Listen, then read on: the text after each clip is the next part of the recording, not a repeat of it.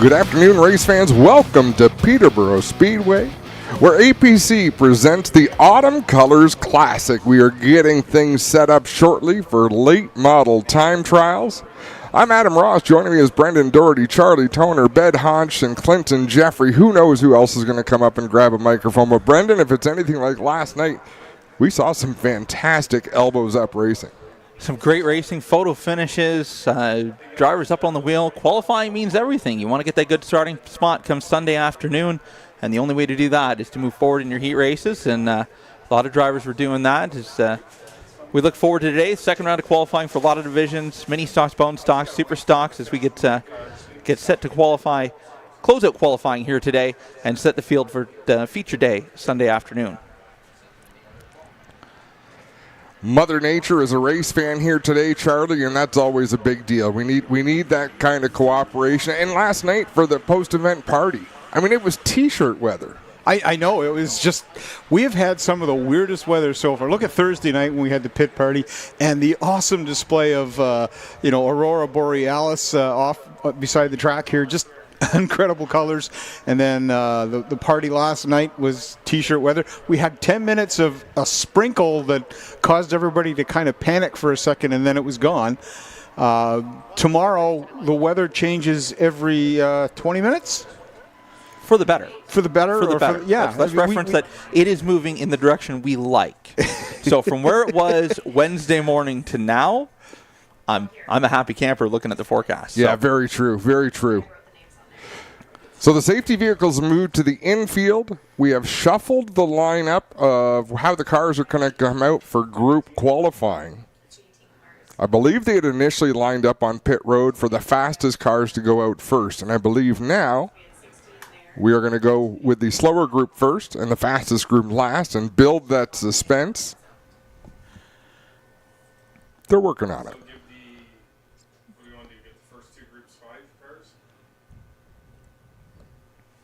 Billy Zardo moving down onto pit lane in that familiar black number 46. Yeah, Billy run a limited schedule this year, splitting the ride with brother Lane. Lane was in the car last weekend for the Grisdale Triple Crown and at Flamborough Speedway, and Lane made a couple starts at Sunset. Billy ran the Velocity, and I want to say he ran the Hanley Classic up at Sunset, but Billy's a dad now, so doing the family thing, taking some time at home with a wife and kid, enjoying dad life, so put racing on the back burner a little bit, but Billy's been coming to the Autumn Colors Class for quite some time, and it's one he circles on the calendar every year to make sure he comes and gets a chance to partake in.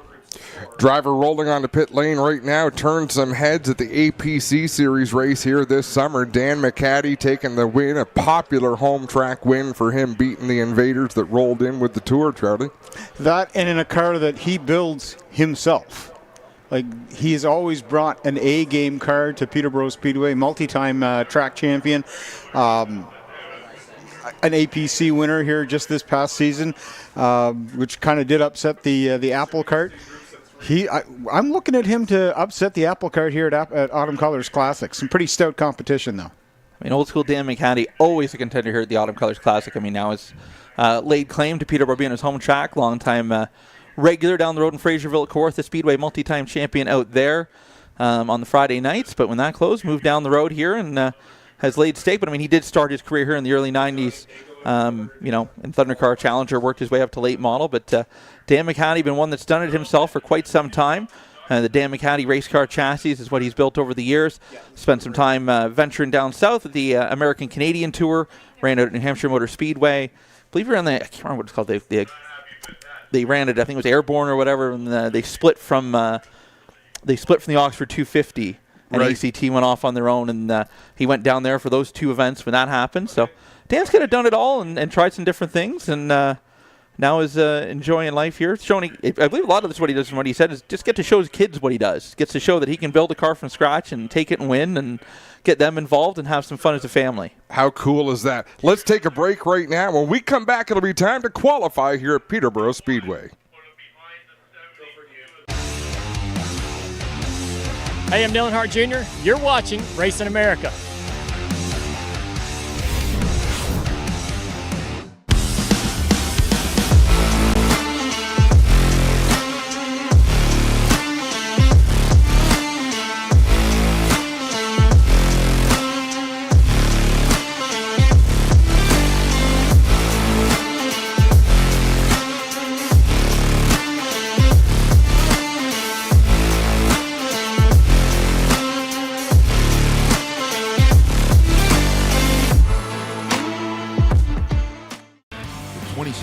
John Blewett III North-South Shootout in memory of Charles Kepley returns to Caraway Speedway November 8th and 9th.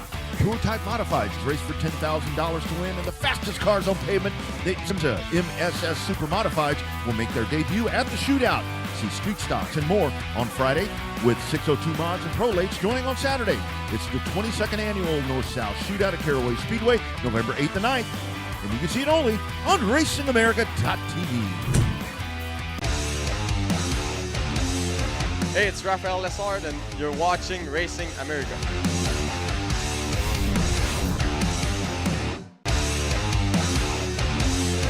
I'm Ray Evernham, and you're watching Racing America.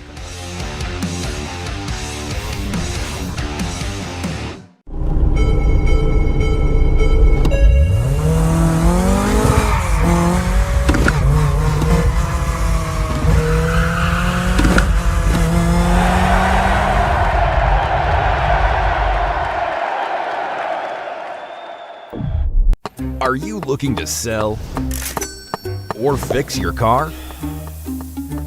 You can do it all with Kenny U-Pull. Whether it's running or not, we pay you top cash on the spot. We'll even tow your car off your lot. Need parts? Our yards have over 25,000 cars ready to be stripped and over 10 million car parts ready to be pulled. Find what you need at a fraction of the manufacturer's price. Fix it or sell it with Kenny. Visit KennyUpull.com today. Tiffany Gate Fresh Gourmet. Our savory potato sides can be prepared any way you like. Serve warm or chilled, as a main or as a side. Tiffany Gate Fresh Gourmet. Create your way to great taste. It's gotta be the wildest ride in the world. We've not had anything like that before. The guys that run with me are coming to run, and we are all very thankful for that. This is Racing America, the biggest stars. I enjoyed it. I felt good out there. I would love to come here and race. And the inside info. This is the T-bar setup. This clips into the bottom of the cam lock. The only fast channel powered by the NASCAR Cup team owners who know all about speed. How am I even going to drive for 3.5 hours without having a radio in the car? The most NASCAR team content anywhere. Climb on board. Welcome back to Peterborough Speedway, where APC presents the 31st Autumn Colors Classic. We are about to get underway with late model qualifying. This is going to be a tightly packed field at the front, I believe, Brendan. Yeah, a lot of great cars from across the province. A lot of Peterborough Speedway regulars turning up for this one. Looks like the first car off pit road will be Kelly Balson. Ran a partial schedule here at Peterborough Speedway this year behind the wheel of his B10 machine. So Kelly's gone to victory lane this year as a Peterborough Speedway regular and looking for doing some big things here. Been a little while since he's been at the Colors, a couple of years since he had the modified. So looking to make his return. A multi-time winner of the Colors is Kelly Balson. Andrew Gressel's running a limited schedule this year. It's been a while since he's been to the Colors, so great to see Andrew back, making the haul down from Sauble Beach to be with us. Mike Bentley back. Bentley's run a partial schedule this year. Made a few starts. Got the Van Duren Racing Development chassis, the 51 machine. And Gary Elliott with the Long Haul Award, all the way from Truro, Nova Scotia. Made the Ontario Tour once again. So great to see Gary back with us as we just get set. 77 years young is Gary Elliott. Still out there. And every race he runs down in the Maritimes, they are all long-distance races. So 150 laps, 200 laps, 250 laps. Well, it takes some endurance, and it's a great way to stay young if you're doing that constantly, week in, week out. So it's one way to make sure you're staying healthy and fit, right? If you stop doing things, that's when it catches up on you. I wonder if that makes him the oldest competitor in this class this weekend. I believe. Well, I would think it does. Yes, I believe by it would probably for a sure. few years. By decades. All right, so here we go. Our first group coming off of pit row, leading them off the B10 machine out of Bowmanville by way of the AJK Race Shop in Hampton, Ontario. The Wonder Recreation Racing, JTA Fabrication, Cochrane Automotive, Kenny Ono, Badass Nation, Classic Towing, Hampton General Store, Route 19 Auto Parts, Lux Beauty Boutique, Quick Fire Starters, ClownTrust.com, and Paradise Property Maintenance in the GM Power Jeff Hanley chassis. It's the Mountain of Molten Lust, the crowd pleaser, Kelly Balson, 04 machine, Peterborough Speedway regular, Lindsay. the Lone Wolf Power Sport, Napa Pine Ridge, Oshawa, Winghouse, Omimi, Oshawa Hearing Aid, Redstone Quarry, CDT Hydrovac, Carbelt of Oshawa, Amsoil, Wario Engines, and Francis Racing. That is Sean Walker, the 81 machine, former APC Series champion, multi-time winner of the Great Canadian out at Delaware Speedway. The Canadian Union of Skilled Workers, Salva Falls Tent and Trailer Park, Stewart's Equipment, High Grade Steel Roofing, and Imagedrafts.ca, the Ford Power WMI chassis. That is Andrew Gressel aboard the 81 machine. 3 cars for group number 1. As we get set to follow along.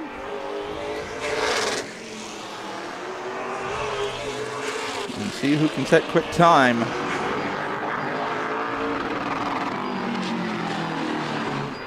Gressel's first lap, 14.318 as these drivers come up to speed. Ballston now 14.108. You have to be down, I believe, now in the 13-second bracket. It'll probably be where you're looking high 13s based on practice this afternoon.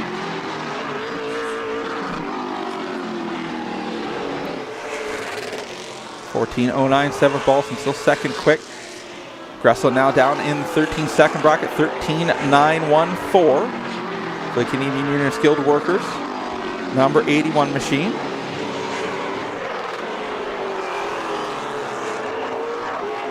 .13.907, getting a little bit quicker. Ballston as well, 14.005, not able to get down into the 13-second bracket in the B10 machine. They'll pick up the white flag this time by one more time. Ballston now 13.990. Gressel gets even quicker, 13.853. These tires picking up speed as they get more heat in them and get moving through this group qualifying session. Final time off of 4 for Ballston's London Recreational Racing B10 machine, 13.974. His quickest lap, but still second quick. Gressel goes even quicker, 13.808. Final time off of 4 for Sean Walker in the Napa Pine Ridge Oshawa machine, 14.550. Once they get down to their 3rd, 4th, 5th lap, they're picking up maybe half a tenth of a second. I mean, it is marginal the amount that they're able to pick up, but they're going to want every 100th of a second they can get. And in a group qualifying session like that, that might make all the difference. So see what these drivers can do here. Group number 2 rolling on to the track. 51 machine out of Hamilton. The Platinum One Contracting, Bennett Construction Group, Streamline Race Products, Holdaway Recorder Chassis, Holdaway Motorsports, Van Duren Racing Development, the Ford Powered Van Duren Racing Development Chassis, 2013 Sunset Speedway Late Model Track Champion is Mike Lights Out Bentley. 72 machine, multi-time feature winner here at Peterborough Speedway, Anamamora, Ontario. The Napa Society Auto Parts, Town and Country Property Maintenance, Bell Paving, J.J. Stewart Motors, Premium Portable Toilet Rentals, and Custom Mobile Wash. The 72 is Steve Powell. And rounding out the field for group number 2 out of Peterborough, former winner of the Autumn Colors Classic in the Mini Stock Division, the Kirk Norris Desert Den Ride. It's the 41 of the Cadillac Tyler Junkin. So Bentley comes under the green flag. These drivers start to pick up the pace. This will for sure be a lap that won't set quick time as they're just starting to come up to speed, but a lap for them to get some heat in their tires here. Group number 2 looking to set the field for the Electric City 167 tomorrow afternoon. And Mike Bentley, a notoriously good time trialer. Bentley has always been fast every time he comes to Peterborough Speedway. The race hasn't fallen his way where he ends up in victory lane at the end of the day, but he always very quick here at Peterborough Speedway over the years. See what he's on, working closely with Delaware dancer Sean McWhirter out of the Streamline Race Product Shop on that 51 machine. 14.036, knocking the door with 13-second bracket. Powell doing the same. 14.018. Drivers starting to pick up the pace little by little as they get more and more heat in the tires. He might have got up on the wall a little bit that last time on the backstretch, right about at the peak part of the Peterborough sign. Using up all the racetrack, Steve Powell can. We'll keep our eyes on the 72. Yeah, really pushes up the corner in 1 and 2.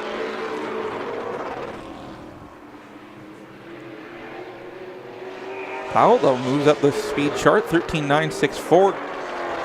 Moves him to second quick.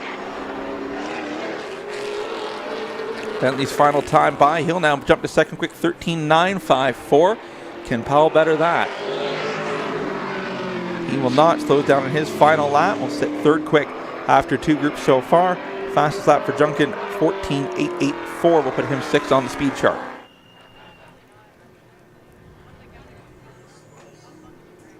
Next group to fire off the 03 machine out of Cohill, Ontario. The C. Patterson Equipment Repair, Napa Pine Ridge of Oshawa, Ducks Automotive, Harsco and Mon. That's Gary Hanna. Buck aboard the 03 machine here, the Peterborough Speedway regular. Former regular with the Oscar Hot Rod Tour. 36 machine out of Truro, Nova Scotia. The Quaker State Home Royalty, Robbie's Towing, Truro Mazda, Roar Works Auto Sales, Nickerson Auto, Epic Racework, Grindstone PPG, Permatex, Canadian Tire, Finish Line Vinyl, Design, Jerome Tracy Collision, and Mighty Wipes. That is Gary Elliott, the Canadian Motorsports Hall of Famer. Making another start here at the Autumn Colors Classic. The 23 machine out of it is the former Sunset Speedway track champion. And the Presto Appliance Repair, Ryan's Landscaping, Ontario Steel Sales, Auto Trim Design of Barrie, and Bayside Automotive. That is Paul Maltese. Maltese, a long-time campaigner here at the Autumn Colors Classic. In the Thunder Car Super Stock Division, former winner of the Classic in the Thunder Car Division, I believe back 2003. Gary Elliott hitting his marks down there in 1 and 2. The car coming up the racetrack just a little bit. He'll try again in 3 and 4. Comes up about a lane off the bottom of the track, but smooth around the racetrack. Makes a real tight entry down at turn number 1, but lets the car come up the hill when he gets on the gas. Lots of room off of turn number 2.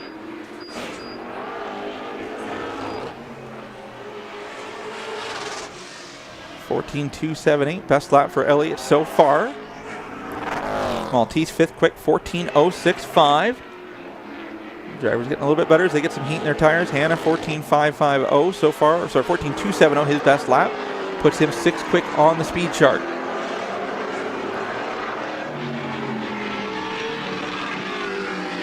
White flag in the air, one more trip around for group number 3 here. Sorry, group number 3. Can't be losing track of the groups already. That's not good. So group number 3 out here. Maltese getting down 14.065. Still good for 5th quick. Hannah 14.208. His fastest lap on his final one. Maltese slows down in his final lap. Not able to move up the speed chart. Group number 4 rolling off a pit road. 46 machine Edinburgh to the MC Mechanical, KRM Medwell, Summerhill Property Management, Pro Touch Electric, Shelby Roofing, National Exhaust Scores, Basement Waterproofing, DJ Season Designs, 2 Speed Motorsports, Airport and Seal Autos, GDS, Harlan Plating, Royal Machine and Tool and Euroworks, the GM Powered McCall Racing Enterprises chassis, multi-time Sunset Speedway feature winner, and former winner of Chicago Motor Speedway. That's Z3 Billy Zardo aboard the 46 machine.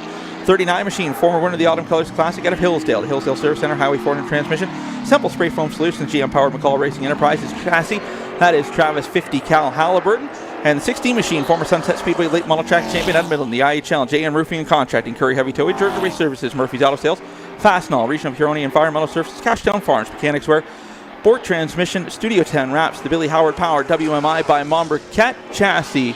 Hits the 16 to the Sidewinder, Dustin Mombercat making his Autumn Colors Classic debut in the Pro Late Model Division. Has made some start in what was the Young Guns Showdown before in the Mini Stock Division, but first time here behind the wheel of one of his own cars at the Classic.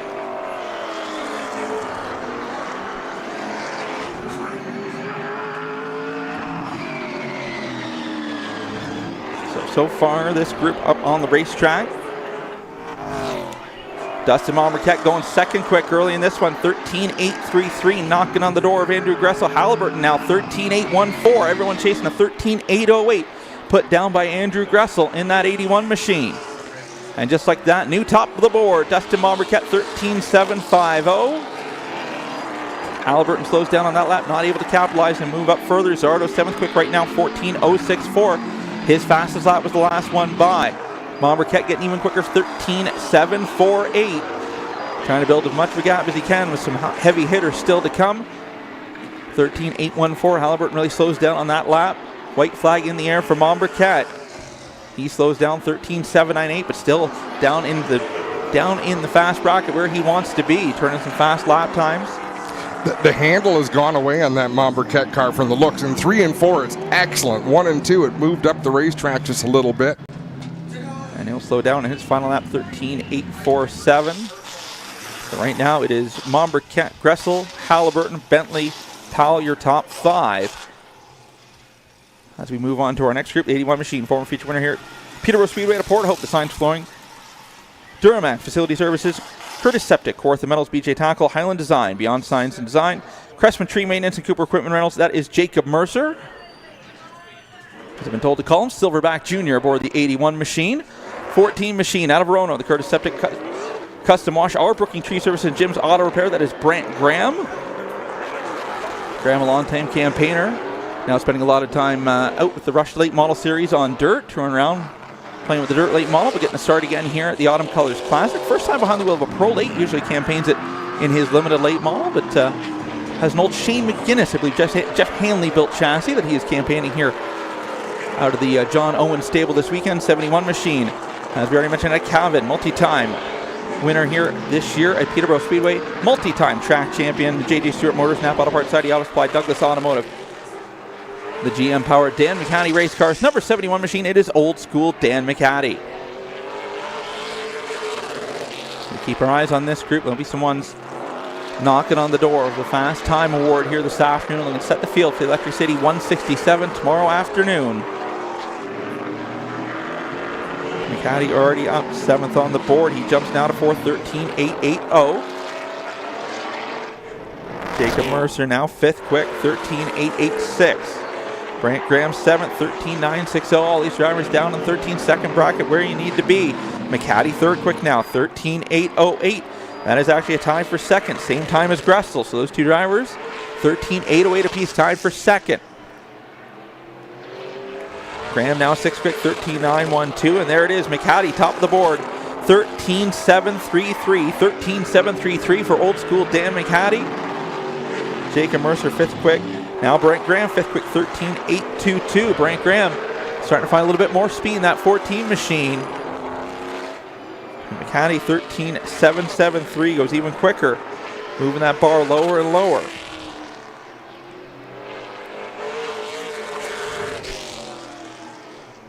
Slows down on his final lap, does McCaddy with a 13.746.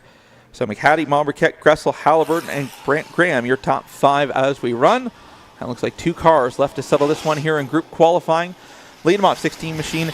That is your 2024 Peterborough Speedway late model track champion, the line unit, JBX Construction, TTA Race Designs, Redline Science Apparel, Crow's Gas, and Mr. Big Roofing, the GM powered McCall Racing Enterprises chassis out of Norwood. It's flying Ryan Kimball aboard the 16 machine. Three cars, missed that one. 10S machine out of Oro Station, a multi-time Sunset Speedway track champion, multi-time Autumn Colors Classic champion, the Paragon Office Installations, Track Office Furniture, Delmead Construction Limited, Shellswell Racing, Highway Furniture Transmission, Fox Bakery, Deli, Nest Group, Dr. Agnes Gahassi, Auto Trim Design, Barry and Shepherd Docks, the GM-powered McCall Racing Enterprises chassis.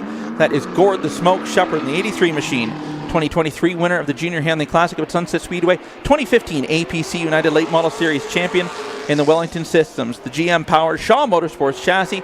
That is Dale Shaw aboard the 83 machine, your final group to set the field for the Electric City 167 tomorrow afternoon, part of the 31st annual APC Autumn Colors Classic. Gord Shepherd working with Danny Benedict this weekend. Benedict taking on a bit of a crew chief role for the 10S machine, coming on helping the Ridge Road Racing team and working with Shepherd. 2 of them former competitors up at Sunset Speedway in the limited late model division over the years. Benedict has hung up the helmet and moving more towards a crew chief role, and started that back in September, working with Shepherd up at Sunset.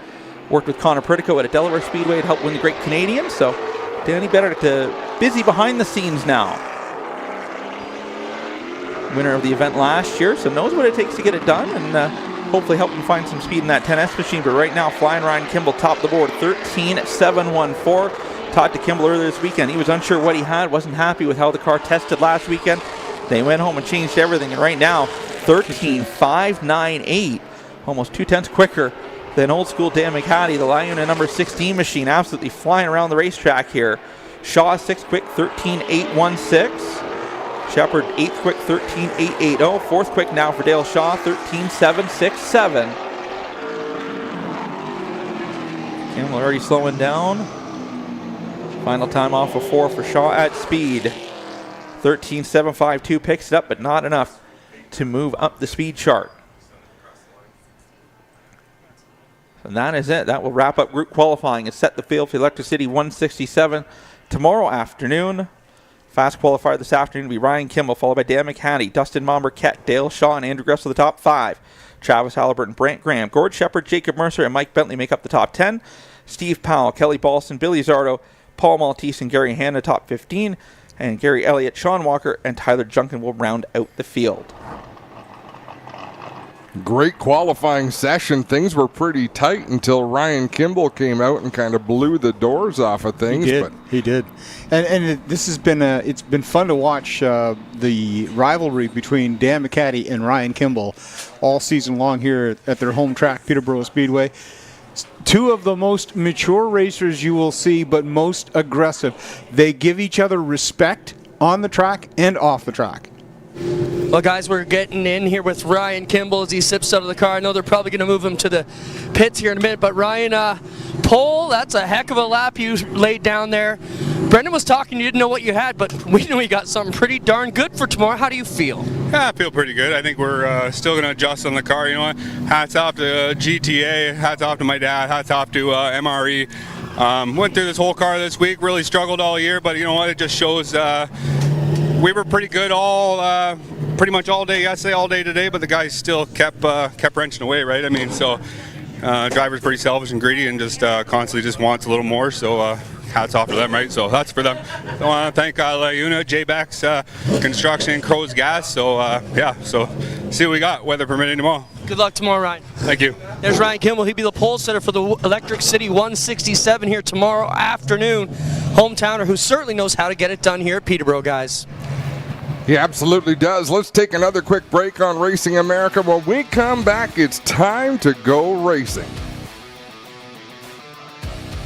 Calling all race fans. We have launched a new travel site where the race fans can enjoy free savings and upgrades on all of their travel needs. RacerTravel.com is free to join and unlocks unpublished bookings and rates for our racing community. Up to 50% off on more than 1 million rooms across the U.S. and Canada with unpublished discounts on hotel bookings. Unlock a hidden selection of hotels and rates that cater to your travel preferences. Whether you're heading out to the track as a competitor, fan, or anything in between, use Racer Travel for all your race, business, and vacation travel needs.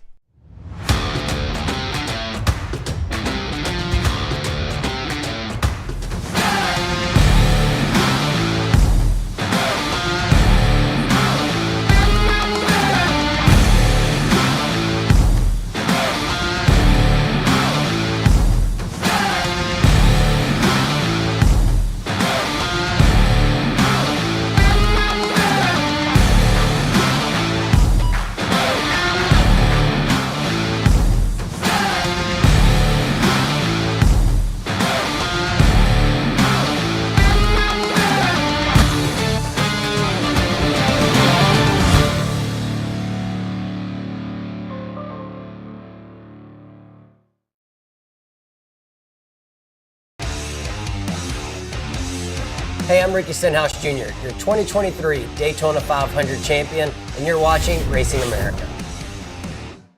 Tiffany Gate Fresh Gourmet. Our savory pasticides can be prepared any way you like. Serve warm or chilled, as a main or as a side. Tiffany Gate Fresh Gourmet.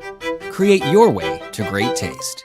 5-star bodies, the most advanced bodies on the market. Aerodynamically engineered, manufactured from the highest grade and lightest weight materials. Tested tough for optimum performance. The highest quality and most durable products you'll find anywhere. Our products help racers around the world reach victory lane. Winning never looked so good. Faster, lighter, stronger, better. 5-star. Hey, I'm Ward Burton. You're watching Racing America.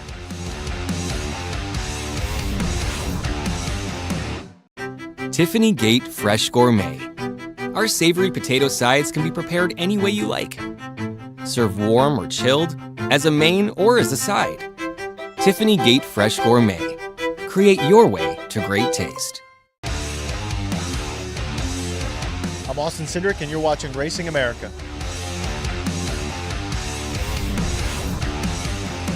Looking to start a new career path in motorsports or searching for something new in your racing journey? Racer Jobs is your destination for providing the most current job openings from top racing teams, manufacturers, sanctioning bodies, and suppliers. Whether you're a budding race engineer, a seasoned mechanic, or a marketing ace, we consistently refresh our listings with new roles that could meet your ambitions. Looking for a great candidate as an employer? Then tap into our Racer Jobs audience and database to find that perfect candidate. Go to racerjobs.com today.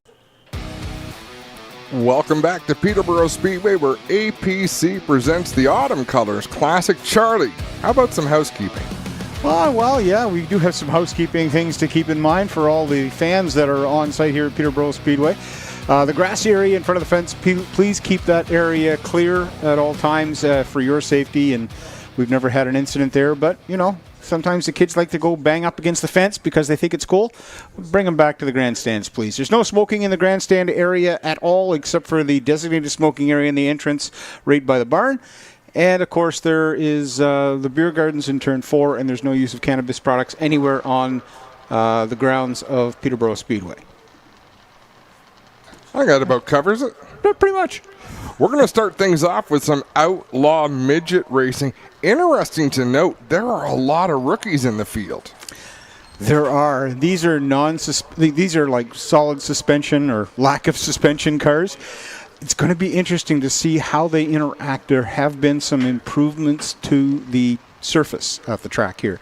Turns 1 and 4 used to have this rough section down in the low section on the track, and they have been improved, so we're going to see how that increases the speed of some of these midgets. They always had a little bit of an issue in that washboard section that we've tried to correct. Yeah, with no suspension on these race cars, they're a handful, so it's all about finding that smooth line around the racetrack. And when they get going fast.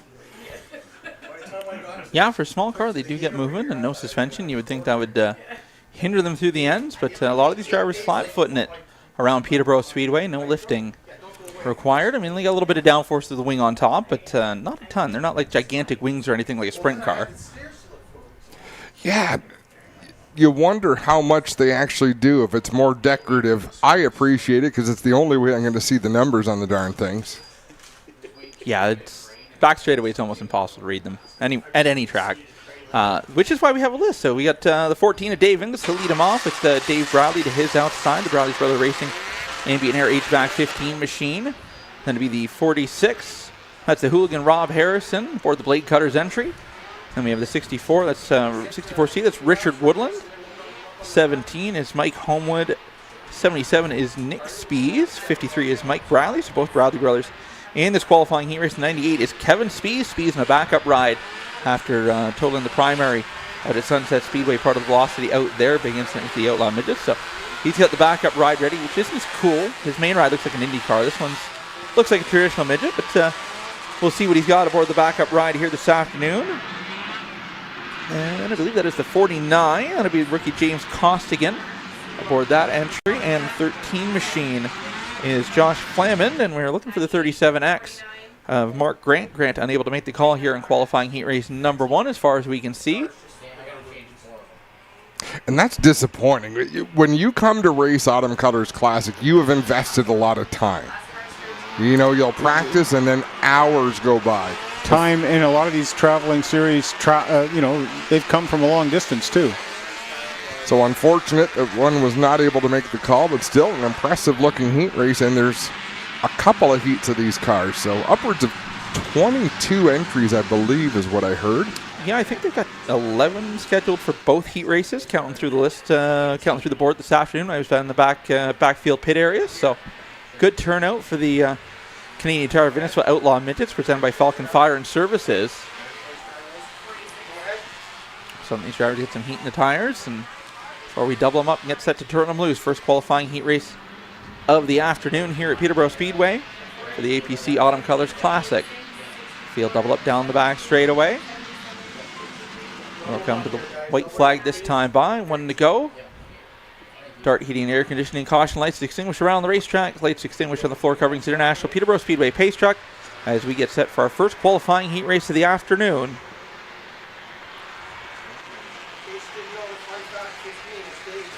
That'll be Dave Inglis on the inside, Dave Bradley on the outside. Going to lead the field of green off of turn number 4 for our first qualifying heat race. Dave Bradley, I believe, has only raced one time this year.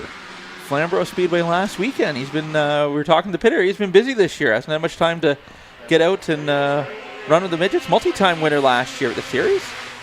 So he knows how to find victory lane. We'll see what he's got here, working the outside down through turn number 1. Got a handful through the bumps that time Bradley had, but able to power out to lead down the back straightaway. And we'll try to get to the bottom of the racetrack through 3 and 4, run through the smooth stuff, and pull away from Dave Inglis in the 14 machine. Hooligan Harrison in the 46 up to the 3rd spot. He's got Homewood in the 17 looking at his outside. Dave's brother Mike Bradley rounding out the top 5 right now. Family affair, the two brothers. Their dad Russ come out to all the races together. All the races that they run together anyhow. Always a family outing. Bradley on the move, looking to the inside of Homewood for the 4th spot. Side by side, heading into turn number 3. This battle just behind the 46 of Rob Harrison. Harrison, a newer ride to him. Traded up the midway point of the season. Is showing some speed with that new ride, but right now he's under pressure from Mike Bradley. Here comes the 53. The Dayco Belt Ambient Air HVAC 53 machine to the inside of Lake Carter's 46 ride, and he will take over the 3rd spot in the running order. But they're a distance back from the 14 of Dave Inglis, who runs in the 2nd spot, the Bass Lake Home Improvements ride. You can really see these cars dance on the racetrack. If you get into the wrong line or if you're not as smooth as you need to be, they really start to buck the driver. Talked to Jordan House this afternoon. House, a winner with the Outlaw Midgets here at the Autumn Colors Classic, and he said it's a rough ride, even at a young age. It's hard on the back, going over the bumps with no suspension in these cars. Dave Bradley just altered his line there, getting ready for some slower traffic, and again the car started bouncing on him. You could see him sawing at the wheel. White flag in the air this time by one more lap for Dave Bradley to head to Dart Heating and Air Conditioning Victory Lane here. There's that one set of bumps there going into turn number 1 that just kind of gives them that dance going into 2. Final time off of 4. Bradley going to pick up the win. Inglis going to come home in the 2nd spot. Dave Bradley in 3rd. Harrison 4th. And Nick Spees will charge through the field to come home in the 5th spot. Mike Homewood will finish off 6th in the 17. Rob Harrison in the 49 finishes 7th. Kevin Spies in the 98 in 8th. And then down a lap is Jeremy Gerard in the 13. And down 2 laps is Glenn Raymond in the 46.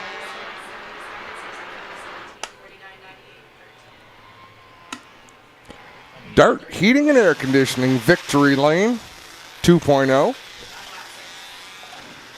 Got one down by pit road. Got one up on the front straightaway as Dave Bradley has parked his RBM Carriers 15 machine.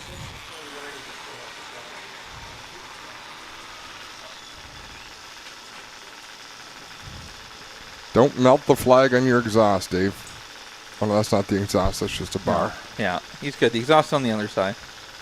He's got to figure it out. The wind's playing against him, though. That's the hard part.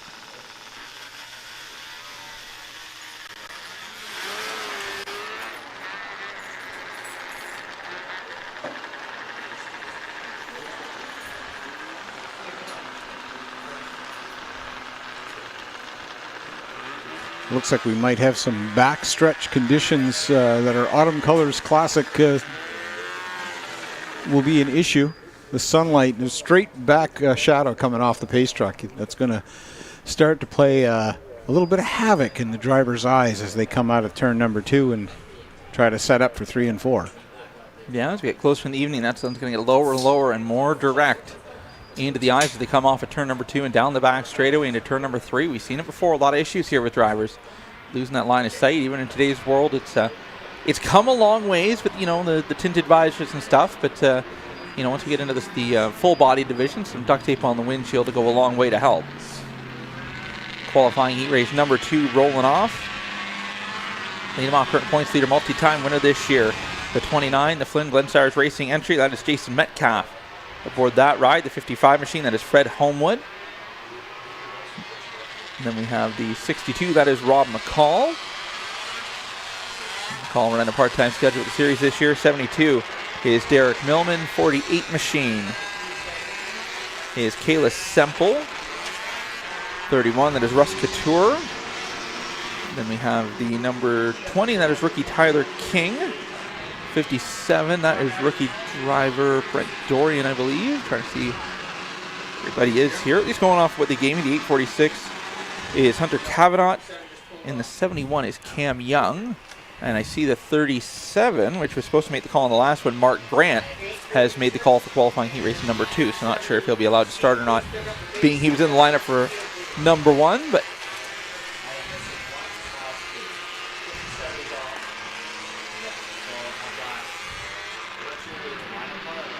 so there should have been 11 cars in both. We've got 10 on the track right now. So missing the 57 of Brent Dorian, but we have picked up the 37 of Mark Grant.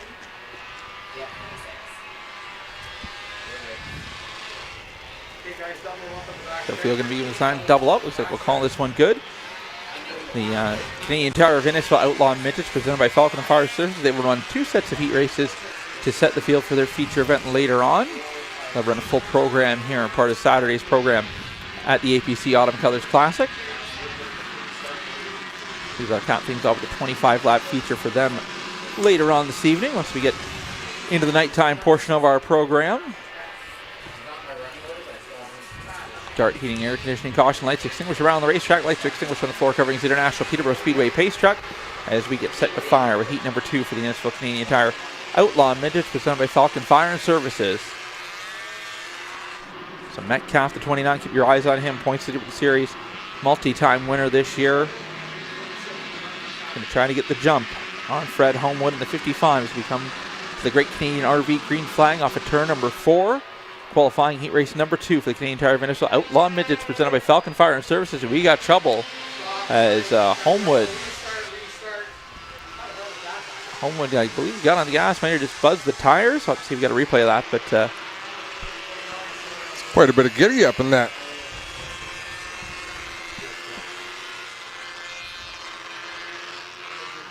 We'll see what happens here if we got a replay. But don't think that home was so. Motorama replay here. It's your outside pole sitter we're looking for. Oh, and he did not do that on his own, that's for sure. No, he got hooked hard. Who hit him, do you know? Sure.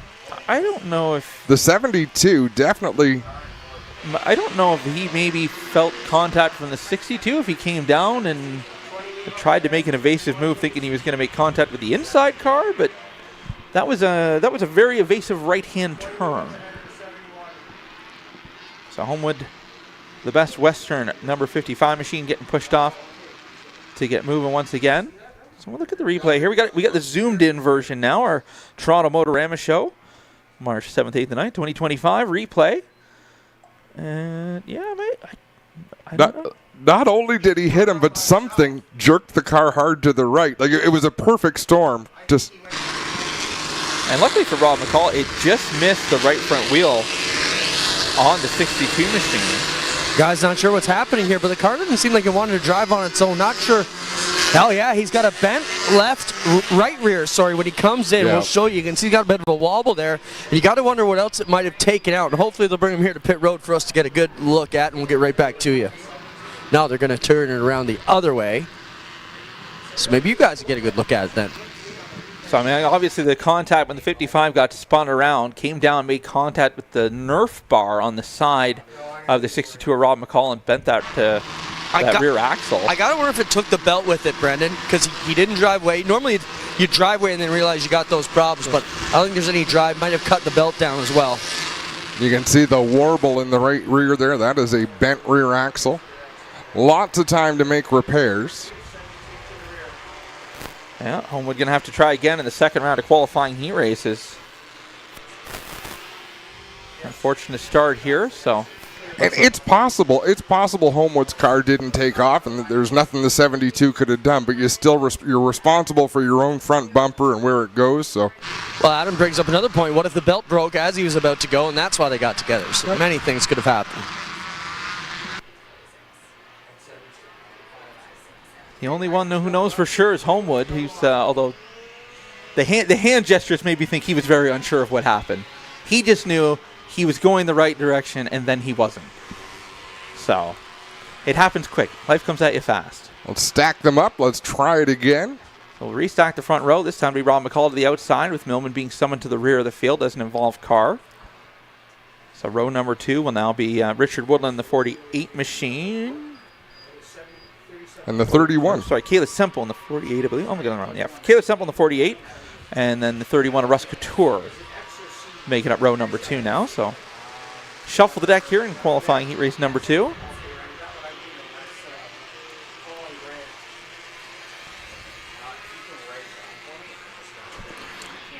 Down to 9 cars now. And let's try this all over again. coming to Stewart's Equipment restart zone off of turn number 4. Looking for the Great Canadian RV green flag once again with Darty and air conditioning caution lights extinguished around the racetrack. We got contact there as the 20 to Metcalf got up into the 62 of McCall. A little more contact, tight racing as they get down into turn number 1. Metcalf able to get away in that Flynn number 29 machine. McCall starting to come up to speed, getting wound up on the high side. Now able to get going off of turn number 4. Semple up to the 3rd spot. Couture settles into 4th, and then is the 20 machine of Tyler King, the rookie, with a different ride this week. As Millman on the move quickly past the 20. Right. Millman got off of turn number 2 like he was shot out of a cannon, closes in on that battle for the 2nd spot. Great 4-car battle going on. Millman looked at the outside of the 31 machine off the 4 and down the front straightaway, and that hole got closed up in a hurry as we got trouble. The 846 goes around down in the grass, but able to get moving. Rookie contender Hunter Kavanaugh. And the caution flag is out, though.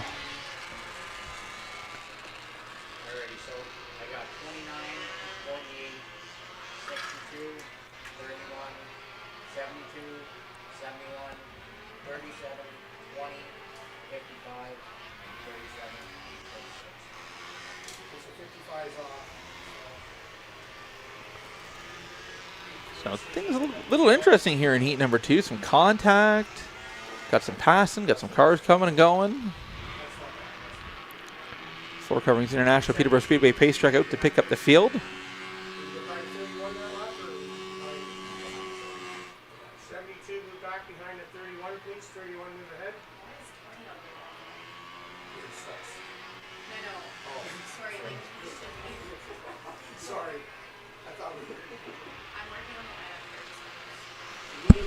.37C going off into the pits. So Mark Grant, who wasn't supposed to be in this heat race, making the exit now.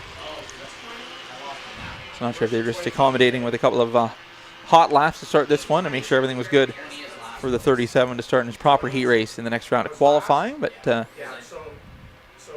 we'll leave that one a mystery. We'll find out later on which heat race he comes up in the second round of qualifying. So working on the lineup, making sure everyone's where they need to be. When we go back to the last completed lap, he'll give him the sign to double up.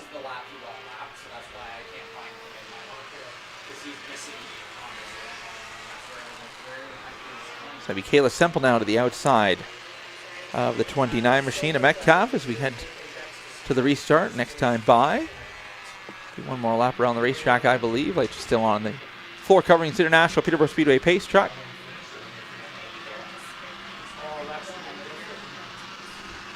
See if we can get a clean restart. Again, both restarts we've had now have had some contact to them.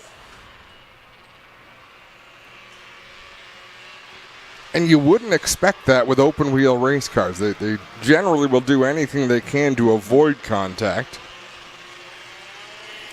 There's something about touching wheels creates some unexpected results.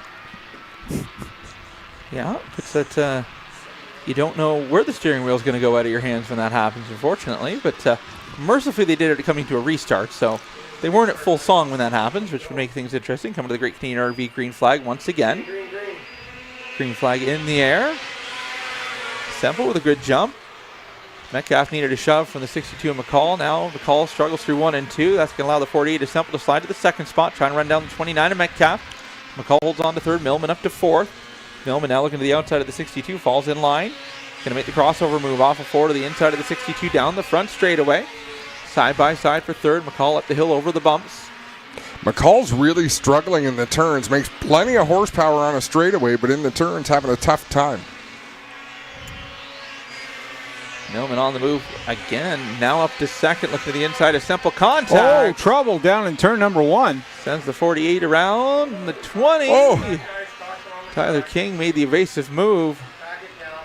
Semple tried to close the door on Millman, but Millman was there. Good move by the 20 of Tyler King. Got in the bumps and wasn't sure what to do as the car started to bobble and just locked it down and got it slid. Yeah. So Millman was up far enough that there should have been a lane left there, and Semple just turned down far enough. To Millman's credit, you can't go down onto the rumble strips in one of these cars. They will just rattle right out of your hands. Yeah, the tires don't have very good grip when they're in the air. Oh, and I mean, those rumble strips are, that would be like hitting a curb in your street car for one of these little things. You're going to feel it, you're going to break something, you're going to do a bunch of things you don't want to do.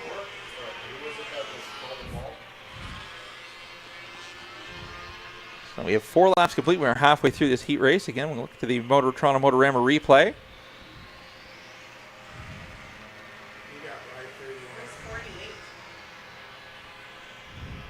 I think Millman tried to get on the binders, but was just in too deep by the time the door started to close.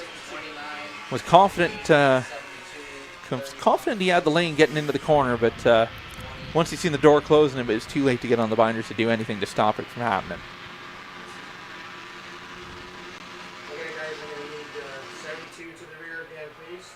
That's racing, and they are putting the Millman 72 to the rear of the field. Yeah, he'll go back as an involved car. Your fault or not, you made the contact, so looks like Millman. He's going to go pit side. Going to exit stage right.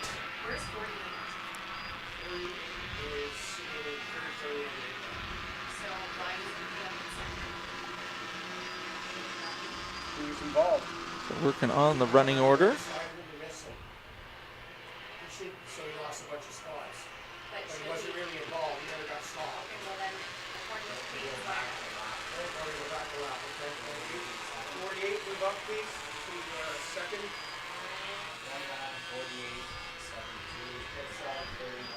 So the 48 of Semple was the caution,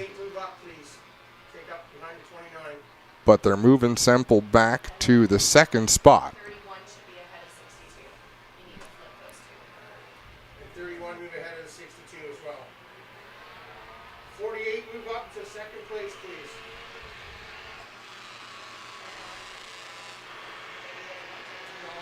Even if they spun, they get the spot back.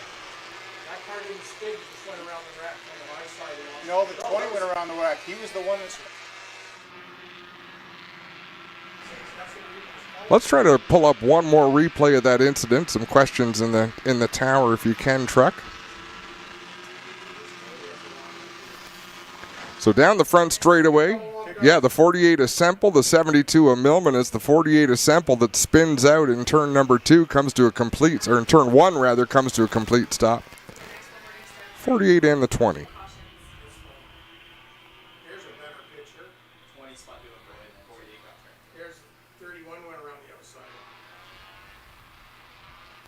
So I believe they're happy with the running order. See, replays really can be a beautiful thing. Courtesy of Toronto Motorama helping us out. We got the G-Force board here showing us all the replays. So the race director is able to look out on the racetrack and see what happens. So it's a handy tool to have. Hey guys, the next flag after the green is going to be checked. All right, so we're going to go back green flag racing. Four Coverings International, Peterborough Speedway pace truck. Going to hit pit road. Try to close out qualifying heat race number 2 for the Canadian Tire Vincennes Outlaw Midgets presented by Falcon Fire and Services. Metcalf gets the jump. McCall going to fall through on the bottom side of the racetrack. That moves Couture back to the 3rd spot. Now, they did say that the next flag will end the race as they've hit their time limit for the qualifying heat.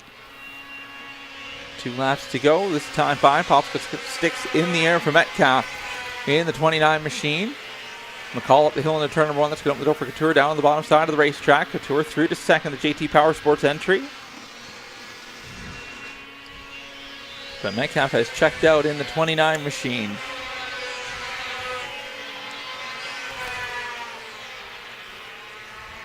Final time down the back straightaway into 3 off of 4. Picking up the checkered flag to the 29 of Metcalf. Couture going to come home in second. McCall in third. Semple 4th. And the 71 of Cam Young will round out the field. So that was a bit of an adventure, but it'll be fun later on to get them all on the racetrack at the same time. Feature race action could be a little bit interesting later on.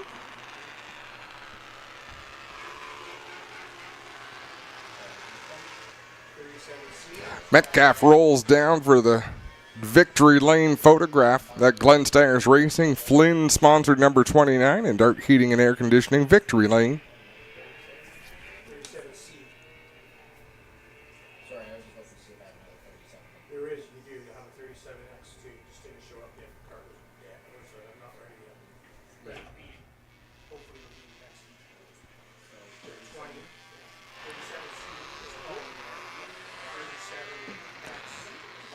And we're going to switch out Brendan Doherty, bring in Ben Hodge. And Ben, you're going to be busy tonight. You got a lot going on, my friend.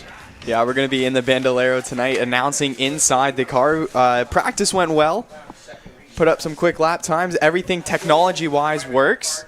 So that's thank you GeForce TV for making sure that's all figured out. But that was way out of my control. Only thing I can do is race the car to the best of my abilities for my first ever race. Well, it's going to be well documented no matter what. Well, you're the second person from the control tower that has been in a Bandolero. Of course, Peyton has run a couple of races in them, but this is the first time we've stuck an announcer in it. And the only reason that Ben is in it and I'm not is because he fits and I don't.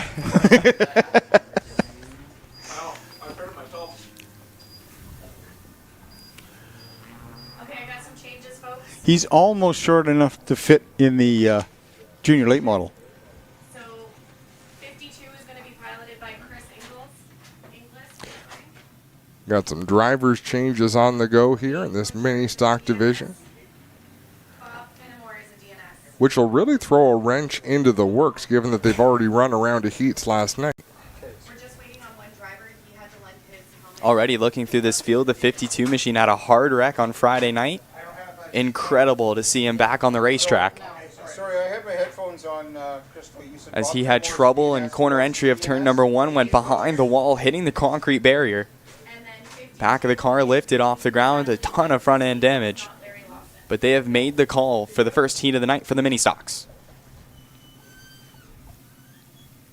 A fantastic field of cars, some quality drivers out here this weekend. And as much as I'm looking forward to the heat races, I can't wait for the B-main action. Incredible amount of cars here as well. 39 mini stocks made the call, and another one came in today, making it 40 mini stocks here at Canada's toughest third mile for the 31st running of the ACC. All right, starting off in the front of the pack, making his return to Peterborough Speedway, a multi-time Kawartha Speedway champion in the Define Designs Gorilla Cube, number 70 of Mike Nelson.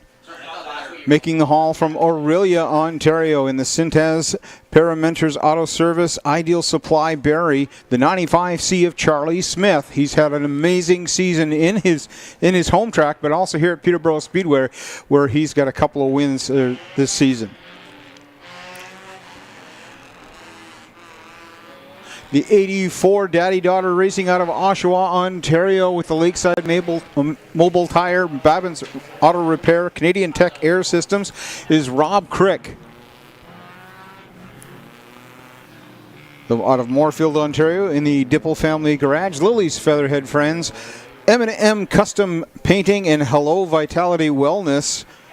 Number 83 is Bob Stewart. Piloting the Larry Lawson machine is going to be Chris Inglis in the BW Towing H&R Block Beaverton number 52.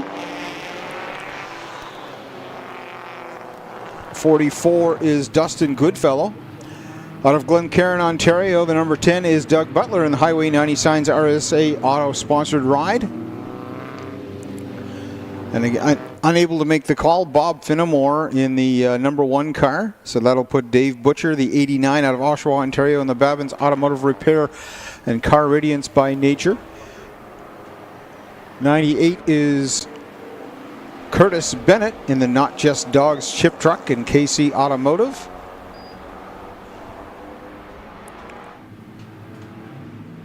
Eight cars. Lights are out on the floor coverings International Pace Truck. Mike Nelson in the 70 machine will lead them around turn 4 to the Great Canoe RV green, green, green. Charlie Smith with a great start on the outside line of Mike Nelson.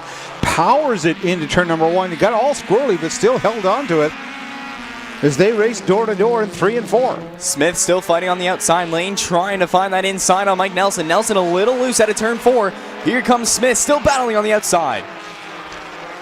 This is an untested car, really the first race that Mike Nelson has ran in this car, or the first race this car has run. Bob Stewart down and locking up the brakes and going into 4. Lost a little bit of time behind Mike Nelson. Here comes Rob Crick in the 84. He gets squirrely coming out of 2. The 10 of Doug Butler. He's working on the outside. Butler trying to use that high groove on the 84 machine of Rob Crick, the Peterborough Speedway regular, heading into turn 1. Butler's going to take it away. Mike Nelson keeping pace with Charlie Smith.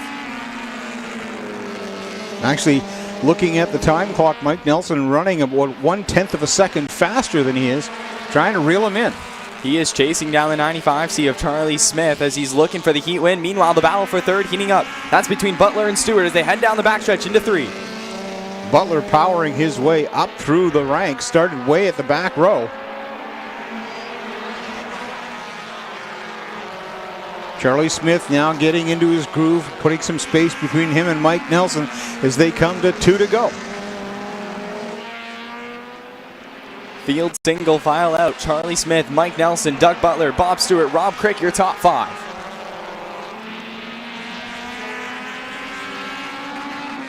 Rob Crick with a mirror full of Dustin Goodfellow as he's trying to reel him in. White flag now for Charlie Smith, Mike Nelson, Doug Butler, Bob Stewart, and Rob Crick.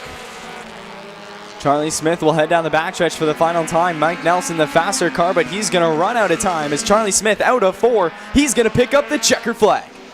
Mike Nelson finishing off second, then Doug Butler in third, Bob Stewart in the 83 in fourth, Rob Crick in fifth in the 84, Dustin Goodfellow in the 44 finishes sixth, then Curtis Bennett in the 98 in seventh, and Larry Lawson in the 52 rounding off the field. Chris Inglis in the 52 machine. Amazing to see him back on the racetrack after the scary wreck on Friday. But it's the 95C who's going to park it under the Great Canterbury flag stand. Folks, give it up for Charlie Smith.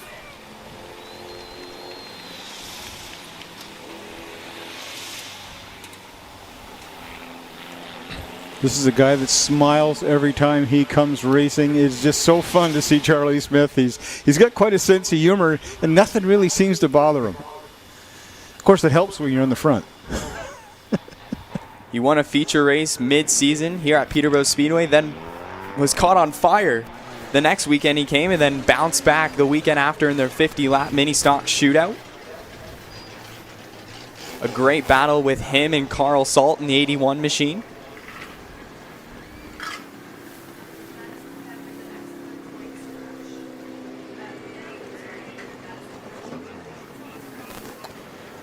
Waiting for the next qualifying heat for mini stocks to roll out of the overflow pit area. It's a traffic jam back there midday.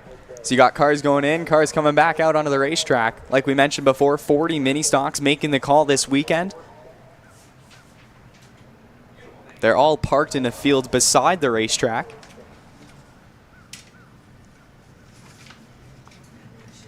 As they're just rolling onto the track now, making sure the lineup is correct. And Charlie will have the lineup read. I knew I was good for something. All right, starting off in the pole position for the second round of qualifying heats, the invert heats. It'll be the Auto Tech Service Center 24/7 Auto Collision number 72 of Wyatt Sutcliffe. The 16 of Peyton Lewis out of Paisley, Ontario, sponsored by Port Elgin Home Hardware, George's Carpentry, Just Foamit, and Freedom Ranch. Then we'll see out of Port Hope, Ontario, in the NJ Bread Company, K&K Custom Creations, number 55 of Jason White, a Peterborough Speedway regular. The Tater Shoes, Butcher and Banner Font and Speed Composites, the Nutty Neighbors, number 16T is Mike Thomas. Out of Drayton, Ontario, in the Dipples Family Garage, Elmira Auto Supplies, number 18 is Dave Dipple. Peter Wakeling, out of Holland Landing, Ontario, is the number 5 Global Clean Andrew LeBlanc Mechanical Solutions Plus, Michelli Motors, True Line Home Construction, New Roots Garden Center, TechWise, Queensville Sod, TransCanada Engines, Carmichael Landscape Design, and Bork Transmissions. The Norms Fast Loop, Willems Trailer Repair out of Puslich, Ontario. The 10G is Will Gibbons. Out of Omemia, Ontario, the number 76, Kyle McCauley in the Kelco Contracting, Abbott's Motorsports. And then the number 14, James Townsend out of Newtonville, Ontario. And rounding off the field, the number 9 of Madison Tynekemp out of Barrie, Ontario in the Dunlop Billards and Midhurst Roofing sponsored ride. Townsend with a strong run on Friday night, collecting some points as he was in a fierce battle with the 10G of Will Gibbons. Lap traffic became an issue in that one, 3 wide down the backstretch, but it was Townsend that took home the checkered flag. Look for him to make a charge from the back of the pack. You got Norwood Auto Wreckers as his sponsor on the side of the car.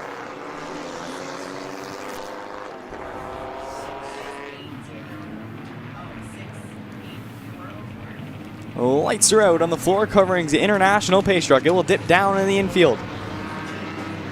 The 18 machine of Dave Dimple will lead them around to the Great Canadian RV green, green, green. Dimple got a little squirrely there on the start. Peyton Lewis got down in beside him. Here comes the, Dimple completely sideways as we go 3 wide into 3 and 4.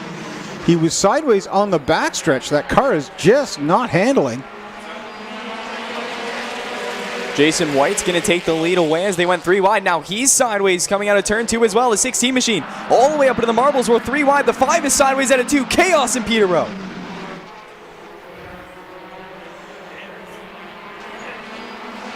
Oh, the 76 of Kyle McCauley all the way up in the marbles.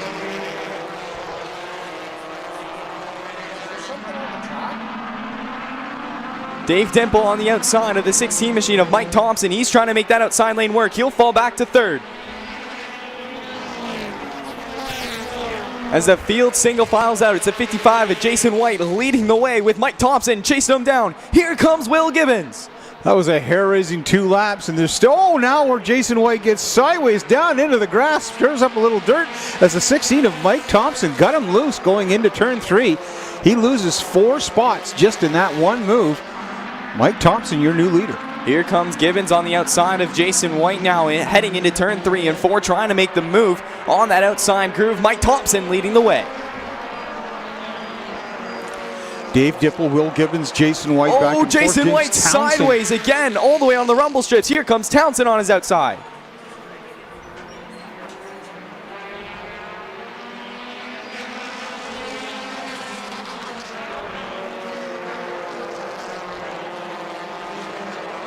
Here comes a battle for second between Dave Dimple and Will Gibbons. Gibbons on the inside, powers his 10 machine on the inside lane. He'll take that second spot away. 1 lap to go for Mike Thompson.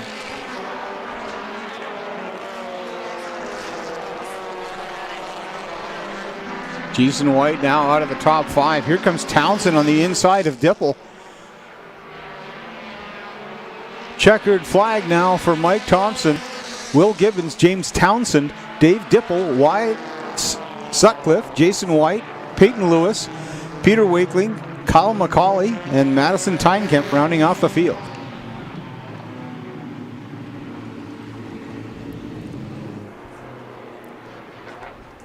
Boy, Jason White was a one-person highlight reel in that qualifying heat.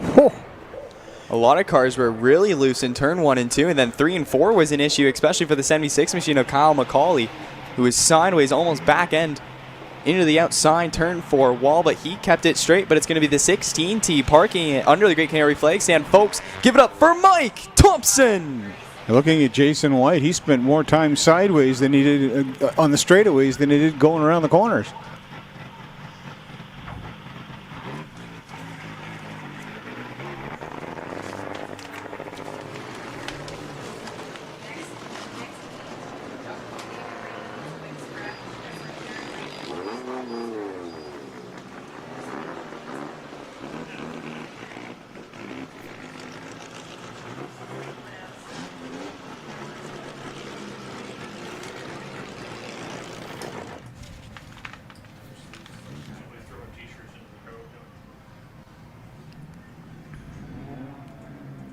We got some free t-shirts on the go here.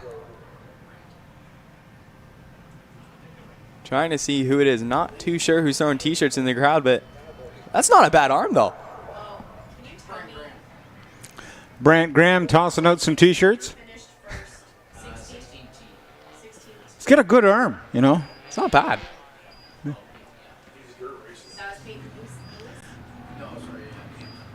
don't know if he's trying out for being a new pitcher for the Jays or what. They would probably need it. Holy. All right, starting off in the pole position for the next qualifying heat for the Switch Tire Mini Stocks. Out of Omemee, Ontario, in the Lakeside Mobile Tire team, Vanarant Century 21, an AgCom sponsored ride. It's the 88M of Chris Tubman. Out of Newcastle, Ontario, in the Dusted On Brewing Company, B&W Enterprises, number 46 is Tyler McMurder. The A&A Discount Auto Parts, Blue Street Contracting, number 81 is Carl Salt.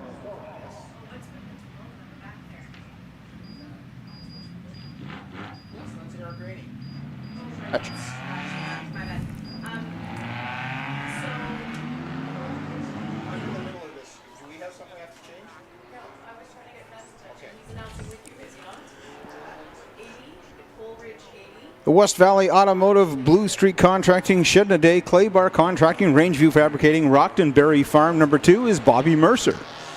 Out of Arnprior, Ontario, in the R&M Truck and Trailer Repairs, number 28 is Nolan Gould.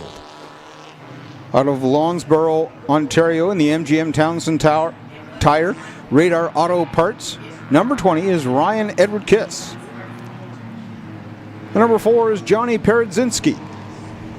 Out of Innisville, Ontario, in the Lake House Property Management Flashover Windows Fashions, number 80 is Coleridge Finnemore.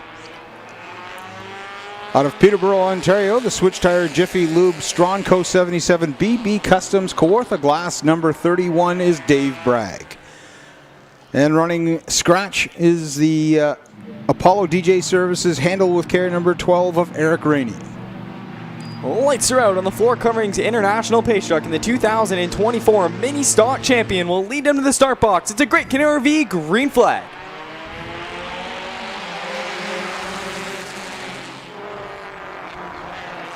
Even start as Chris Tubman pulls away early. Here comes Nolan Gould on the outside. Tyler McMurder all the way up in the marbles. We're going to go three wide into turn number 3. Someone brought a station wagon to go racing. Whoa, Mercer sideways out of 4. He keeps it straight.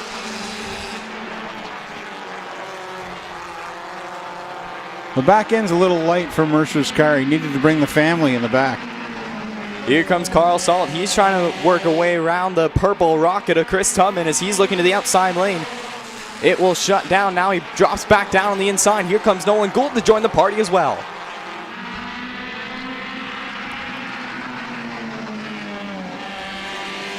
Three laps in, Chris Tubman holding on to the lead. Carl Salt, Nolan Gould, Bobby Mercer, and Ryan Edwards Kiss your top 5. No room for error for Chris Tubman as he cannot let that inside lane open up as the 81 machine of Carl Salt will take it away. Here's the bumper to the back of the 88.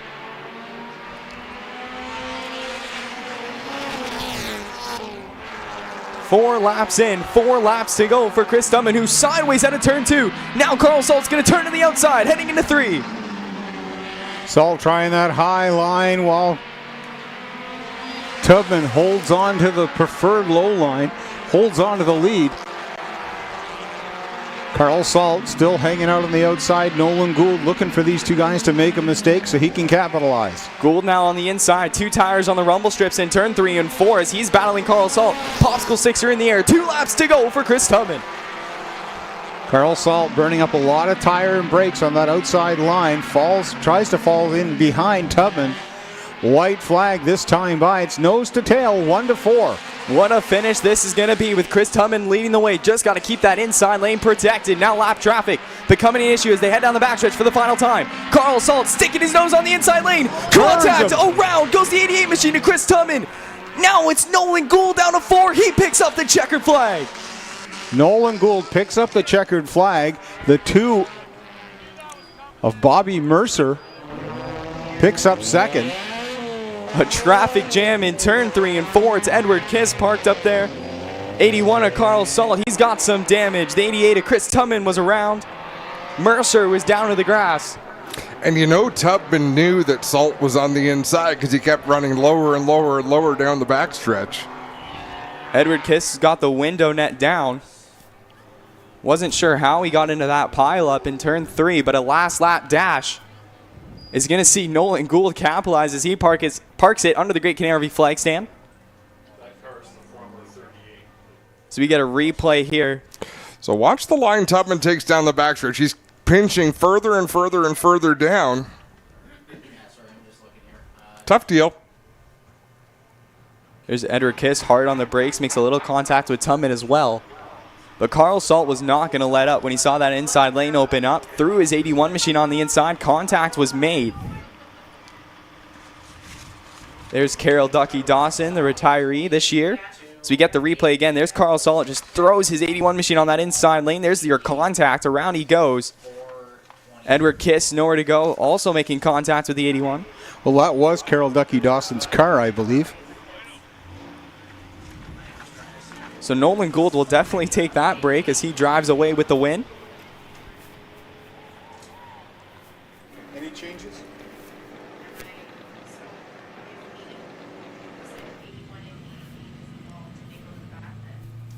So we look at the cleanup crew working on the 20 machine of Edward Kiss. Used to race full-time here at Peterborough Speedway. As he will go off on the hook. Not a ton of contact, but enough to obviously break something on that front end.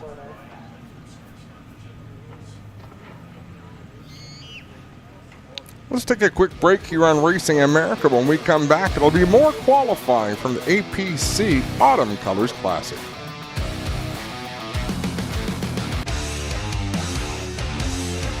I'm Chris Busher, and you're watching Racing America.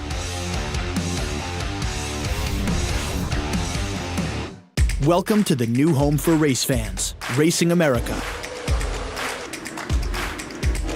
Live short track racing. Cannot do that all the way around. Exclusive team content. Any NASCAR fan is really a short track fan at heart. Behind the scenes access. From grassroots to NASCAR, join us at the home for race fans everywhere. Racing America, it's in our DNA. I'm Tyler Reddick, and you're watching Racing America.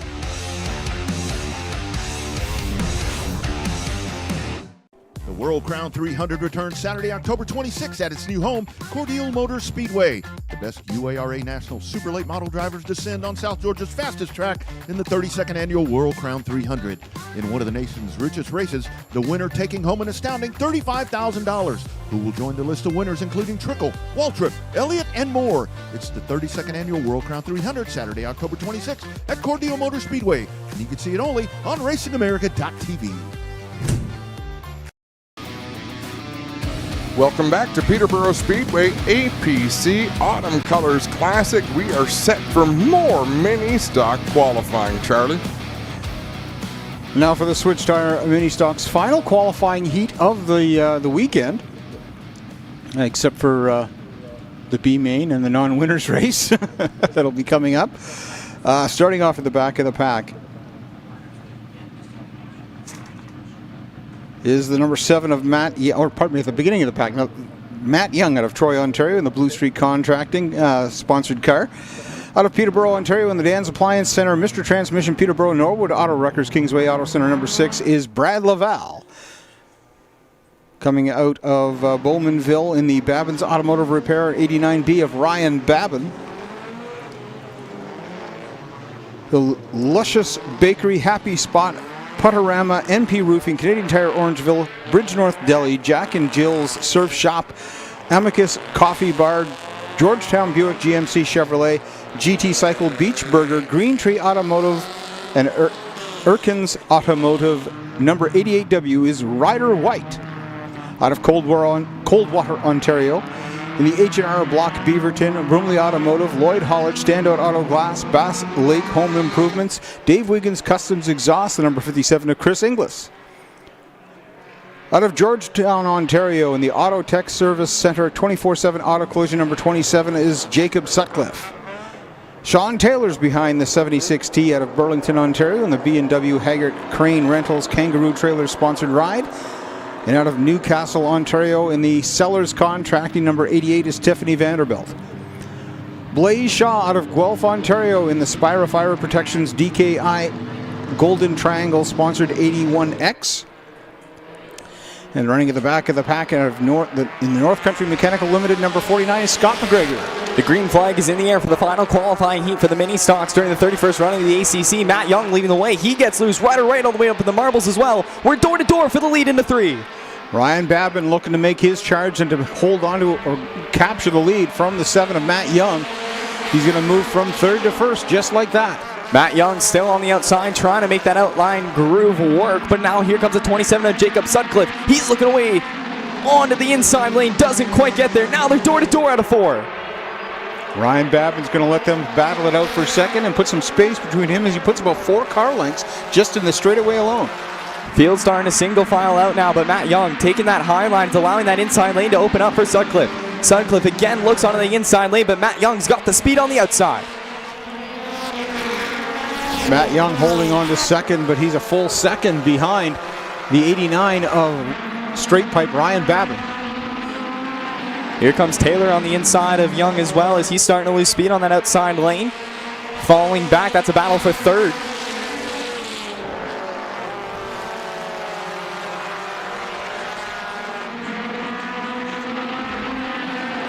Ryan Babin continuing to lead the way here for the mini stock division as Jacob Sutcliffe trying to run him down.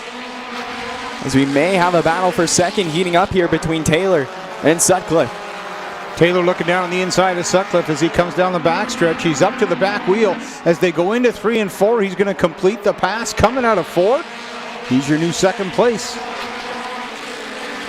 Sean Taylor takes away, but he's got a lot of ground to catch the 89 machine of Ryan Babin. Here comes Blaze Shaw getting by the 7 machine of Matt Young.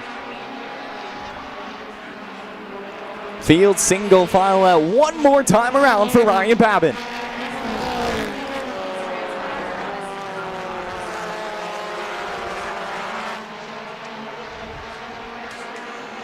Checkered flag in the air. It's going to be Ryan Babin picking up the checkered flag under the Great Canadian RV flag stand.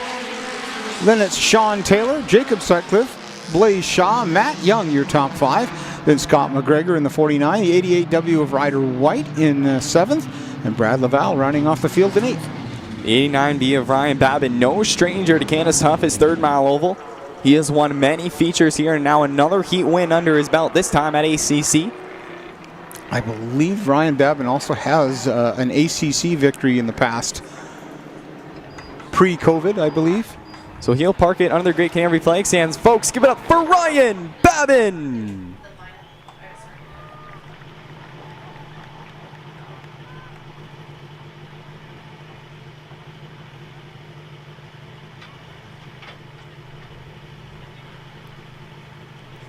So we will clear out the mini stocks.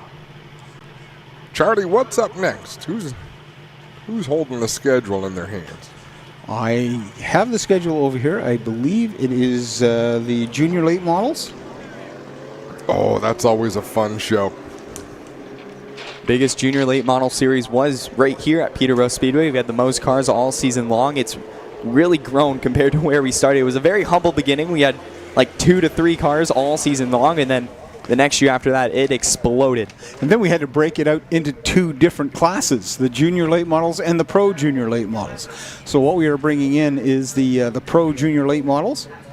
For ACC, we weren't able to put them into 2 different groups. Usually for a regular night, we'll see their lap times in practice or during the race. They have to hit a certain time before they can move up into that pro division. We just had too many cars to keep putting them in the same one. Well, it's a good problem to have, and that's the future of the sport. So you really like to see that. I was talking to Cameron K. Harris on Stickers and Scuffs as well, and the idea is that our junior late series, these kids will just move up through the ranks as they get older and older, and hopefully our super stock and late model division will grow from this junior late series that we have here at Peterborough Speedway. And you can see that at other racetracks, some tracks that have a go-karting program. The dirt tracks more so, although Flamborough Speedway, the Waterloo Kart Club races out of there, but Brighton Speedway, Merrittville Speedway, with the go-kart track right on the inside. We've seen kids start at 8 years old and move all the way up to the headline division at the Speedway. And we're seeing that here with the junior late models. And we've got that new class, the Bandoleros, that have been introduced this year, an exhibition class that's going to be running a full series next year. We'll talk about karting. You got Brody Coates in the 99 machine, a 2023 Youth Kart Champ, as he makes his way into the Junior Late Model Series this season.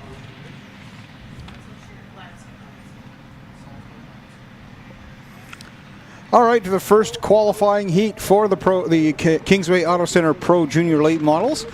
And starting off at the front of the pack out of Newcastle, Ontario, in the Sellers contracting number 38 is Hudson Sellers.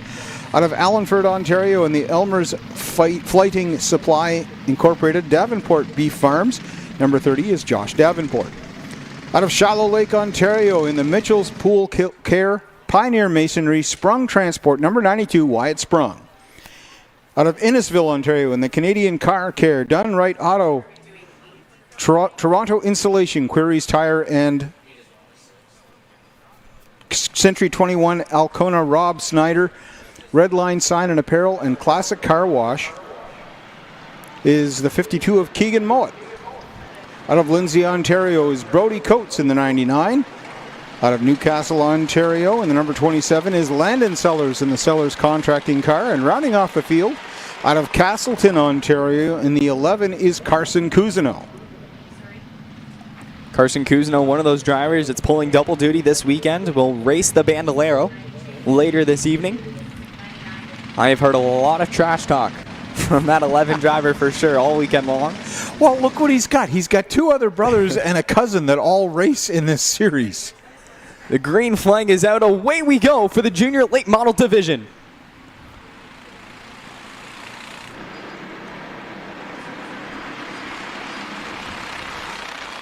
Even stars the 30 machine of Josh Davenport working on the outside of Hudson Sellers, heading down the backstretch for the first time. Keegan Moat in the 52. He's in third, looking on the outside lane of Sellers as well.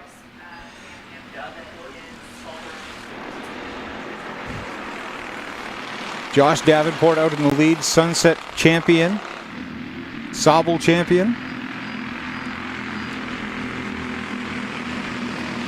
In the same year, too, is absolutely incredible. 2024 championship at both those tracks. That's the 30 machine of Josh Davenport, who's leading the way here at Peterborough, getting chased down by the 38 machine of Hudson Sellers. Oh, we got trouble. It's the 11 of Carson Cousineau in turn 4. He is facing the wrong direction. So we get a replay here presented by Motorama. On the outside lane, lost the back end, and around he went. Saw that back end skip as he got into the marbles, and there's no saving these cars as the lid flies over the windshield. That's why he cannot get going. Well, he could. He just can't see where he goes. So he's trying to grab the lid as you see his glove come out of the top of the car. Very successful here at Peterborough Speedway in the Pro Junior Late Model Division, as Davey will push the car into the right direction, and away he goes. GoPro intact and all, and he'll join the tail end of the field.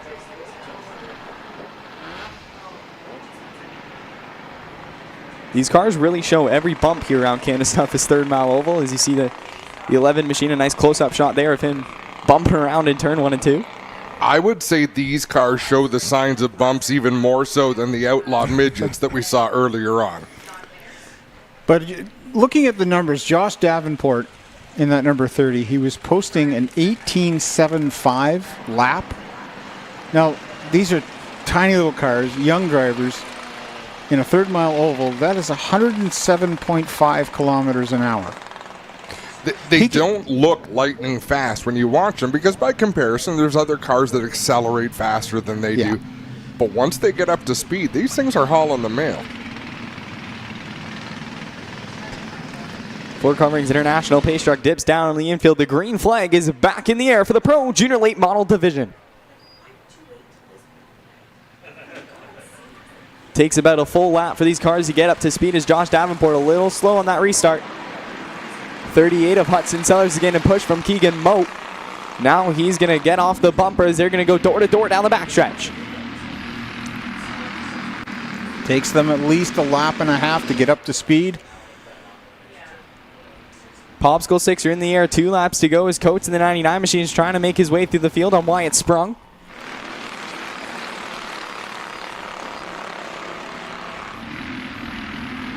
Here comes Kuzno on the inside of Sprung as well, heading into turn 3. We got 2 battles heating up. It's Hudson Sellers down the outside. Meanwhile, it's Josh Davenport picking up the white flag one more time around.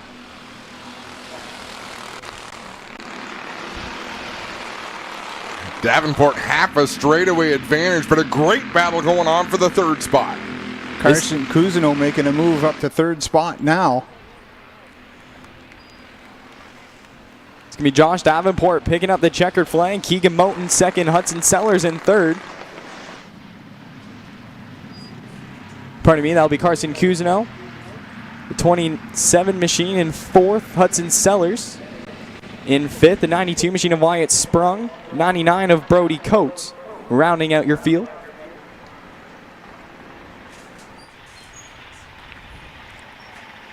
As the 30 machine is no stranger to winning and picking up checkered flags. Give it up for Josh Davenport.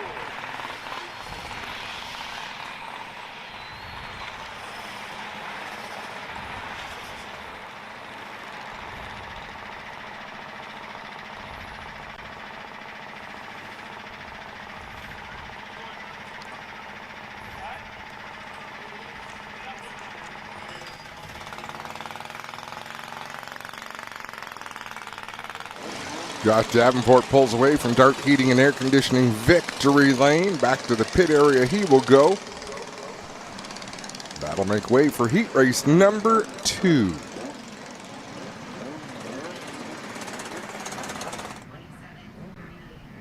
We'll have 3 qualifying heats of the Pro Junior Late Models. A great turnout for the 31st running of the ACC.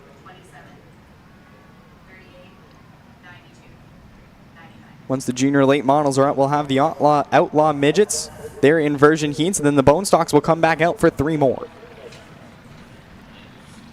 The legends must be up soon.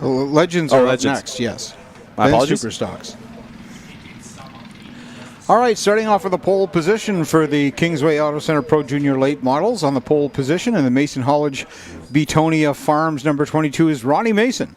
Out of Bowmanville, Ontario in the Farm Bro Racing, Chrysler Environmental number 26 is Lucas Finnegan. The Papa's Pizza Land Russell & Sons Waterproofing, Caden Beatty out of Peterborough, Ontario is the 86K. And out of Ennismore, Ontario, in the Kirk Norris Insurance, Ennismore Automotive, number 2 is Lakeland Junkin. Out of Lindsay, Ontario, in the Edwards Property Service, Tow All Inc., Wilson Tire, Seabrook Rental, Nice Tire and Auto Repair, RK Designs. It's the birthday weekend girl, number 8 of Graceland McInnes.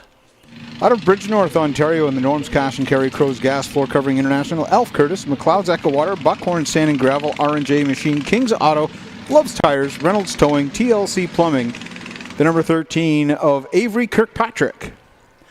Out of Baileyborough, Ontario, in the Central Ontario Spray Foam OK Tire SMS Racing, number 77 is Chase Stevenson.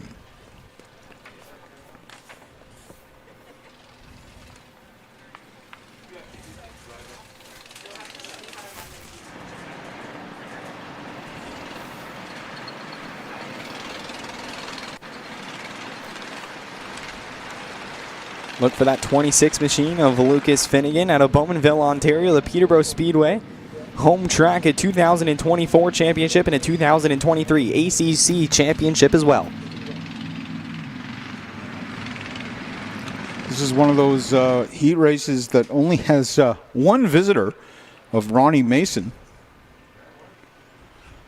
Up on the pole position on the start with a Great Canadian RV green flag. Finnegan making the charge on the outside, trying to build up some speed. Boys, you can really see him take that speed in turn number 2. Here comes the 86K of Caden Beatty on the inside as well. He's your 2022 points champ. Lucas Finnegan running away, one of those drivers who's pulling double duty as well in the Bandoleros. You're going to have some stiff competition there later today, I'll tell you. Oh, we got a little bit of contact between the 22 machine and the 8 of Graceland McInnes. They all stay straight out of 2. She was just reaching over to give somebody a hug, that's all.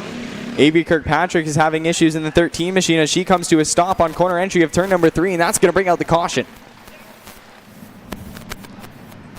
The 2023 Junior Late Model Champion has stalled on corner entry of turn 3.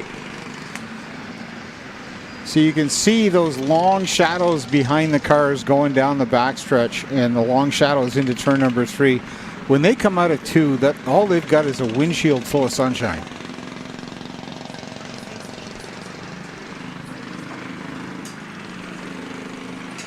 Yeah, challenging conditions for sure for these young racers.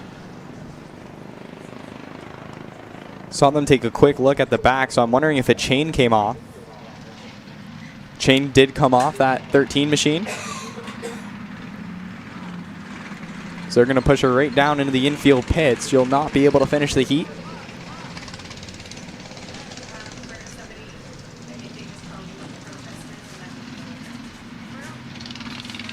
And she wants right back to the pit area. Forget pit road. It's shorter to go this way. Our Dart Heating and Air Conditioning safety crew getting a workout pushing the car.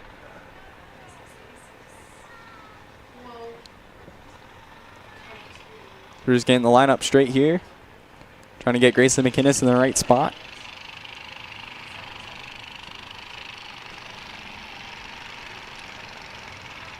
Lakeland Junkin in the 2 machine, your youngest driver in the Pro Junior Late Model Series.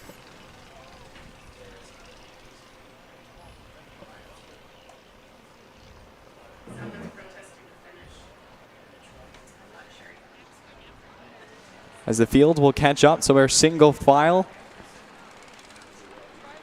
is going to be Lucas Finnegan leading the way on the 86K of Caden Beatty, a Peterborough Speedway regular front row. And Ronnie Mason trying to spoil the party. He's in 3rd on the inside of row number 2. So they're still tending to the 13 machine of Avery Kirkpatrick. She probably thinks everything is good to go and just wants to get back on the racetrack. But obviously there's some type of engine issue.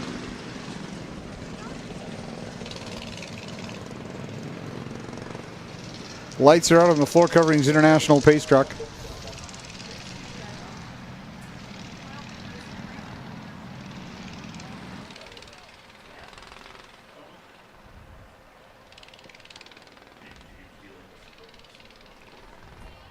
Field is doubled once again. It's Lucas Finnegan on the inside of row number 1 with the 86K of Caden Beatty on his outside. The Floor Coverings International Pace Truck dips down on the infield. And all Peterborough front row will lead them to the start box. It's a great KRV green, green, green. Lucas Finnegan with a good solid start.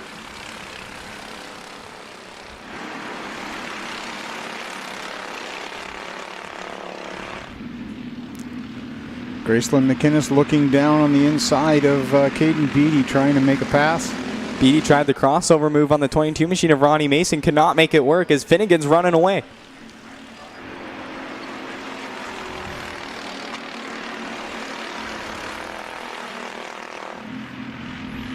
Stevenson's going to try the outside lane on Graceland McInnes as well as Beatty still working on Mason in the 22 machine.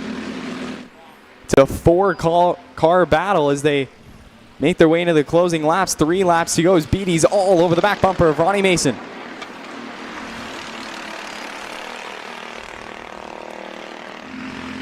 Popsicle 6 this time by for the 26 machine of Lucas Finnegan. 2 more times around for another heat win as Graceland McInnes on the inside of Beatty on turn 3 and 4. She'll complete the pass. Now she's on the inside of Mason as well. Birthday weekend girls trying to make some moves, and boy is she ever. She's now moved up into 2nd. She muscled her way up. White flag this time by for Lucas Finnegan. Graceland McInnes, Chase Stevenson. Those are your top 3. Stevenson looking for a chance to get by McInnes. He's got his nose down to the back, right at the back bumper. McInnes gives him the room, but she's powering through turn number 1 and 2 down the backstretch. It's a battle for second. Meanwhile, Lucas Finnegan with a half-track lead. He takes the win.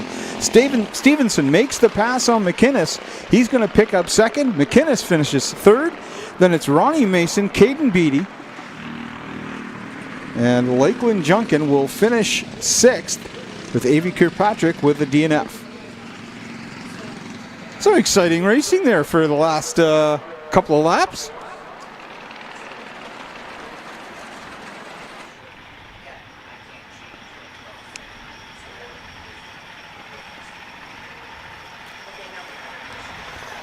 So the 26 machine will park it under the Great KRV flag stand. Folks, give it up for the 26 of Lucas Finnegan.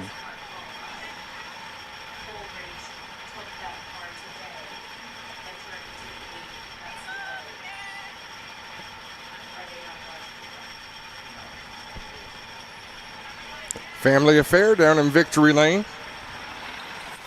Always is with the junior late model division, is whoever gets to Victory Lane, there's always a crowd of drivers and his fellow competitors that come down to congratulate the driver.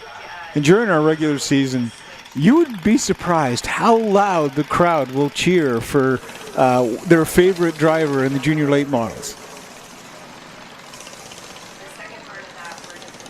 You look at that, it almost looks like a car going around Daytona Speedway or something, right in the shadows.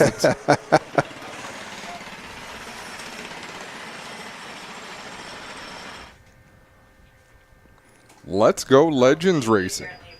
Well, we got one more qualifying. One more junior late, yeah. You got so many, we have enough for 3. That's phenomenal. 3 qualifying heats for the junior late models. So starting off in the pole position, out of Innisville, Ontario, in the Napoleon Homeland Auto Services 11M is Morgan Moore. Evan is going scratch. Or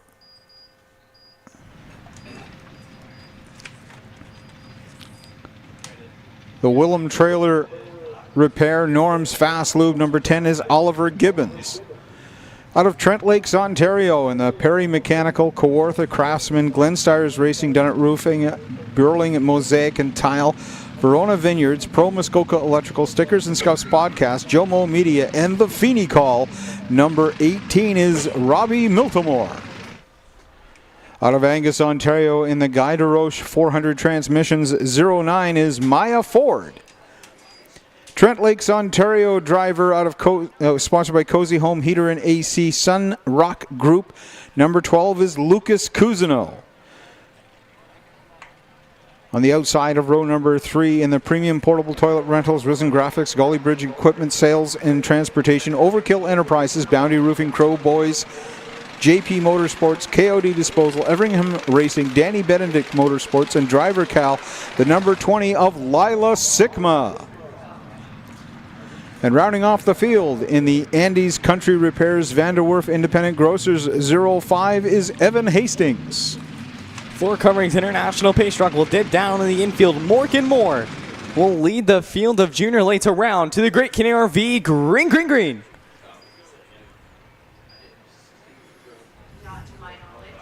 Lila Sigma out of line earlier. She's going to go 3 wide. Now go to the inside lane. Contact between her and Cousineau.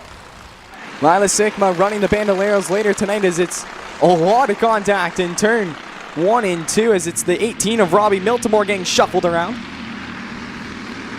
Her very first experience in a race car was here at Peterborough Speedway last year in a junior late model. Here comes Oliver Gibbons. Contact made between him and Morgan Moore as they head into turn 1. Here comes Lila Sigma to join the party as well.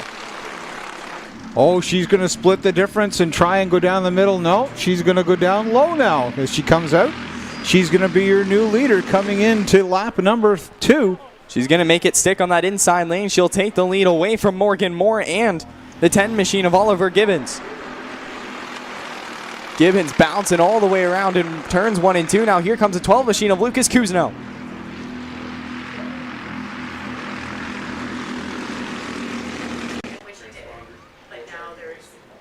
Cousineau looking on the inside of the 11 machine of Morgan Moore, trying to take that 3rd spot away as Moore's on the outside. Cousineau all the way down to the rumble strips.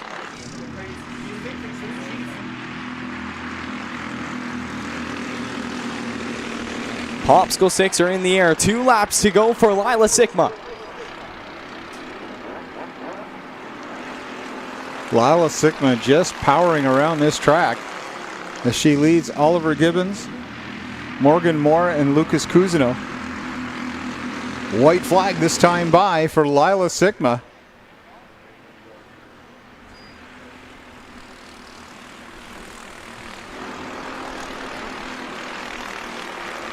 She's built up a big enough lead, but now the battle is really for third as Lila Sigma is going to run away heading into turn 3 and 4 for the final time. Checkered flag is in the air. Lila Sigma is picking up a checkered flag. Oliver Gibbons, Morgan Moore, Lucas Cousineau, and Maya Ford, your top 5. Robbie Miltimore in 6th. And Evan Hastings rounding off the field. But I'm sure Lila Sigma will have a few family members down to celebrate her heat win. She's going to be one to watch later on tonight for their feature race and in the Bandoleros.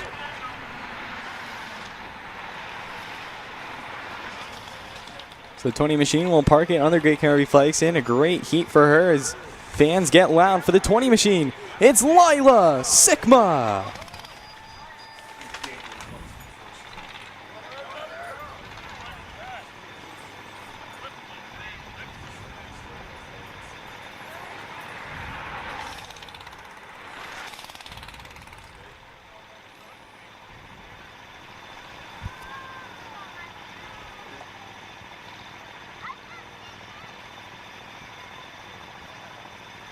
As you see the group of supporters for Lila Sigma. Even Uncle Chris made the big haul from Ottawa.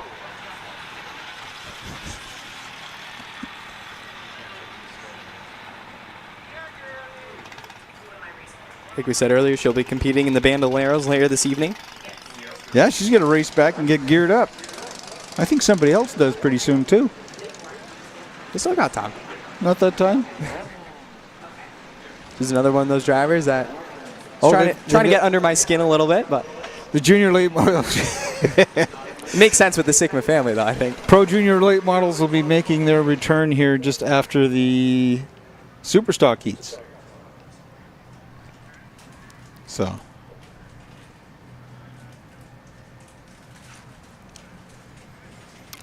We're going to change gears to the Trailers Plus Legend Series.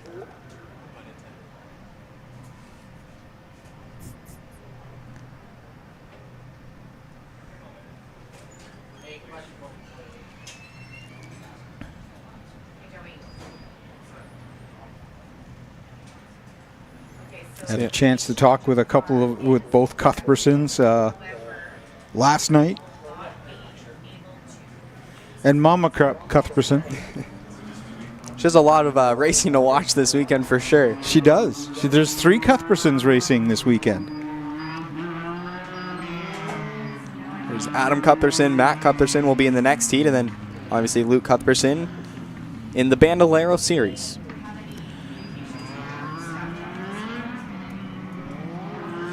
All right, in our first qualifying heat for the Trailers Plus B&G Towing Ontario Legend Car Series.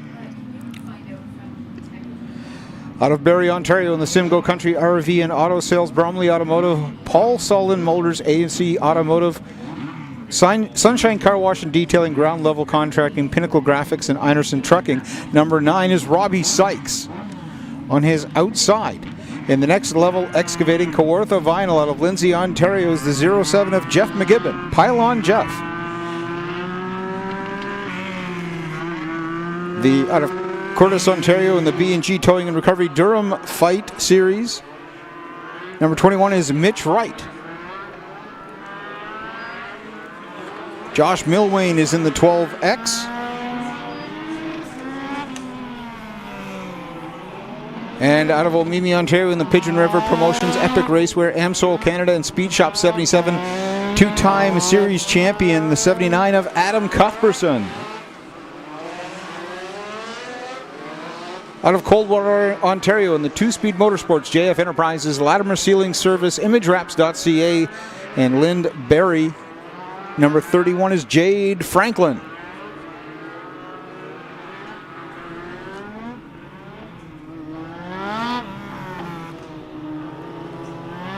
The number 13 out of Port Leyden, New York, in the Ward Racing Herring Log Home Restoration, SunTrick Renewable Electricity, TJ Key, Rock Bottom Well Drilling, Markham's Automotive, S&S Spray Foam, and ASS.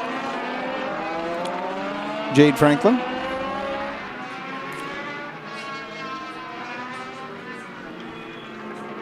Out of Edie, the Steffens Contracting and Excavation, Tax Smart Bookkeeping, Pigeon River Promotions, Rallard Maple Syrup, 17 of Zach Latimer. The Bass Inc. Grassroots Racing number 02 is Andrew McFadden. The 00B out of Bob Cajun Double D's Ontario Stone Direct House Family Farm is Gibson Baker. Out of Peterborough, Ontario, Josh Milwain behind the wheel of 47, and Wes Cuthbertson rounds off the field in the Pigeon River Promotion Speed Shop 7797. Lights out and away we go for the Ontario Legend Car Series. The green flag is in the air. It's the 21 of Mitch Wright, already on the rumble strips, heading into 3. Couple of very fast cars. Around trouble in turn 2. Facing the wrong direction. I think that's the Josh Milwain. Josh Milwain, yeah. He takes it down to the infield pits. No caution, will stay straight as the 21 of Mitch Wright leading the way as more battles throughout the pack. It's for battle for 4th. Andrew McFadden, he made quite the hard charge. Now up into 5th. He was well in the back of the pack. Adam Cuthbertson trying to chase down the 21 machine of Mitch Wright, who's leading the way. The 02 of Andrew McFadden, he has his hands full as well as contact made between the 17 of Zach Latimer.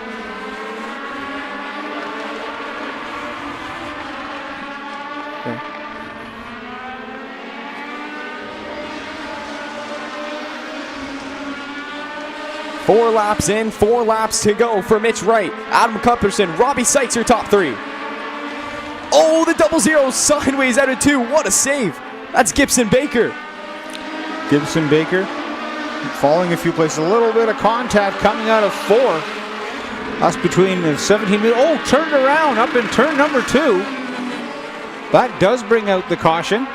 Jade Franklin going around. You don't see that very often. Not sure how he got facing the wrong direction, but it was an amazing battle for the lead and for the 5th position between Andrew McFadden and Zach Latimer. Contact in turn 2 and 4. But the caution will come out on lap 5 with 3 laps to go.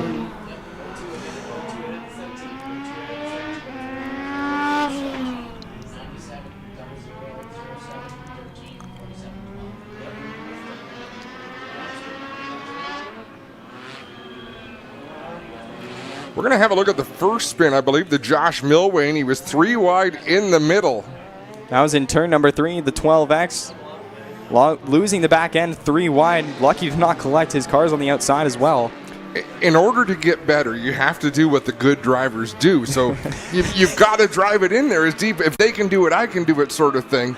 Just the back end got a little bit. There were enough pirouettes for them all to, stick the landing and wave to the Russian judge.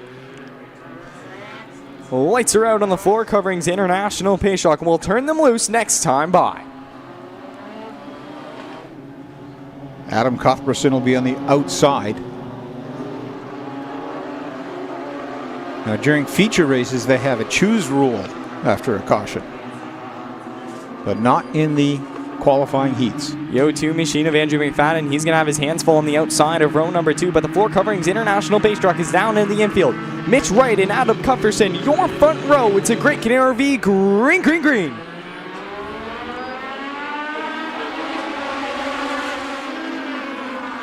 Great start by the 21 machine of Mitch Wright, who pulls to an early lead ahead of the 79 of Adam Cuthbertson as they power down the backstretch.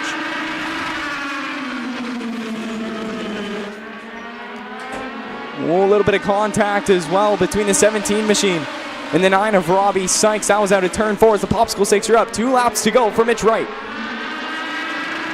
Oh, contact hard in the wall.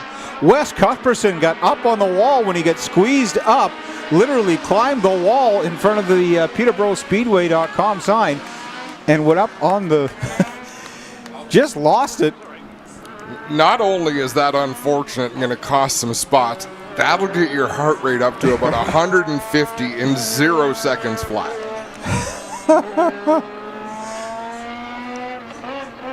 He just got squeezed out right where the Peterborough Speedway.com sign is. We'll have our replay sponsored by Motorama as we see just get squeezed out. Get squeezed up, went all the way to the top edge of the wall. And at that point, you don't know if you're still even driving. You're up in the air thinking, how is this going to land? The spin into turn 3 without hitting the wall was a pretty friendly ending to that. Every time we see a car climb that Jersey barrier, it's almost inevitable for them to spin around in turn 3, but usually we see them hit that outside wall. So we get another look. Climbing the wall, nice airtime and spinning around, hold the brakes to keep it off the outside wall. Great piece of work right there. Alex, breathe. And Zach Latimer, you don't know who's there because they're not quite far enough up alongside just yet.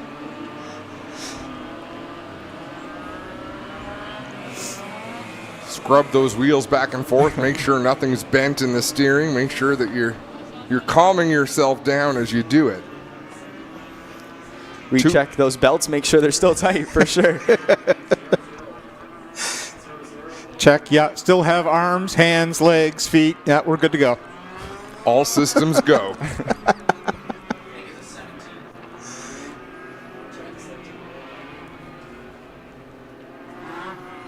Just going to make sure the lineup is correct. Any last changes before this restart for heat number 1 of the Ontario Legend Car Series. What a beautiful day it is here at Canada's Toughest 3rd Mile Oval. It was very cold this morning, but it was almost t-shirt weather. Zach Latimer in the 17 being called off the track had no bumper. Well, the officials caught that as they were sorting out the lineup. Tough break for Zach Latimer. He was involved with some contact, though, in turn 4 and even in turn 1 as well, as he was in a fierce battle with the O2 of Andrew McFadden, so that's obviously the damage is going to cost him. See, he was running up in 4th.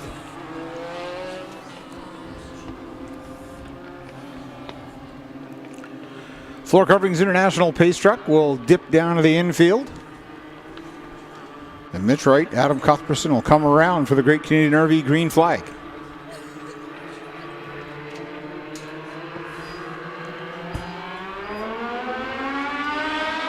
Great jump by the 21 machine of Mitch Wright heading into turn 1. He'll pull to an early leader. Here comes Sykes on the inside of Cuthbertson.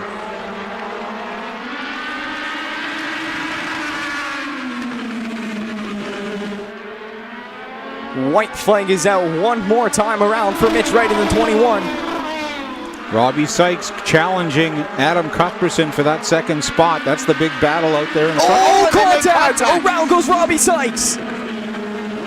Checkered flag is in the air.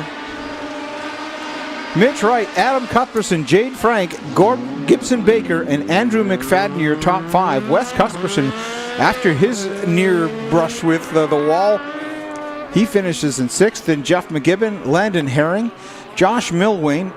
Robbie Sykes will finish 10th with Zach Latimer and Josh Milwain with the DNF. Now we'll see on the replay, but Robbie Sykes looks like he got loose on corner exit, tried to correct it. That's when he made contact and around he went.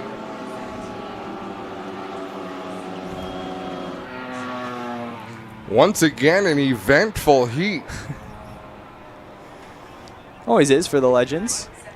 They put on great shows here at Canada's Toughest 3rd Mile Oval. They do so. Not so much for Mitch Wright. Mitch Wright in the 21, things went his way, but behind him, boy, oh boy. There was a lot of action. When you're racing Legends here at Canada's Toughest 3rd Mile Oval, so we get the replay here by Motorama. There's the contact, and around goes Sykes. Looks like he went up and made contact with Adam Cuthbertson. Cuthbertson was just better behind the wheel.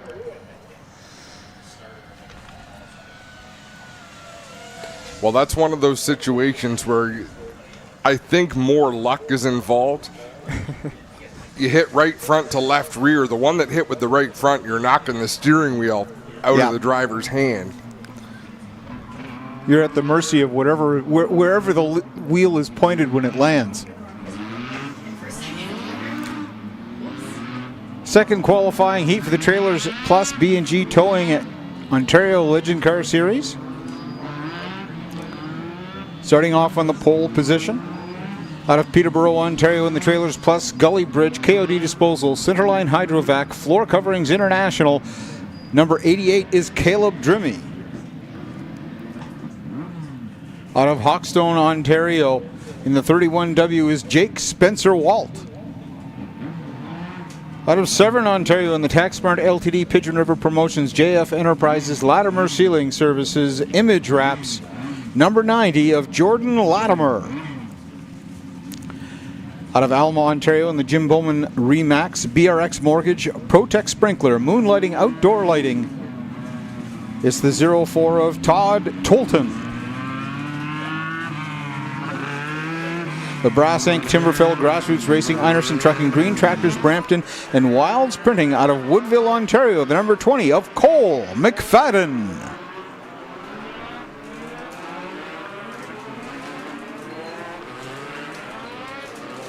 Out of Alyssa Craig, the Thompson Motorsports, McDonald Ford, Wilds Printing, and number 82 is Matt Boys in the Green Tractors DSI Heavy Contracting. Out of Hastings in the Hastings Marine Services Redneck Recreations, it's Paul Pirrick. The 29 is Austin Arnell. In the PT Cosmetics, Home by Hodgins Creamer's Concrete Design sponsored ride. The 82, Matt Thompson. Out of Alyssa Craig in the Thompson Motorsports McDonald Ford Wilds Printing. We saw him in the non-winners race take the victory last night in the Clumbine Motorsports Element Canada Jordan Brand Hip Motorsports out of Whitby, Ontario, the 25 of Keaton Pipe. The Trailers Plus Gully Bridge KOD Disposal Centerline Hydrovac Floor Coverings International Peterborough Speedway number 34 out of Peterborough, Ontario is Dawson Drimmy. And rounding off the field, in the Wright Motorsports Boston Pizza Elgin Tire Craft Impressions Painting out of Elmore, it's Nathan Kilns. Lights are out on the Floor Coverings International pace truck. It'll dip down the infield. Caleb Jimmy and Jake Spencer Walt, your front row. It's a Gritkin RV, green. As they fire up the gears into turn one, Drimmy leading the way. Jordan Latimer all over the back bumper. Now he's going to look to the inside. Cole McFadden looked for a chance to get between these two and capitalize. He's down on the inside of Drimmy. Meanwhile, Latimer trying to put some space between him and the battle for second.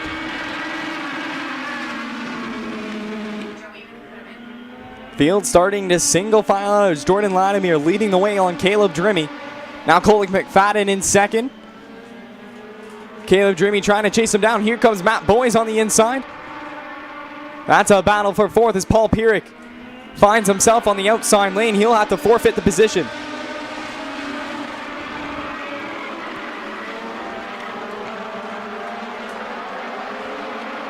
They say come to the halfway point. Jordan Latimer in first, in second. Oh, contact! We got a crash in turn number 3. One car in the outside wall and the caution comes out. Keaton Pipe got into 3 a little bit hot behind Jake Spencer. Walt didn't take a lot of contact. Keaton Pipe's birthday is today. It was an early birthday present finding victory lane on Friday. I don't know if this one is going to be the best birthday present. I don't think so. I think this was the... Clinton Jeffrey, I think the two of them might have been giving each other some sign language there.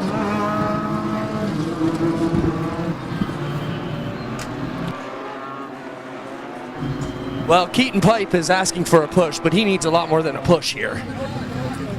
Left front's all tore up here, and you can see lots of front end geometry out of whack here. Got some front end issues here on that left front, sorry. But the big problem here, Jack, is this one here on the right side. It's broken right down here. Tie rod broken. This is a big problem here for Keaton Pipe. Yeah, that don't look good. No, that'll get you a tow back to the pits, and you can see that the tie rod broke just at the end of the hind joint bolt. You know, Adam, we see a lot of creative towing in our rounds around. I love this apparatus they've got here to pick up one of these legend cars. The claw. Yeah, it's fabulous. Big claw machine used to pick up the legend car. Is Keaton Pipe realizing now that he's got to get out of the car? Can't go for that ride? Well, you could go, but you're probably just going to go right into the wall here, or if you can even make it go at all. Keaton Pipe, youngster here working on his career, getting things going, a couple years into the deal now. So he will take a breather and get a look at the front end of his beautiful 25. That is not so perfect now. a few things are broke up there in the turn 3 wall. JDC Motorsports sponsored car.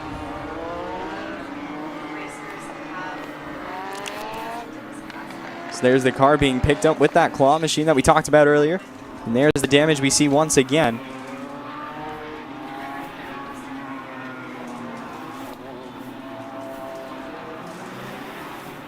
Should be a fairly simple fix. And they have the parts here. Like they do travel with a parts truck in this series, so get your checkbook out. In corner entry, I did see a puff of smoke. Obviously, that was Keaton Pipe hard on the brakes, then into Jake Spencer Walt he went. And obviously could not get that 25 machine woed up before he hit the outside wall. So looking at the restart, Jordan Latimer, Cole McFadden, Caleb Drimmy, Matt Boys, those will be your top 2 rows. And I know you're really excited, Ben, about the whole color scheme of that Cole McFadden car. For those who don't know this story, Cole McFadden ran out of yellow paint and had no choice but to have a little red strip down the car. So he painted one side yellow, one side red, and it drives Ben crazy because it's not even down the middle. It's just kind of like a quarter. That's been like all season long. I think it was the first race of the year they were here is when he ran out of that yellow paint. But the lights are out of the Floor Coverings International Pace Truck and we'll turn the legends loose next time by. Well, you know what? It's paid off for him because the car is nice and bright and shiny. He hasn't had an incident all season. Well, now you just jinxed him. You never do that. No, he'll win because of that. Jordan Latimer, Cole McFadden, your front row. This Floor Coverings International Pace Truck will dip down in the infield. More shade down that backstretch now as the sun becoming less of a factor. And the green flag is back in the air.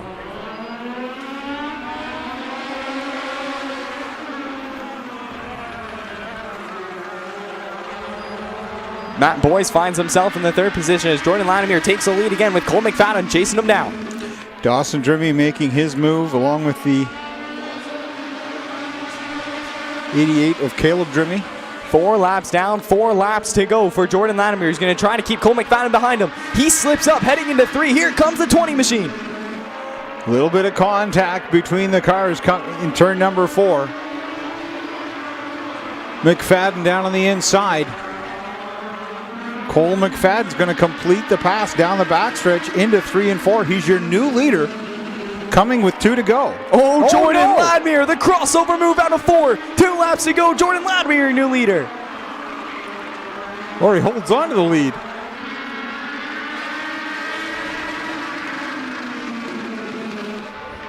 White flag this time by. McFadden got a little too close. Oh, trouble in turn 3. And the caution is out.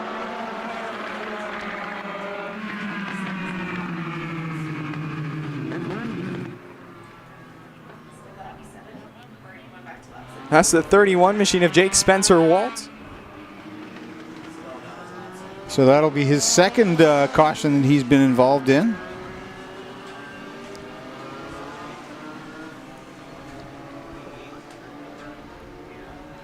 Trying to get everything he can in this qualifying heat. Jake Spencer Walt still sits there and in between turns 3 and 4.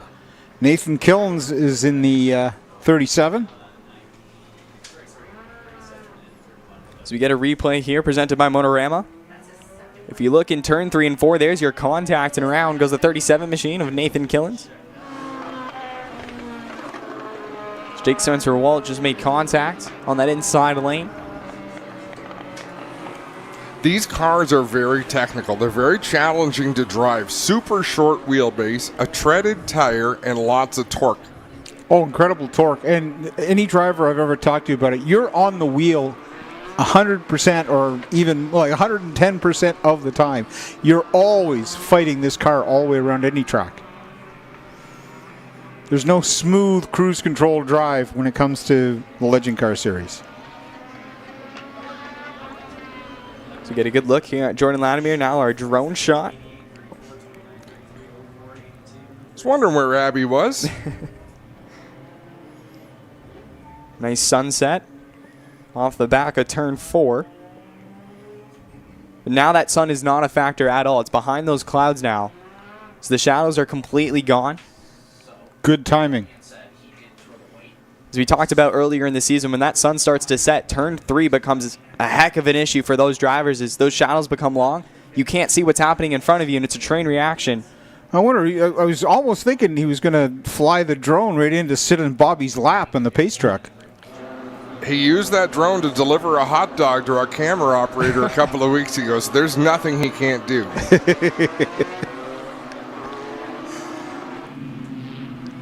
The command to double up has been given from race control.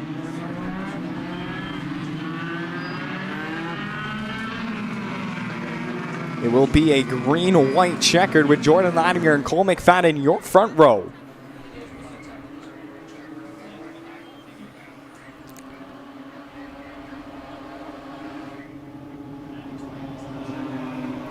The drivers have been told this is their one opportunity at a green-white checker for this one. So after the green, the next flag will end the race. If they have to throw a caution. Floor Covers International pace truck is down into the infield. Jordan Latimer will lead the field around. The green flag is back in the air.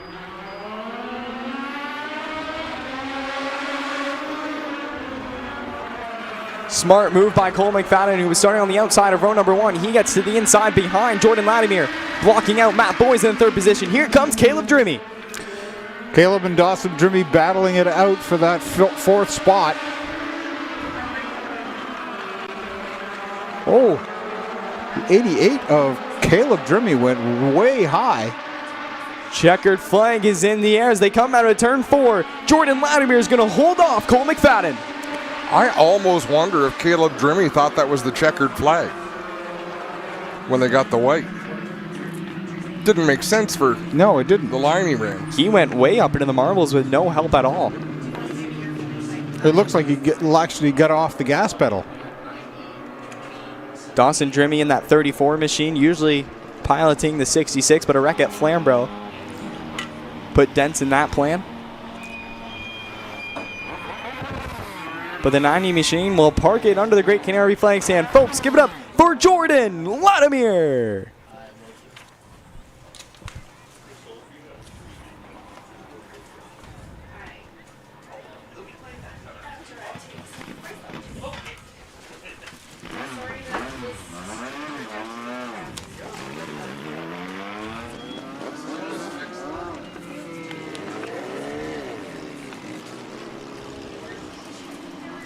We're going to take a quick break on Racing America, and when we come back, it'll be more qualifying from APC Autumn Colors Classic.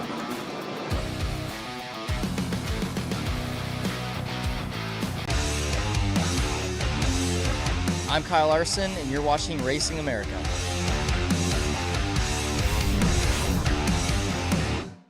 Communication is key in the racing world. When it comes to at-the-track communications, there is only one place to call. Racing Electronics is the #1 source for professional race communications worldwide. Over 20 years in the business proves their dedication to the sport. With every driver and crew communication, two-way radios and headsets, scanners and more, Racing Electronics is a one-stop communication source for all your motorsports needs. Before the green flag flies, make sure you have all your team communication gear from Racing Electronics. Stop by and see a Racing Electronics representative at the track near you. Visit their showroom in Concord, North Carolina, or order online at racingelectronics.com.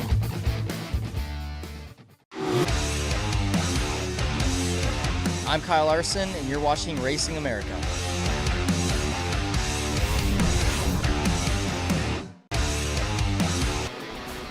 Welcome back to Peterborough Speedway, and welcome back, Brendan Doherty. You are up, my friend. We're back on deck. Just, been hanging out, having some stew, having some tea, living my best life up here in the tower, the Autumn Colors Classic. But here we go, St. Laurence Recreation Super Stock set to do battle of Thunder in the Valley. With the Super Stock Division 15 machine. That is Rob Richards out of me, the TNA Polishing and Andrews Collision Center, Cutting Edge Excavating and Landscape Supply, Web Transmission Ride. Third machine, former Autumn Colors Classic champion, that's Hard Body, Todd Davenport. Out of Allen for the Elmer's Lighting Supply, Shepherd Docks, Auto Trim Design, Barry Richards Auto Service, Ron Pringle Electric Highway, Fortner Transmission, Shellswell Racing, 42 machine. He is a two-time TQ Can-Am Midget Series champion, 2023 and 2024. He's got that super stock dialed in here this afternoon.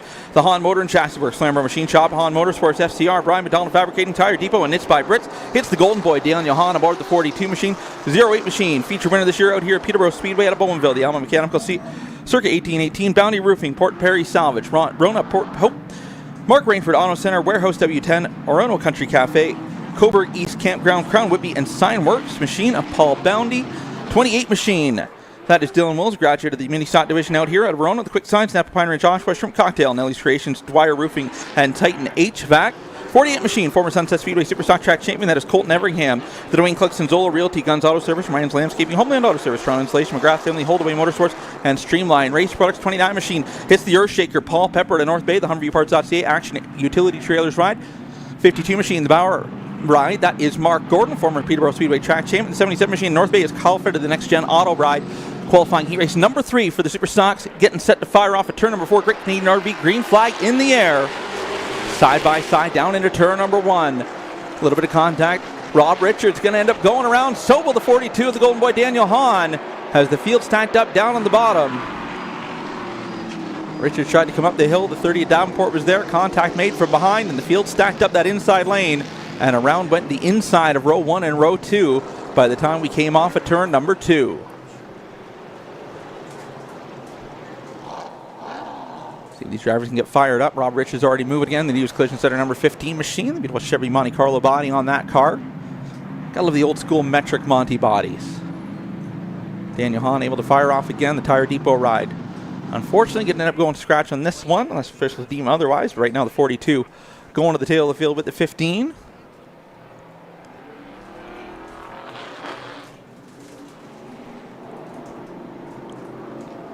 See what happens here as the Floor Coverings International Peterborough Speedway pace truck picks up the field.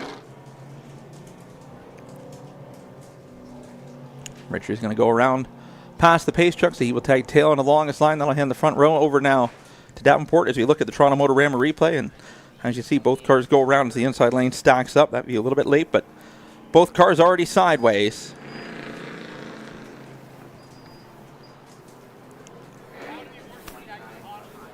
You know, we've talked about it all weekend long. You've got to get up and get it. Like, you can't lay back. You can't wait. No, I mean, 8 laps goes by so quick here at Peterborough Speedway, and these heat races mean everything. You know, one position is going to get you where you need to be.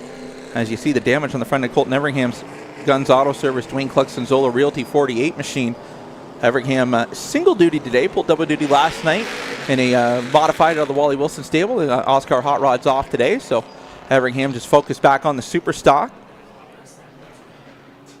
This is actually a car Everingham picked up in the offseason. This was the car he campaigned to the championship out at Sunset Speedway back in 2018. Everingham sold it off, spent some time trying to dabble in the Pro Late Model division, and gone back to his super stock roots. Dart heating, air conditioning, caution lights extinguished around the racetrack, lights extinguished on the Floor Coverings International Peterborough Speedway pace truck as we get set to roll off. Once again, take number 2, heat number 3. No laps complete, full restart minus the 42 and the 15. Both cars summoned to the rear for their involvement in that first caution. Davenport, the control car, trying to lead him off. Paul Boundy on the outside. The Peterborough veteran knows how to get things done up in the high rent district. Coming back to the Great Canadian RV green flag. We are back racing with the Super Stocks here at the Autumn Colors Classic presented by APC Auto Parts Centers. Davenport gets the launch off at 2 and down the back straightaway. Everingham with the run to the inside of Boundy. Boundy trying to pinch him down. Take the lane away off at turn number 2. Boundy, the veteran, knows what to do, what it takes on the high side. Gets a great run off at turn number 4, able to slide in line. The sign works on for 08 machine down in front of Everingham. Everingham might have troubles. He jumps up to the high side. That 48 car darted out of line in a big way. Everingham now at the tail of the field. See what he does here. I know the team got some damage last night in a 3-wide move in the first round of qualifying heat races. The team had to work on the front end of that 48 machine with some tie rod parts, but unfortunately it looks like Everingham going to head to the outfield pit area and call it a qualifying session. That will hinder him for the 50-lap feature event tomorrow afternoon. Right now, though, it is all hard body. Todd Davenport out in front. The Elmer Sliding Supply number 30 machine. Son Josh JD went to Dart Heating Air Conditioning Victory Lane in the junior late model. So now Dad's got to step up and follow Son to Victory Lane here in the Super Stock division. Paul Pepper up to third after starting tail of the field, and he has brought the Golden Boy Daniel Hahn with him. 29, one of the fastest cars in the property, along with the 42 and the 89C of Sean Chenoweth. We'll see in the next qualifying heat race. These drivers trying to work their way forward after having to start in the tail of the field here. Laps winding down for the 30 at Davenport. The 08 at Bounty having a good run, trying to close back in on the number 30 machine. The Richards Auto Service number 30 machine out in front. You'll see Popsicle 6 at the line, this time by the car out of the Ridge Road Racing stable, being prepared by Gord Shepard and team.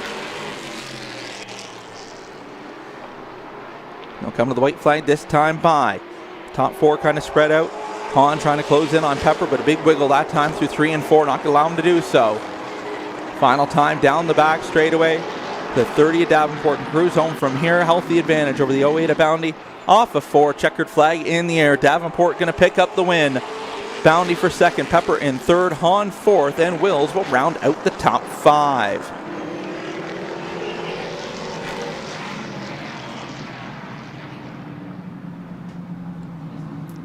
Well, it was an eventful beginning. Once things got rolling, it seemed to calm down a little bit in that super stock heat. Now, you were explaining about something we announced last night after the qualifying heats, Brendan. Yes, so we had a note passed to us that Paul Pepper, Sean Chenoweth had both been disqualified from their heat race. I was told there was a consultation afterwards with tech and ownership, and that had been overturned. So both of them, Pepper, I believe, got the win, and Chenoweth was second. Both of them got to keep their wins from, or their spots from last night in their qualifying points going forward throughout the weekend. But right now, down in Victory Lane, ladies and gentlemen, the number 30 machine, the Elmer's Fighting Supply, Shepherd Docks Auto Trim Designer Barry, Richards Auto Service, Ron Pringle Electric, Highway 400 Transmission, Shellswell Racing. Put your hands together. Your Heat 3 winner, it's hard body, Todd Davenport.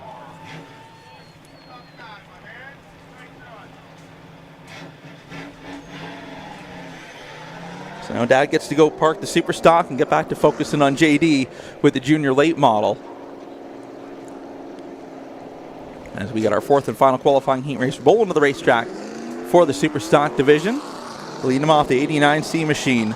Pretty much been unstoppable behind the wheel of this 89C. Won the Flying Frank 49 up at Sunset Speedway. Frosttoberfest last weekend. He's won quick races. This 89C car, one of the fastest cars in the property, the Stuarts Equipment, London Recreational Racing, Transaxle Truck Parts, and Kubota, the 89C at Drumbo. It is the Mastodon, Sean Chenoweth. 21 machine, multi-time feature winner here at Peterborough Speedway. Out of Peterborough, the Stuarts Equipment, our Brooking Tree Service, Curtis Septic, Peterborough City Dairy, Jim's Auto Sales, Custom Mobile Wash. That is Marley Owen. 26 machine, feature winner up at Sunset Speedway this year. 2024 Superstock Rookie of the Year winner up at Sunset Speedway as well.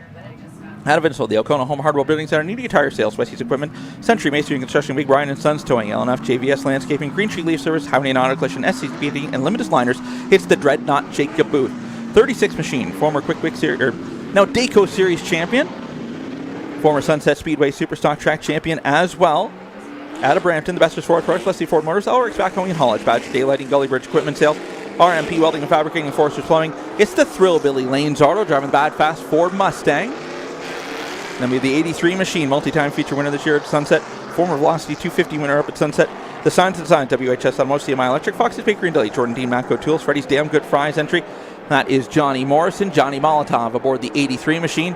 88, former Chase for the Colors winner here, two-time Sunset Speedway track champion, the Graves Towing, Ideal Supply, Napa Auto Parts, Ontario Steel Series, Mason Haulage, Auto Trim and Design to Barrie, and Battlefield Equipment Rentals of Barrie. It's the check casher, Herb Walters, and rounding out the field, the number 63 machine, former Sunset Speedway Superstock Rookie of the Year winner. Out of Guelph, the BW Towing, Northern Meats, Morrison Climate Control, Stewart's Equipment, Hemp Guru, Fox's Bakery and Deli, Streamline Race Products, Double B Automotive, Thompson Photography, RPM Designs, Jomo Media, Epic Racer, and Summers Beads and Crocs Charms. That is Cole Burrows. Burrows also a multi-time junior late model champion up at Sauble Speedway. Graduated up through the ranks to the junior lates, to the mini stocks, and now the super stock division in his second full year of Super Stock competition. First time he's come to the Autumn Colors Classic, if memory serves me right. So we'll see what the 63 can do. Start and tail of the field in this one. Dart heating, air conditioning, caution lights extinguished around the racetrack. Lights are turned off on the floor coverings. International Peterborough Speedway pace truck. We get set 8 laps on the scoreboard. Final qualifying heat race for the Super Stock division. Sean Chin at the inside versus Marley Owen, the Peterborough Speedway regular, up on the outside. Pair of Stewart's equipment vehicles set to do battle. Green flag in the air off of turn number 4. Racing with the Super Stocks. Bobble from Chenoweth as he got on the loud pedal. Marley Owen not able to take advantage up on the high side by side through 1 and 2. The 89C going to slide out in front. See if Marley Owen shall do so. Slide down in front of Jacob Booth. Get to the bottom side of the racetrack. And there's the stack up. Big save from Marley Owen as the 26 that Jacob Booth got in the back of the 21 machine. As that inside lane had a head of steam. Great job by Marley Owen to get that 21 car saved, but that allows the 36, the Thrillbilly Lanes order to slide past up into the second spot. Now trying to run down the 89C of Sean Chenoweth in the Sturts Equipment Kubota number 89C entry. Morrison up to 4th. Booth back to 5th spot. Booth having trying to find his footing here at Peterborough Speedway. Made his Super Stock debut last year here at the Autumn Colors Classic, but still trying to find the right handle on that 26 car here at Peterborough Speedway where he's comfortable and able to move forward as he's got a mirror full of the check casher Herb Walters. The Battlefield Equipment Rentals of Barrie number 88 machine. Cross legs in the air just like that. 4 laps in, 4 laps to go for Sean Chenoweth at the front of the field. One of Recreational Racing Stewart's Equipment Kubota 89C. Looking to bring home a qualifying heat win here.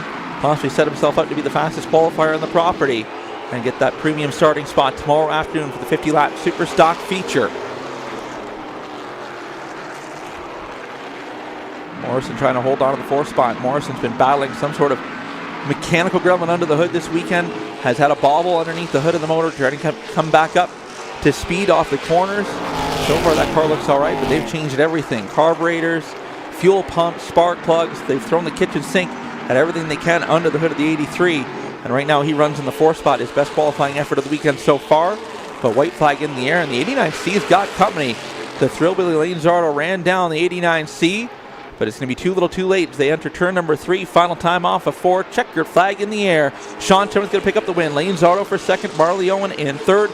Johnny Morrison in 4th. And Jacob Booth will round out the top 5.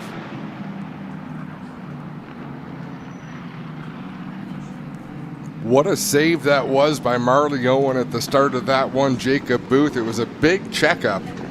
Jacob Booth got into her, but she was most of the way around. I did not think she was coming back, especially with the field still coming at her. And mercifully, everyone behind her was able just to give her enough room to get that car brought back, and she got on the loud pedal and got going once again.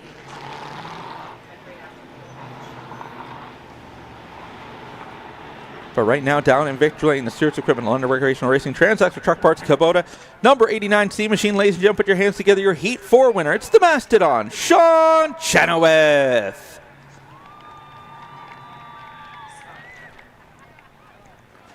Chenoweth, a multi-time winner here at the Autumn Colors Classic in both Super Stock and Pro Late models.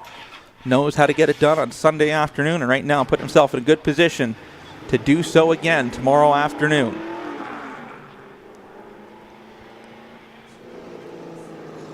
The action really spread out for the Super Stocks. A round of heats last night, a round of heats this evening, and then, of course, the feature tomorrow.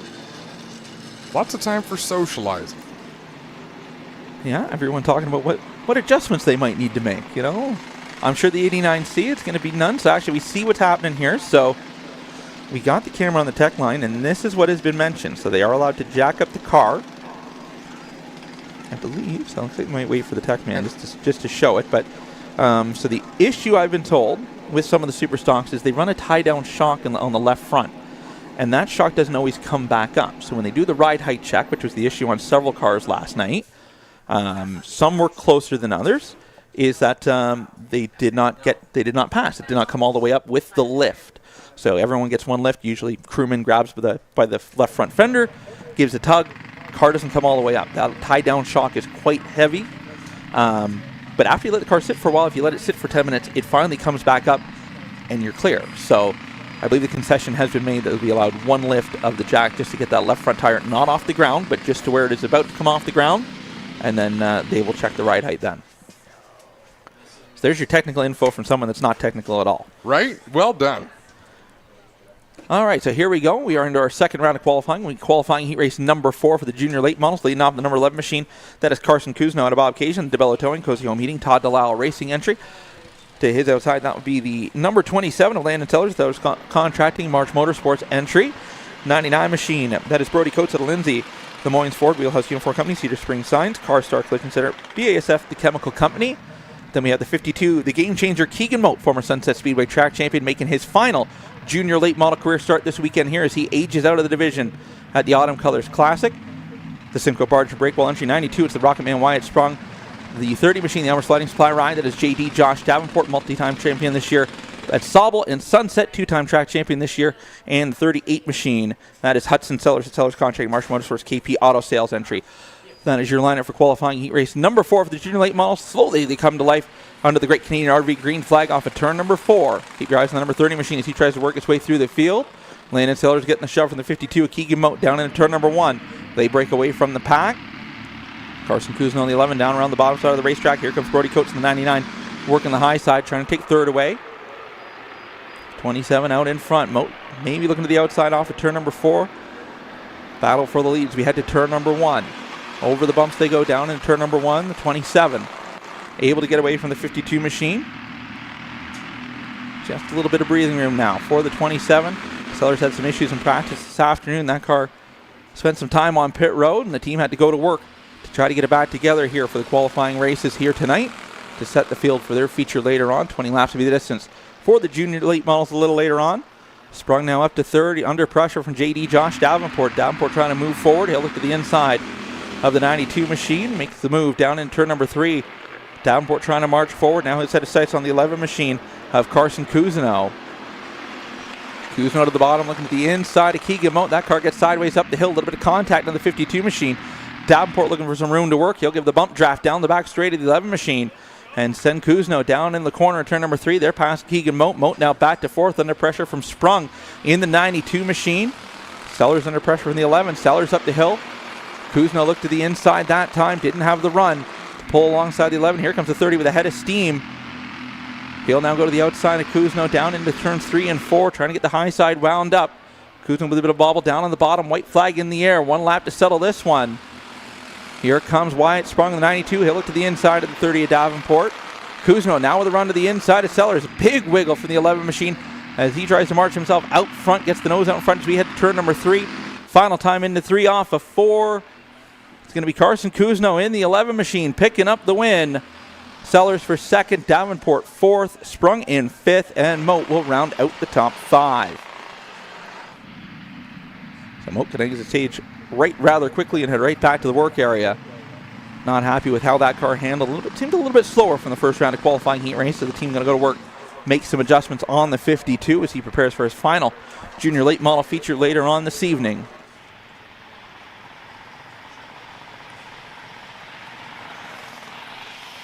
So right now down in victory lane, the DeBello Towing Cozy Home Heating, Todd DeLisle Racing, number 11 machine. Ladies and gentlemen, put your hands together.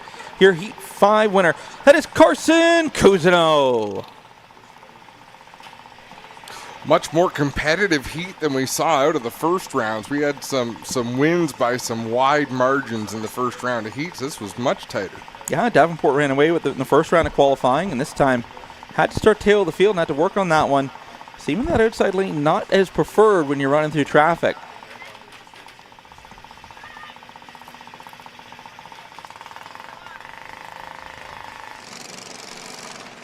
So next qualifying heat race taken to the track, leading them out 77 machine. That'll be Chase Stevenson, the SMS Racing Central Ontario spray foam entry. Then we have the 13, that is A.V. Kirkpatrick out of Bridge North. The Norms Cash and Carry, Crows Gas, Flooring Covers International, Alf Curtis. McLeod Eco Water, Buckhorn Sand and Gravel, R&J Machine, King's Auto, Loves Tire, Reynolds Towing, and TLC Plumbing Ride. 8 Machine, that's Graceland McKinnon, Lindsay, the Edwards Property Service, Tow All Inc., Wilson's Tire, Seabrook Rental, Nice Tire and Auto Repair, and RK Designs aboard the 8 Machine. 2 Machine, that is Lakeland Junction, out of the Ennismore Auto Repair, Kirk Norris Desjardins Ride. Then the 86K, that is Caden Beatty out of Peterborough, the Papa's Pizza Land, Russell & Sons Waterproofing, Haters Auto Body Mechanical, and Full Steam Ahead. The 26 machine is Lucas Finnegan out of Bowenville. The Crozier Environmental Court Outdoor Decor Farm Bro Racing, Who's Farm, your Quote Queens 26 ride. And rounding out the field, 22 machine. That is right foot Ronnie Mason out of Alston. The Mason Hollis Petoni Farm, Steady Potato, Alston Mills Laundromat, Curl and Dye, South Simcoe Shine Shop, Mortgage with Samantha Powers, Rockers Landscaping Construction, Glen Sweeping, Frodsham Trucking, and Duvenvorden Haulage Limited aboard the 22. So field given the sign to double up down the front straightaway as we'll go green flag next time by. Able to get things lined up very quickly with the junior late models. Dart heating air conditioning caution lights already extinguished around the racetrack. With Ford Coverings International Peterborough Speedway pace truck and hit pit road this time by. 6 laps the distance for qualifying heat races for the junior late models. Even quicker than the full-size cars. Got a little less time to work. Essentially 5 laps by the time you get these things up to full speed after a lap around Peterborough Speedway. Coming to the Great Canadian RV green flag. Kirkpatrick having some issues in that 13. Broke the chain in the first qualifying heat race. Having some troubles coming up to speed. That inside lane stacks up. That allows Stevenson, the 77, to get a big jump on the field. The SMS Racing Central Ontario Spray Foam ride checks out early on in this one. McInnes under pressure from the 86 of Beatty. Beatty working to the outside as they head into turn number 3.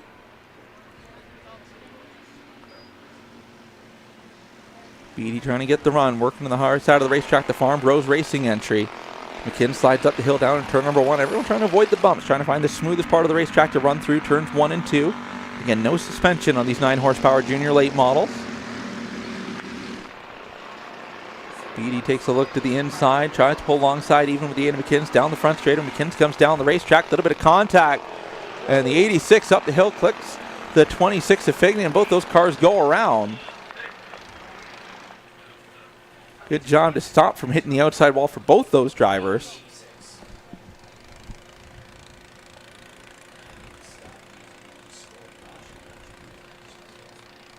As the 8 machine came down the racetrack trying to defend the spot and take the racetrack away from the 86. Contact was made and was able to go to the Toronto Motorama replay. You see the 8 comes down the racetrack. The 86 seemingly wasn't too happy, but I don't know if he broke something, but Kane Beatty, that car just constantly wanted to turn right. Well, I think once you start touching tires in these things, it really, the driver, if you keep your foot in the throttle, the wheel's going to do what it does as you keep making contact. Yeah, I mean, usually that's the hard part of it when they get over the bumps, especially like when they see them at sunset. Once the cars start bouncing and they're still under power, it's like a basketball will stop. It loses momentum. But look at the left rear wheel. That is an uncomfortable ride. That is not going to be good for Lucas Finnegan. He's likely going to have to take that car to the outfield pit area of the Crozier Farm Bros Racing number 26 machine. Former winner of this event, going to have some trouble. Going to need to push to the outfield work area, and that team going to have some work to do to get the car ready for the 20-lap feature later on.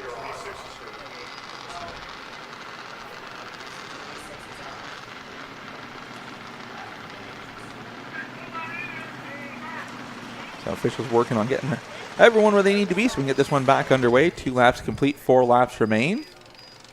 So with the 8 going to the back, the 86 and the 26 pulling off, that'll hand second spot over to right foot Ronnie Mason, the Mason College number 22 machine. Move Avery Kirkpatrick up, Lakeland Junkin. And the 86, the 2 involved cars going to the rear of the field. Well, if you were Chase Stevenson, you weren't happy about that caution because you got a big jump on the field to start this one, and, that good luck has been erased. That's all gone. Yeah.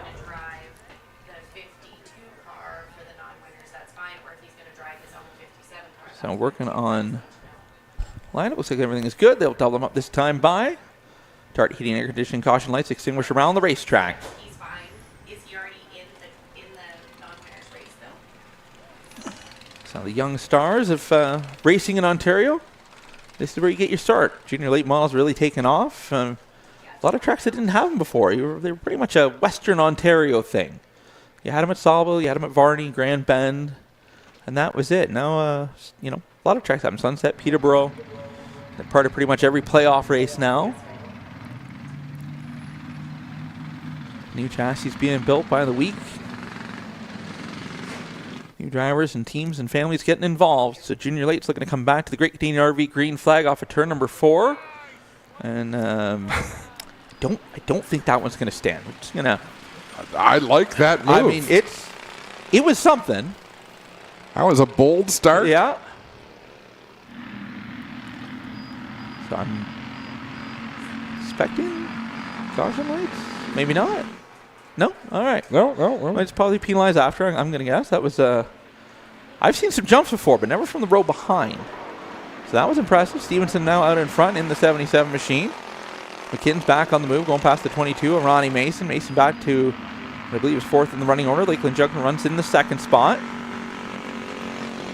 McKinn's to the inside. That'll open the door for Ronnie Mason to follow through. Lakeland Junction sliding back just a little bit. Beatty on the charge now, moving up to the fourth spot. That'll move Junkin back to the fifth position in the running order, but Stevenson again with a great start, able to check out on the field. White flag in the air, one more trip around for the Central Ontario Spray Foam number 77 machine. Grayson McKinn's in second. Ronnie Mason trying to close back in. Caden Beatty on the charge in the 86K machine. After starting tail of the field, has got the rear bumper the 22 of Ronnie Mason. The Duvenborn Holland Limited 22 machine trying to hold on to the third spot. Stevens is going to pick up the win off at turn number 4 for second. It'll be Graceland McKinn's. And then it will be Ronnie Mason for fourth. Caden Beatty and Ronnie Mason third. Caden Beatty fourth. And fifth at the line if we go to Leyland Junkin. Able to hold off Avery Kirkpatrick just by just a smidge at the line there.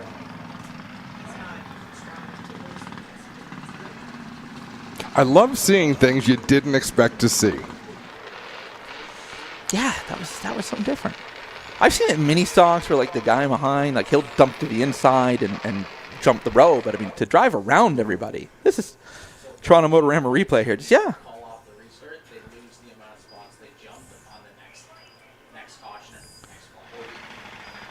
So getting explained from the officials, and a great explanation, said for the junior late models, they don't call off a restart. What they'll do is they'll assess the penalty at the next flag, whether it's a yellow flag or the checkered flag. And I get it. Keep them rolling. Yeah. Right down in victory in the SMS Motorsports Central Ontario Spray Foam 77 machine. Ladies and gentlemen, put your hands together. Your heat winner. That's Chase Stevenson.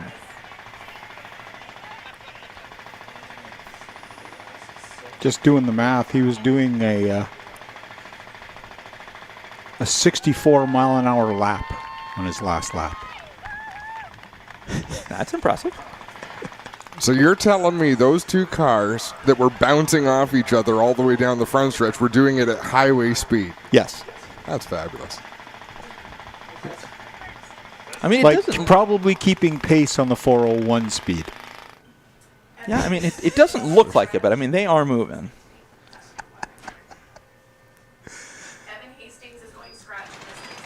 Well, if you're Beatty, you probably owe a gift basket or something to Finnegan. That likely saved him from heading to the outside wall. I believe this will be our final qualifying heat race for the junior late models. Set the field for their 20-lap feature event. Later on this evening, leading off the 20 machine pit to win the first round of qualifying out of Peterborough, the Gully Bridge Premium Portable Toilet Rentals, Dart Heating and Air Conditioning, Bounty Roofing, Driver Cal, Overkill Enterprises, Everingham Racing, and JP Motorsports. That is Lila Sigma. The 12 machine, and Bob Cajun, the Cozy Home Heating and AC, New Beginnings Building Services. That is Lucas Kuzno. 09 machine, that is Mia Ford. Out of Angus, the ladies of the Oval Stickers and Stuff podcast, Guy Roche's Car Care in Wybridge, Highway 400 Transmission and Harrison's aboard the 09 machine, 18 machine. And then it's Robbie Miltmore at Bob Cation, Glenstars Racing, Dunnett Roofing, Bob Cation Custom Creations, Lakeside Mobile Tower, Stems Gems, Bueling Mosaic and Tile, Perry Mechanical, and Kawartha Craftsman aboard the 18 ride. Then we have the 10G, that is Oliver Gibbons out of Guelph. The Norris Fastly, Willem Trailers Repairs entry. The 11 machine is the Captain Morgan Moore at Venezuela, the Jordan Chevrolet, Homeland Auto Service, Napoleon Home Comfort, R&R Auto Repair, Rest Pizza, Colin Giselle, Macro Tools, Music Pro, Pie Restaurants, CarQuest Severity, Advanced Property Solutions, Redline Science Apparel, Epic Racer, Uncle Al's, Jeff's Auto Body, Toronto Installations, Red Dead HG, Canadian Sanitation, and CNC Tree Services. And rounding out the field, the 05 machine, that is Evan Hastings. So I believe Hastings is supposed to start up, but I believe Hastings making... I don't know. Is Hastings a Peterborough regular? I haven't seen a lot of them here. But. So likely starting scratch at the tail of the field is getting the feel for Peterborough Speedway. Possibly the first time here for Hastings this weekend at the Autumn Colors Classic. As we are slicing and dicing early, Sigma way up the hill, taking Kuzno all the way up to the 5th lane of the racetrack, if there is one. As close to the wall as you can get. Mia Ford on the move in the 09 machine. Look at the inside of the 12. As we head into turn number 3, Ford up the hill just a little bit. Able to come away with the spot. The Highway 400 transmission machine on the move. up to the second spot.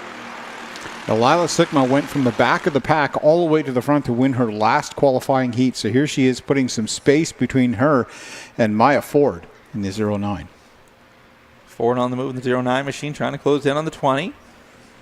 Second time here at Peterborough Speedway for the 09 machine. Second ever race was last year at the Autumn Colors Classic, so come a long way has the 09. Drivers looking for some room to work. Everyone diving to the bottom of the racetrack down the back straightaway with no pressure from behind. Everyone's trying to protect their line. Cross flags in the air for Sigma in the number 20 machine. 3 laps in, 3 to go. We work through our final qualifying heat race for the junior late models. Lila Sigma posting the fastest lap with a 19.4 even last time by. And she's now dealing with lap traffic getting by Evan Hastings. Hastings doing a great job moving to the bottom of the racetrack, letting the lead lap cars move past. That's how you learn. Everyone's got to start somewhere, and Hastings doing a great job in the 05 machine down around the bottom of the racetrack. Coming to Popsicle 6 at the line, this time by Sigma continues to build the lead over Ford in the second spot. Kuzno in the 12 machine trying to close in, not able to do so. Kuzno under pressure. Here comes the 10 of Oliver Gibbons. Gibbons makes a way big move to the outside. At turn number 1 gets over the bumps, and that's going to cost a bunch of ground to the 12 machine of Lucas Kuzno. Checkered flag this time by for Lila Sigma. Sigma 2 for 2 is setting herself up, trying for the hat trick later on. Come feature race action. Ford for second, Kuzno in third, Gibbons in fourth, and more will round out the top 5. And that will set the feature lineup for later on tonight for the 20-lap feature event for the junior late models. They run their full program here on day number 2 of the APC Auto Parts Center's Autumn Colors Classic.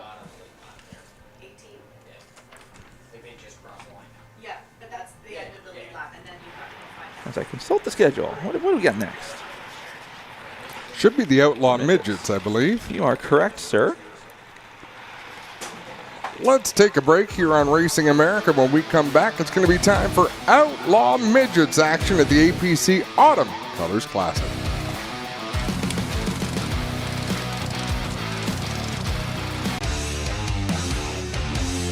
Hey, I'm Dylan Hart Jr. You're watching Racing America.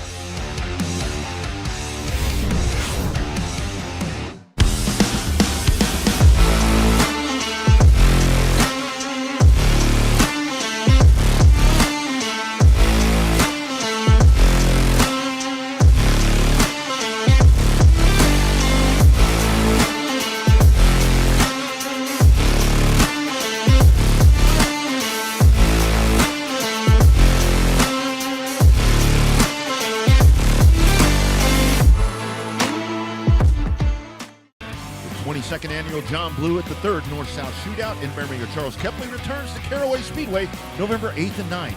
Tour Type Modifieds race for $10,000 to win, and the fastest cars on pavement, the MSS Super Modifieds, will make their debut at the shootout. See street stocks and more on Friday, with 602 Mods and Prolates joining on Saturday. It's the 22nd annual North-South Shootout at Caraway Speedway November 8th and 9th, and you can see it only on RacingAmerica.tv. Hey, it's Rafael Lessard, and you're watching Racing America.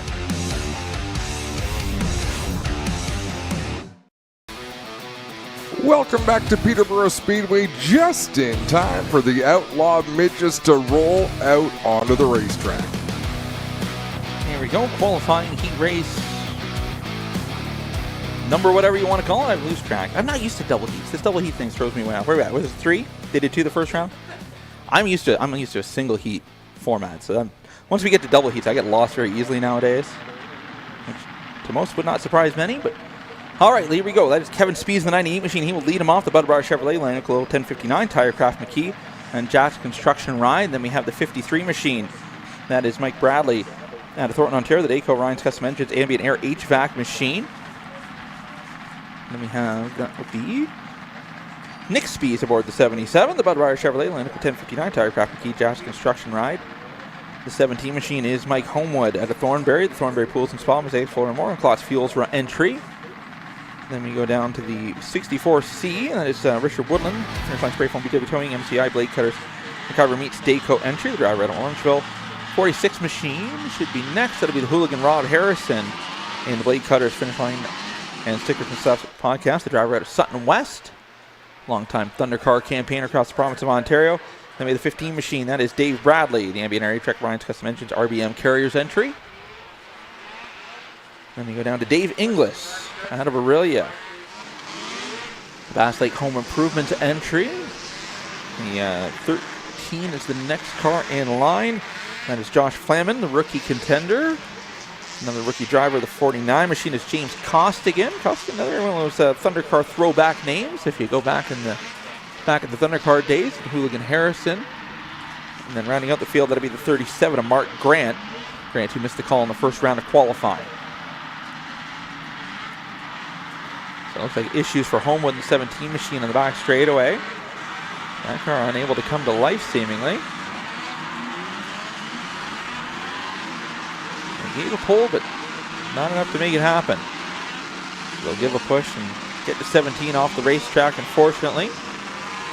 Takes the window net off the sign. That'll signify that not going to make the call for this qualifying heat race. Going to get pushed down to the infield.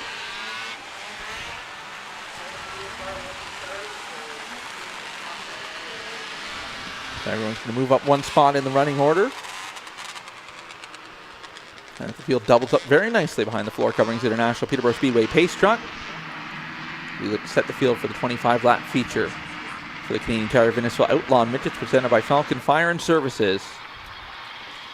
For their feature event later on.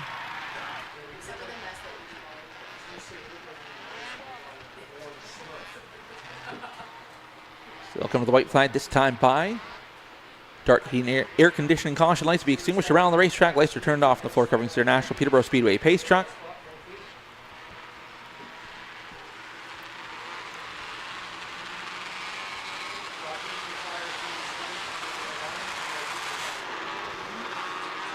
So field doubled up nicely. Looking for the Great Canadian RV green flag this time by. Turn them loose. 8 laps on the scoreboard. Will be the distance for qualifying heat race number 3 for the Outlaw Midgets, presented by Canadian Tire Venezuela and Falcon Fire and Services. Kevin Spees in the backup car on the inside. Bradley, a former series champion, on the outside, running a partial schedule this year with the Tour. See what they can do as they come to the Great Canadian RV green flag field, nice and slow. 2 by 2 by 2, 5 rows deep, looking for the green flag off of turn number 4. Heat number 3 underway with the Outlaw Midgets.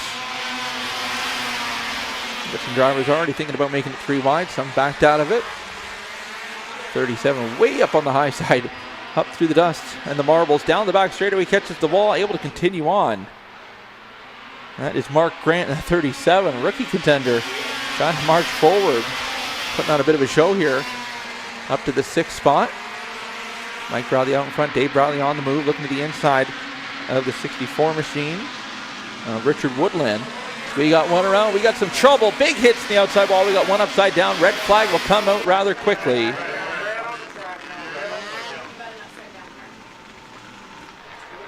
believe the 37. Mark Grant upside down. See him moving around there inside the race car. Yeah, he basically climbed the wall to try to avoid hitting some other cars there as the track closed up on him. I see thumbs up there being given for someone on the scene. We'll go to our Toronto Motorama replay. And just like that, the 14 of Inglis, that car snaps around. And yeah, Grant went up the racetrack to try to avoid as the track narrowed up. Got a bit of a shove in from behind too. Didn't help things.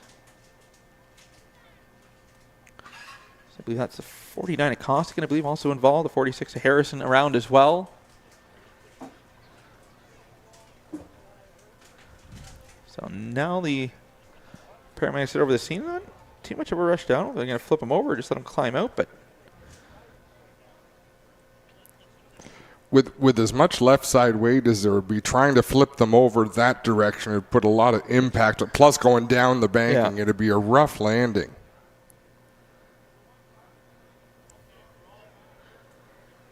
So paramedics on the scene, just checking in on Grant.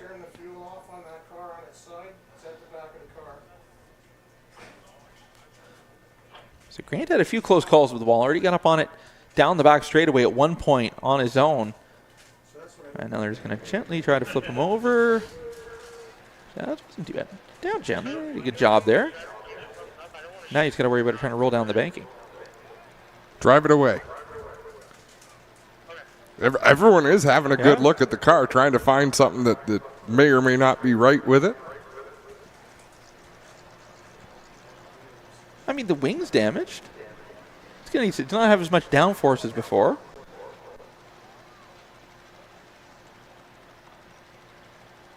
And there he is climbing out. That's a good sign to see for Grant the 37. Got the helmet, the Hans device off, passing it out to EMS officials. I see Jackson down there. I don't know if Clint went down there as well or not.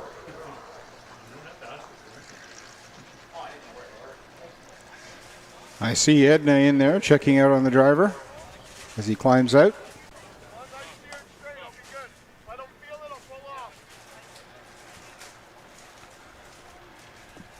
Of Inglis, that car doesn't look too worse for wear. Looks like he was trying to maybe talk him to continue on. You see the heavy damage on the 49 of Costigan's ride.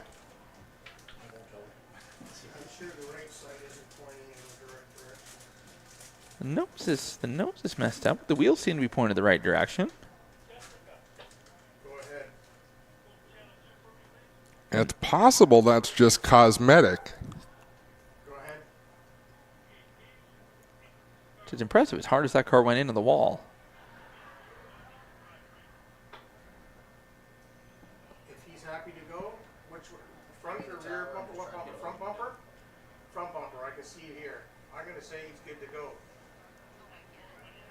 Safety crew was down there in a hurry. A great job by everybody involved.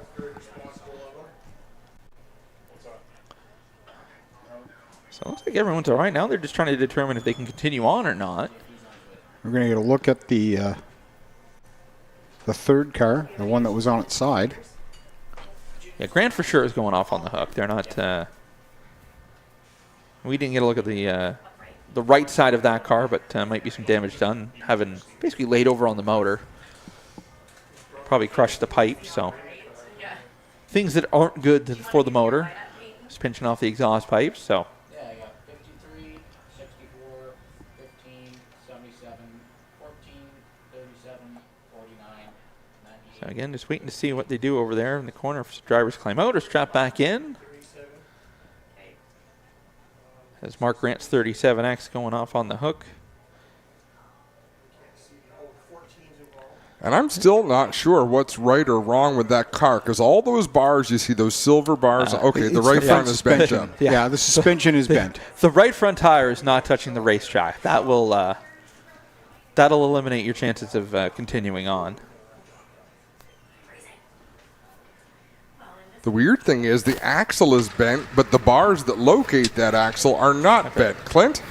Yeah, you're right, guys. Some suspension damage on the front end of this car, and you can see Haslo get it up here on the hook, but it's kind of misgiving because it doesn't really show it, but when you stand back, you can see the front is a bit wishbone. We get over here and check out these other two cars as well. Their closing rate into that wreck was fast. That's one thing our Dart Heating and Air Conditioning safety team is good at, is getting there in a hurry.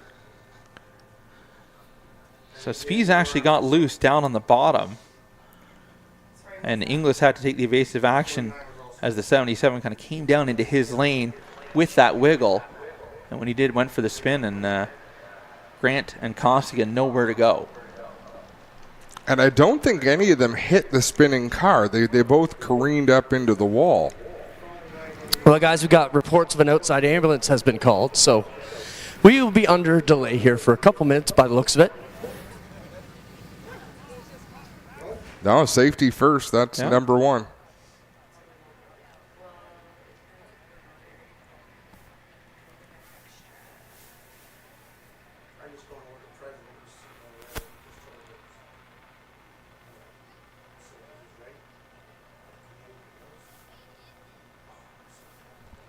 So Grant's 37 going off on the hook. You see the flattened wing on the top from the roll of that 37. Turn the cars off, guys. Peterborough Speedway is a deceptively fast racetrack. Carry a lot of speed at these places. And a deceptively steep bank until you're up there working on it.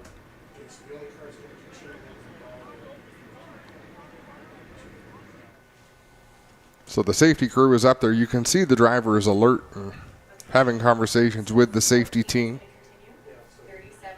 I mean, it's a good sign when they got the helmet off and everything, able to converse like that. So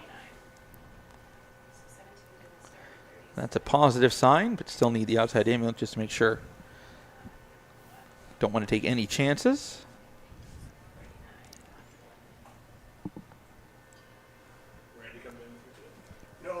Well, now's a good time. Get up, stretch your legs, go down, grab yourself a bite to eat, head on over to the concession stand. Make sure you get yourself those Peterborough Speedway Autumn Colors Classic hoodies.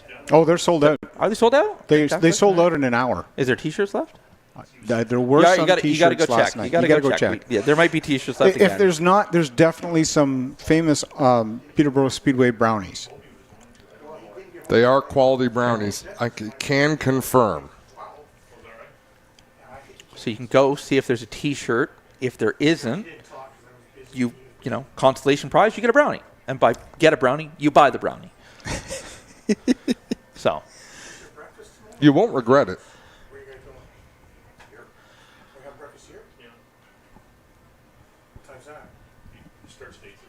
So much of the cleanup crew has vacated the area there in turn number 3. He's bougie. He's got a home. He's bougie. He's bougie. Just bougie. His beer's colder there. That's right. The mountains are getting blue as I speak. So let's take a break here from Peterborough Speedway, and when we come back, it'll be more action from the APC Autumn Colors Classic.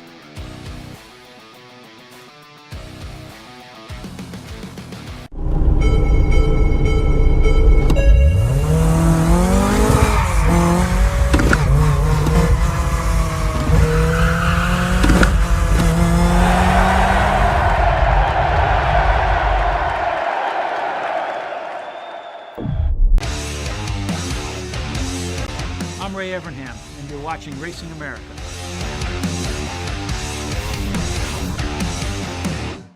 Are you looking to sell or fix your car? You can do it all with Kenny U-Pull. Whether it's running or not, we pay you top cash on the spot.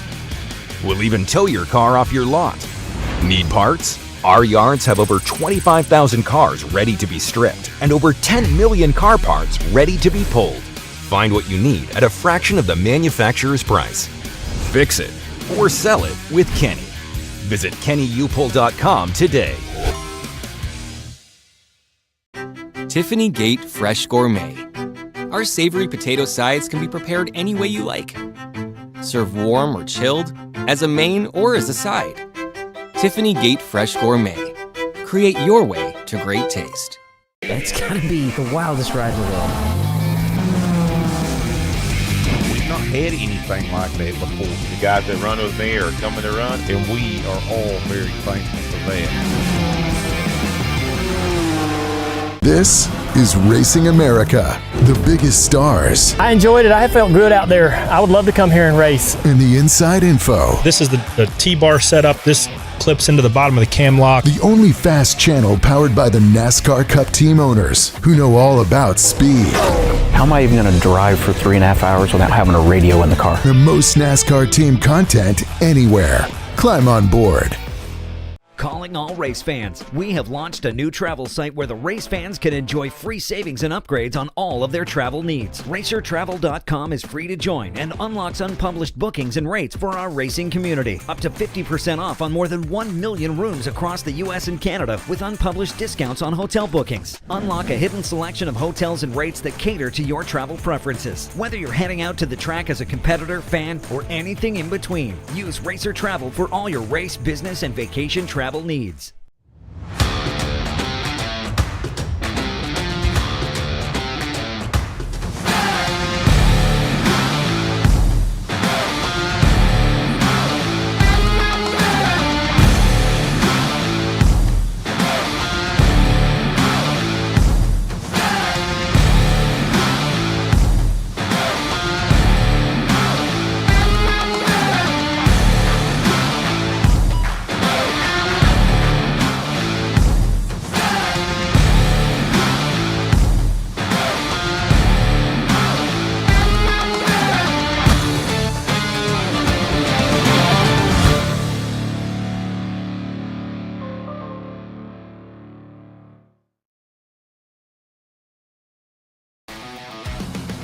Welcome back to Peterborough Speedway, where, as you can see, James Costigan is no longer in the 49 car. He climbed out under his own power.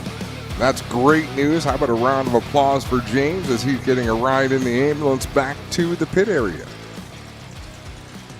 It's always good to see him able to finally get out under his own power and walk down the banking to the ambulance and get that slow ride where the Peterborough Speedway EMS will give him a check out, make sure he is okay before releasing him to his team. So it looks like just like a little bit of cleanup left to do over in 3 and 4, just evaluating things, making sure there's no fluid or anything left on the racetrack.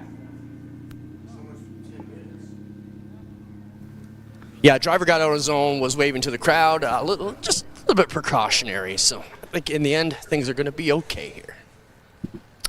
Just waiting to get the red flag lifted and get things rolling here. They won't be able to lift the red flag until the ambulance is returned. Got a little consultation going on over in turn 4 among the Peterborough Speedway staff, just making sure, I guess, everything is all good. And of course, we'll need the ambulance back before we can get back to green flag racing here. I noticed the ambulance did not return to its parking spot, so might just be taking some time away to evaluate Costigan, or maybe hand him off to that outside ambulance that was mentioned earlier. So we'll wait and see what the call is, but until just much like any racetrack, until the ambulance is back in position, we're not able to move forward with the racing program. Yeah, they'll meet the outside ambulance down at the gate at Mount Pleasant Road.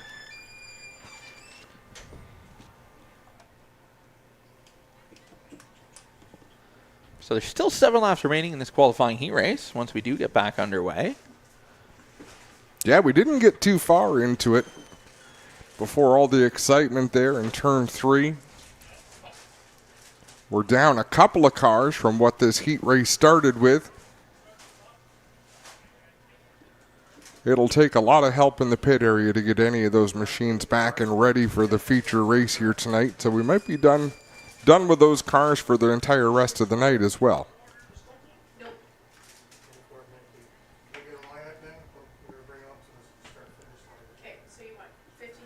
I see the 2 smart ones on the racetrack for the Bradley brothers. They pulled alongside each other down the back straightaway. I'm sure just entertaining each other under this red flag. No doubt. Looks like they're going to sort out the lineup and bring these cars back around to the start-finish line, but at least they're ready to go once we're able to.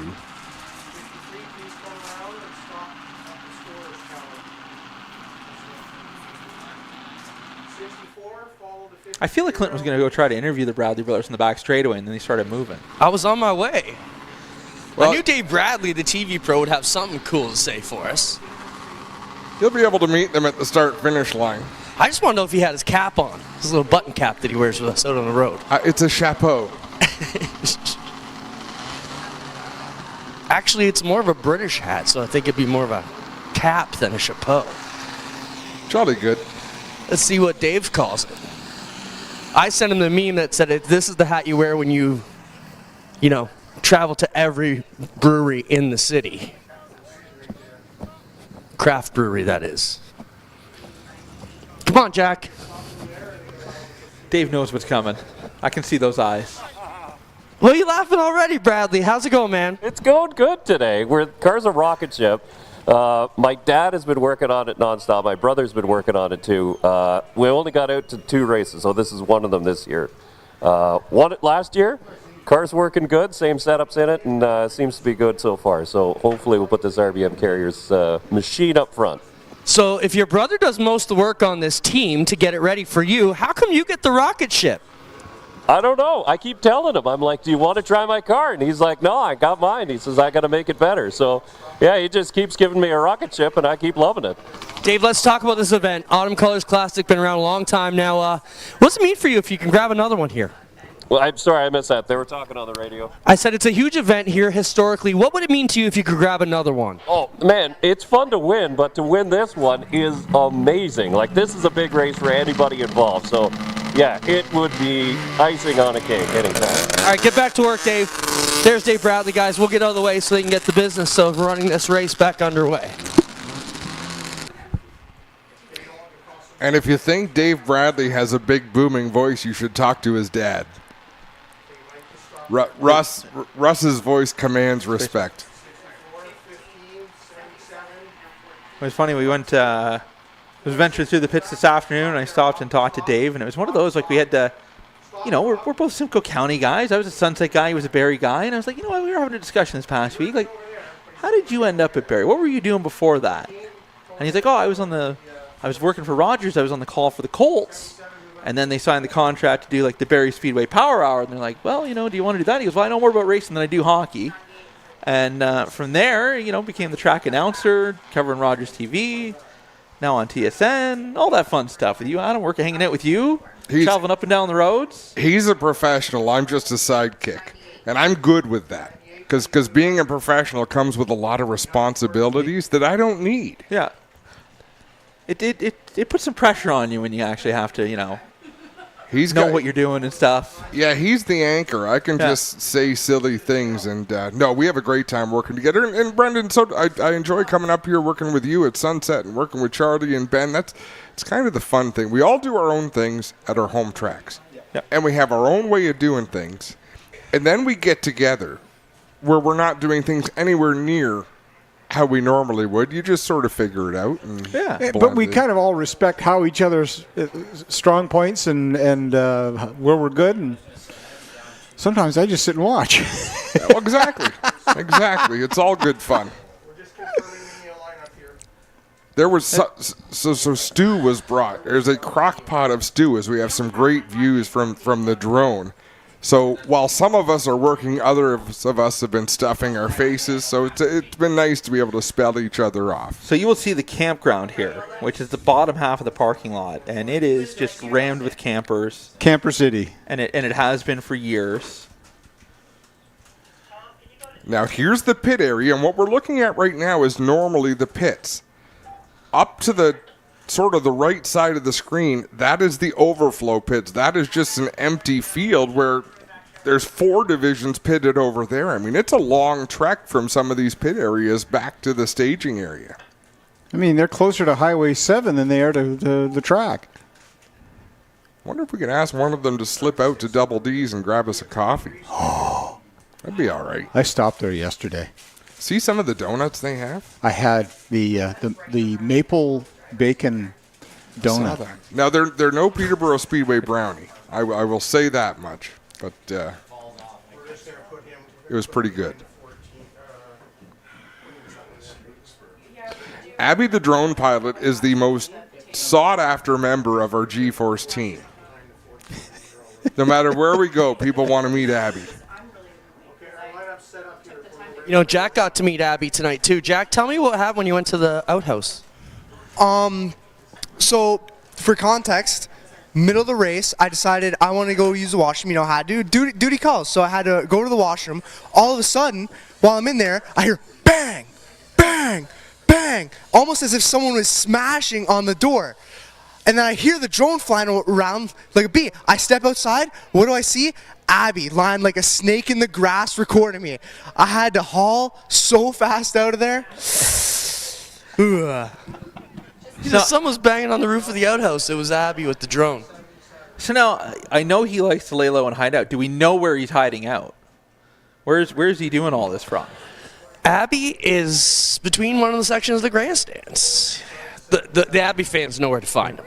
Let me tell you that. He's the guy wearing the headband with the, what do you call that? VR goggles, yeah. VR goggles, that's it. See, Brendan, it used to be they wanted to meet the announcers after the races, right? We were hyped with that. Till Abby come along. Now nobody cares about me and Adam at all. It's just, who's that drone guy? Abby. The only people that have ever wanted to meet me after a race wanted to tear a strip off of me. That's all good. They never tell you the good things, It just shows you that they listen sometimes. Yeah. But, I mean, the drone does cool things, and you get to show it off on G-Force. I mean, I get it, I'm not able to fly a drone through the wing of a Super Bird or smash the lights in the tech shed at Delaware Speedway or, any of those things. Like, I actually... Or deliver a hot dog. I got a cheap drone once, and I flew it with the kids, and eventually I flew it far enough away into a swamp that I couldn't get it. I couldn't bring it back. So that was our drone experience, and we haven't tried it since.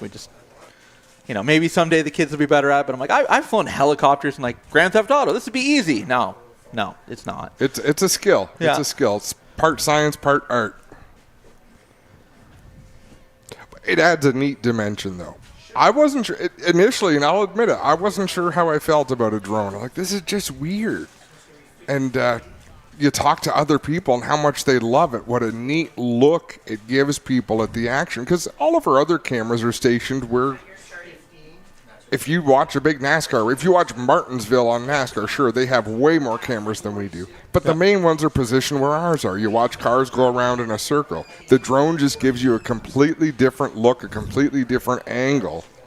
Gives you that almost that video game feel. Like if you're following a car, like you're playing NASCAR, World of Outlaws on your PlayStation or Xbox, and you got that behind car view. That's what it feels like when you're able to follow the field.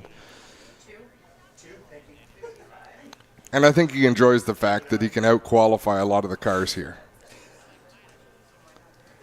Clinton's going back to work. I think he's going to the other Bradley brother. No, I got some giveaways, Adam. I got some G-Force stickers and some G-Force bandanas. If anybody wants to come down and meet me, we'll hook you up some swag here while we're under delay.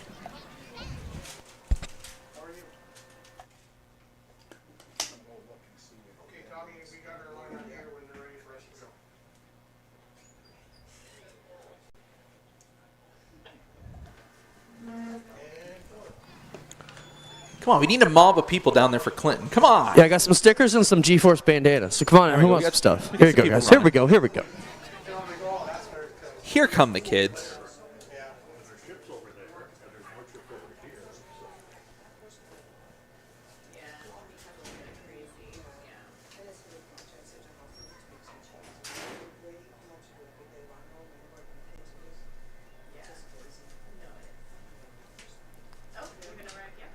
I hope you got a whole bunch of stickers, Clint, because the crowd keeps coming here. Hey, he's out, just like that. All right, we tried. I'll go get some more next break, and we'll give some more away. Let's see. Maybe we can sneak up there now.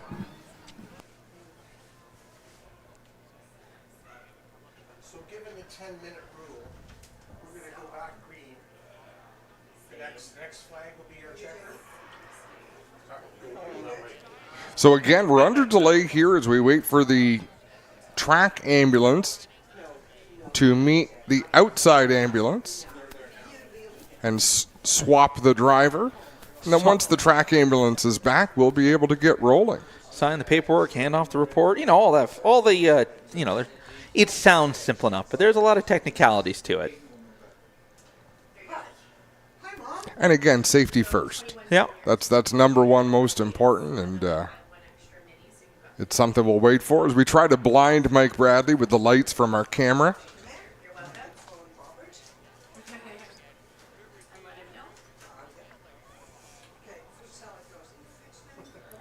This is when you know as a race car driver whether you did a good job installing the seat of your race car. If your legs have fallen asleep, you did not install your race car seat properly. If you've fallen asleep entirely, you did a good job. I'm hoping a few of them probably loosen off their belts. I mean, just sitting strapped in for that long, start to bother you a little bit. But it's good they've just been buckled in. Everyone's waiting it out. There's nothing more comfortable than a race car. Like those seats are contoured to you. You've got them tipped back just a little bit. It's like sitting in the recliner at home. So now the only, I would wonder about second place Richard Woodland, because that's not a car he's normally been in. So he might not be the most comfortable fella. If this is a ride you're just kind of hopping in, maybe not so much. But if you got your own seat, you got it mounted how you like, I was talking to Colton Everingham last night, who unofficially, what is he, 6'8"? About that, yeah. Big, a beast of a man. He's driving one of Wally Wilson's Oscar Modifieds. And he said he went up there and he was pretty happy with how the car felt, because he got in it. He said, okay, I can live with this. I can live with that. There's a support on those style Modifieds for the steering column. He says, my knee's going to rest against this, but I can live with it. He said, I didn't take into account that when I get here this weekend, I'm going to have a helmet on. He says, you put the helmet on and all of a sudden nothing feels right. You've got to duck down. And so he's struggling with driver comfort this weekend in the 69 Modified. But, I mean, if you if you have a car and the seat's big enough, Colton Everham will try to fit in it. He will try to drive your car if you let him, which is impressive at 6'8". He's fit in a lot of things that normally he shouldn't fit in. You would look at him and think, nah, it's not going to work, but he makes it work. Man, Clint went and reloaded. He's got more stickers. Quietly snuck back up there. It's been 25 years, and I finally watched Clinton make a friend.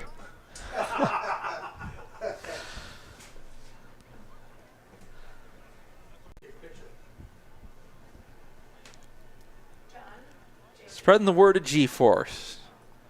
One sticker at a time. That's it. I was just asked if we're going to be shortening this race at all due to the big red. It's been a wild ride for us. We've been to a lot of racetracks this year, from Alberta to Newfoundland, and all points in between.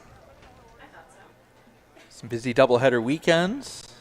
Yeah, there's been some short Friday nights into Saturday mornings to jump on airplanes, and we're the luckiest people in racing to be able to go out and do what we love to do and watch a lot of races. Just because I gave away stickers doesn't mean I got friends, buddy. I said it was the closest I've seen to you making friends. Maybe I didn't. Maybe I said you're making friends. I don't remember. That was a long time ago. Clinton, talk to Mike Bradley. Ask him why his brother gets such a fast race car. Okay, perfect. That's what I said, but I just wanted. Thank you. Well, Mike, we want to know. Adam wants to know why Dave gets the fast car. We call him the talent. It's not just what he can talk. He can drive the wheels off anything, too. So we give him all the good gear. Wow, you are a good brother, because you should be throwing him square under the bus, and you give it to him there. So Dave's got a lot of time. I know they're talking to you, so we'll wait till the officials stop talking to Mike here. But Mike, you've had some good runs over the years. How do you feel tonight?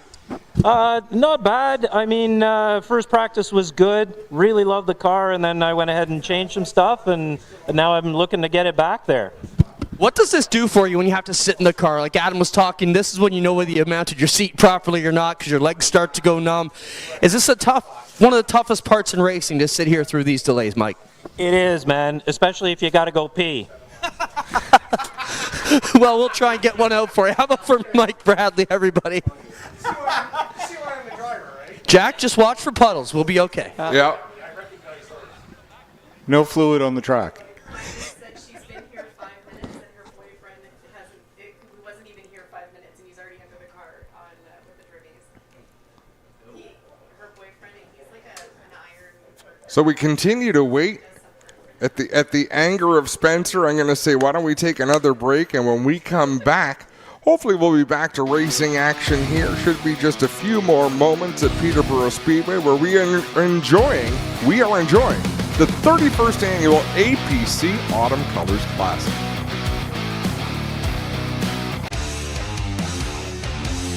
Hey, I'm Ricky Stenhouse Jr., your 2023 Daytona 500 champion, and you're watching Racing America. Tiffany Gate Fresh Gourmet. Our savory pasta sides can be prepared any way you like. Serve warm or chilled, as a main or as a side. Tiffany Gate Fresh Gourmet. Create your way to great taste. 5-Star Bodies, the most advanced bodies on the market. Aerodynamically engineered, manufactured from the highest grade and lightest weight materials. Tested tough for optimal performance. The highest quality and most durable products you'll find anywhere. Our products help racers around the world reach victory lane. Winning never looked so good. Faster, lighter, stronger, better. 5-Star. Hey, I'm Ward Burton. You're watching Racing America.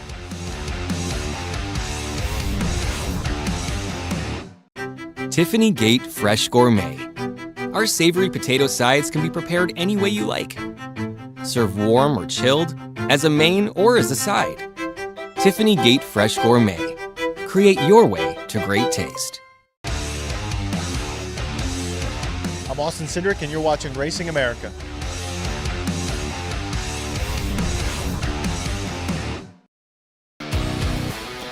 Welcome back to Peterborough Speedway, where the cars are once again rolling, and it is time to get back to green flag action.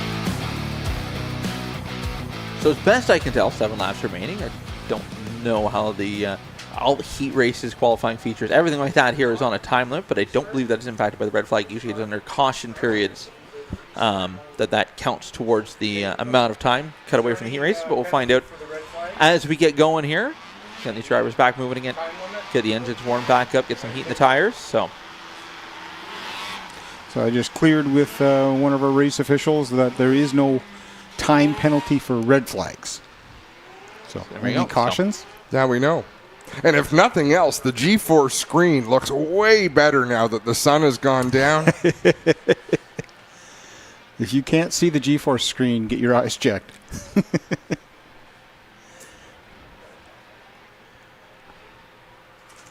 One to go signal being given to the field. Mike Bradley going to bring us back to green with the Stewart's equipment restart. Dart heating and air conditioning caution lights extinguished around the racetrack. Lights are turned off on the Floor Coverings International Peterborough Speedway pace track. 7 laps to settle qualifying heat race number 3 for the Canadian Tire Venezuela Outlaw Midgets, presented by Falcon Fire and Services.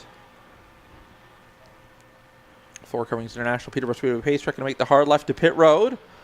And we'll get this one underway once again with the 2-speed Motorsports drone cam hovering above the cars as we come to life for another great Canadian RV green flag off of turn number 4 to get this one back underway. Green flag in the air. Mike Bradley takes the jump in the 53 machine. Dave Bradley going to follow through down to the inside. Woodland back to the 3rd spot under pressure. Trouble down the back straight away.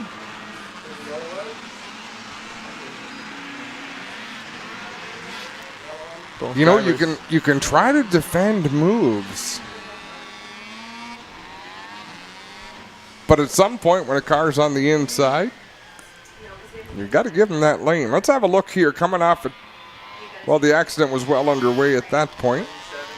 My mistake. He had lost it. Yeah, Woodland was on the loud pedal, and that car just kept drifting the back end, coming further and further out as Speeds had the nose in there. When I first saw it, it looked like he just kept pinching down, and the inevitable. But my mistake. It looks like he got loose off of turn 2 and was chasing it down the track as that happened.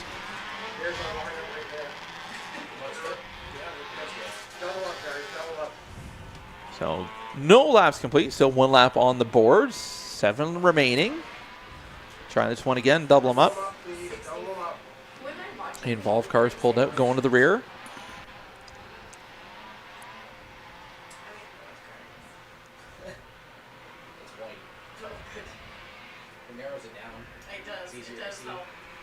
So, Dart heating, air conditioning, caution lights extinguished around the racetrack. And the Floor Coverings International Peterborough Speedway pace track will search for safety of pit road. This time down the back straightaway. As we look for another great Canadian RV green flag, qualifying heat race number 3 for the Outlaw Midgets, presented by National Canadian Tire and Falcon Fire and Services. The Bradley brothers going to lead the field to green off of turn number 4. Row number 2 will be Rob Harrison and Dave Inglis in the 14 machine. Inglis involved in the earlier caution, working his way back through the field, able to continue on. Off of turn number 4, great Canadian RV green flag back in the air. Mike Bradley gets the jump. Dave Bradley on the high side. The RVM Carriers 15 machine able to slide down in line. In front of the 46, late cutters ride of the hooligan Rob Harrison. Down the back straightaway we go. The ambient air HVAC number 53 machine and Mike Bradley out in front. Dave Bradley trying to run him down. Almost through an earth bar of the 53 machine. That time off of turn number 4, headed towards turn number 1. Dave Bradley gets over the bumps in turn number 1. That shoots the car up the hill. He's going to lose some ground to the 53 as they race down the back straightaway now.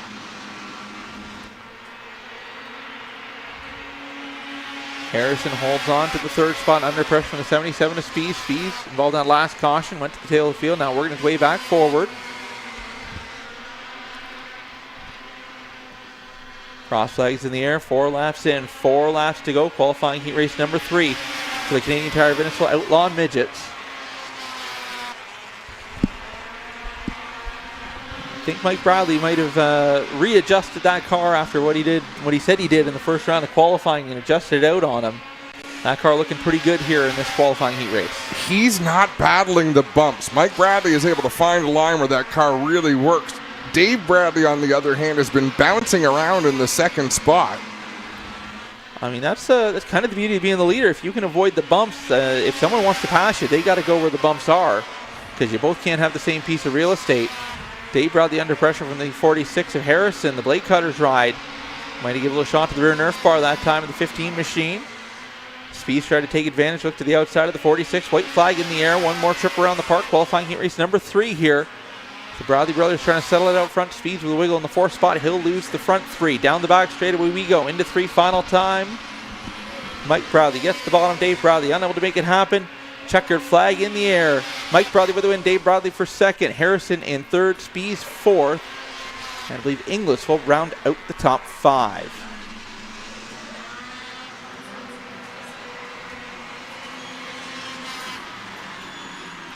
Well, it took a little while, but we got to the end of that one.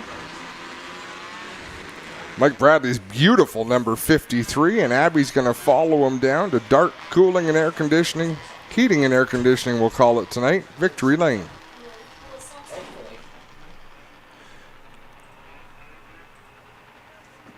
Well, as he said, he made the adjustments in the first qualifying heat race. Didn't like how the car reacted, and able to make some changes back and make that 53 car quick again. Picking up the win in heat number 3, ladies and gentlemen. Put your hands together. Your heat winner, Mike Bradley. I feel your pain, though. Oh, I just sat there. I was like, all right, what's next? Yeah. Heat 2. Oh, yeah. Yeah.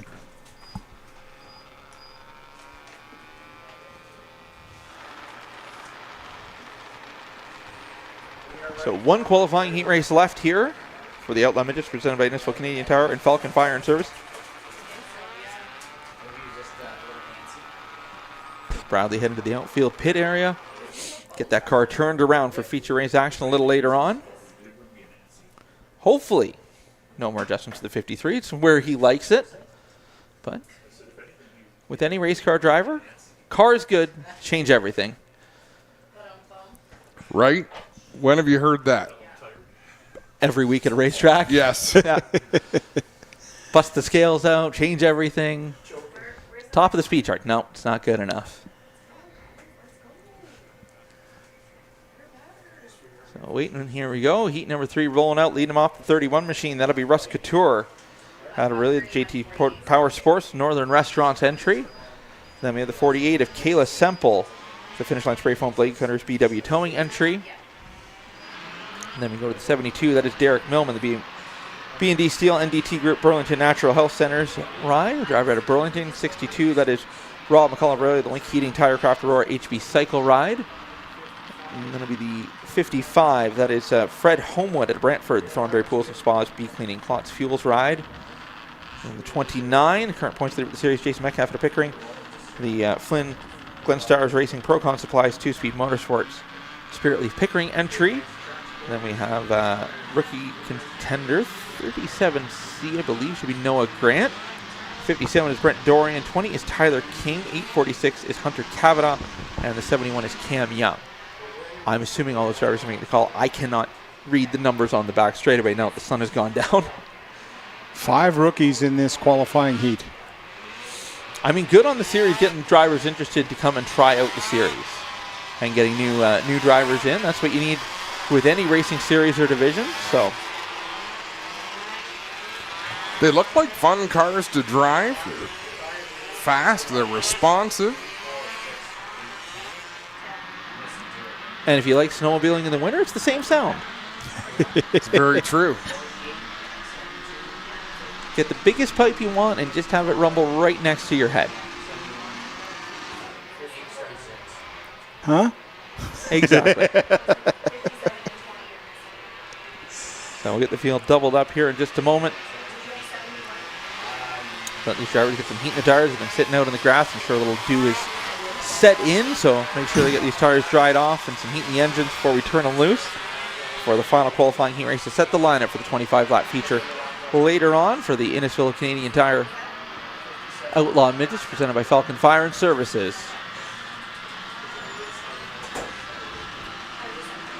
So to come to the white flag this time by. Dark heating and air conditioning caution lights be extinguished around the racetrack. And the floor covering International Peterborough Speedway pace track will seek the safety of pit road. And we'll turn things loose. 8 laps on the scoreboard to close out qualifying for the Outlaw Midgets.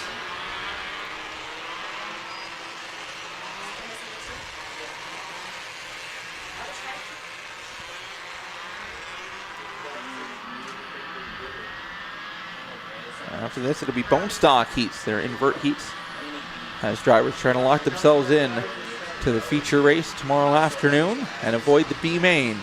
So we got 8 laps for the Outlaw Midgets set to do battle here, coming to the Great Canadian RV green flag off of turn number 4. Racing with heat number 4, final qualifying heat race for the Outlaw Midgets. Side by side down there, turn number 1. Semple on the high side of the 48, going to jump to the lead. Move Couture back to second. Couture under pressure. Here comes Millman in the 72 machine. Charging up the second spot. Couture up on the high side of the racetrack. The 29 of Metcalf on the move, looking to take over the third spot. He'll do so down in turn number 1. Move Couture back to the 4th spot. Semple out in front, under pressure in the 72 of Millman. Millman looked to the high side that time in 1 and 2. Top 3 now Nerf bar to Nerf bar to Nerf bar as they race off of turn number 4 and down the front straightaway. Semple trying to hold on to the bottom side of the racetrack. Millman looking for daylight down low, tries to get the run off of 2 and down the back straightaway. Into turn number 3, able to pull alongside the 48. Semple the back to the bottom of the racetrack. That's coming up the high side for Jason Metcalf. Here comes the Flynn, number 29 machine, working the high side of the racetrack side by side for second. Metcalf able to power down off of 2, slide down the racetrack in front of Semple, taking over the second spot. Semple now back to third. Falling to the clutches of Russ Couture as the 31 the JT Power Sports rides, try to work his way back forward through the field. After starting out front, cross legs in the air, 4 laps in, 4 to go. Millman being pressured from behind now by the 29 of Jason Metcalf. Millman's got a great line coming off the turns. It's going to be very difficult for Metcalf to get him. Metcalf looks faster, but Millman's really coming off the corners well. Yes, Millman able to get away. Metcalf changed the lineup that time. The line a little time that time through turns 1 and 2. Cost himself some ground. Going to get back to the bottom of 3 and 4. And now takes a big run, but works through lap traffic. The 57 of Brent Dorian. And down over the rumble strips. Metcalf got away with that one as Millman had to give some room. Working through more lap traffic. This time to the inside of Hunter Cavan on the 840. Oh, no, it's the 71 machine of Cam Young. But Metcalf able to pull away as the white flag was out last time by. Down the back straightaway into 3, final time to close out the final qualifying heat race for the Canadian Tire Innisfil Outlaw Midgets. Metcalf going to pick up the win. Millman going to come home in the second spot. Third, we'll go to Couture at the line. Semple for 4th, and McCall will round out the top 5.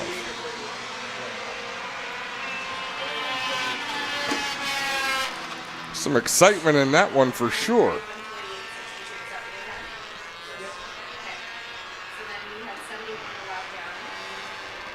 Great racing, drivers given a little bit of room, and everyone able to come through this one without any issues down in Victor Lane.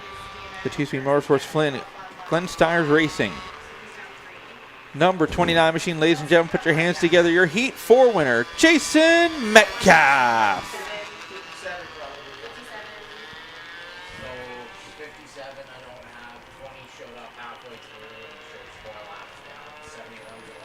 As now the Bone Stocks will take to the track for their qualifying heat races.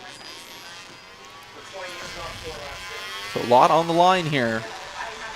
Punch your ticket to tomorrow afternoon or run the 20-lap B main later on this evening. That's extra lap time, extra seat time nobody wants. No, because it's it's going to get you in the show, but it's going to be a deep starting position tomorrow afternoon. So, it's risk versus reward. You don't want to run the risk of having anything silly happen in the B main, knocking you out. Which, you go back years when before they were super stocks, when they were still Thunder cars and needed B main. Luke Janak for several years would win the B main, he would take the payout and give it the starting spot. Is that right? Yeah. And then, sure enough, there's a big wreck, and cars are destroyed, and Luke's got a $200 check sitting there watching the race action. And to explain for people who don't understand, when you won that race, you qualified for the feature, or you could take a pay. Yep. Whether it was $200, whatever it was, you can take the pay, load up, and go home, or you can start at the back of the feature and try to race for more. All right, here we go. Lineup for heat number 5? We did 4 rounds. Whatever. Bone stock heat 1 today. That's what we'll go with. I think it's heat number 4. Heat number 4 is where we're at. 23, that's Tegan Stanley at Peterborough, North Cumberland Moving Company. R&J Tire Roofing MD, Dunford's Detailing, Strongco 77, Jiffy Lube, and KD Contracting. Then it'll be the 24 machine of Rodney Rutherford, the Driving with Haley Blue Street Contracting entry. 80 machine is Pat Farrow, the 2024 Bone Stock Track Champion up at Sauble Speedway at a Shallow Lake, the OK Tire owned sound player, spray foam and installation, and the Sticker Scuffs podcast aboard that Dodge Neon. 22F, that is Jordan Williams, the Niagara Raw Dog Foods, Doc Jones Auto, Nissan Sentra. Then we have the 99 machine then of Durham. That is Austin Hunt, the Strike Energy Systems, Two Sweet Motorsports, Nunes Auto Recycling, Midwest Crane and Rigging entry. 17, Flamborough Speedway out of Caledonia. The Zatanna Post Hole Digging Megalith Trucks entry. Sterling Honda sponsored Chevrolet Cobalt of Spencer Riddell. And then we have the 06 of Christian Lavelle at Trout Creek, the Dance Appliance Repair Kingsway Auto Service entry. Craig Cole about the 92W, the Doc Jones Auto Flat Broke Racing Ride. The 10 is Courtney Scott, the Flamborough Speed Regular out of Dundas, the NA Discount Auto Parts Blue Street Contracting Ride. 89X is Sean Solomon, picked up to win the first round of qualifying at Oshawa, the Comic Alley Toys Babins Automotive entry. And rounding out the field to be Alex Stewart, the Arctic Clear Water Driving with Haley, our Kitchen New York, Hamilton Rams, Howard Starter Truck and Auto, KPH Photography, and Low Ball Racing entry. So that is your lineup. Qualifying heat race number 4 as we have inverted the field from last night. And the drivers trying to accumulate enough points to punch their ticket to the A main. It's fun to watch Alex Stewart compete with Solomon last night. They're going to come from the final row here in this one. There is some stout competition coming from the back of this heat. Keep your eyes on the flat broke racing entries, the 22 and the 92. Those Nissans are quick here at Peterborough Speedway. I was down in the pits this afternoon. The 80 machine of Pat Farrow, he was making some wholesale changes. This is a car he doesn't normally run too often. Not the championship car he ran up at Sauble, but when he acquired in the season, had to put a head gasket in it, and he had some friends running it up at Sauble for him, and he's like, I don't know that they really got a feel for it, because this car is a handful. So he was making some wholesale changes. He changed a rear strut on the right rear of that 80 machine, trying to find a little more bite in that Dodge Neon. We'll see if the changes have worked for him here as he tries to avoid the B main. Floor Coverings International, Peterborough Speedway Pace Truck hits pit road. Looking for the Great Canadian RV green flag with the Bone Stocks. Heat race number 4 off of turn number 4, racing with the Bone Stocks. Tegan Stanley in 23. A little slow coming up to speed. That's going to that outside lane to get the jump. Rodney Rutherford, the Blue Street Contracting 24 machine, jumps the lead. Jordan Williams in the 22. On his rear bumpers, we head down the back straightaway, and caution flag is out. Looks like we'll call that one back. So they're saying the outside road jumped on that one. So we'll call this one back, get them lined back up, see if someone gets penalized or not. So what will happen is they will switch places between second and fourth. So you will go, the person that jumped the start will go back a row. So that'll move Rutherford back to the second row, put Williams on the front row.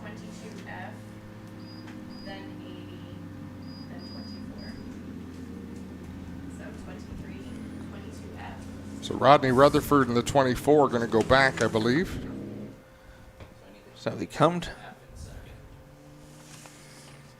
And he took off as soon as he got to the start line. The trouble is, it's the pole sitter that decides anywhere from that start line to the end of that box. There's 2 white lines in turn number 4. It was hard to tell from that angle too, though, if they had the green flag out, if he was waving it, and maybe Rutherford seen that and decided it was time to go. But the 23 is Stanley, still the control car.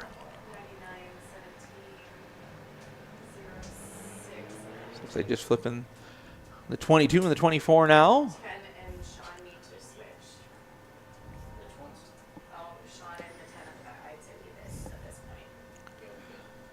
They'll come to 1 to go this time by. Dart heating, air conditioning, caution lights extinguished around the racetrack. So we get set to fire off once again. Take number 2 on heat number 4 for the Bone Stocks. So Stanley, the control car, the 23, the Peterborough Speedway regular.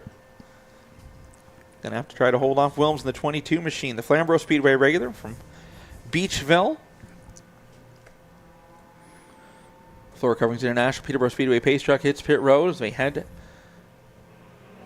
to the start zone. Great Canadian RV green flag in the air. Stanley a little better jump this time, but the outside still a little bit quicker coming up through the gearbox and getting moving. Down the back straightaway we go. The 22F Wilms going to get to the lead down the back straightaway. Stanley back to second. Rutherford settles into third. The 17 of Spencer Riddell runs fourth. Farrell falls back a little bit in the fifth spot, trying to hold off the 92 of Craig Cole. Cole working the high side of the racetrack in that Nissan Sentra. Rutherford under pressure for the 17 of Riddell. Here comes the move for the third spot. Shovel for Cole way up the racetrack, that time getting turn number 3. That's going to go for Sean Solomon, the Comic Alley Toys 89 machine to work past. Solomon almost up into the top 5 after starting deep in this one. Alex Stewart trying to work his way through traffic back there. Stewart able to get clear of Alex Hunt, but working the very high side of the racetrack in that 16 machine. Now going the outside to Craig Cole. Cole having some struggles down the bottom side of the racetrack. Spencer Riddell knocking on the back door. The 23 is Stanley off of turn number 2. Stanley moves up the racetrack. That opens the bottom side of the racetrack for the Megalift Truck 17 machine. Moving through to second. Cross flags in the air. 4 laps in, 4 to go for the 22 at Jordan Wilms. The tip-top exterior is Niagara Raw Dog Food, Jakeman's Maple Syrup. 22 machine looking to cruise to the win here as laps are winding down here. Qualifying heat race number 4. Wilms trying to punch his ticket to the A main and avoid the B main. Farrell, one of those drivers, had issues last night. DNF trying to move as many spots as he can to avoid the B main. Popsicle sticks in the air this time by. 2 laps to go for Jordan Wilms at the front of the field. We're down with a bit of breathing room over Stanley for the second spot. Rutherford now has a rear view mirror full of Sean Solomon, the Comic Alley Toys 89 machine. Down the back straightaway we go. They'll come to the white flag off of 4. Solomon trying to find a way past Rutherford. Rutherford taking that inside lane away. Solomon not able to get enough of a run that time down the front straightaway. Off of 2, down the back straightaway we go. Rutherford up the hill. Solomon going to try to stick the nose in down in turn number 3. Not able to make it happen. Wilms going to pick up the win. Riddell for second. Stanley in third. Rutherford going to hold on to the 4th spot. And Solomon will round out the top 5. So Solomon with a win and a 5th place finish in his 2 heat races. I believe that'll pretty much set the bar, because if I remember right last night, I don't think Wilms finished in the top 5. I was talking to several drivers today. I believe the kind of the feeling was a pair of top 5s will get you locked in. So that's what you're hoping for out of your qualifying heat races. I know Spencer Riddell was deep in the finishing order yesterday. He finished second here this time. Rodney Rutherford was very deep in the finishing order yesterday. So it'll be fun once they tabulate all the results from these double heats. Down to victory lane, ladies and gentlemen, put your hands together. Heat 4 winner makes some noise for Jordan Wilms.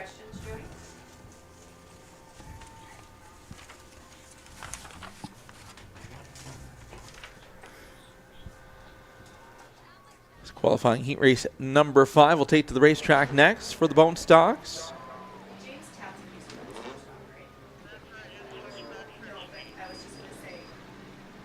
As we look towards turn number 1, waiting for him to roll onto the racetrack. Wilms going to head to the scale area and head over to Tech.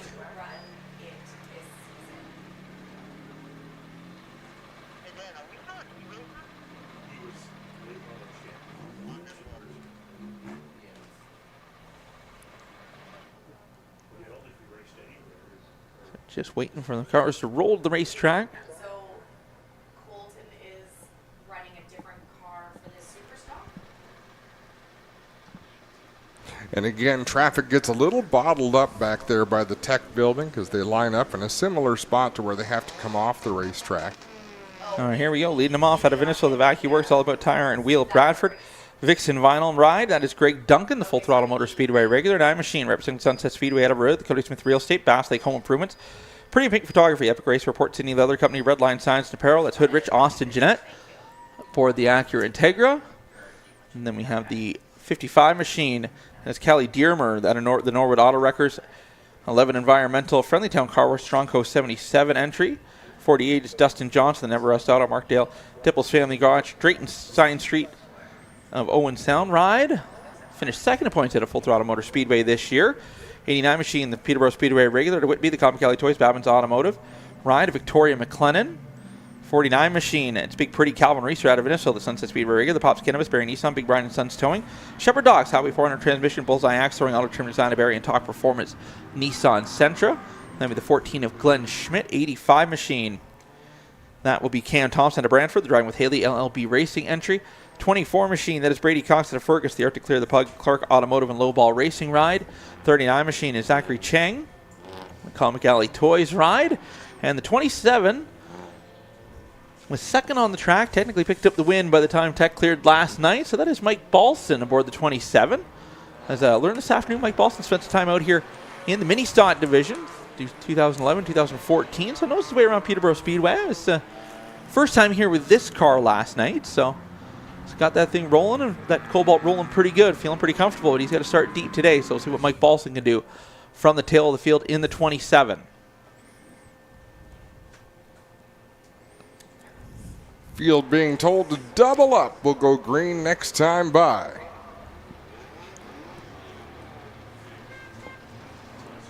So Greg Duncan in the control car as we come to the restart. Started deep last night. Now with the benefit of the invert, we'll start up front. We'll see what the 90 car can do. Austin Jeanette had some issues in practice yesterday with the exhaust on that 9 Machine. See if they've got it patched together to try to march forward and pick up a heat win here. Floor Coverings International, Peterborough Speedway Pace Truck hits pit road. Field slow and steady, coming towards the start zone, looking for the Great Canadian RV green flag off of turn number 4. And green flag in the air. Duncan able to get the launch on the bottom side of the racetrack. Callie Dearmer on the 55, a little slow coming up to speed. That's going over the bottom side of the racetrack. Here comes Austin Gently, give a shot out of a cannon off a 2 down the back straightaway to the inside of the vacuum works. Number 90 Machine of Duncan. Duncan able to slide down in front of a fellow Full Throttle Motor Speedway regular, Dustin Johnson, the 48 Machine. Johnson under pressure from the 49 Machine of Calvin Reeser. Big Pretty trying to work his way forward. The Talk Performance Pops Cannabis ride. Dustin Johnson looking to the high side. 3 wide down into turn number 3. Calvin Reeser drove that car deep to the bottom of turn number 3. Able to get past the 90 and the 48 to take over the second spot. Now going to go work, try to run down the 9 Machine of Austin Jeanette, but he's got pressure from behind. Johnson knocking on the back door. Here comes Cam Thompson, the 85 Machine, the Driving with Haley ride. To the inside of Duncan. Duncan from the front row back to the fifth spot now in the running order, and there's some trouble as the 48 goes for the spin. Might have a little help from behind. We'll have to see if there's a replay on that one, but no caution yet. And it will come out now as Johnson unable to get moving once again before the field came around. Johnson really slowed in the corner, so I'm not sure if he had a problem or if Cam Thompson was his problem. Yeah, you see what I mean? Yeah. It almost looks like the car was... Yeah, he was trying to get to the bottom of the racetrack, so that car might have just shut off, and we'll need the assistance of the push truck to get moving. There was definitely some contact, but he may have already slowed before that contact happened. Able to move the wheels, but now the car fires up and gets moving.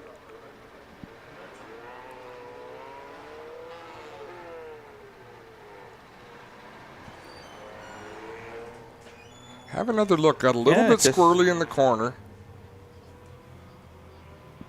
Yeah, don't know if it popped out of gear or what happened there. You would think it would be a quick move to get going again if the car just jumped out of gear.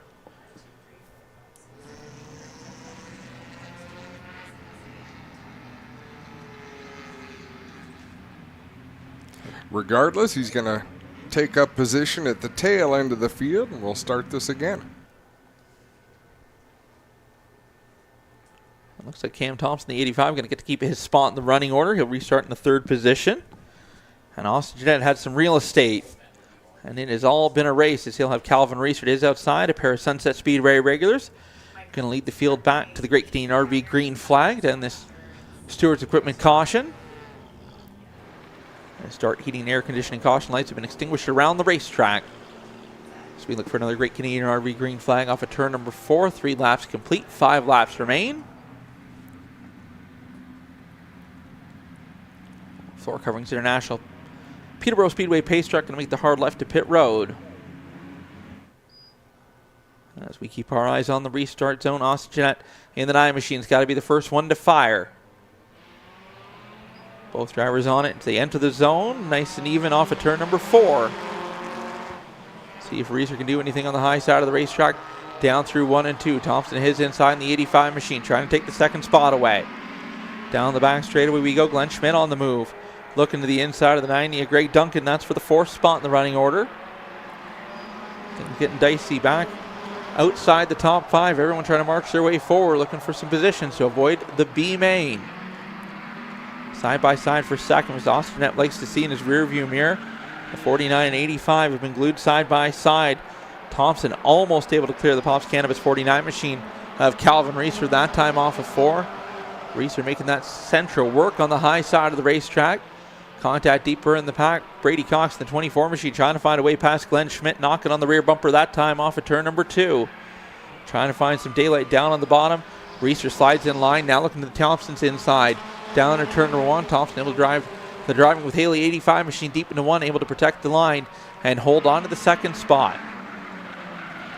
There'll be white flag in the air. This time by 1 lap to go for Austin Jeanette aboard his Acura Integra. Looking to pick up the heat win here at the APC Auto Parts Center's Autumn Colors Classic. Reeser still knocking on the back door of the 85 machine for the second spot. Not able to make anything happen down into turn number 3. Final time off of 4. Checkered flag in the air. Jeanette going to pick up the win. Thompson for second. Reeser in third. Battle is on for 4th. Brady Cox just able to nip to the 14 machine, and Glenn Schmidt at the line up on the high side. What a great drive for Brady Cox. He did that the hard way, passing Schmidt on the outside. Good, hard, clean race there for the 4th position. It wasn't for trying. He was trying to get to the bottom side. Glenn Schmidt was not coming off the bottom. Did what he had to do aboard his Mazda and made Cox work for it up on the high side.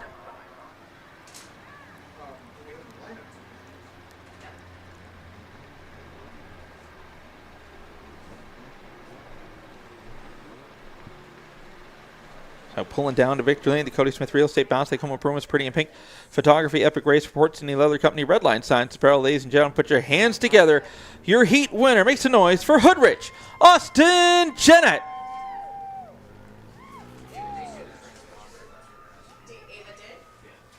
And an excited SKLD Motorsports team down to greet Jeanette in victory lane. It's got Hoodrich right there on the quarter panel. Got the nickname and everything on the car. Call him Hoodrich. 2 race cars, no house. So that's... there you go. He's got this, and he's got a mini stock with a blown-up motor that he's not sure what to do with. Mustang. And I can tell you Mustang motors ain't cheap. So he went back to the bone stock. So that's impressive. Most people that put the nickname above the door. Quarter panel. Just went for it. I like it. Full send. So are we to understand...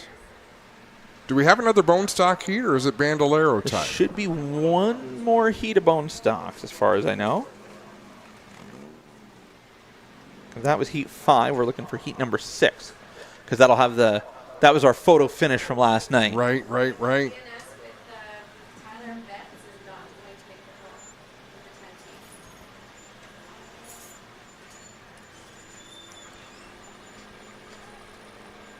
So again, just waiting for the log jam of traffic to clear.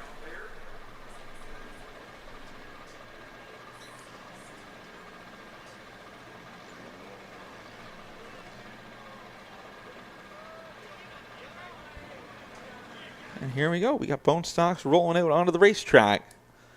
Lead them off, 15 machine, representing Peterborough Speedway. The Ducks Automotive Sanji Consulting ride. That is Scott Jacobs. And this Flamborough regular Leo Labarbera. B&B Motorsports AIS entry. And then the 72 will be Alex Miliuish. out of Peterborough, representing the Ducks Automotive, 15-pack racing entry. 56 is Dallas Keller out of Peterborough. 02 is Cal Johnson, another Peterborough Speedway regular, the Napa Auto Parts Nightingale Maintenance Ride. Zero Machine, that is Phil Givens, multi-time winner of the Autumn Colors Classic, the one to work at Race Racing. Caldecott Millwright Services, Welding Perforated, PC 275, Jennifer Hatch Realty, and Pro Wraps aboard the Zero Machine, one half of our photo finish from last night. 21 Machine able to make the call tonight, had issues last night. The team worked getting that car fixed up. That's Brandon Burnett out of Hillsdale, the Wolftech GFB Customs Jen's Custom Design entry. And then we have the 28 Machine of Joe Lawrence, the BT Racing entry. It was a late addition to the card yesterday afternoon. And the 4 Machine and a Teeswater, that is Nick Clark, the Clark's Automotive, number 4 Machine, rounding out the field. Sixth and final qualifying heat for the Bone Stocks. The only other way to get in is the B main. So some of these drivers are going to punch their ticket. Gibbons going to have to come from deep. Joe Lawrence from deep. Nick Clark. Those were your top 3 last night in this heat race. Brandon Burnett, basically, this is a test session for him. He's going to the B main after not making the call last night in the first round of qualifying. That's just what I was telling Joey. I'm going to make a change. I had the 99 and the 30 mixed up, but it's my error. Field takes formation on the back straightaway. They should get the 1 to go signal from the flag stand. Junior. Got it. And that's indeed what they see. Start heating, air conditioning, caution lights extinguish around the racetrack. Floor Coverings International Peterborough Speedway pace truck going to seek the safety of pit road this time by 8 laps. Going to go by quick here for the Bone Stocks. Some fast cars starting deep in this one. Phil Givens starting the most forward of some of them here. He's got Joe Lawrence right on his rear bumper. Those 2 drivers put on the photo finish last night in qualifying heat race number 3. Now with the invert in number 6, we'll see what they can do. Coming to the Great Canadian RV green flag off of turn number 4. Jacobs in the 15 Machine. Leo Lababera on the outside. Green flag in the air. Now Alex Miliuish in the 72, moves up to the 3rd spot. 56, Hamilton struggles up on the outside. Givens looking to make it 3 wide off of 2, down the back straightaway. Brandon Burnett looking for room to work down on the bottom. Givens very quickly threading the needle. Joe Lawrence gets caught out, going to get shuffled all the way to the back. I think Joe made a decision there. He didn't like where he was running, so he tried a crossover move. Probably didn't get as much as he would have liked to there in that 28 Machine as Leo Labarbera looks to the inside for the lead. Comes the 42 Machine looking to take over the top spot from the Peterborough regular. Jacobs in the 15 Machine. Jacobs still hanging to the outside rear quarter panel in the 42 Machine. Down the front straight of the race. And here comes Phil Givens with the crossover move. Slides to the bottom, the inside of the 15 Machine. Now going to go work try to find a way past Leo Labarbera in the 42 Machine. Down the back straightaway. Givens very quickly going to the high rent district to the outside. Down in turn number 3, side by side for the top spot off of turn number 4. Givens will lead him back to the stripe that time by in the number 0 Machine. Off of 2 now. Givens going to set sail, able to get clear. The first one to get to the front. Lababera holding on to second. Alex Miliuish in the 72 Machine having a good run. Alexis Miliuish in the 72 having a good run in the 3rd spot. Brandon Burnett working the high side of the racetrack. He's going to move to 4th. Again, a test session. Missed the call last night due to mechanical issues. Going to have some work to do coming through the B main, but the Wolftech 21 Machine looking pretty sporty up to the 4th spot. Joe Lawrence now to 5th. Able to get past Jacob. That's going to bring Nick Clark with him. The 4 Machine trying to march his way forward. Talked to Nick this afternoon. That is basically an enduro car they're running as a Bone Stock. So he's Nick Clark is impressed with how quick that car is for being enduro. Not really set up for Bone Stock rules. Phil Givens got a way kind of loose between 3 and 4 that last time by. Sure, Givens playing a little bit of experiment. I know he tried to free the car up, felt he was a little tight on a corner exit last night, and that's where Lawrence was able to catch him. But right now that 0 car with a healthy lead out in front. Alexis Miliuish now under pressure from Joe Lawrence. Lawrence working the high side of the racetrack. Going to take the 3rd spot away as well. Going to look to the outside of Leo Lababera down into turn number 1. And he'll drive that car deep into turn number 1 outside and clear of the 42 Machine up to the 2nd spot. But off of 4, checkered flag in the air. All she wrote on heat race number 6. Phil Givens going to pick up the win. Joe Lawrence for 2nd. Leo Lababera in 3rd. Alexis Miliuish in 4th. And Nick Clark will round out the top 5. Just like that, Bone Stock qualifying heat race is coming to an end. From here, we'll see who is locked in and who is going to the B main later on this evening.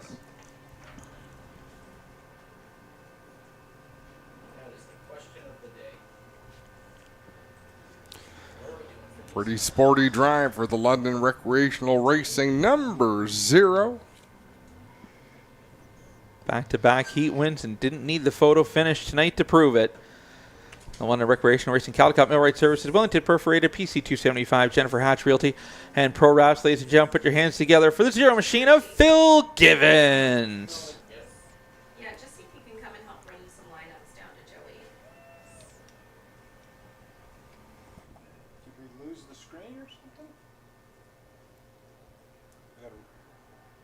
That's the card screen.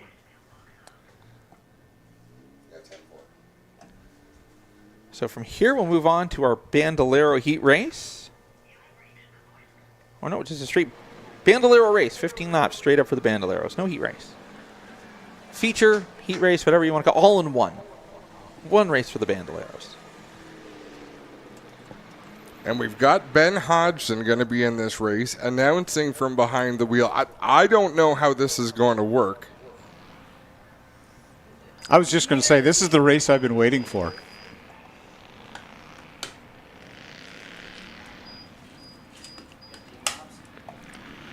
"15 laps, the distance, starting off."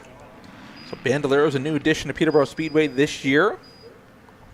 Leading him off the 24 machine. As far as I know, that would be Lila Sigma aboard that ride, the JDC Motorsports entry.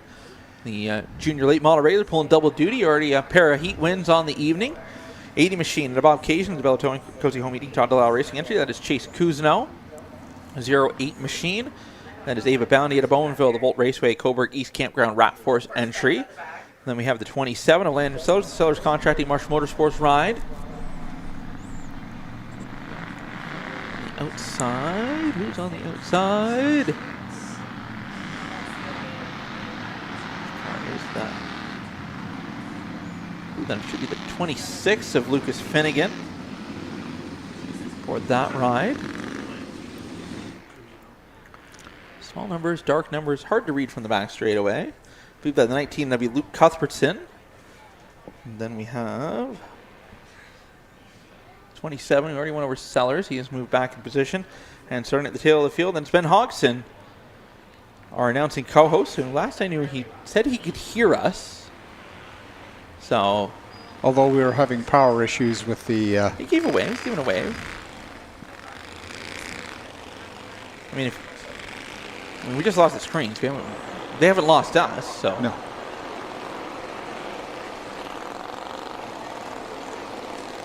No, we'll have our screen back shortly. There we go, just like that. See? Willed that into existence, Adam. I manifested it. Yeah. All right, well, we'll give this a shot. Ben, can you hear us?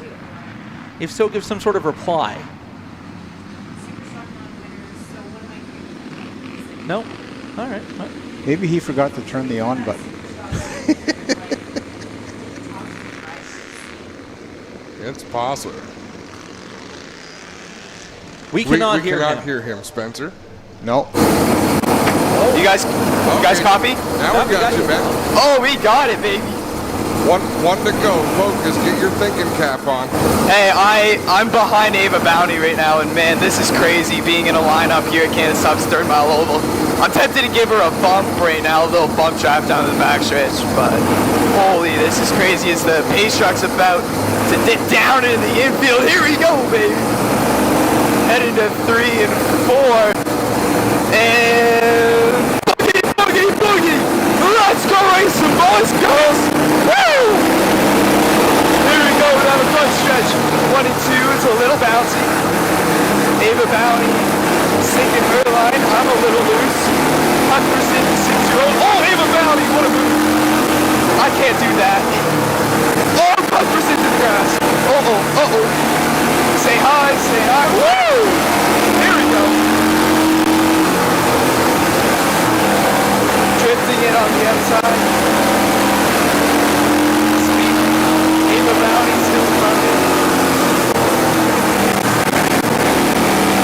See if we can get a good corner anything here. Man, insane.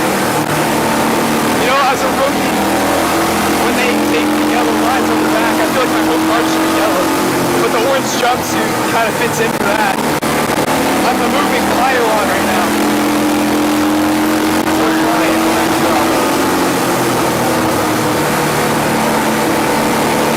Woo! Got a little close to even there.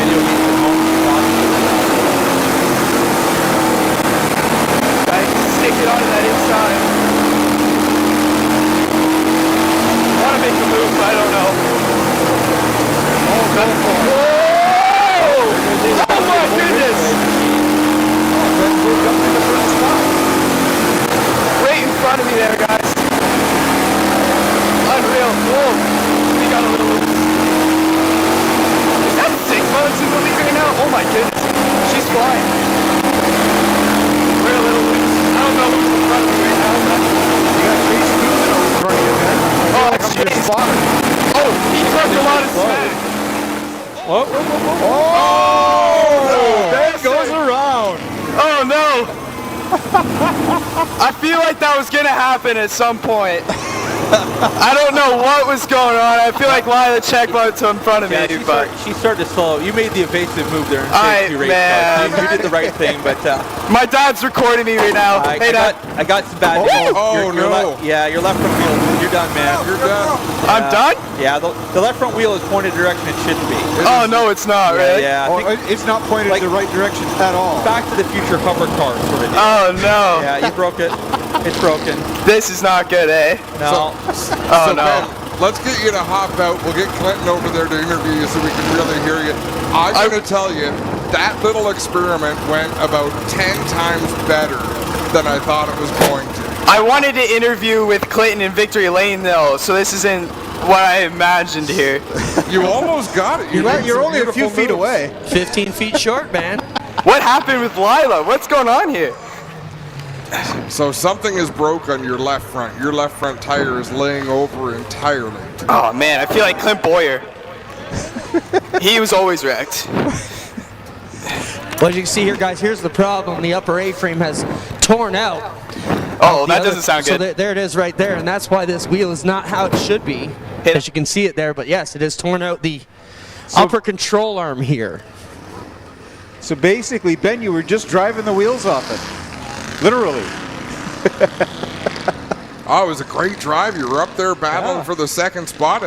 We were going to talk to you in Dart Heating and Air Conditioning Victory Lane. It was looking that way. If we'd done a better job as spotters, he might have had a chance. I don't know. That looks like a mechanical failure. I don't know if spotters are allowed in Bandoleros, though, so that might have been cheating. He might have been DQ'd. Yeah. Ladies and gentlemen, how about a round of applause for Ben Hodgson? He was racing, he was announcing, he was doing it all down there.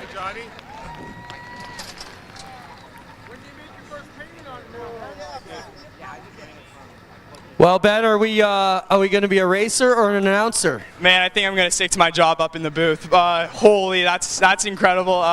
Not sure what happened to Lila there. She checked up and hit the brakes hard, nowhere to go. That looks expensive. You got to pay for that? I don't know. Oh, hit it. Now they just took the whole wheel away. That don't look good. I'm not a racer, but I don't look good. Here, hand Ben his trophy. Give Ben his trophy here. Hold that up for all the crowd to see. There you go. Congrats, Ben. I feel like Ross Chastain, they need to like watermelon smash it, but I don't feel like that's appropriate right now. You better keep all those parts as intact as you can. I'm going to go bring it to Jeff, and those guys are going to hopefully put this thing back together. Not in time for this race, obviously, but there she goes. What a ride it was. Short ride, but unbelievable. What a time. Good job, Ben. Ben, our roaming racer announcer here tonight, guys. Clint, what did you think of that experiment? I thought it was good. A little bit better sound moving forward would be required. Yeah. There's a little too much ambient noise, but that was pretty cool, especially the way he screamed like a small child every time he made a pass. I really enjoyed that part. There's just something special about Ben carrying that wheel away. Yeah, it's very fitting. I've only ever seen something like that done before, and it was a bus race at Sunset. And, one hand on an actual microphone steering a bus. Didn't work out so well, but... He's over here talking to the boss now. Let's see what JP thought of that. Well, JP, come down here. Oh, there we go. Now there's the in-car. JP, are you going to fire him or let him keep announcing? Or is he going to have to strap in regular on Saturdays now? I'm going to say he's have to announce, and we'll keep him out of the car. Said from one racer to another, yeah, out of the car, that's enough. I mean, I guess the real question, he's got to answer the real boss of Jeff Jeremy. I don't know, did he check the damage clause in the contract before he went racing? That looks to me like part failure. Yeah, that's what I was saying. It looked like part failure. He didn't make contact to anyone.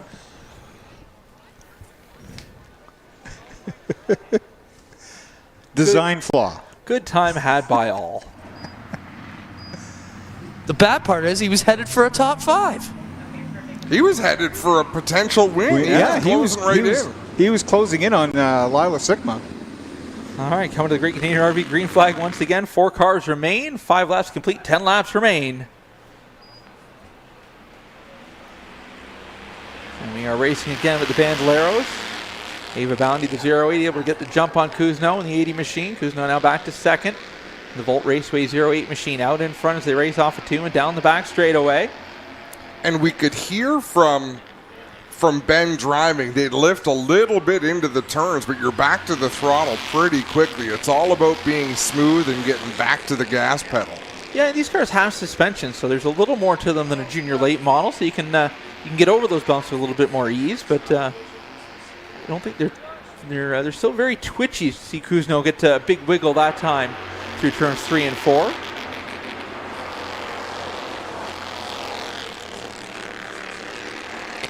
Down the back straightaway, the advantage. Only about 4 little car lengths between first and second place. And Boundy now, a little bit of a wiggle that time off the 2. That car slows. And the Volt Raceway 08 machine now back to second. And she might have some trouble. Might be headed to pit road this time down the back straightaway. It's going to hand things over to Kuzno. Yeah, Boundy going to hit pit road as we got the 19 machine of Cuthbertson around on the back straightaway. Going to get moving once again. Roof flap going to come back down. No caution needed. Joins back on the racetrack. Cuthbertson able to stay low. Kuzno able to navigate past.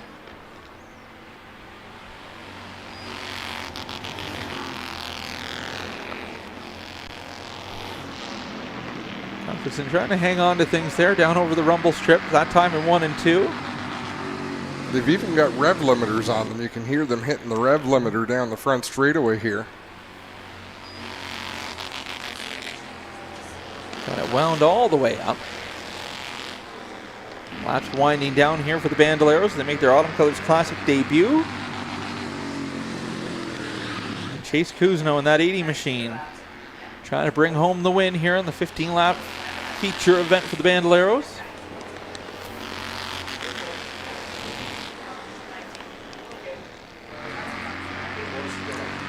Welcome 2 to go with the line this time by. Popsicle sticks in the air for Chase Kuzno. Just looking at the times on these cars, he's turning an 18.0 pretty consistently, 18.07, 18.05, which is about 65 to 66 miles an hour on this track in that little car. They tick faster than the junior late models. About 3 miles an hour faster, 3 to 4, of the fastest time of the junior late models. The white flag in the air, one more trip around the park for Kuzno in the 80 machine. Down the back straightaway. Able to coast home from here to bring home the win. There we go, Bandolero feature, first time ever at the Autumn Colors Classic. Now in the books, so Chase Kuzno going to victory lane. Seller's going to come home in second, and Cuthbertson will round out the podium. So this has been their first, not season, but exhibition. It's been an exhibition series this year, but they are having plans for a full season of racing next year, or a partial season of racing next year.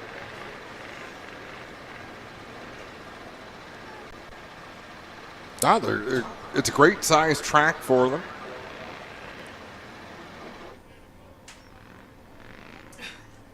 Oh, that would have been a wicked trophy. They got leaves and everything. A proper Autumn Colors trophy.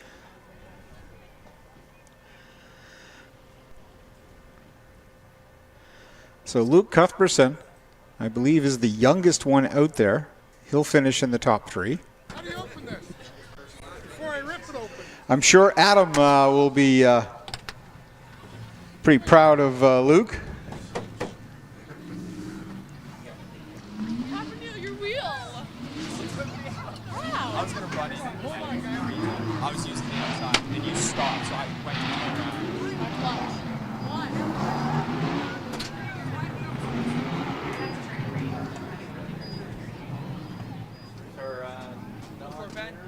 Kuzno hops out of his 80 machine. Another Bandolero win. As he waves the checkered flag.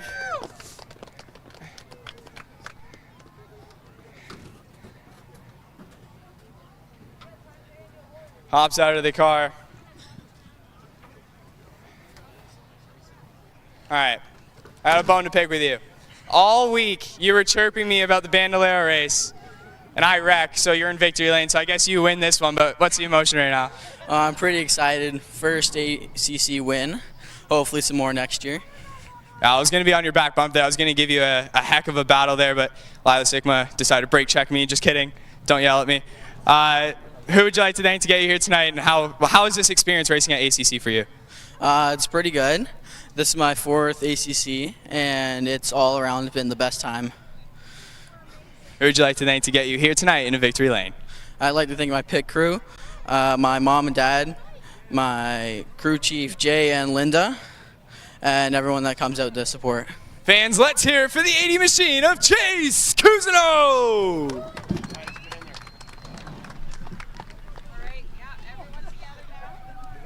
Good job, Chase.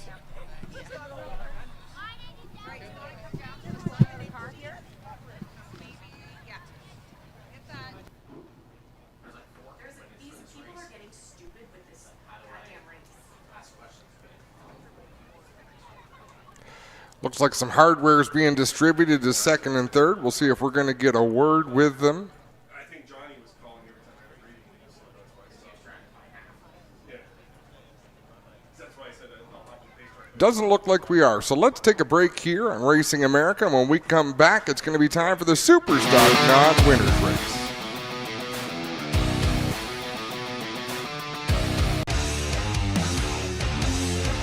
I'm Austin Cindric, and you're watching Racing America.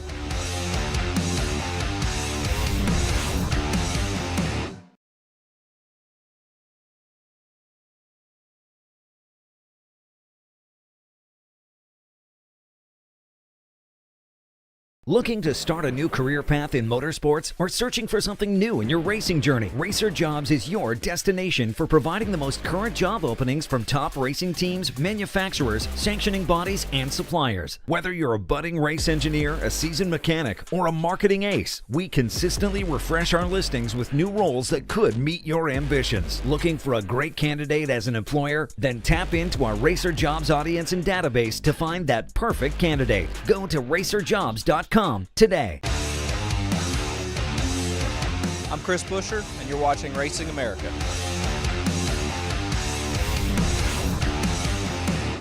Welcome to the new home for race fans, Racing America.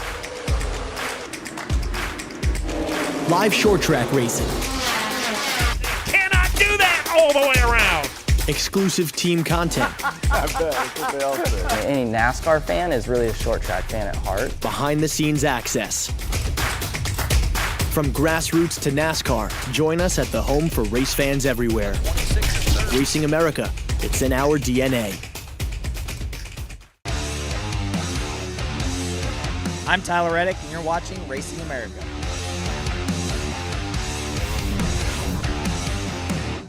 The World Crown 300 returns Saturday, October 26th at its new home, Cordele Motor Speedway. The best UARA National Super Late Model drivers descend on South Georgia's fastest track in the 32nd annual World Crown 300.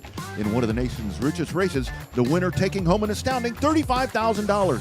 Who will join the list of winners including Trickle, Waltrip, Elliott, and more. It's the 32nd annual World Crown 300, Saturday, October 26th at Cordele Motor Speedway. And you can see it only on RacingAmerica.tv. I'm Kyle Larson, and you're watching Racing America.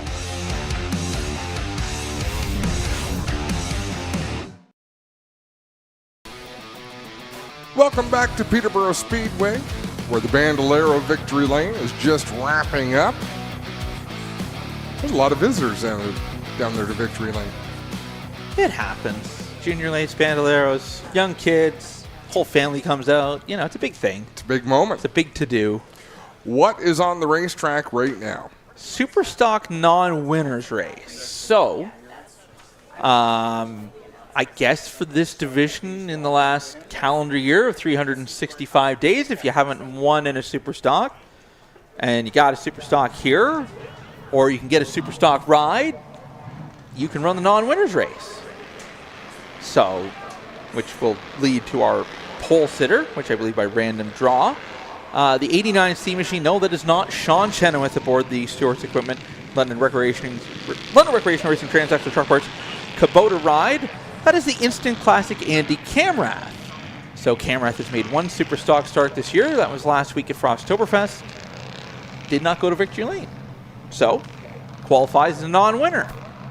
So he will start here in the non-winners race. His outside will be the 63 machine. That'll be Cole Burrows, representing Sunset Speedway. To Guelph, the BW Towing, Northern Meats, Morrison Climate Control, Stewart's Equipment, Hemp Guru, Fox's Bake, Green Deli, Streamline Race Products, LB Automotive, Thompson Photography, RPM Designs, Jomo Media, Epic Racewear, and Sommer Speeds and Croc Charms aboard the 63. Then the 83. That's Colton Everingham aboard Johnny Morrison's ride. So again, as we mentioned earlier, if you've got a car and Colton Everingham will fit, he'll race it. So Everingham has struck out, not been able to find Victory Lane this year aboard the Superstock. Did not find it last year either. So he is in the non-winners race in a different car. Maybe shaking it down for Johnny Morrison, trying to see what's wrong. And they can figure out a little more track time for that 83 as they try to diagnose some of the mechanical issues on that ride. The Science Designs, WHS Automotive, Semi Electric, Fox's Bakery and Deli, Jordan Dean, Matco Tools, Freddy's Damn Good Fries aboard the 83 at Colton Everingham. 28 machine, that is Dylan Wills aboard his own ride at Verono, the Quick Signs, Napa Pine Ridge, Oshawa, Shrimp Cocktail, Nelly's Creations, Dwyer Roofing, and Titan HVAC. And rounding out the field, the 42 machine, while a winner this year with the Can-Am, but just not a winner in the Superstock division as he ran a partial schedule at Sunset and across the province with some quick Superstock races. That's the Golden Boy Daniel Hahn aboard the 42 machine, the Hahn Motor and Chassis Works, Flamborough Machine Shop, Hahn Motorsports, FCR, Brian McDonald Fabrication, Tire Depot, and Knits by Brits aboard the 42. Looks like we got 5 cars making the call for this one. There was supposed to be a 6, but that car not making the call here, so it looks like we'll go with the 5 that we got on the racetrack.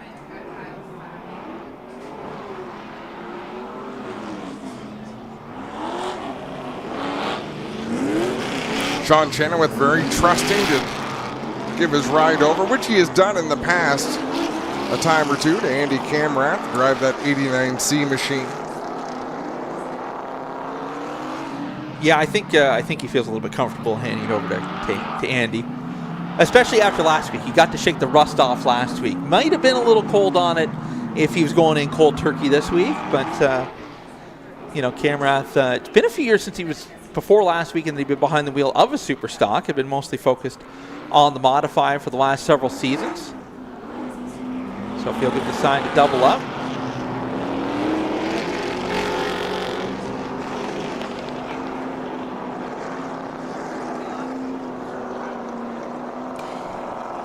Five cars, 10 laps. 2 laps a car, just like that. Easy math. So the non-winners race, which we'll do again for the mini stock and bone stocks once we get through their B mains and set the field for tomorrow. So Dart heating, air conditioning, caution lights, extinguisher around the racetrack, lights turned off from the floor coverings International Peterborough Speedway pace truck. Currently having a discussion via text about how Everingham fit in that 83 machine. There's a side, like Johnny Morris is a little tall, but he's not built out like Colton, so Colton might not be the most comfortable in that 83 machine. So here we go. The Instant Classic Andy Camrath and Cole Burrows can lead the field to green off of turn number 4. Floor coverings International Peterborough Speedway pace truck hits pit road. Great Canadian RV green flag set to fly off of turn number 4. 10 laps for the non-winners race. And Camrath buzzes the tires in that 89C machine. That's going to allow Burrows to get away. Burrows going to slide the lead off of 2 down the back straightaway. Camera's getting that Stewart's Equipment 89C machine wound up, getting to the rear bumper of the 63. Now going to have to go to work trying to find a way past off the 4 down the front straightaway. Burrow's doing a great job getting to the bottom side of the racetrack, protecting that inside line.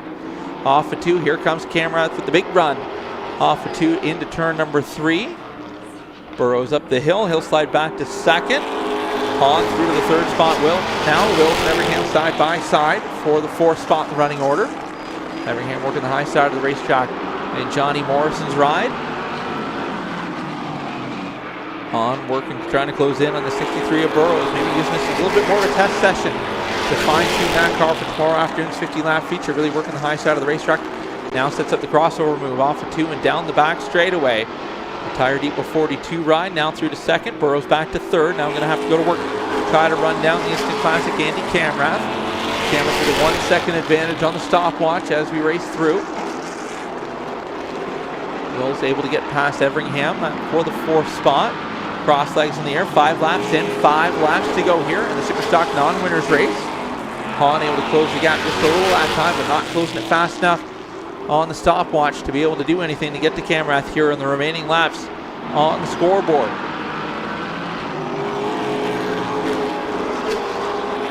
That time it takes 2/10 off it, so really starting to move forward into the Tire Depot 42 machine. He's going to have to start eating into that lead a little bit more if he wants to have a shot to do something by the end of this one. 10th that time, just over a half second now, back into the 42 machine. Knows his way around Peterborough Speedway, been here with the Can-Am Midget several times over the last several seasons. The 2-time Can-Am Midget Series champion now. Gap stays the same that lap. Not able to close the gap on Camrath. Might have been a bit of bobble that time off of 2 for the 89C as they come to the white flag. On getting closer and closer, but he's going to have 1 lap to do this. Does cut 2/10 off the gap that time. Unfortunately, there's a bit of a bobble off of 2. It's got down over the curb. Not going to hurt the 42 machine into 3 off of 4. Final time, the Instant Classic Andy Camrath going to pick up the win in the non-winners race. Daniel Hahn for 2nd.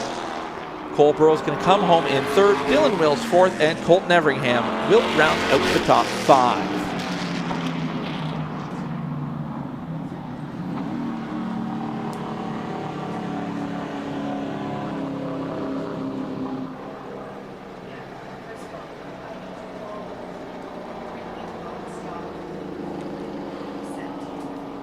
Andy Camrath going to make his way down into Dart Heating and Air Conditioning victory lane.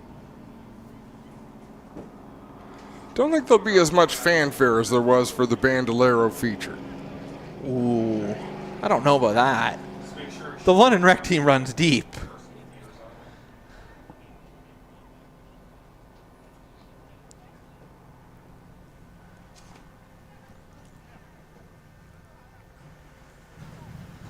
We'll let Andy get his gear off here, and we'll jump in and have a word with him. In this gorgeous Stewart's Kubota 89C that Sean Chenoweth normally pilots.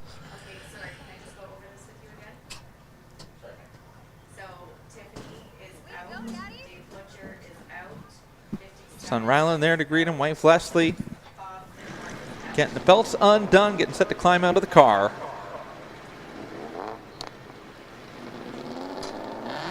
Here he comes, ladies and gentlemen, into Dart Heating, Conditioning, Air Conditioning victory lane. How about it for Andy Camrath? Come on around front. Now, how do you qualify for a non-winners race when you got more wins than probably most of the guys in the division? Well, we haven't won a race this year. We ran last weekend at Flamborough. I ran Pepper's car and finished 4th, so I guess that qualified us into it. An extra test session for the team. What'd you find out for Sean later? Yeah, he really wanted a lot of feedback on the car. I drove Pepper's and then drove this one, and a little snug, but I think we can help him out a little bit there and help him out for the future. It's always cool when you weren't expecting a race, you end up in victory lane, right? Yeah, it's pretty cool to come down and do this. I haven't raced all year, so guys at Stewart's there, and Mike Schmidt, London Rex, Sean, Bob, all those guys. It's fun to come down and drive something. Congrats. Thank you. Camrath gets it done here in this Superstock non-winners race, guys.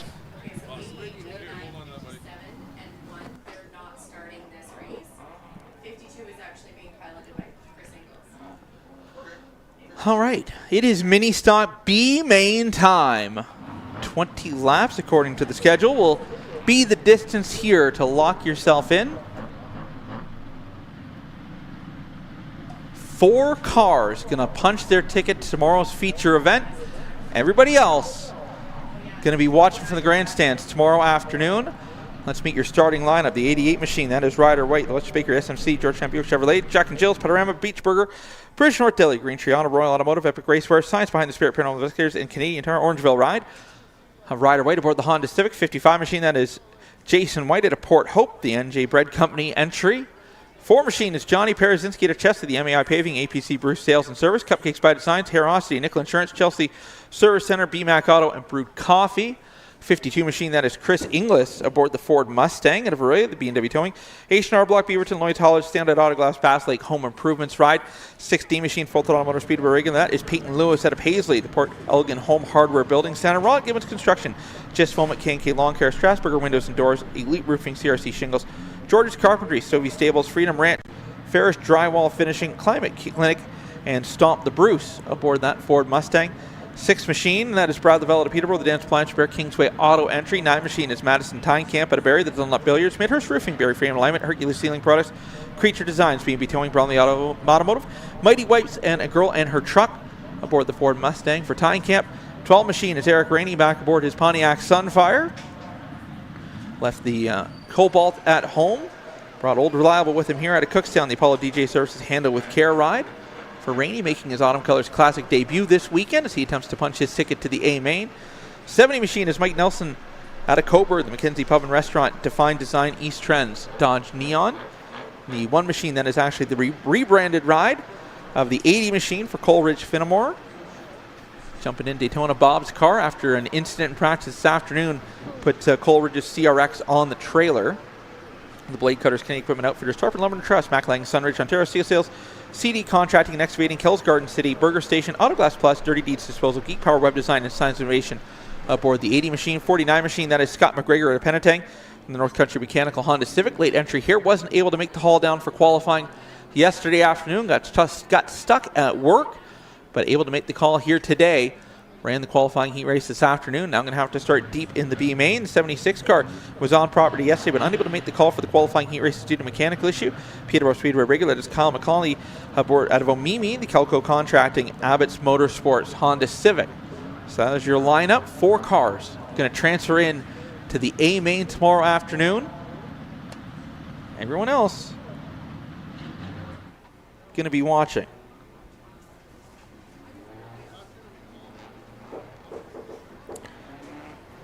Always one of the best races of the night, the B main, the Consi, the last chance to get into the show.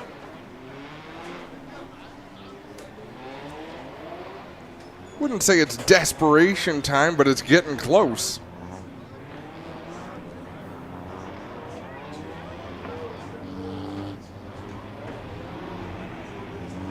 Well, I mean, if you're deep, if you're outside the top 4, desperation is set in already. You've got to pull out all the stops. You got to be aggressive right off the hop.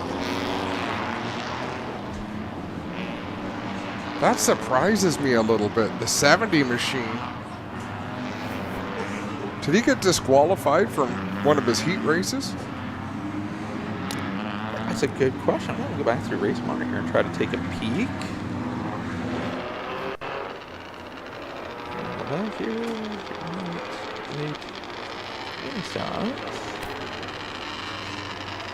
Nothing there.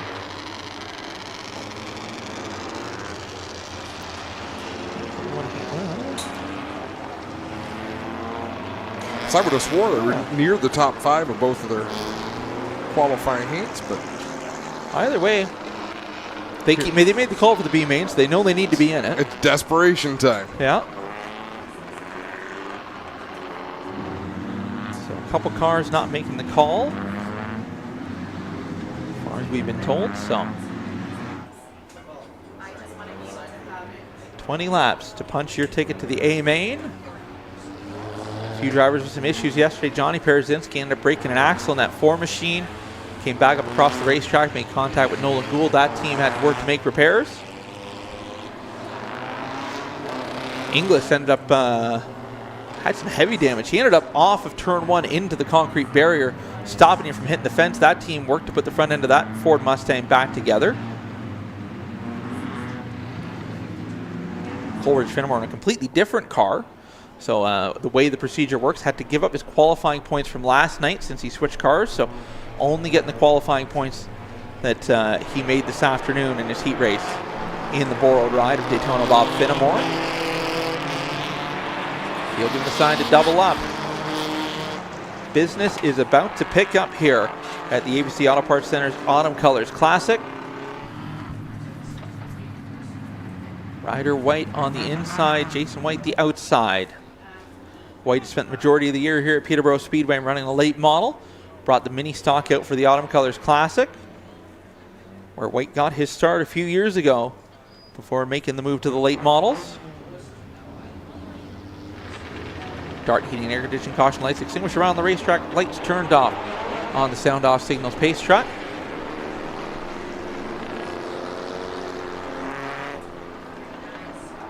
As we look forward to kicking off the B main with the Great Canadian RV green flag. Remember, 4 cars going to transfer. The top 4 are going to the A main, the 67 lap feature event tomorrow afternoon for the mini stocks. Great Canadian RV green flag in the air off of turn number 4. Ryder White gets the jump out to the lead. That's going to open the door for Perezinski on the bottom. Little contact from behind. Jason White up on the high side. Peyton Lewis looking for room to work. Top 4 broken away from the rest of the field. Chris Inglis runs in the 5th spot. Mike Nelson on the move. Nelson up to 6. Now trying to find a way past Chris Inglis. Inglis slow on the racetrack. 52 car trying to come up to speed. Mike Nelson moving up into the top 5 as he get by the gaggle that was in front of him, trying to chase down the leaders. Scott McGregor getting aggressive, 3 wide down on the bottom of that 49 machine, starting second last on the field, trying to work his way forward. Now past Chris Inglis. Ryder White out in front, Johnny Perezinski in second. Sure, these drivers got to pound it into their head. If you're in the top 4, you're in. You don't need to do anything crazy. Just maintain. Peyton Lewis known, the bubble car, the 4th one in. Now got company. Mike Nelson has caught. And we got trouble down the front straight with McCauley and Coleridge Fenimore get together. Like really hard hit, guys.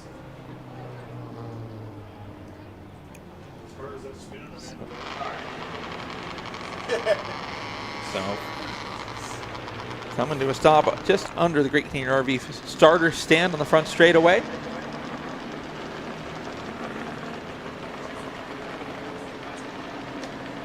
And heavy right front suspension damage we can see on the 80 machine. Yeah, right here you can see the right front is messed up here on the Fenimore machine. It has taken the upper A-frame out, and that is not good geometry here on the right front of the 80 car. We'll check what's up with the 76 when it gets out. Definitely a left front flat and rim here on the 76. We'll get a look at the right side front. And we got issues there. As we go to the Toronto Motorama replay to see what happened. Ooh. Looks like they just got together. Fenimore got loose down on the bottom, and those 2 cars got together and headed straight to the outside wall. That front stretch wall has a habit of not giving. That's not the wall you want to hit. That wall is undefeated. I mean, any wall anywhere is undefeated. The back straightaway wall, the turn 1 wall, the turn 3 and 4 wall, undefeated. And unfortunately, these mini stocks going off on the hook. Tough break for Coleridge Fenimore, second mini stock today. He's going off on the hook with. Just shaking his head. Very upset behind the wheel of the borrowed ride. Here's a look at the situation here, Jack. You're right in here in the wheel well. You can see the upper A-frame has sheared off. And so that's the problem there. All kinds of damage there on that side. And unlike Ben's Bandolero ride, that was not a parts failure. This was heavy contact. Same result, but heavy contact. Some conversation down there about the best way to remove these race cars. But that Fenimore machine is going to need some love this winter. Team's got some work ahead of them. They already had to patch up the CRX to get in the trailer. Now they have to patch that Chevrolet Cobalt up as well.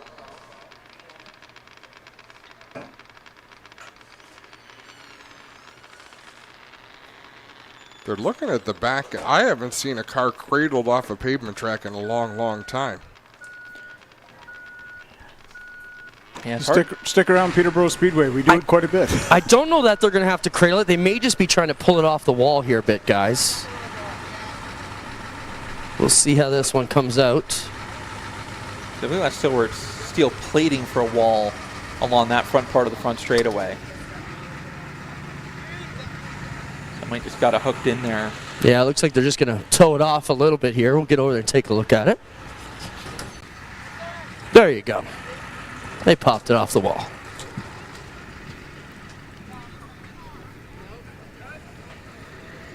Yeah, they'll be able to tow it without cradling it, guys, by the looks of it here. Haven't got a look at the nose of the 76 yet.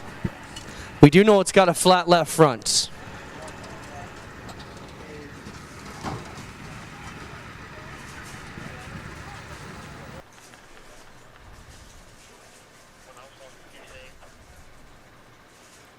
Work continues there on the front straightaway. They've got the back of the Finnemore machine off of the wall. Once they peel it from the scene, we'll have a look at what remains down there. So it's like McCauley taking the ride. He's going to get checked out by the Peterborough Speedway EMS folks, climbing in the back of the ambulance there.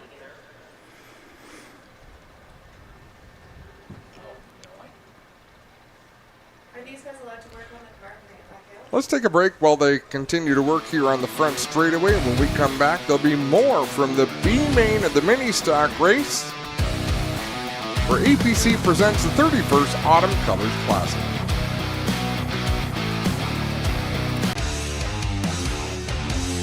Hey, I'm Dylan Hart Jr. You're watching Racing America.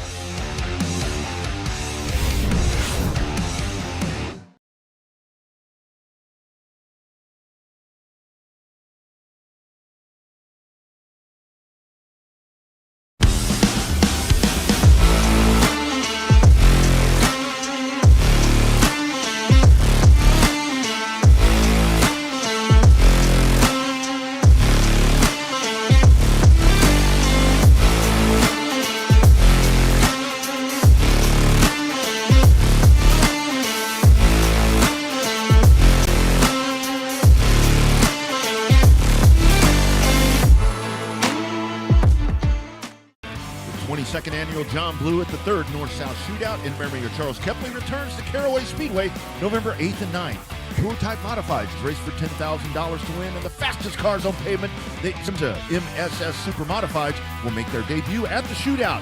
See street stocks and more on Friday, with 602 Mods and Prolates joining on Saturday. It's the 22nd annual North-South Shootout at Caraway Speedway November 8th and 9th, and you can see it only on RacingAmerica.tv. Hey, it's Rafael Lessard, and you're watching Racing America.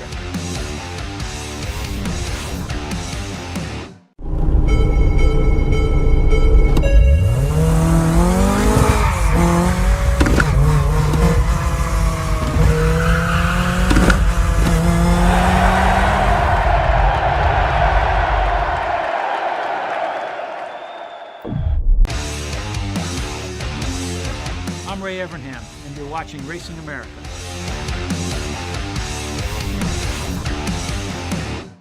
Are you looking to sell or fix your car? You can do Tiffany Gate Fresh Gourmet. Our savory potato sides can be prepared any way you like. Serve warm or chilled, as a main or as a side. Tiffany Gate Fresh Gourmet. Create your way to great taste. Welcome back to Peterborough Speedway, where you can see work continues here on the front straightaway. Is the front stretch wall a magnet? Well, it kind of sucked both these cars in, Adam, and they were worried about trying to pull them off, and it's that big steel plate here. It's not concrete.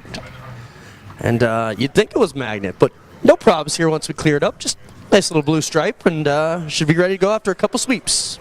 Tell you what, this is really going to shake up the top four transfer spots, because even though nothing has changed in the top four, you've got drivers 5th and 7th who are really working their way through the field.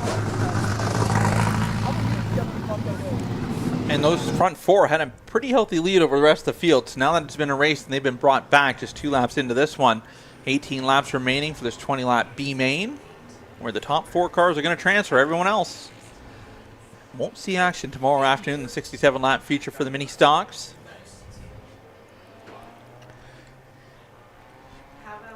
My money is going to be on Mike Nelson capitalizing on this caution because he'll be on the inside 3rd row. And he's won an ACC here before. It's been a long time, but it's like riding a bicycle, Charlie.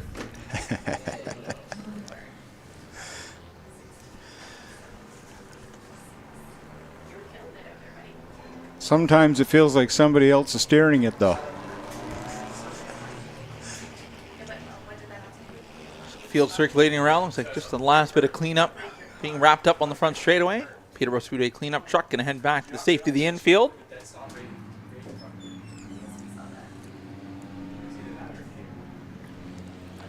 I was going to say we're just about ready to go 1 to go, but we don't have a flagman yet.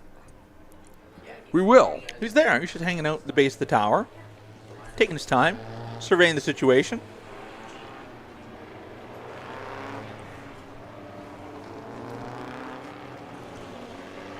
Looks like we'll double up down the back straightaway this time. We should come to the 1 to go this time by. Get this B main for the mini stocks underway once again. Only 2 laps in the books. Lots of racing time left, especially if you started deep like Mike Nelson. You just caught Peyton Lewis for the 4th spot. Now you're going to restart on the inside where you want to be. Scott McGregor in the 49 machine started deep after missing the first round of heat races on Friday night. Now going to have a shot at this one as well. So here we go. Start heating ignition, caution lights turn off around the racetrack. Floor coverings, International Peterborough Speedway pace truck hits pit road. We come to the Stewart's Equipment restart zone for the Great Canadian RV. Green flag once again in the air. Racing with the mini stocks. Paris Civic side by side, leading them down in turn number 1. Ryder White down on the bottom. He gets a little crossed up down over the rumble strips in 1 and 2. That's going to allow Johnny Parazinski to slip out in front. 3 wide down the back straightaway. Here comes Mike Nelson, the inside of Jason White and Brad Laval. 3 wide again. Peyton Lewis up high as Jason White has contact, and we got hard into the outside turn wall. number 1. You could see that one coming. Well, as Jason White just started to drift up the hill, little 3 wide, thought he was clear of Peyton Lewis. Lewis had nowhere to go as he was already against the outside wall, and Jason White nose first to the outside wall, dragged right along into the opening there. Right to Peterborough Speedway officials checking on the driver of the 55 machine.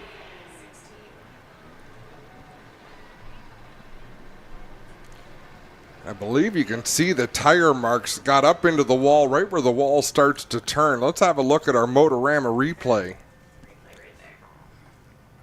Yeah, they just got hooked together, and you can see almost like Lewis's front end got lifted when they got hooked there.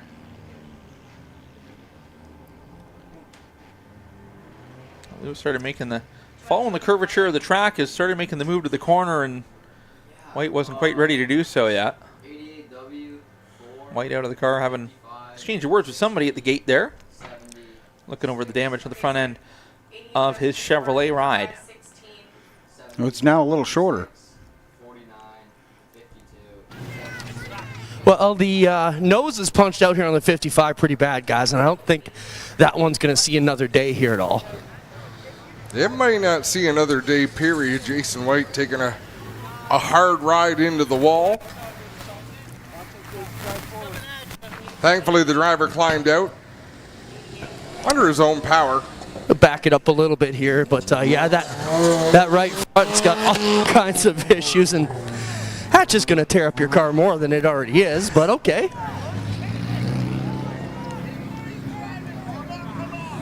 And now going back to the pits. Quite a crowd over here, guys. It's we can hear it. Rambunctious situation back here, to say the least. Oh, we don't get too rambunctious of an Autumn Colors Classic, do we? Upset people in Peterborough now. Now, the 16 car pulling away got all kinds of cement dust here on that right rear rim. And they did catch this front stretch wall. It is a steel wall, as we mentioned a few times here. Just caught the very end of it. But I think we missed an opportunity for a great interview there, Clint. yeah, I got back in the car and took off so fast, though.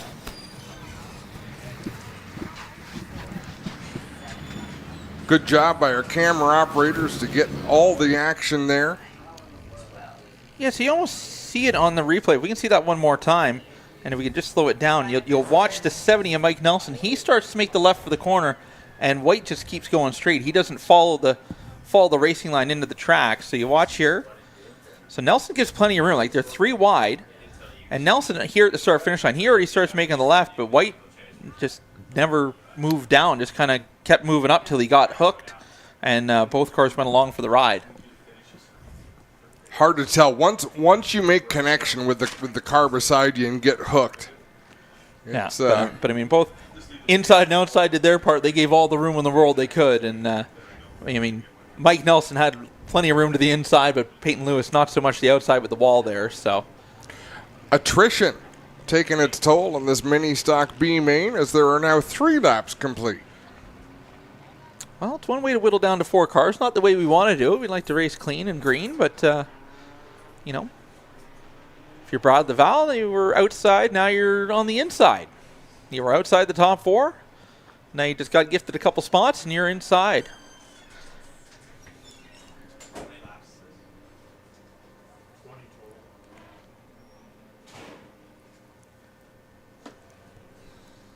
So Dart heating, air conditioning, caution lights extinguished around the racetrack. The lights turned off from the floor coverings International Peterborough Speedway pace truck as we get set for another Stewart's Equipment restart. Looking for the Great Canadian RV green flag once again. 3 laps down, 17 laps remain. See if we can get a few laps in the books here. Ryder White, you got lucky there because Ryder White had a bit of a bad start, got down over the rumble strips in turn 1 the last time on the restart. See if he can learn from that one. And he's got it back. This time a good restart for the 88. Able to get clear of the 4, Perezinski. Perezinski trapped up on the high side of the racetrack. We got 1 down the front straightaway. We got debris down in turn number 1. Someone has lost some sort of bumper up to the high side. It's well up out of the groove. Shouldn't cause anybody too much grief up there, as we've got a great 5-car battle for 4 positions at the front of this one. And already Mike Nelson to the front of the field. That's going to bring the 49 of Scott McGregor with him. Ryder White trapped up on the high side. It's coming to go for Perezinski. White way up in the high rent district. Brad Laval trying to take advantage. Laval dives to the inside for that 4th and final transfer spot. Side by side, the 6 and the 88 racing for their way into the feature. Down the back straightaway. McGregor didn't get the notice that you're locked in. He's trying to get aggressive and find a way past. That slows up Perezinski. Perezinski falls in the clutches of Laval. Laval sideways to the inside. Tried to make the pass to the 4 car, but that's going to cost him as he gets on the trouble down on the front stretch. Ryder White as Chris Inglis goes for the solo spin down the front straightaway. That is the car that put the bumper up in turn number 1. So Inglis back behind the wheel of a Mustang has spent the better part of the last few seasons driving a front-wheel drive Volkswagen Golf.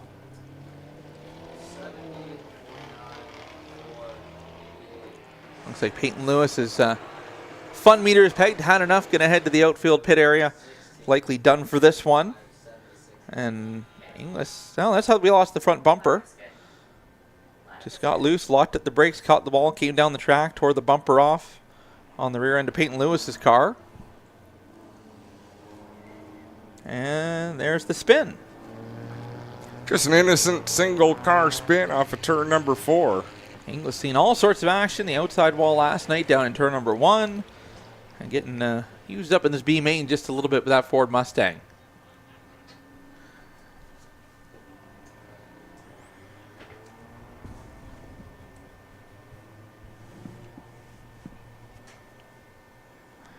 Looks like everything is in position. The officials are back in place. So we're looking towards turn number 1. So I don't know if maybe Peyton Lewis is allowed time in the work area. I see them pushing the car, so I'm assuming that they're done. The hood is off, so they're pushing the 16 back to the outfield pit area. So they might be done if officials are trying to give time for that.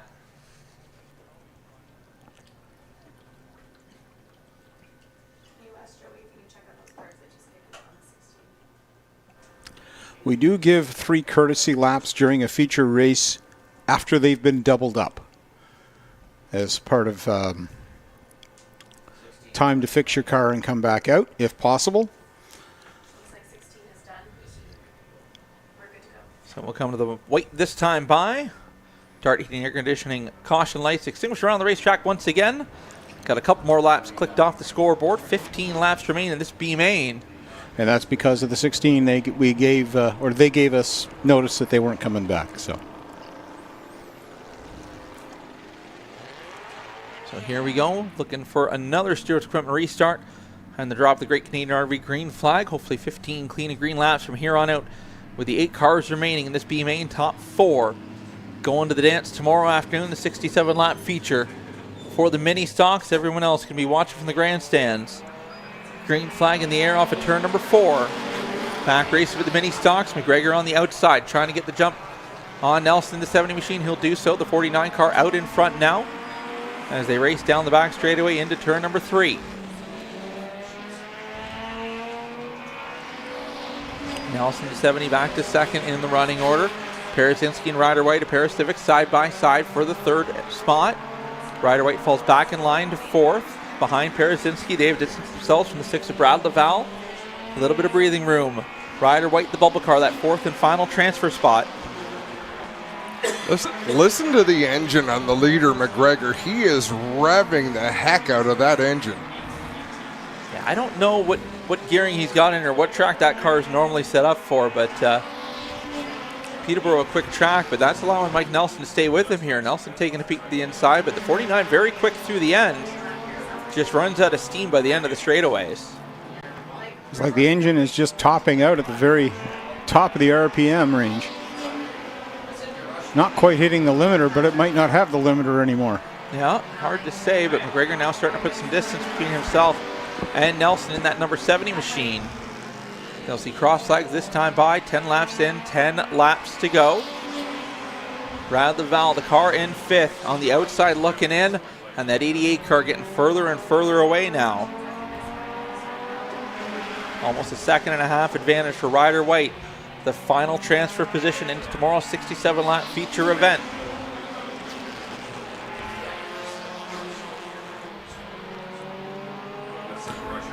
McGregor pulling away, leaving the rest of them to battle for the 2nd spot. 2nd, 3rd, and 4th close together with Nelson leading over Peredzinski.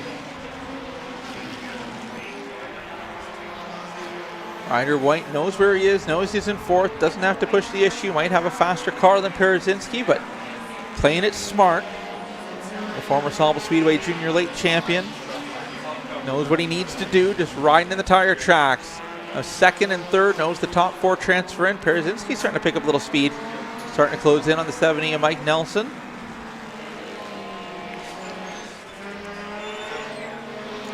And there we go. Peredzinski took a look to the inside that time off of 4, but lost the momentum and fell back just a little from Nelson as they work through lap traffic now. Madison Tynecamp going a lap down. Chris Inglis in the 52 going a lap down. McGregor works the high side of the racetrack. Mike Nelson dealing with lap traffic. He's going pretty wide, leaving the door open there for the 4 of Peredzinski to get on the inside. Almost kind of daring Peredzinski to try to make that move through lap traffic, but Peredzinski thought better of it. That almost cost him his Ryder White trouble for room to work. Somebody. And that is out the exhaust pipe, so boom goes the dynamite on the 49 machine. We talked about how the RPMs were running high on the 49, and unfortunately, that's going to end things. Now the question is there any fluid on the racetrack? We're about to find out as the drivers race through turns 3 and 4. Nelson slow and steady as we come around. So looks like that might have been some internal detonation, but McGregor left on the racetrack down the bottom side. Just a couple laps to complete this one. They'll come to 2 to go.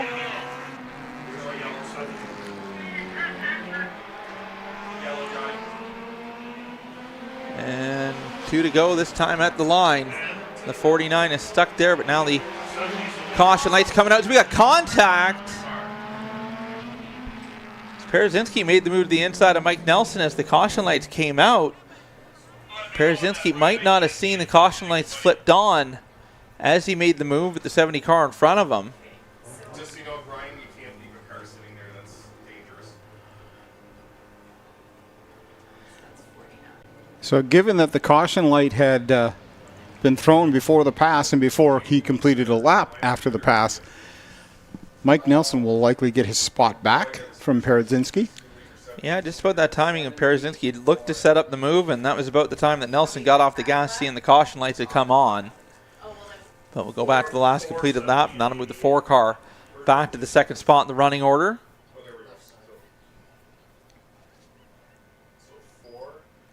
So if you're Brad Laval, luck has shined on you.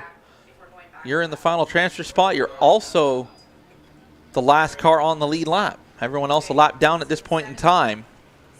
So all you need to do is finish out these remaining 2 laps. Don't have to push the issue. Just bring it home if you're in the top 4.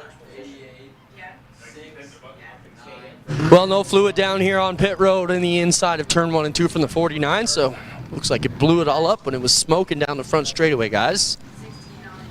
You know, you hate to see internal detonation for Scott McGregor, but you love to see it for not having fluid on the racetrack. You know, I was watching Brendan as he was going down after you guys were talking about the revs, and you could see almost, it looked like the tack light was glowing in his face at the end of the straightaway each lap, and then all of a sudden it wasn't glowing anymore. You know, those Hondas, they'll pull for a little while. They like the high RPM, but after a little while, they get a little tired. So now we get the 70 Mike Nelson back in the running order here. So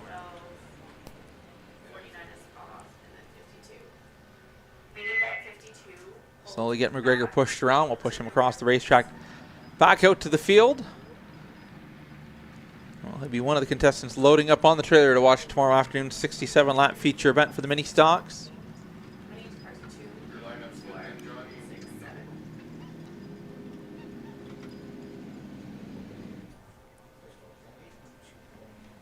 So field giving the sign to double up. So You can't go big if you don't blow it up big. So now a smart racer will know. Maybe you're paying attention. Top 4 transfer, top 4 on the lead lap. No need to do anything crazy. But there's a trophy and a trip to Dart Heating and Air Conditioning Victory Lane on the line. So, Adam, what do you think? We're going to get crazy? I think we're going to. I think Peredzinski wants to win this one. He made a bold move. That's the kind of move that could easily cut down a right front tire and end your bid for a qualified spot in Autumn Cutters Classic. So he showed he would do it once. Now the question is he got more horsepower than the Neon to come up through the gearbox starting on the outside?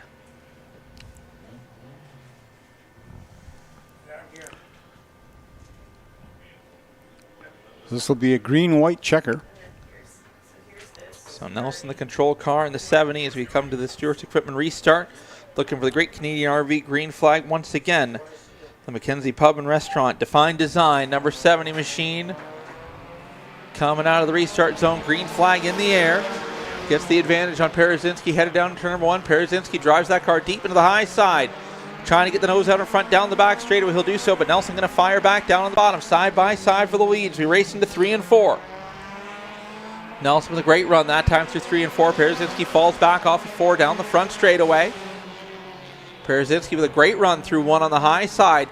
Gets that drive into turn number 1, but Nelson able to power out down the back straightaway. Final time into 3 off of 4. Checkered flag in the air. Mike Nelson with the win. Peredzinski in second. White in third. Laval will be your top 4 transfer cars on the outside looking in. It'll be Eric Rainey, Madison Tynecamp, Chris Inglis, Scott McGregor, Peyton Lewis, Jason White, Kyle McCauley, and Coleridge Finnemore.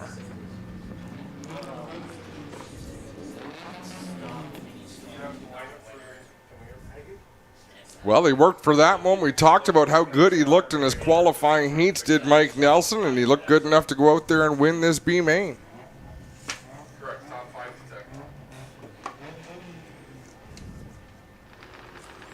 Yeah, that's what I was thinking. Oh, there's another lineup. Or this the what is this? That'd be Young Gun or the I think that'd quite be it. That's the non-winners, which I think we'll probably give some of the time. So heading down to Dart Heating and Air Conditioning Victory Lane. Mike Nelson, the winner of the B main. to be able to get out and celebrate. Clinton Jeffrey going to be down there to grab a word with Mike Nelson as he gets the helmet off, the Hans device undone. Going to be very excited coming out of the car as he's punched his ticket to tomorrow afternoon's A-Main. Mike Nelson hops out of his 70 machine. The excitement and the relief, you could say, as you win your way into the show. The smile on your face. What's the emotion right now as you make the show for Sunday? Yeah, I feel bad for my guys. I kind of screwed up a little bit on setup there for the first heat race, and I got us disqualified, which is all on me. So we have a fast enough car. I didn't think we should have been in the B main, but rules are rules, and I messed up, so that's that. But no, we were quick, and I'm elated to be in the A main. Like, that's why you come here. You want to run the main show. You want to be a part of the main show, and this race means so much to me, and I just happy to be a part of it for another year. Even with it being a B main, you still get to park in dark heating air conditioning Victory Lane. What does that mean to you to park it here for the ACC? Well, back when I was racing mini stocks back in 19 whatever, I had to park over there on the start finish line. So this is nice to actually get experience of Victory Lane here. Who would you like tonight to get you here tonight and it's going to help you tomorrow in the A main? I learned we got some work to do with setup. The car was definitely really, really tight at nighttime, so I'll probably not sleep at all tonight thinking about it. So we'll go home and pretend like I'm going to sleep. Is there any sponsors you'd like to thank to get you here in Victory Lane tonight? Yeah, I got to thank the Millers, first of all. It's their car, and it's a privilege that they let me drive it. And I got to thank Define Designs, East Trends Barbershop, and Mackenzie Pub and Restaurant. All of them came on board for this one race, so it's good to represent them, and I hope to put on a good show tomorrow. Fans, let's hear it for your B main feature winner. It's a 70 of Mike Nelson. We'll take a break while they finish up in dark cooling and heating and air conditioning. Why can I get that? It's just a series of words that, said in the right order, rolls off the tongue. And dark heating and air conditioning. I'm going to practice this in my sleep tonight. Dark heating and air conditioning Victory Lane. As they wrap that up, we're going to take a break on Racing America. And when we come back, it's time for Outlaw Midgets. It's got to be the wildest ride in the world. We've not had anything like that before. The guys that run with me are coming to run, and we are all very thankful for that. This is Racing America, the biggest stars. I enjoyed it. I felt good out there. I would love to come here and race. And the inside info. This is the T-bar setup. This clips into the bottom of the cam lock. The only fast channel powered by the NASCAR Cup team owners who know all about speed. How am I even going to drive for 3.5 hours without having a radio in the car? The most NASCAR team content anywhere. Climb on board. Calling all race fans. We have launched a new travel site where the race fans can enjoy free savings and upgrades on all of their travel needs. RacerTravel.com is free to join and unlocks unpublished bookings and rates for our racing community. Up to 50% off on more than 1 million rooms across the U.S. and Canada with unpublished discounts on hotel bookings. Unlock a hidden selection of hotels and rates that cater to your travel preferences. Whether you're heading out to the track as a competitor, fan, or anything in between, use Racer Travel for all your race, business, and vacation travel needs.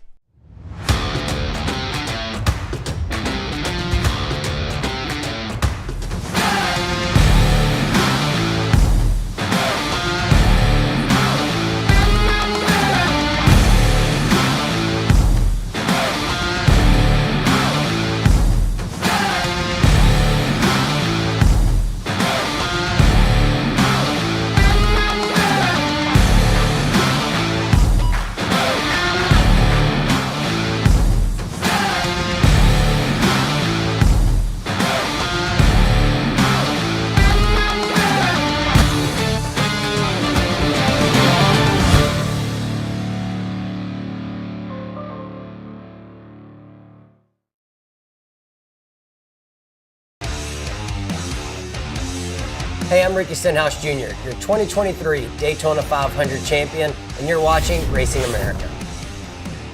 5-star bodies, the most advanced bodies on the market, aerodynamically engineered, manufactured from the highest grade and lightest weight materials, tested tough for optimum performance, the highest quality and most durable products you'll find anywhere.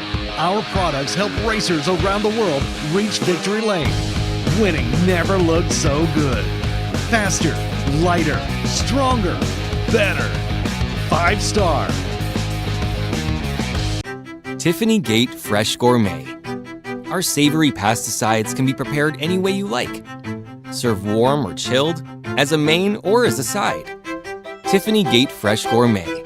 Create your way to great taste. Hey, I'm Ward Burton. You're watching Racing America.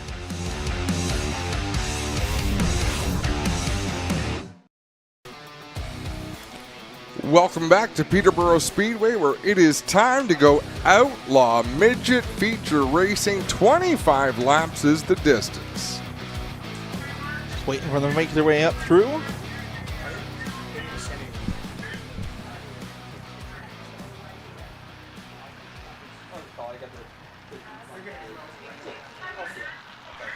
All right, looks like leading them off with the 29 machine. That'll be Jason Metcalf. The Flynn Spirit Leaf Pickering ride to his outside with the 15 of Dave Bradley. And we got the 53 of Mike Bradley. 31 will be Russ Couture. 14 will be then is Dave Inglis. Then we look at the 46 of Rob Harrison. 62 of Rob McCall.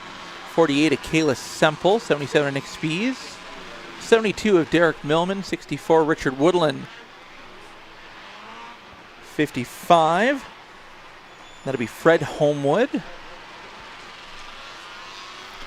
Wait for these cars to work their way around the front straightaway and a better view.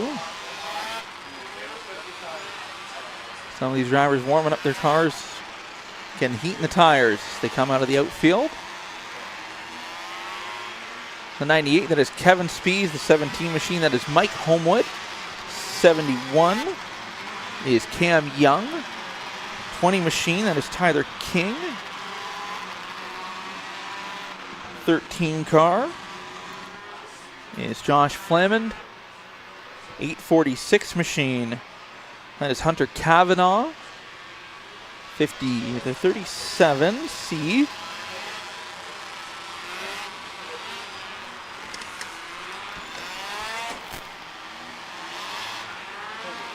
That is Noah Grant for the 37C ride. And rounding out the field, the 57, the Chip towing ride, that is Brent Dorian. So that is your starting lineup for the 25-lap feature event for the Innisfil Canadian Tire Outlaw Midgets, presented by Falcon Fire and Services.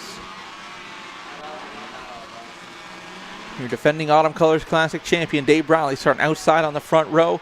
Jason Metcalf, points leader, looking to take home the championship here tonight with the Outlaw Midgets. Has had a dominating year, several wins across the province aboard the Glen Stars Racing number 29 machine.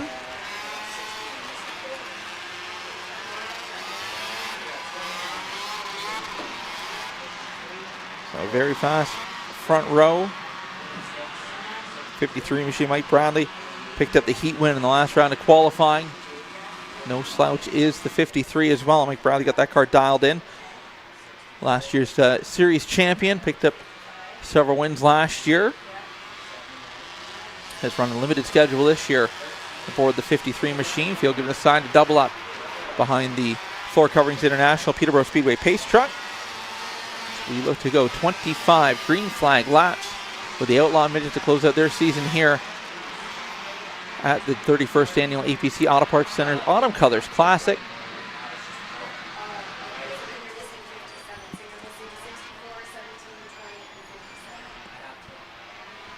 So they'll come to one to go this time by Dart Heating, Air Conditioning, Caution Lights extinguished around the racetrack as we look forward to the Great Canadian RV Green Flag next time by a great field of Outlaw Midgets. Joining us here at the Autumn Colors Classic,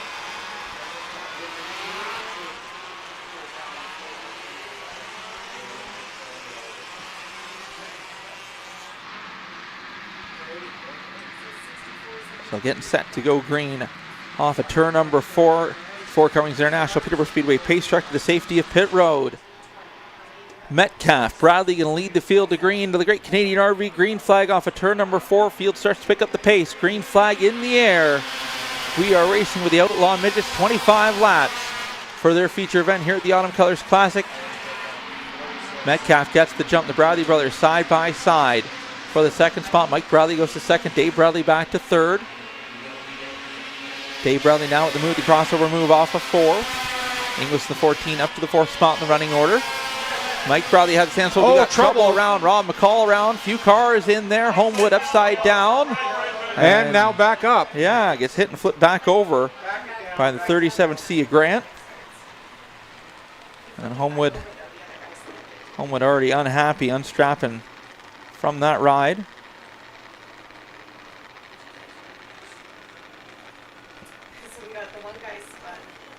So we'll go to our Toronto Motorama Show replay. Looks like Rob McCall had something to break there on the right rear as that car spun around.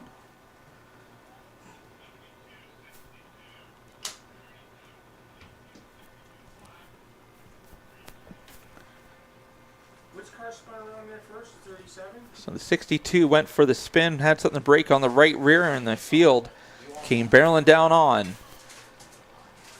Millman spun, caught a piece of that. Homewood in the 17 went for the spin. He's climbed out of the car, and that's good to see. Well, Homewood's out of the 17 car. His car is pretty beat up here. 37C, 62. We're just giving you numbers of who are in this. 72 and the 55. So, 72 looks good.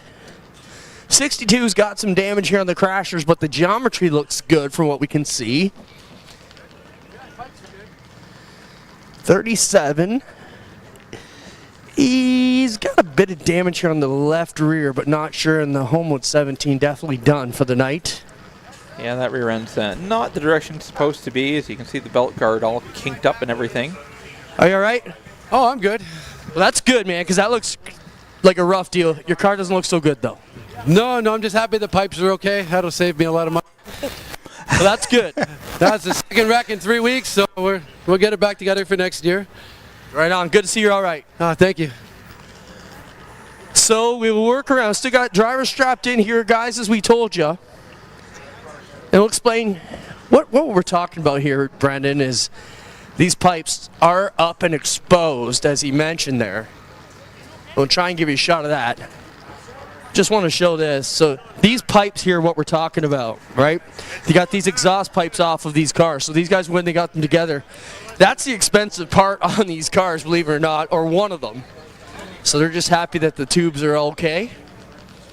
And they'll get the 17 car out of the way. I think these other 4 should be able to roll away without too many issues, guys. Yeah, I thought something broke on the 62 McCall, but he might have just got bouncing over the bumps there, and that car bottomed out, ultimately what sent him around. So as long as he didn't get hit too hard, he might be able to continue on. But yeah, that... You know, if you look here, right, Brendan, you got this ankle, and then you can tell that the axle, but the wheels tweaked up to the right there. So they bent the hub and the rim up there on that. Flat left rear here on the 17 as well. Front end looks kind of okay, but most of the damage is here on the back end. Yeah, it's not like a Pro Late model. There's no drive plate to put camber in the rear of that thing. That's a solid axle. It's now not... it's castered, cambered, towed.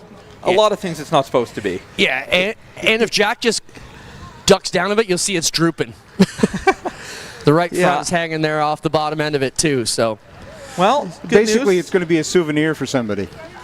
Yeah, they don't got to fix it for next week though. They got all winter, so. So we're checking out the cars here as they back these cars up. 72's got a rub. Something's ringing and dinging here on the 72. Don't think they're going to be able to take this one. Got a crashed up rear crash bar here. Other stuff rubbing here. We'll find out what's up. So they'll roll this one to the bottom. The Millen 72. And we'll find out what happens with the other 2 cars here still stuck. And the 84 is there too. So got a few of them here, Brendan. 72, I mean, just looks like it's the rear bumper. I don't see anything else. So hopefully cosmetic. Yeah, but when they rolled it back, you could hear something tinging off the sheet metal. So something's definitely rubbing and banging in there right now. He's taking the gloves off. So yeah, that's not a good sign. Kind of accepting that one might be over. Tough night for the Grant family. Noah now involved in this one. So I'm hearing everybody's okay down here, which is a great thing. Because that was pretty wild. Had Homewood up on the side there. I mean, when you can flip a car and then get flipped back over in the same rack, it's pretty wild. And walk away. Yeah. I mean, you want the gentle landing. That was not a gentle landing coming back to earth. No, it was not. So Grant's 37 here looks all right from what we can tell. I don't see any major damage to the geometry on the front end of that one. McCall's got a broken left side. McCall's got some issues here on his car too, guys. We'll send up to you for a minute. He's able to fire up and drive away, so as long as the left side Nerf bar is not dragging on the track. The 846 to Hunter Calvin looks like just spun to avoid. I don't think he hit anything, so they're just trying to get him pointed the right direction. Looks like Grant in the 37 able to pull away from the scene. I'm going to push this Millman car back. As we mentioned, there's definitely some issues there, and he'll get a shove. Looks like everybody else ready to drive away, guys. I think we're going to see the Millman car back on the racetrack. He only took the gloves off and nothing else, so that means he thinks there's a chance. So you're saying there's a chance?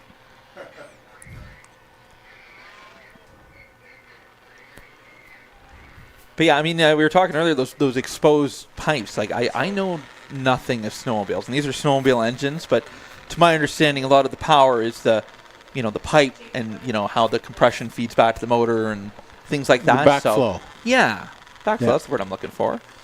So, yeah, so, I mean, I guess that's, the moment you start to kink one of those, even on the big part, like, it's still a muffler, right? The moment you compress that in any way, it changes and restricts that engine more than it needs to be. Because there's a sweet spot where it needs to be. Yeah, the length matters. All the shapes on them matter. That's not aesthetics. That's function.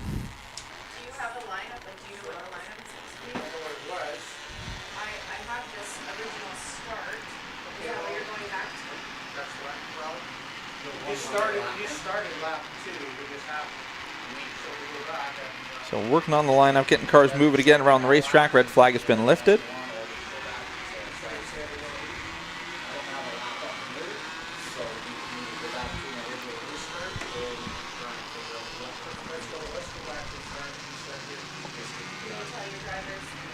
So everyone's starting to move. Looks like one lap complete. So I might go back to the last completed lap, though, as we just barely took that one. Yeah, it sounds like they're going to go back to a complete restart.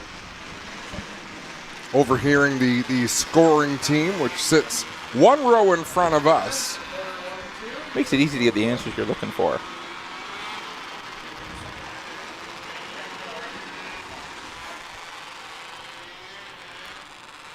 So after this, it'll be the junior late model feature. I don't believe we'll need a Legends Last Chance. I think they might have a second set of heats. Robin said something about a second set of heats. I believe they have a second set of heats.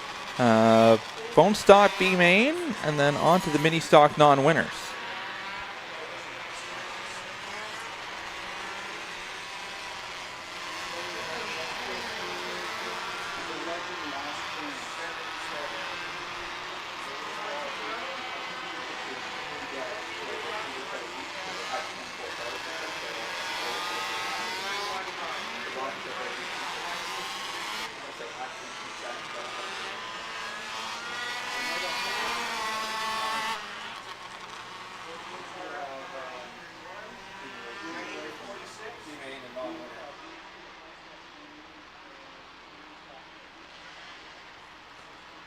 So it looks like getting the last of the lineup sorted out. Still waiting to see if the 72 Millman will have a chance to return from the outfield work area or not.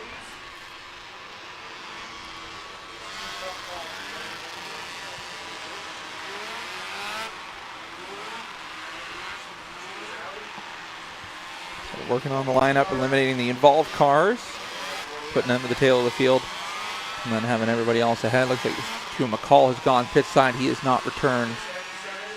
Millman's down pit road. They were working on that car down there, but his night might have come to an end.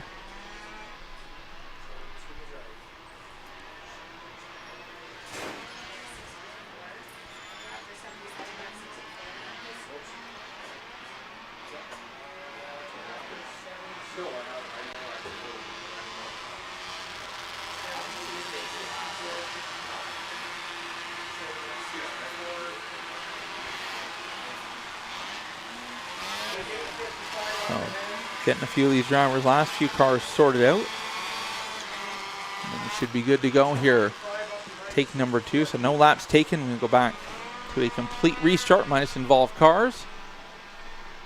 55 car being given his spot back as he spun to avoid. Wasn't technically part of the incident. Fred Homewood being allowed to work his way back up to his original starting position. And what happens here is we work our way through. Homewood now where he needs to be.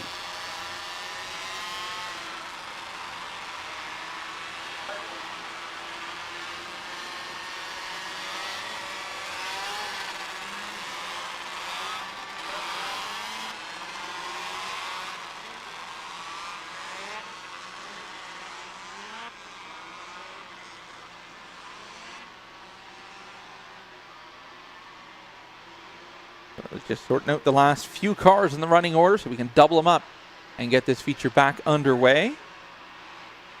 Trying to work things through here at the Autumn Colors Classic Field, giving the sign to double up now over the one-way radio.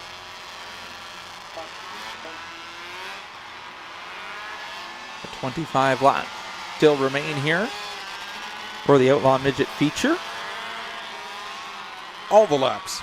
All the laps. Full feature still to run. No laps in the boat. It's like nothing even happened except for the thing that happened. 5-car calamity over in turn 1.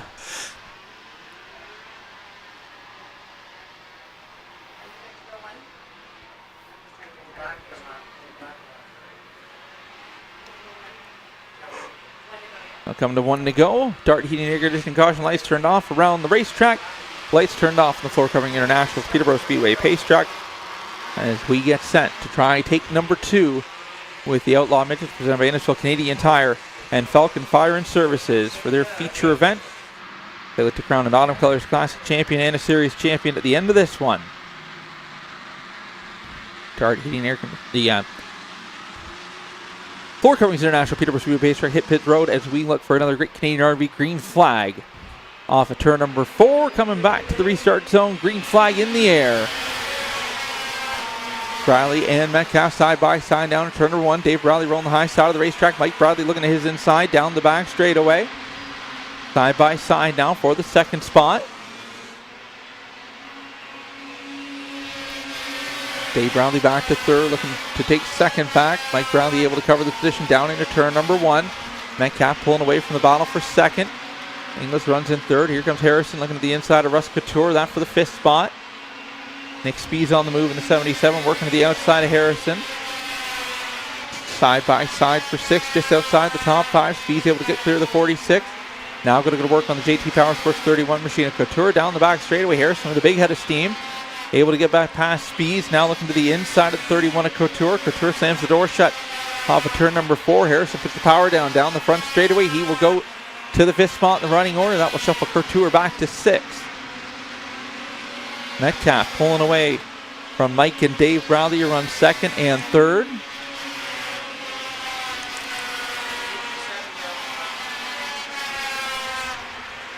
Now your leader working through lap traffic. Brent Dorian going a lap down in the 57 machine. Now getting split through lap traffic.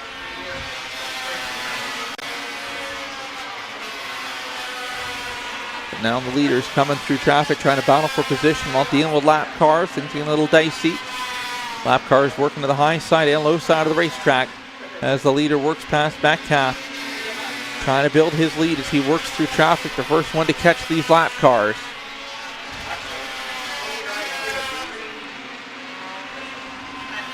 Inglis now under pressure from the 46 of Harrison. Battle on for the 4th spot in the running order. Harrison and Spees trying to challenge the 14, the Bass Lake Home Improvements ride.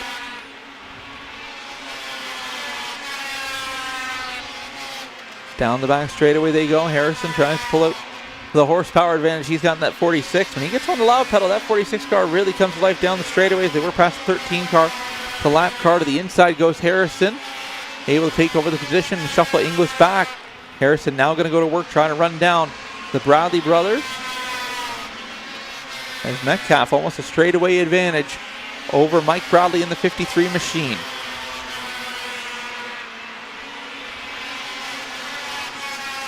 Mike Bradley mentioned kind of adjusted the car out in the first round of qualifying, has brought that car back to his liking, running the 2nd spot. Just not good enough to be able to run down Metcalf. Cross legs in the air, I believe it was. Thought it was. Cross legs given that time. Yep. So looks like they cut it by 5 laps. 10 laps in, 10 to go.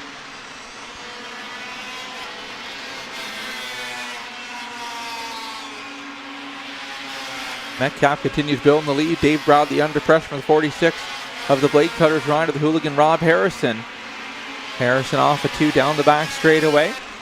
3-car battle for 2nd now. They work through lap traffic. 57 of Brett Doring going a lap down. Next to be the 20 of Tyler King. All this going on over a straightaway behind your leader, Jason Metcalf. Oh, trouble down in turn number 3, or 2, I mean. The entrance to 2. Possibly the 77 of Spees coming to a stop down there on the bottom side of the racetrack.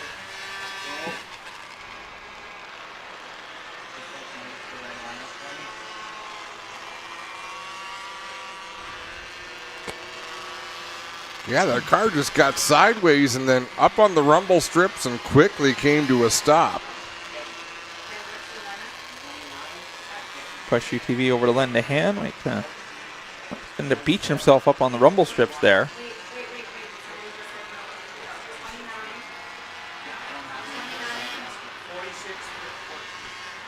Oh, that car is seemingly stuck.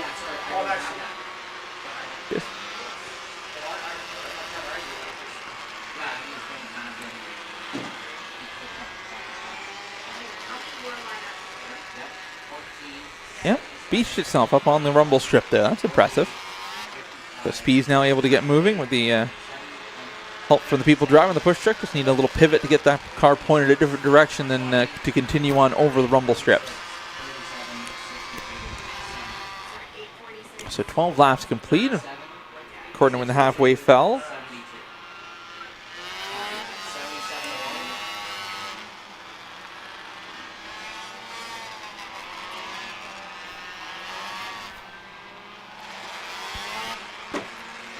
Speed's able to carry on and get moving once again.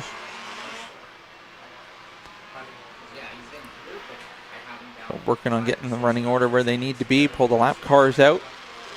According to scoring, 8 cars on the lead lap.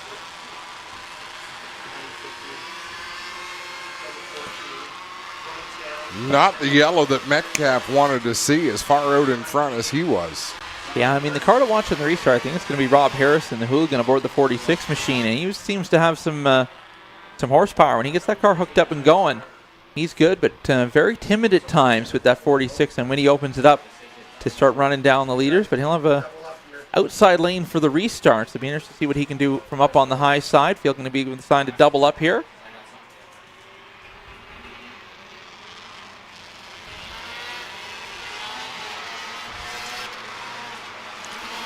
Lights are out on the floor coverings International Peterborough Speedway pace truck. It'll dip down to the infield and we'll set them loose with a Great Canadian RV green flag. Coming to the Stewart's Equipment restart zone, getting set to fire off once again. Floor coverings International Peterborough Speedway pace truck hits pit road. Coming back to life. 12 laps complete here. The Canadian Tire Venezuela Outlaw Midgets presented by Falcon Fire and Services. Mike Browdy gets the jump, able to clear Metcalf down into turn number 1. He'll take over the top spot. Have trouble down on the front stretch here, down in the grass. 98 is Speeds. Looks like he's got some right front damage, trying to limp that car possibly the infield. Now starts working his way back up towards the racetrack, but Kevin Speeds trying to get off the racetrack, keep moving towards the infield without drawing the caution. Got a new race leader. Metcalf, though, trying to fire back up on the high side. Able to do so driving around. Here comes Hooligan Harrison, going to follow through up on the high side now. That 46 machine rolling the high rent district, trying to put the power down, trying to come past Mike Browley in that 53 machine. Not able to do so far. Caution is out as Speeds has come to a rest, unable to get that car to turn to the infield. Now, I know Kevin was having a real hard time keeping that car in a straight line down on the grass, so might have broke something in one of the steering components on the front end of that car.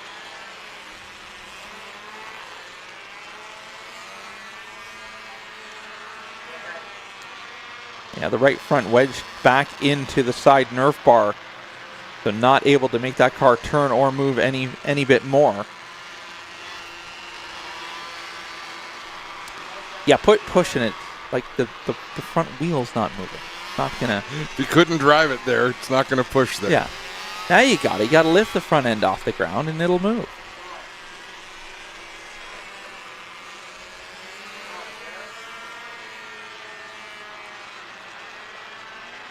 It's like dragging your kids in a sled in the middle of winter. We're going to look at some of the action here coming to the restart. What broke the right front? A Motorama replay. Someone down the racetrack coming to the restart zone and right into the right front, push right back into the Nerf bar and the motor. Yeah, I'll show you this. You're right. Right front push right back in the motor and the crash bar. So that's the big issue. Definitely hit something that shifted this whole right side geometry back. Obviously, it's towed out now as the tow link is not how it should be. But he's clear behind the wall.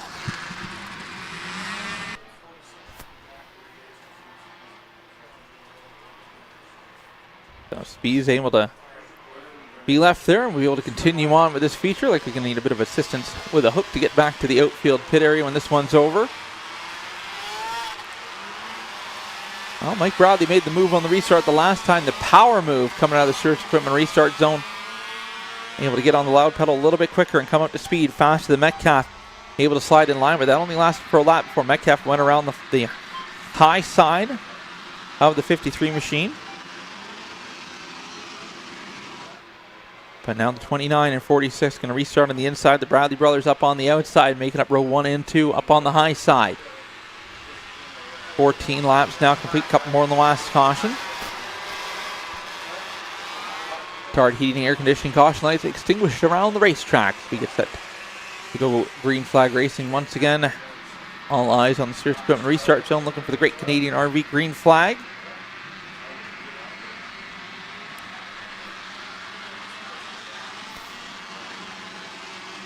So here we go, coming to the restart zone off of turn number 4. Green flag in the air. This time Metcalf was ready. Side by side down to turn number 1. Brownlee trying to pinch him down, not able to make that happen. Although able to slide in line to second. Hooligan Harrison up to third. Here comes Bradley. Look to the inside of Metcalf. Down at turn number 3. He wasn't able to make that happen that time. Down into turn number 3. Falls back in line. Metcalf might have lost a little bit of handling. May take that car a lap or two to come up to speed. Get those pressures built back up. Here comes Harrison. Looking to Bradley's inside. Down to turn number 3. Doesn't have enough of a run. He backs out of it. Into the third spot. We got one sideways. Able to hold on to it down through the grass. That's the 77 of Nick Spees now. See what he's able to do. He's going to drive it down through the grass, likely headed to the infield, calling it a day here.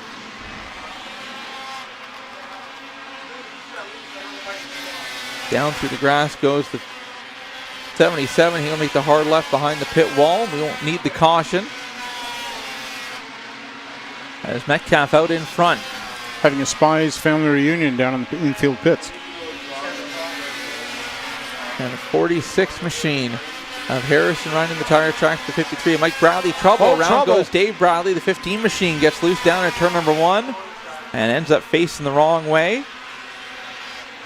That will draw the caution once again. Tough break for Bradley running the 4th spot. Just lost the handle of that car. Down into the corner. And around came the 15 machine.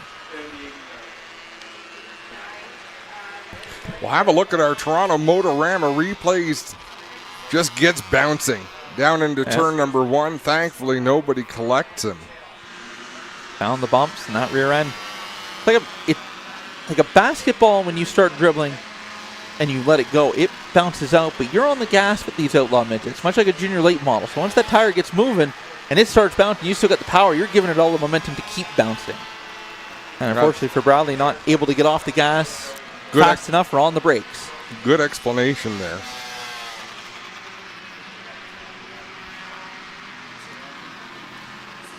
So this will be fun watching Dave Bradley have to will try to weave his way back through traffic, and his brother Mike Bradley find some of the magic he had on that early race restart.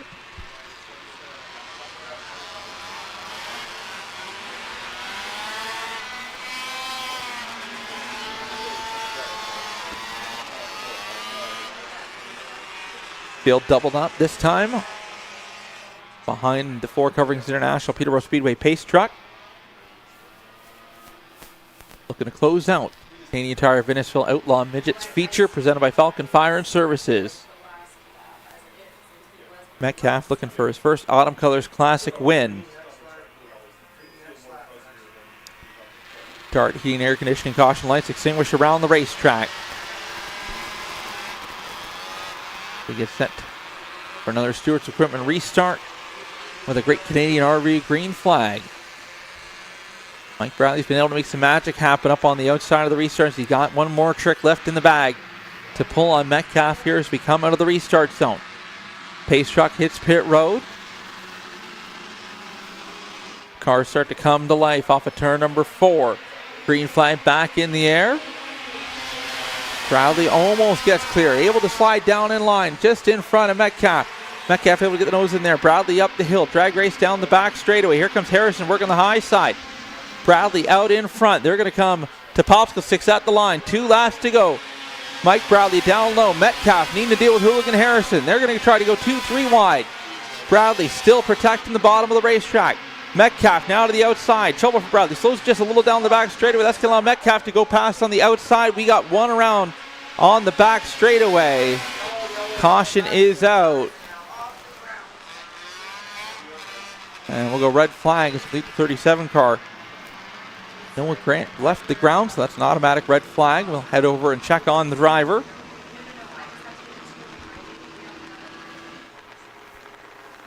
I don't know what happened to Mike Bradley on the back straightaway.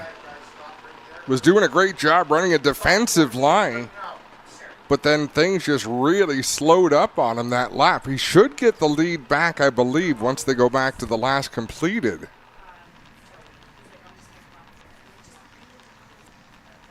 We'll see what happens once things get sorted out, making sure driver is okay on the back straightaway. In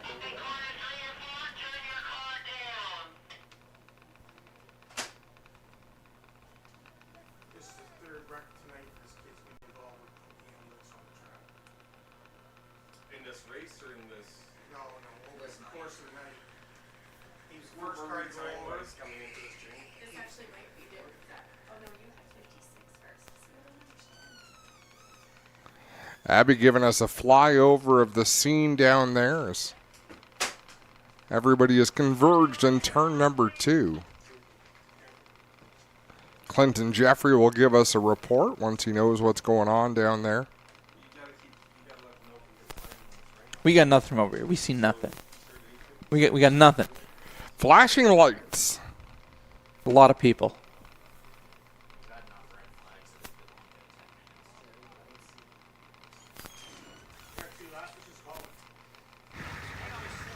Colin Grant a little bit shooken up here, guys. They're going to take a moment. We will just take a minute to sort things out. Was a hard wreck, what appears to be right side into the outside concrete here on the backstretch in turn 2. So we'll give you an update as soon as we have one. He's getting his helmet off. He is talking to the paramedics here and appears to be okay. But we'll give you the full rundown as soon as we have it.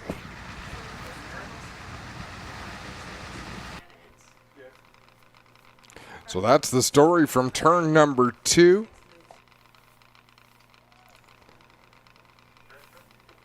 Let's take a break here on Racing America. When we come back, it'll be the conclusion of the Outlaw Midget feature event.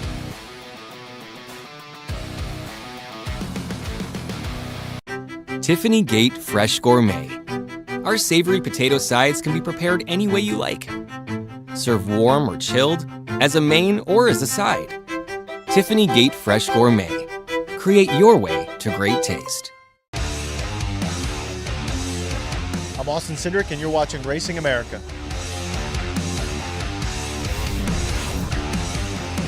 Looking to start a new career path in motorsports or searching for something new in your racing journey? Racer Jobs is your destination for providing the most current job openings from top racing teams, manufacturers, sanctioning bodies, and suppliers. Whether you're a budding race engineer, a seasoned mechanic, or a marketing ace, we consistently refresh our listings with new roles that could meet your ambitions. Looking for a great candidate as an employer? Then tap into our Racer Jobs audience and database to find that perfect candidate. Go to racerjobs.com today. I'm Chris Busher, and you're watching Racing America.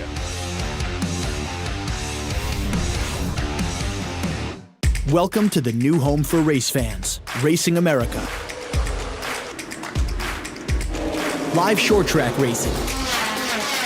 Cannot do that all the way around. Exclusive team content. I bet, that's what they all say. Any NASCAR fan is really a short track fan at heart. Behind the scenes access. From grassroots to NASCAR, join us at the home for race fans everywhere.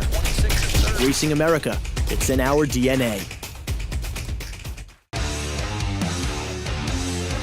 I'm Tyler Reddick, and you're watching Racing America.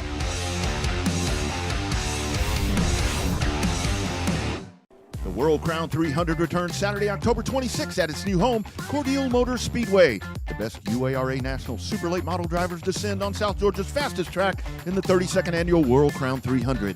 In one of the nation's richest races, the winner taking home an astounding $35,000. Who will join the list of winners including Trickle, Waltrip, Elliott, and more. It's the 32nd annual World Crown 300 Saturday, October 26th at Cordele Motors Speedway. And you can see it only on RacingAmerica.tv.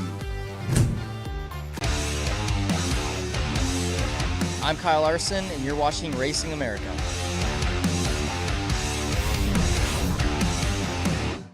Communication is key in the racing world. When it comes to at-the-track communications, there is only one place to call. Racing Electronics is the #1 source for professional race communications worldwide. Over 20 years in the business proves their dedication to the sport. With every driver and crew communication, two-way radios and headsets, scanners and more, Racing Electronics is a one-stop communication source for all your motorsports needs. Before the green flag flies, make sure you have all your team communication gear from Racing Electronics. Stop by and see a Racing Electronics representative at the track near you. Visit their showroom in Concord, North Carolina, or order online at racingelectronics.com. Welcome to the home of all race fans, Racing America, live short track racing. Looking for the green flag, and the Snowball Derby is underway. Exclusive NASCAR Cup team content. Enjoy competing with your teammates. You already know. Behind the scenes access. Great car, puts on a great show. I'm excited for that. Claim your front row seat to watch the excitement. Mission accomplished. And drama. Car lifts up in the air. From grassroots to NASCAR, join us at the home for race fans everywhere. You're watching Racing America. Right here on Racing America. Racing America, it's in our DNA. Welcome back to Peterborough Speedway, where safety personnel are still up in turn number 2. Assisting with the driver, and I believe I hear the outside ambulance siren, if I'm not mistaken. An ambulance has been called for.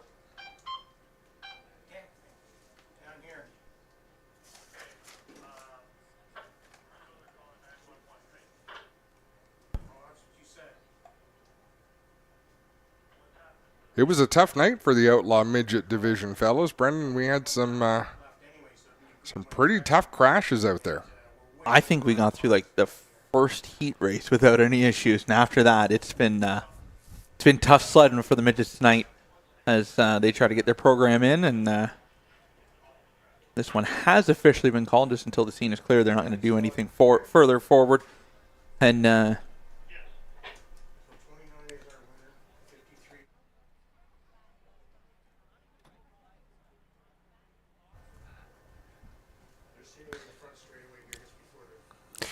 So we're going to get a look at what happened there in turn number 2 from Motorama replay.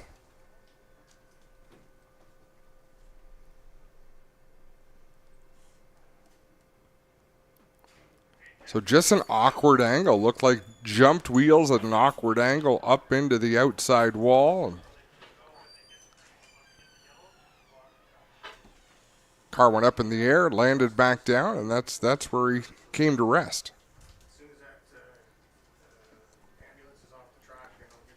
So your unofficial top 3 finishers sitting down on the front straightaway, just the turn 4 side of the start-finish line. Jason Metcalf, Mike Bradley, and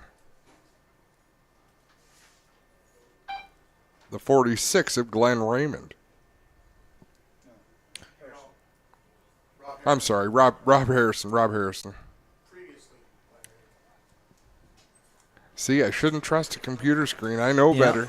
Yeah, never trust transponders. They don't always get updated.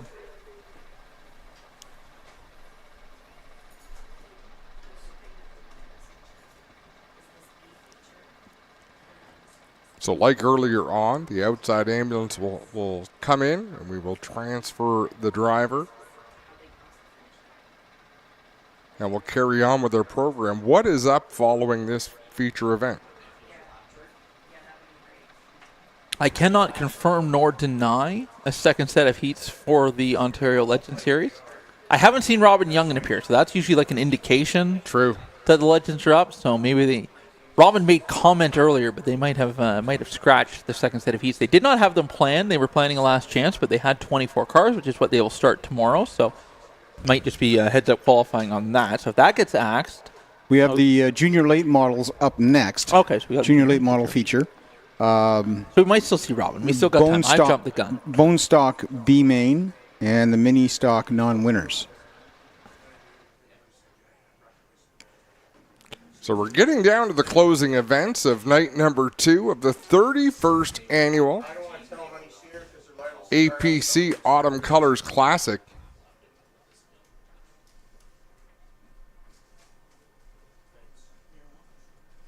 Let's go through tomorrow's order of events. 12:30 p.m., I believe, is the first green flag on the schedule.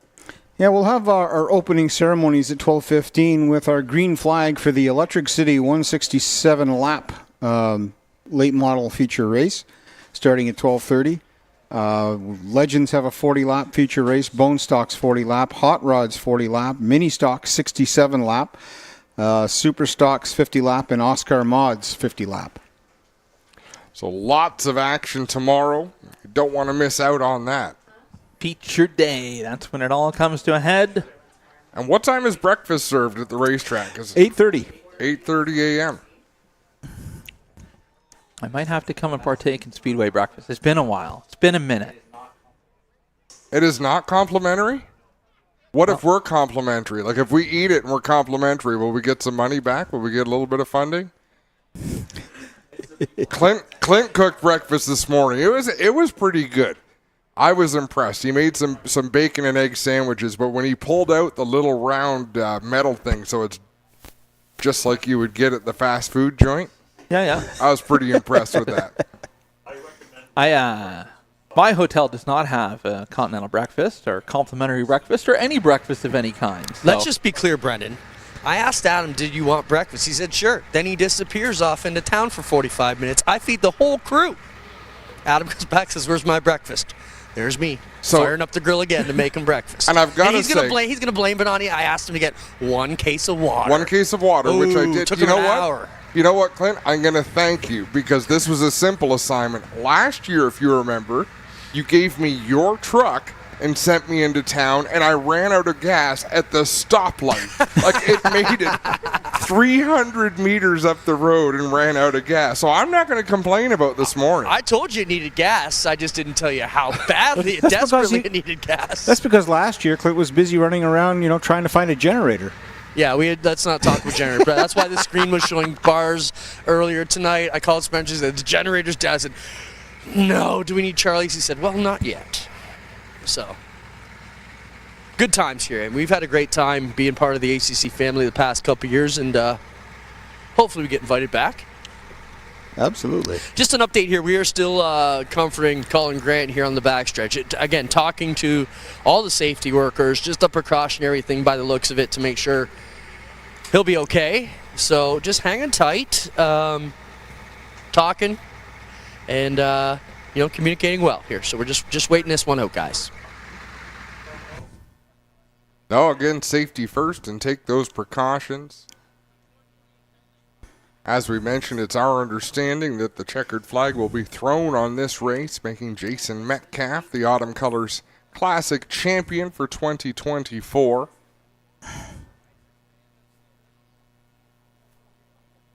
And still lots of action yet to come here tonight at Peterborough Speedway. Now, do you think Mr. Bradley got his bathroom break, or is this an extra long bathroom break for Mike Bradley right now? It could be another problematic moment for Mike Bradley. You'll know because he's going to pull down into Dart Heating and Air Conditioning victory lane. Nailed it. Thank you. And you can ask that question yourself. I'm hoping you didn't just jinx him. Mike Bradley or getting the Dart Heating and Air Conditioning victory lane right the next time? I don't think you can jinx a driver to wet his pants. Like you can, the announcer's curse covers a lot of things, but I don't think it covers. Well, you said when he pulls into victory lane. Well, the race is over. Oh boy. Well, there we go. He finished second. I can tell you that. It's impossible to jinx him at this point. But if I did jinx him to wet his pants, I will laugh for years.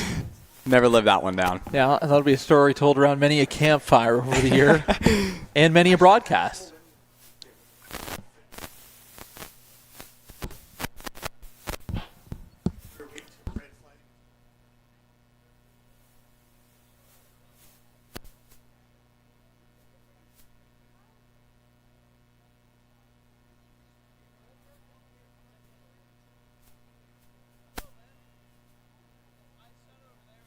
Word travels fast up here in the tower of what's being planned and what's going on. Little tight tower. How many bone stocks are scheduled to come out in the B main? A little later on. 8. We got 8 bone stocks for the B main. And the top 4 get through? I believe that is correct, yes. That'll be a throwdown. Yeah. A lot of Peterborough Speedway names. 89 Victoria McLennan, incredible season this year, winning her first heat races. 55 Kaylee Deemer.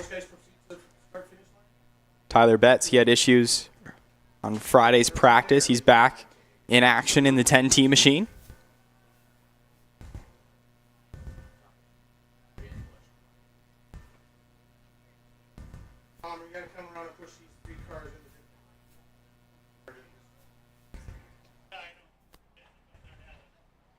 So still waiting on the outside ambulance as we will push some cars to Dart Heating Air Conditioning Victory Lane for Clinton to grab some interviews with. As we're not going to fire anybody up, just move them around the UTV that we have at our disposal. It's always good to use the equipment you got.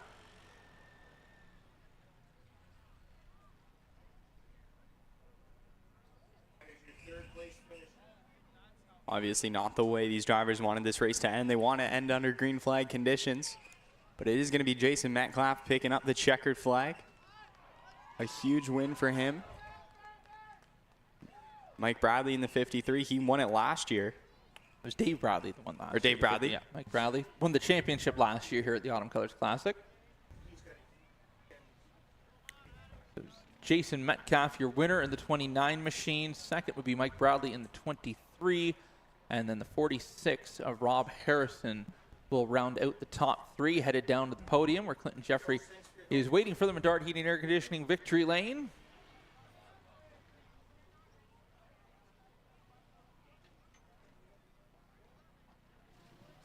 All right, well, Metcalf going to get out here into Dart Heating and Air Conditioning Victory Lane as the winner here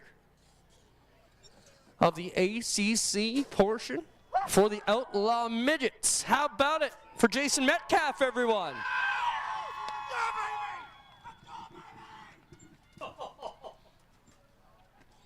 Come on in front, Jason. What a drive there. Pretty excited. It obviously means a lot for you to get this done here. I've been waiting for this win for a long time. To win the championship and win Autumn Colors back-to-back is phenomenal. Couldn't do it without my team. My dad's over there. He's working on the car every night.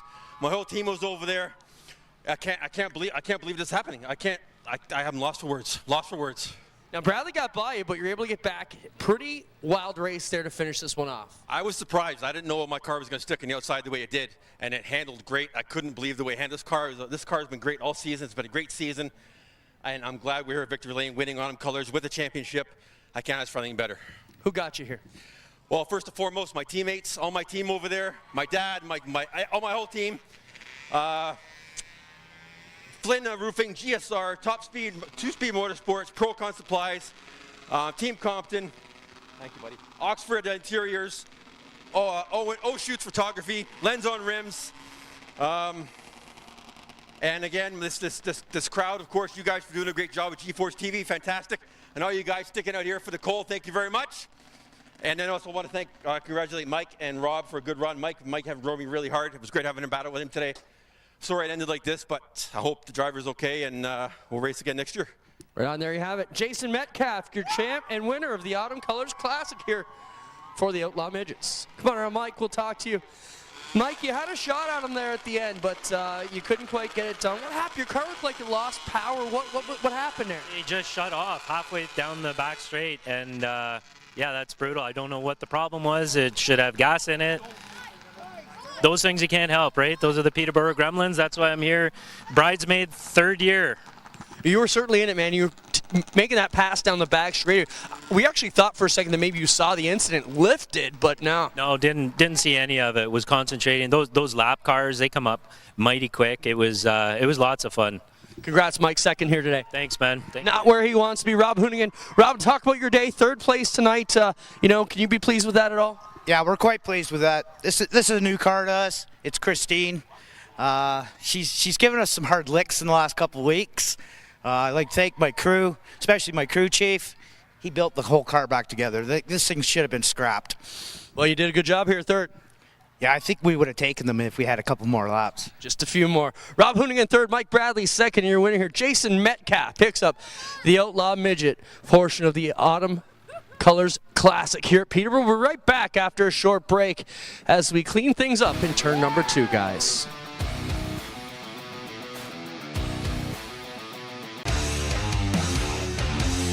Hey, I'm Dylan Hart Jr. You're watching Racing America.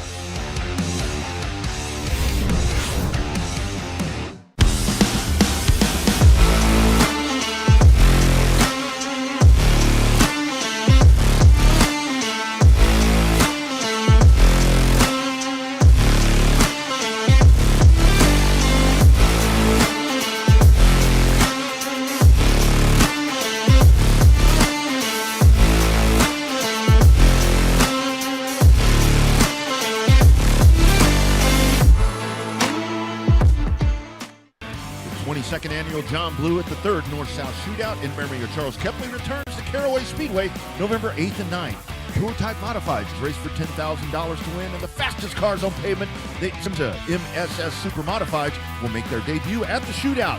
See street stocks and more on Friday with 602 Mods and Prolates joining on Saturday.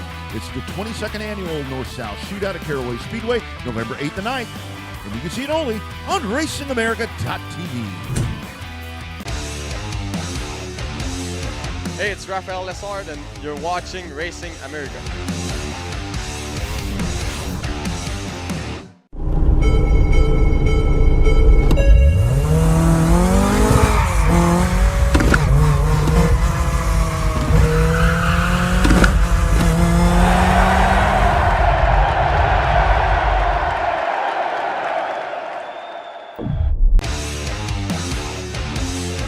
I'm Ray Evernham, and you're watching Racing America.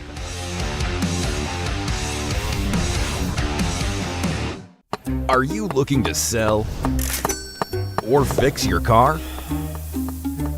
You can do it all with Kenny U-Pull. Whether it's running or not, we pay you top cash on the spot. We'll even tow your car off your lot. Need parts? Our yards have over 25,000 cars ready to be stripped and over 10 million car parts ready to be pulled. Find what you need at a fraction of the manufacturer's price. Fix it or sell it with Kenny. Visit KennyUpull.com today. Tiffany Gate Fresh Gourmet. Our savory potato sides can be prepared any way you like. Serve warm or chilled, as a main or as a side. Tiffany Gate Fresh Gourmet. Create your way to great taste. It's gotta be the wildest ride in the world. We've not had anything like that before. The guys that run with me are coming to run, and we are all very thankful for that. This is Racing America, the biggest stars. I enjoyed it. I felt good out there. I would love to come here and race. And the inside info. This is the T-bar setup. This clips into the bottom of the cam lock. The only fast channel powered by the NASCAR Cup team owners who know all about speed. How am I even going to drive for 3.5 hours without having a radio in the car? The most NASCAR team content anywhere. Climb on board. Calling all race fans. We have launched a new travel site where the race fans can enjoy free savings and upgrades on all of their travel needs. RacerTravel.com is free to join and unlocks unpublished bookings and rates for our racing community. Up to 50% off on more than 1 million rooms across the U.S. and Canada with unpublished discounts on hotel bookings. Unlock a hidden selection of hotels and rates that cater to your travel preferences. Whether you're heading out to the track as a competitor, fan, or anything in between, use Racer Travel for all your race, business, and vacation travel needs.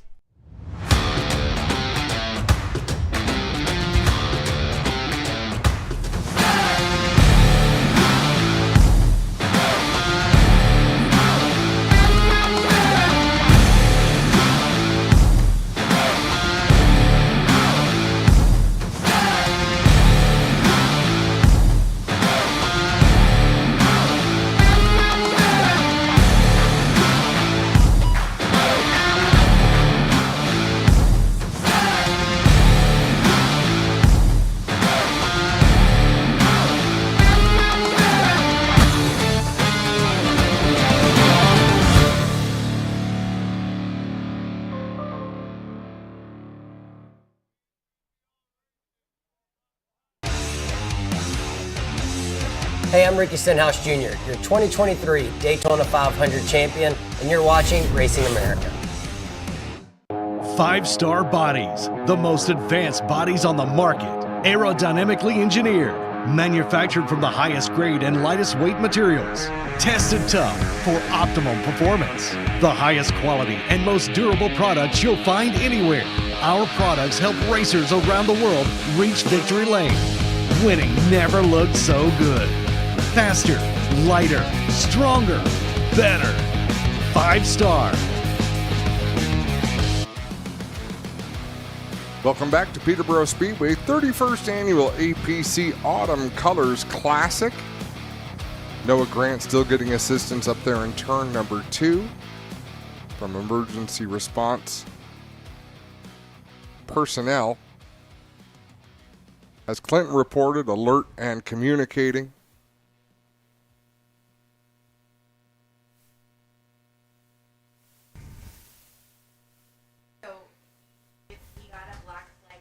Is now a fire truck arriving on the scene.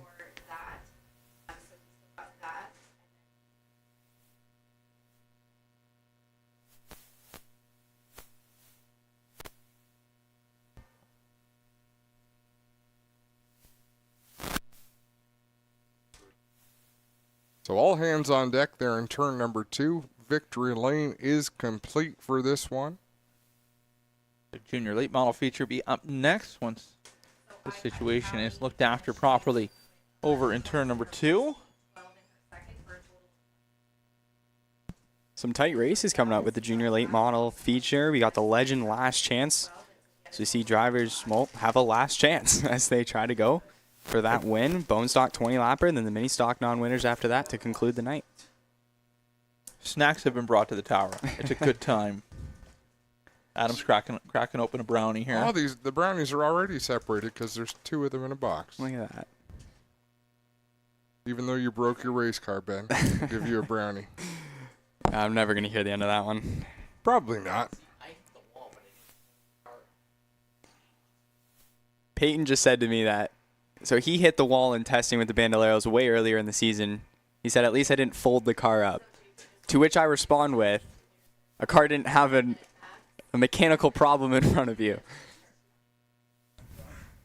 There's usually outside circumstances when it comes to race car crashes. And most drivers generally have a good excuse for why they crashed their race car.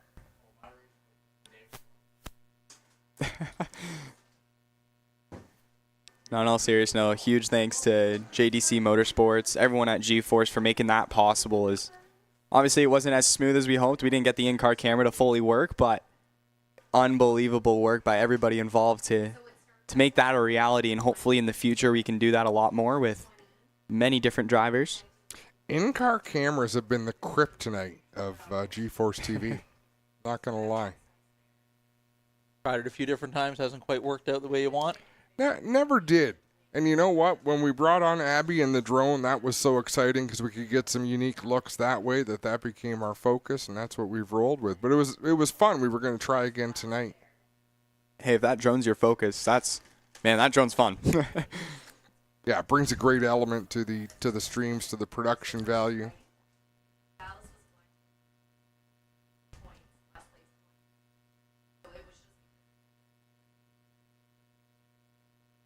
So just a few more cars to be removed from the racetrack, including the 3 down in Victory Lane.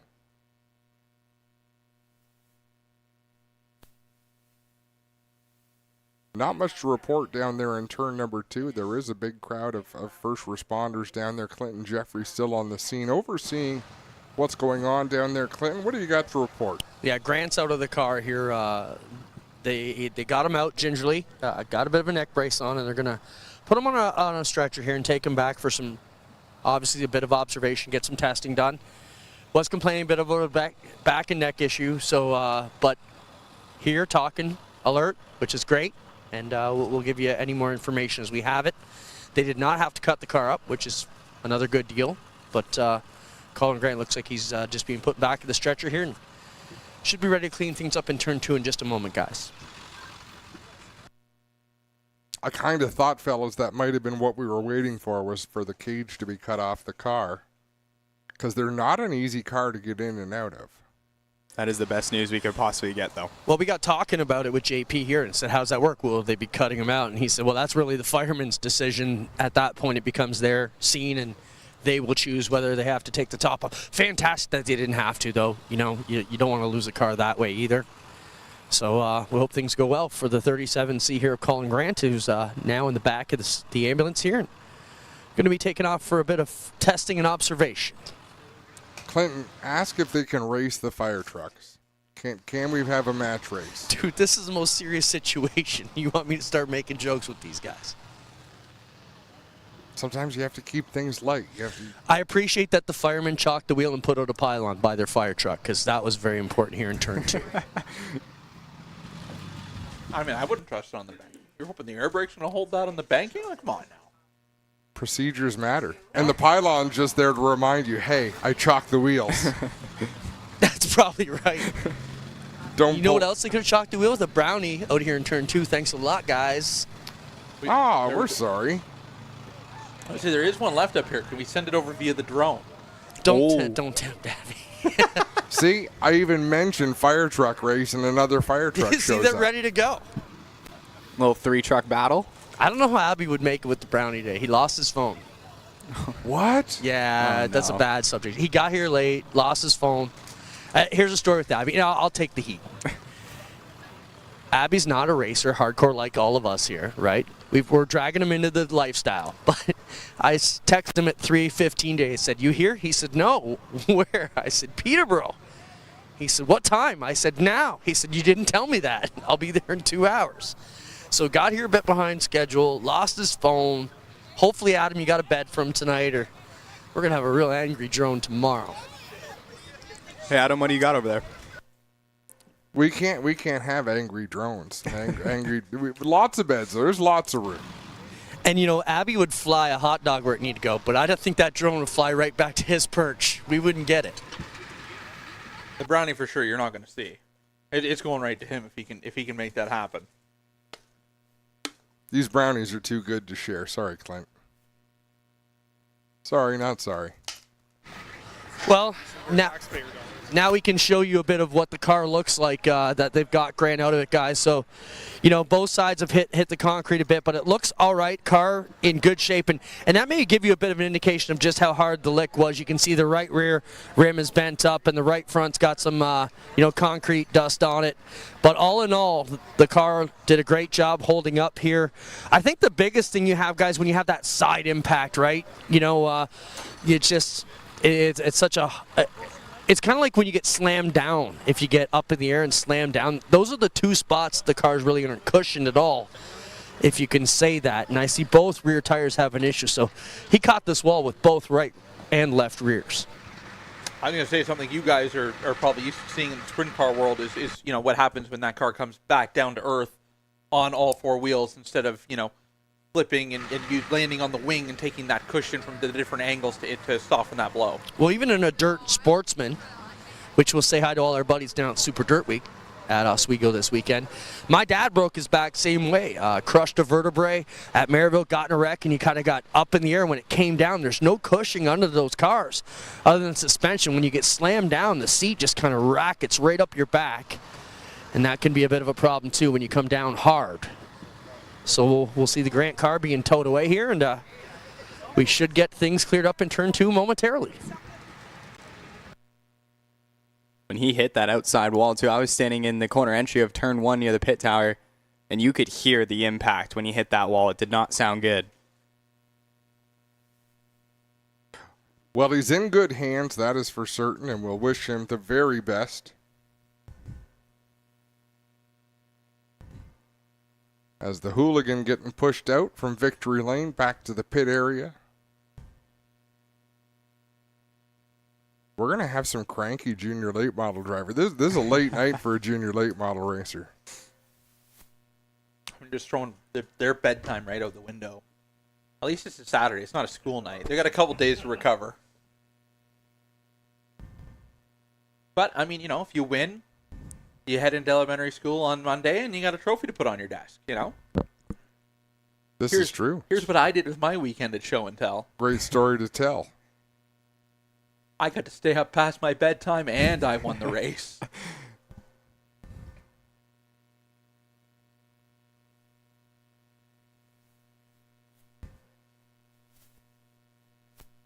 And next week, when this re-airs on YouTube, they can show their friends the following week at school. See? Right, and pull it right up. Just tied all that together, all as one. Okay, now the crowd is dispersed. I was kind of curious why they were all still convened there in turn number 2, but now everyone seems to be going back to their respective vehicles. I see the pylon's gone, so that means the tire's unshocked on the fire trucks. That's a good start. Or they just took the pylon, one of the two. We'll find out momentarily. Hey, free pylon.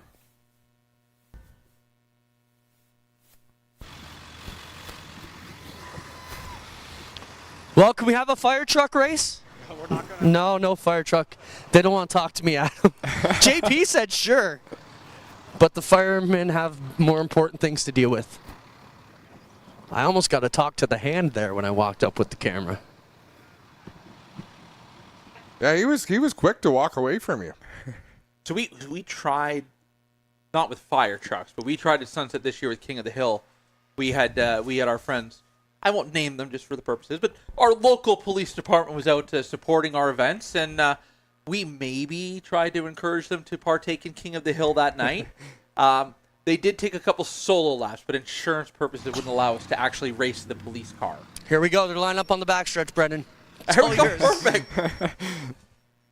The field has doubled.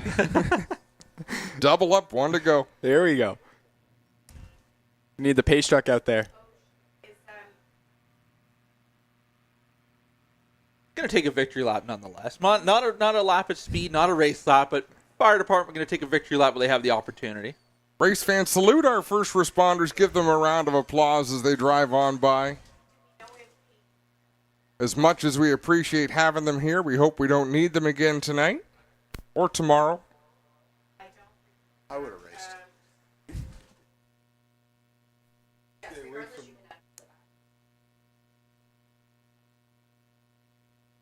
Jack and I thought about stealing the trucks, but we didn't want to end up in the bracelets tonight, so. We need you for tomorrow. That's for the best. That was a very good decision, Clinton.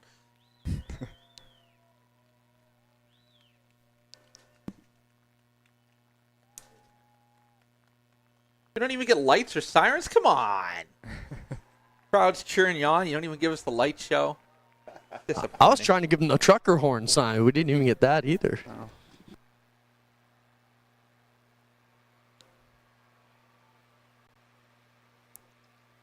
Okay. Two fire trucks have exited. Now we're just one to go. One ambulance, one fire truck remain. They got the victory lap nonetheless.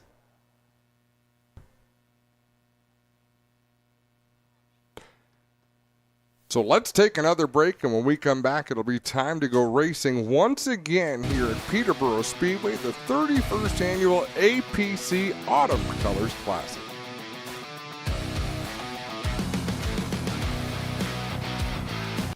Tiffany Gate Fresh Gourmet. Our savory pasticides can be prepared any way you like. Serve warm or chilled, as a main or as a side. Tiffany Gate Fresh Gourmet. Create your way to great taste.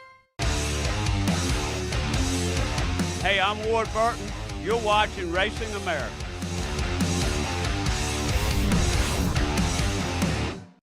Tiffany Gate Fresh Gourmet. Our savory potato sides can be prepared any way you like. Serve warm or chilled, as a main or as a side. Tiffany Gate Fresh Gourmet. Create your way to great taste. I'm Austin Cindric, and you're watching Racing America.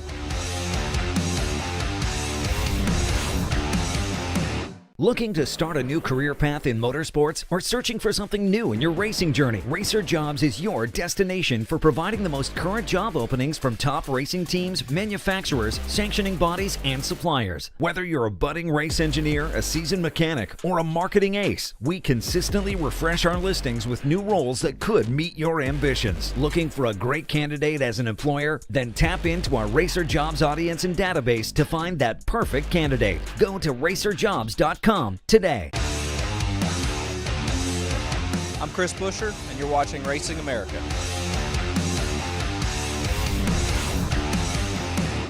Welcome to the new home for race fans, Racing America. Live short track racing. Cannot do that all the way around. Exclusive team content. I bet. That's what they all say. Any NASCAR fan is really a short track fan at heart. Behind the scenes access. From grassroots to NASCAR, join us at the home for race fans everywhere. Racing America, it's in our DNA. I'm Tyler Reddick, and you're watching Racing America.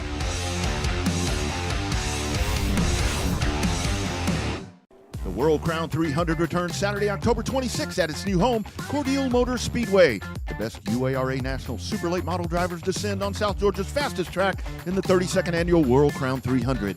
In one of the nation's richest races, the winner taking home an astounding $35,000. Who will join the list of winners including Trickle, Waltrip, Elliott, and more. It's the 32nd annual World Crown 300, Saturday, October 26th at Cordeal Motor Speedway. And you can see it only on RacingAmerica.tv.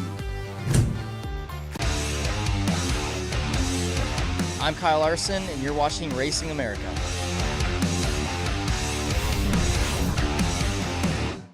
Communication is key in the racing world. When it comes to at-the-track communications, there is only one place to call. Racing Electronics is the #1 source for professional race communications worldwide. Over 20 years in the business proves their dedication to the sport. With every driver and crew communication, two-way radios and headsets, scanners and more, Racing Electronics is a one-stop communication source for all your motorsports needs. Before the green flag flies, make sure you have all your team communication gear from Racing Electronics. Stop by and see a Racing Electronics representative at the track near you. Visit their showroom in Concord, North Carolina, or order online at racingelectronics.com. Welcome back to Peterborough Speedway, where you can see the last of the emergency vehicles are exiting turn number 2. Perfect timing coming back from commercial break. That ambulance will be now doing his own victory lap, and away he will go.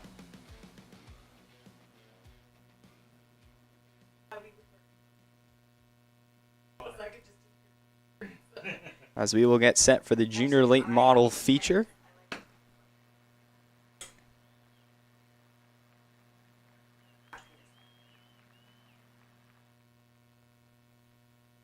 Even though I just had a delicious Peterborough Speedway brownie, the fact that all the officials are talking about desserts is not helping my hunger situation or my waistline.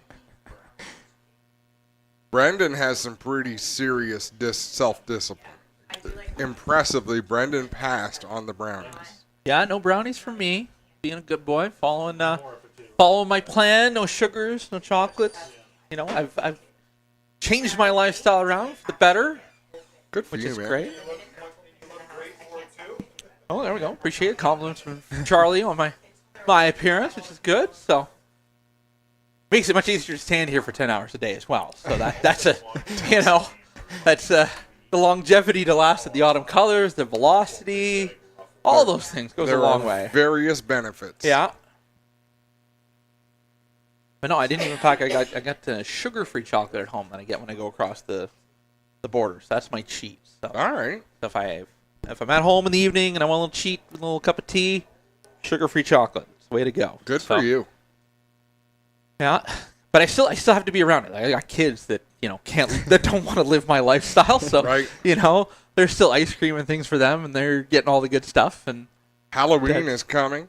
Yeah, no, that one I've actually avoided for years. I just send everything with them to their mothers. I'm like, just we don't need anything here. It's fine. Get out of here. Yeah, I put it away in a cupboard because I'm like the dad that's like, I don't want to say super strict, but no, we're not coming home from school and mowing down at a bunch of chocolate. Or you're not having a bunch of chocolate after dinner and getting wound up on sugar before bed on a school night. So it sits in the cupboard and then it goes bad. So I'm like, you know what? Just take it.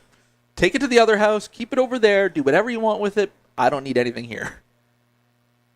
So I've already dodged that one. And then I plan on being in Nashville for Halloween anyway. So that's even better. Nice. So All-American 400 weekend. We're going to go. We're going to road trip down. Good for you. So the flagman's coming back to the flag stand, and the cars have been released onto the racetrack. It is time to go racing once again here at Peterborough. This is going to be an impressive field of junior late models. This is going to be a very interesting race as we see the cars coming onto the track. A lot of Peterborough Speedway regulars that know their way around Canada's toughest 3rd mile oval. But then you get people like Josh Davenport. You get those drivers who come from all different places around the track, winning championships in Sauble and Sunset. All right, so here we go. We'll work our way through our lineup. So it looks like lead them off be the number 20 machine representing Peterborough Speedway. Feature winner out here in 2024, the Gully Bridge.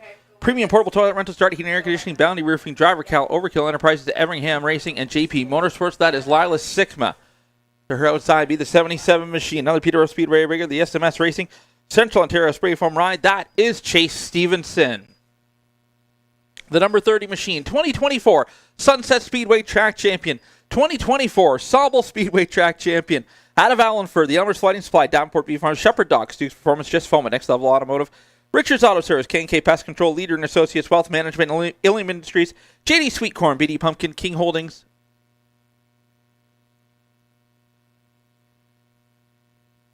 Shellswell Racing, Flush by Robin and Company. It's JD Josh Davenport aboard the 30.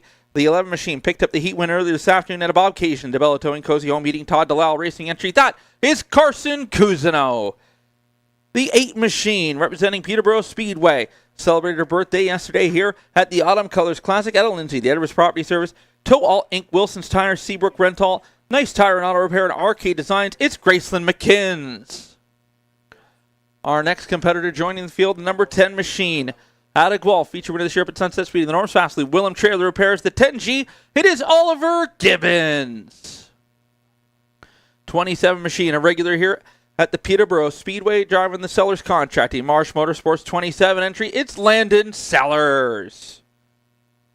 The 22, making his Autumn Colors Classic debut out of Alliston. The Mason Hollage, Betonia Farms, WD Potato, Aston Mills Laundromat, Curl Up and Dye, South Simcoe Shine Shop, Mortgages, Samantha Powers, Rockers Landscaping and Construction, Glen Sweeping, Frodsham Trucking, and Duvin Vorden Holland Limited. The 22 is Right Foot, Ronnie Mason. Starting behind Mason be the number 52 machine, making his last career start behind the wheel of a junior late model. He ages out at the end of this one. Former Sunset Speedway junior late model track champion out of Innisfil. The Simcoe Barge Brake Ball, Tony's One Stop Tire, Overdrive Automotive Aurelia, Dunrate Car Care, Canadian Car Care, Feller and Roadhouse Roofing and Sheet Metal, Toronto Installation Classic Car Wash, Century 21 Alcona Palmer Group, and Redline Sides and Apparel. The 52, it's the game changer, Keegan Moat. Next in line, the 09 machine out of Angus, making her second Autumn Colors Classic start. The Ladies of the Old with Sticker Stuff Contest, Guy DeRoche's Automotive Car Care in Wybridge, Highway 400 Transmission in Harrison's. It's Mia Ford.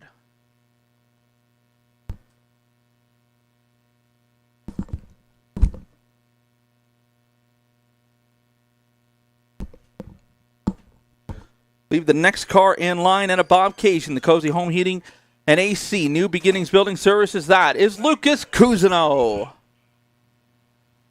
Behind Cousineau be the number 11 machine, representing Sunset Speedway, Adams, the Georgian Chevrolet, Homeland Auto Service, Napoleon Home Comfort, R&R Auto Repair, Rest Pizza, Collins Bell, Macro Tools, Music Pro, Pie Restaurants, Car Quest Berry, Advanced Property Solution, Redline Science and Apparel, Epic Race for Uncle Al's, Jeff's Auto Body, Toronto Installation, Red Edge AG, Canadian Sanitation, CSC Tree Service. It's the Captain Morgan Moore.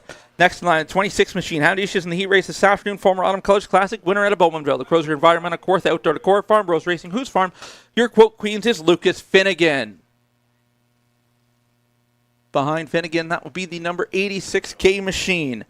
And another driver that had issues in qualifying this afternoon, the Papa's Pizza Land. Russell & Sons Waterproofing. Hatter's Auto Body and Mechanical, full steam ahead out of Peterborough. It's Caden Beattie. The next car in line, the 38 machine, a Peterborough Speedway regular. The Sellers Contracting, Marsh Motorsports, KP's Auto Sales. That is Hudson Sellers. The 2 machine. Driving the Dismore Auto Repair, Kirk Norris, Desjardins entry is Lakeland Junkin.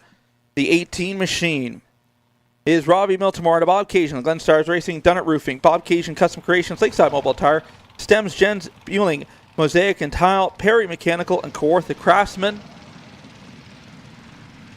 Then we have the 13 machine, then is Avery Kirkpatrick at a Bridge North. The Norms Cash and Carry, Crow's Gas, Floor Coverings International, Alf Curtis, McLeod Eco Water, Buckhorn, Sand and Gravel, R&J Machine, King's Auto, Loves Tire, Reynolds Towing, and TLC Plumbing. Then it'll be the 99 machine. That is Brody Coates at Lindsay, the Moines Ford, Wheelhouse Uniform Company, Cedar Springs Science, CarStar Collision Center, and BASF, the Chemical Company, and rounding out the field, the 05 machine. Making his Autumn Colors Classic debut is Evan Hastings. What a field of junior late models, as 20 cars will make the call. Lila Sigma will be on the pole position, your Peterborough Speedway regular.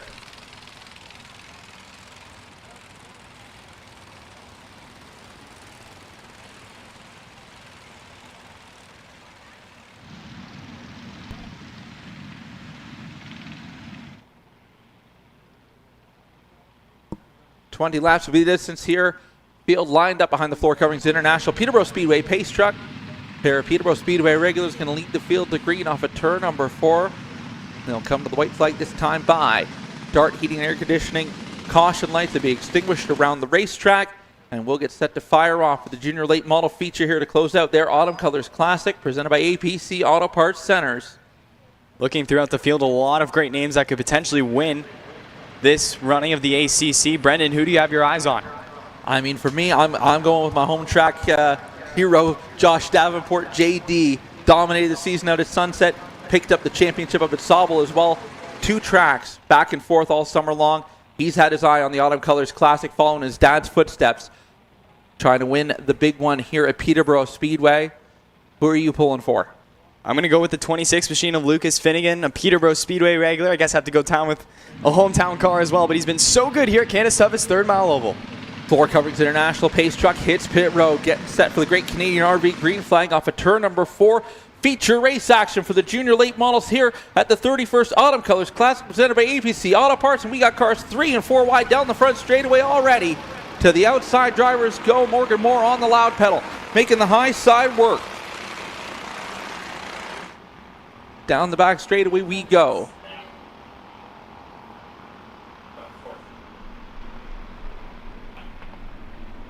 Chase Stevenson out in front. Josh Davenport looking to the inside of Sigma for the 2nd spot. A little bit further behind.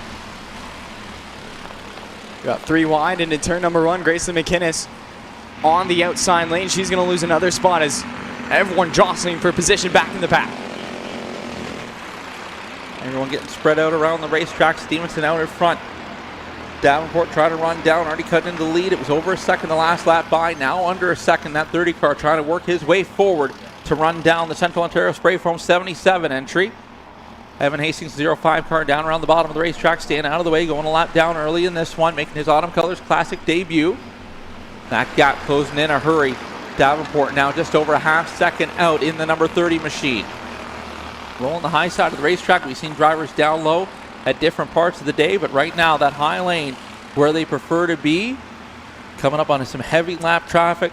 Lakeland Junkin, Avery Kirkpatrick, Robbie Miltimore in the 18. Everyone down around the bottom of the racetrack. Kirkpatrick decides to make the move to the outside of Junkin just as leaders went by. Leaders able to sneak past. As now Davenport trying to find a way past Stevenson. They got a little bit of breathing room before they get to the next set of lap cars. The front 2 have distanced themselves over Cousineau in that number 11 machine.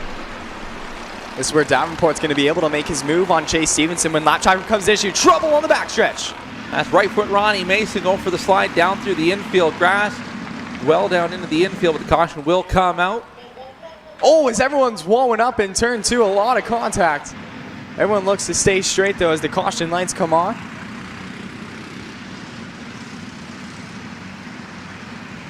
This will be interesting for the restart now as these drivers get lined up side by side once the running order gets sorted out. was a chaotic start for sure. We were 3 wide right off the bat before we even got into turn 1. Morgan Moore in that 11M had timed it perfectly and made the jump to the outside. Got that car wound up and made some ground early. Running now just outside the top 5. These drivers wasting no time to get to the front of the pack. Ronnie Mason, the Betonia Farms Dubin Vorden Haulage Limited 22 machine going to need the push. Much easier with the ATV to get that car moving in the grass instead of a couple of people trying to push him back up onto the racetrack.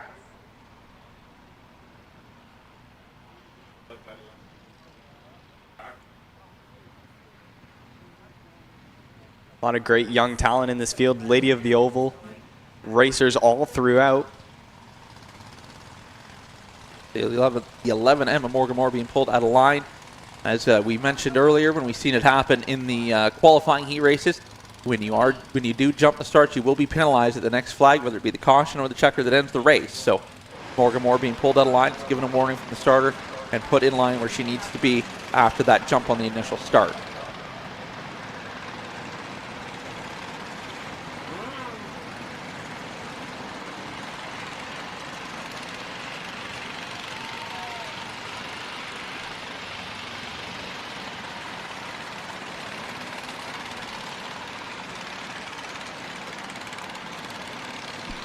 Getting the lineup sorted out here. Mostly good.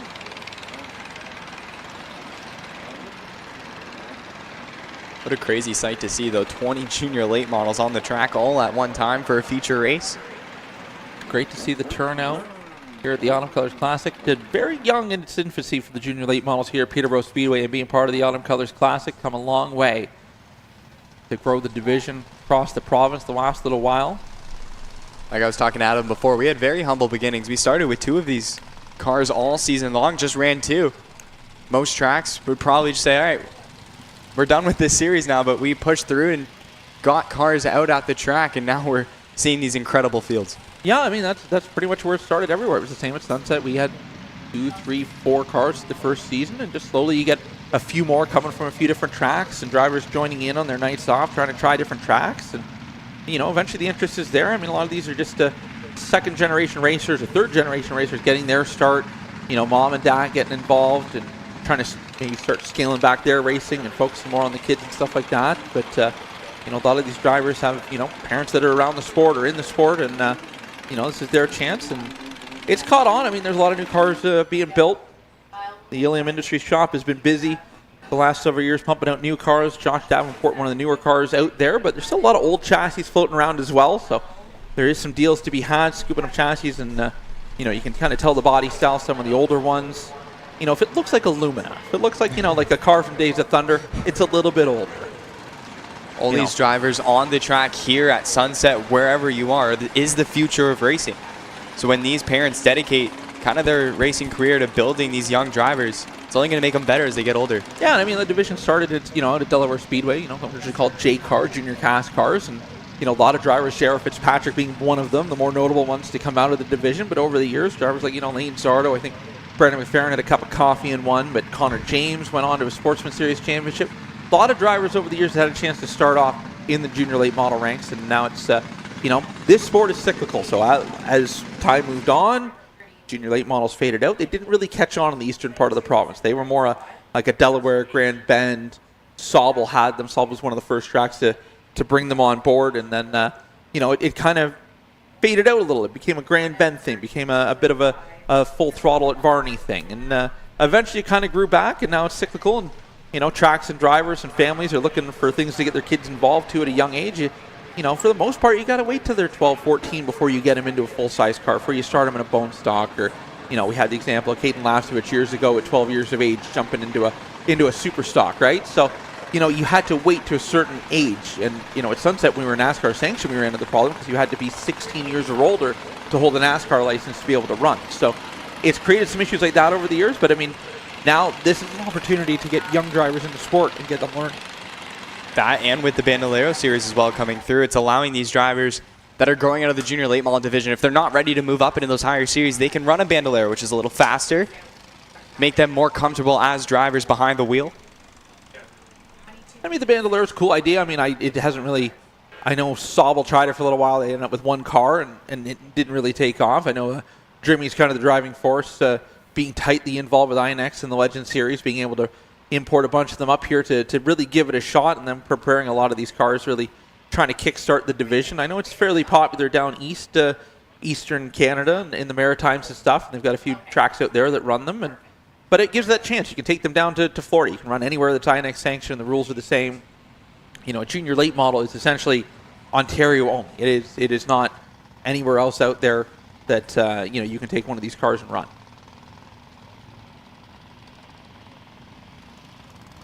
So I think they're just working through trying to figure out the last bit of the lineup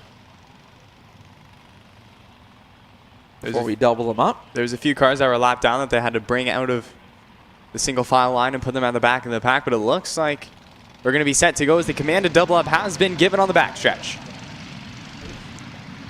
5 laps completed so far, 15 laps remain.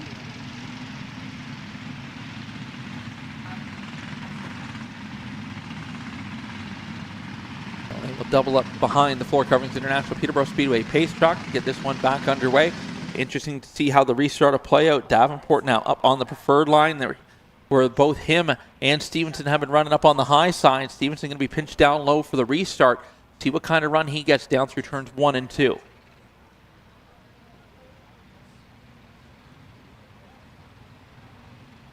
So, Dart heating and air conditioning caution lights extinguished around the racetrack.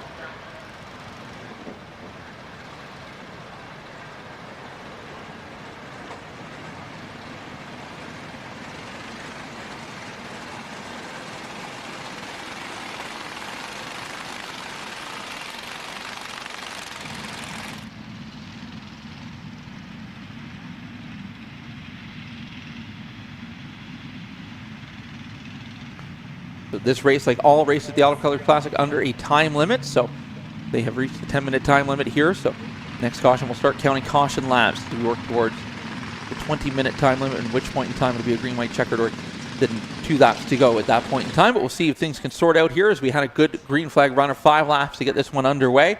See if we can get things back underway. Great Canadian RV green flag back in the air. Stevenson able to get the jump out in front. Davenport coming up to speed. The Davenport Beef Farms number 30 machine. Looking to possibly be 3 wide down at turn number 1. The Kuzno is down the bottom in the middle. Lila Sigma up on the high side. Keegan Moat looking for room to work. Here comes Landon Sellers to the inside of Moat. Down the back straightaway. The game changer Keegan Moat trying to work his way towards a podium finish here in his last junior late model start at the Autumn Colors Classic.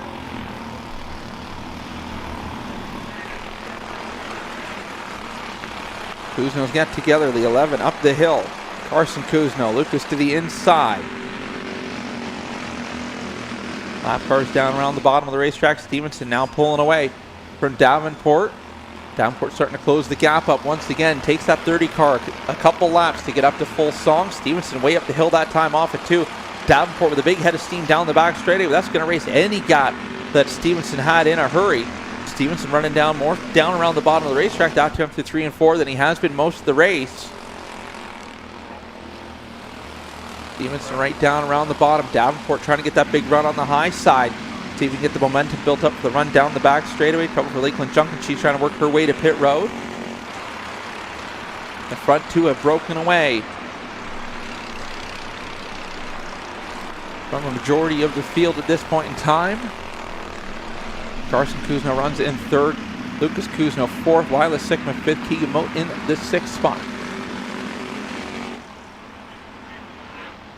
Davenport has caught again Stevenson as they work through lap traffic. Robbie Milmore in the 18 down the bottom side of the racetrack. Caution is out. It's going to be for Lakeland Junkin, who did not get to pit road. Just stalled out before the entrance.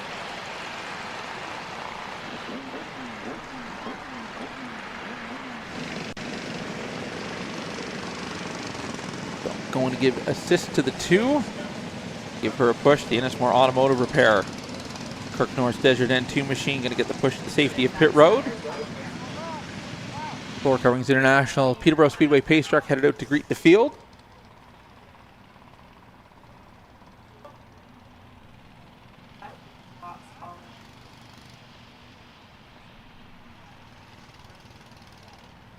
So working through the running order here. Hopefully be a quick caution.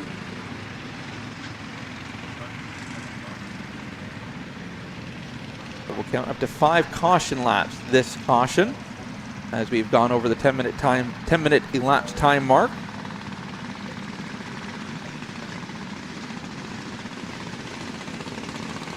So if you're Josh Davenport and it takes your car a couple laps to come up to speed, you're going to have a few laps to work with once we get back green flag racing. Not even just to catch Chase Stevenson, but to make a move as well, as Stevenson making that car look really wide in the early going. Stevenson very good at getting that car wound up and coming up to speed. You would think it'd be geared up a little differently to be able to spool up like that and get going. But he seems to have the same amount of speed once he does get going, geared up the same as Davenport. But just on those starts, really able to get moving at a high rate of speed quicker than the rest of the field. It's going to be a great battle between the 77 and the 30 machine as they're pretty much running identical lap times.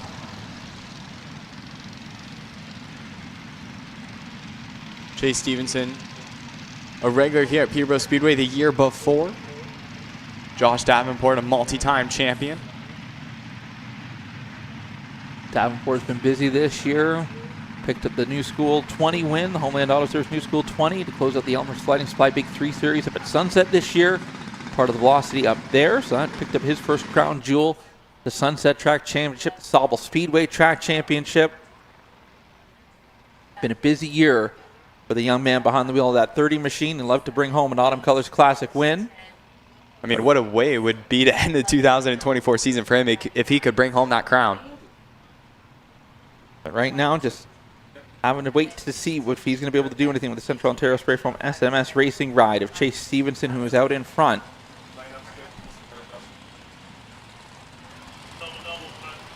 Davenport's been running that outside lane more than Chase Stevenson has, so this restart could help him as he'll be on the outside of row number 1 with Chase Stevenson on the pole position on the inside.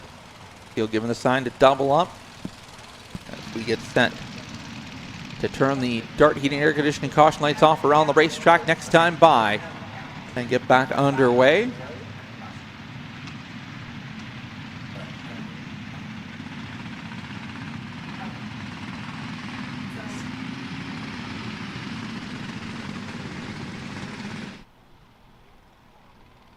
Working on coming around to the field, getting them all tightly bunched back together.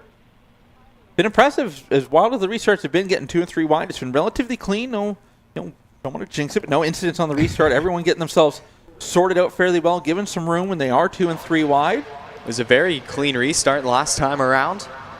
As the lights are out on the floor covering to International, Pace Truck will turn them loose next time by.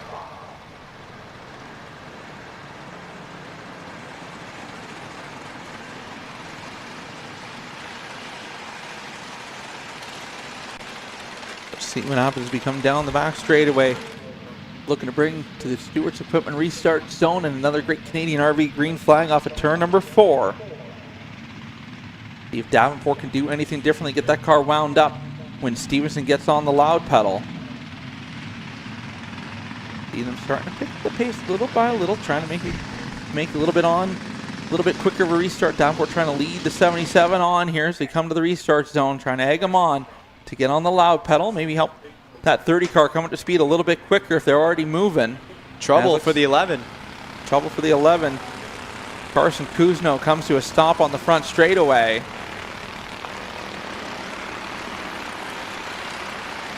And that will quickly draw the caution once again.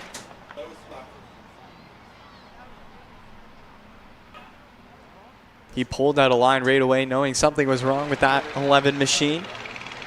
Stalling just before the start-finish line.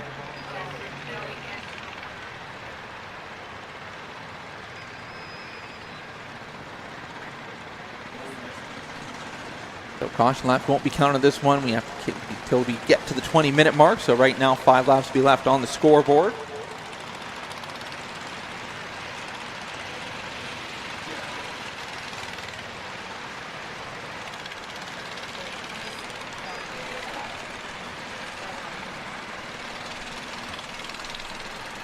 Officials in the window of the 11 machine having a chat.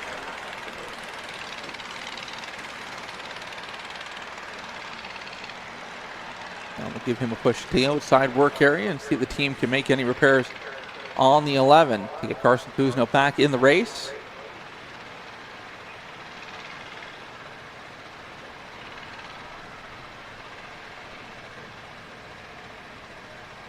Officials working through the lineup just to make sure everyone's where they need to be.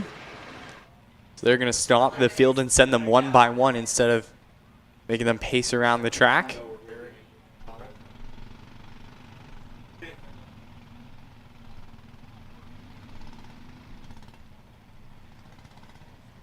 Chase Stevenson still leading the way.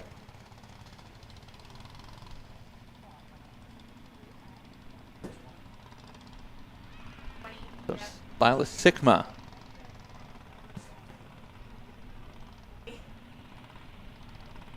Not shuffled back. On the restart. Going to have some good fortune, get moved back up to the 4th spot in the running order.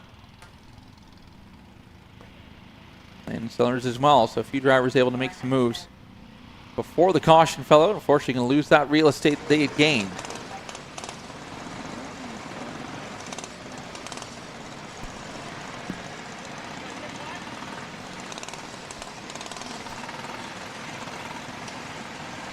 And we'll have a second round of Legend Heat Race. Robin Youngman in the house now. So there we've officially figured out what the Legends are doing.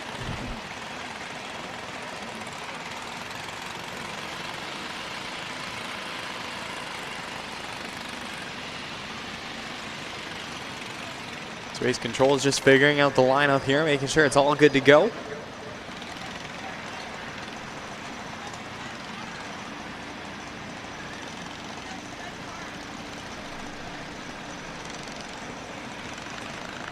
Lila Sigma in the 20 machine, frustrated with how that Bandolero race turned out earlier this evening. She's going to be on the outside of row number 2.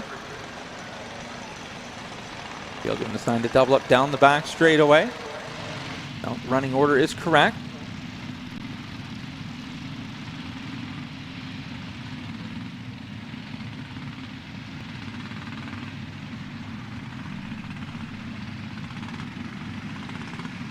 They will come to the white flag this time by. Start heating and air conditioning caution lights be extinguished around the racetrack. We'll get this one back underway, trying to close out the junior late model portion here of the APC Auto Parts Center's 31st Annual Autumn Colors Classic.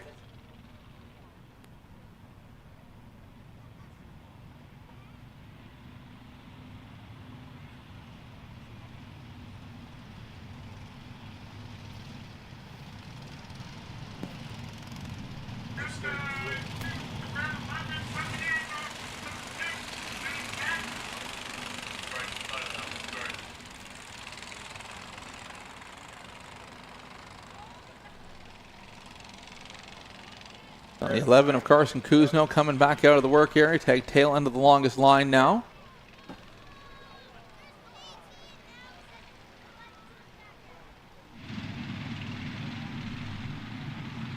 Try to get going. Unfortunately not able to. They're going to push him back to the safety of the pit area. Fort Cummings International Peterborough Speedway pace truck to the safety of pit road. Stevenson and Davenport leading the field back to green off of turn number 4, looking for the Great Canadian RV green flag. So it'll be a green-white checkered finish. We have reached the 20-minute time limit on this one. So Stevenson going to get away. Davenport going to have to go to work. He's got 2 laps to try to make this happen. Down the back straightaway we go. Stevenson with a healthy advantage over the 30 of Davenport. Can Davenport find the speed as the white flag is out one more time around for Chase Stevenson? Rather large deficit for Davenport to overcome. Down the back straightaway we go. Final time into turn number 3. Chase Stevenson looking to win the Autumn Colors Classic, and he'll do so off of turn number 4. Checkered flag in the air.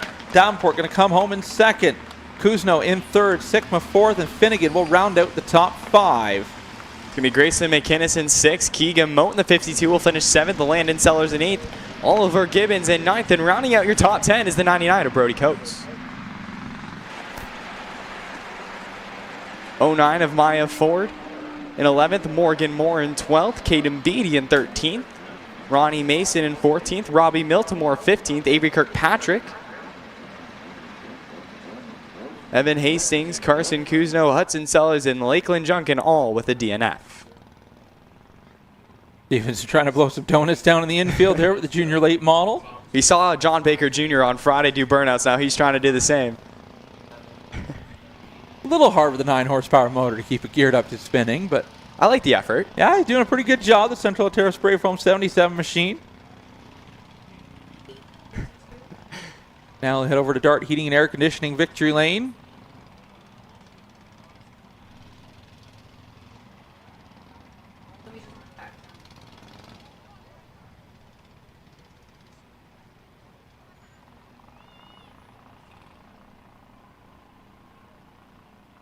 As they head down to Victory Lane, there's the driver up out of the car, makes a noise. Your feature winner, Chase Stevenson. And he will waste no time getting up on the top of the car and showing how proud he is of that win here today. Let him get his gear off. We'll get a talk with our junior late model winner, Chase Stevenson. Mom's crying. We got everything going on down here.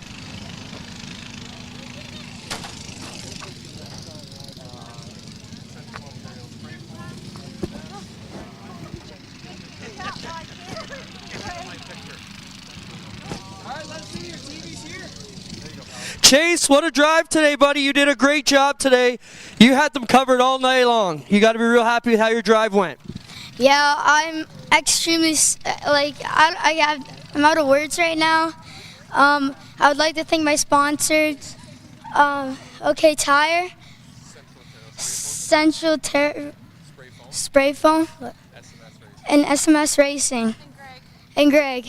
Good job, buddy. Now, you had a lot of cautions to deal with. How'd you keep your head straight? Magic. Good answer. How about it for Chase Stevenson, everybody?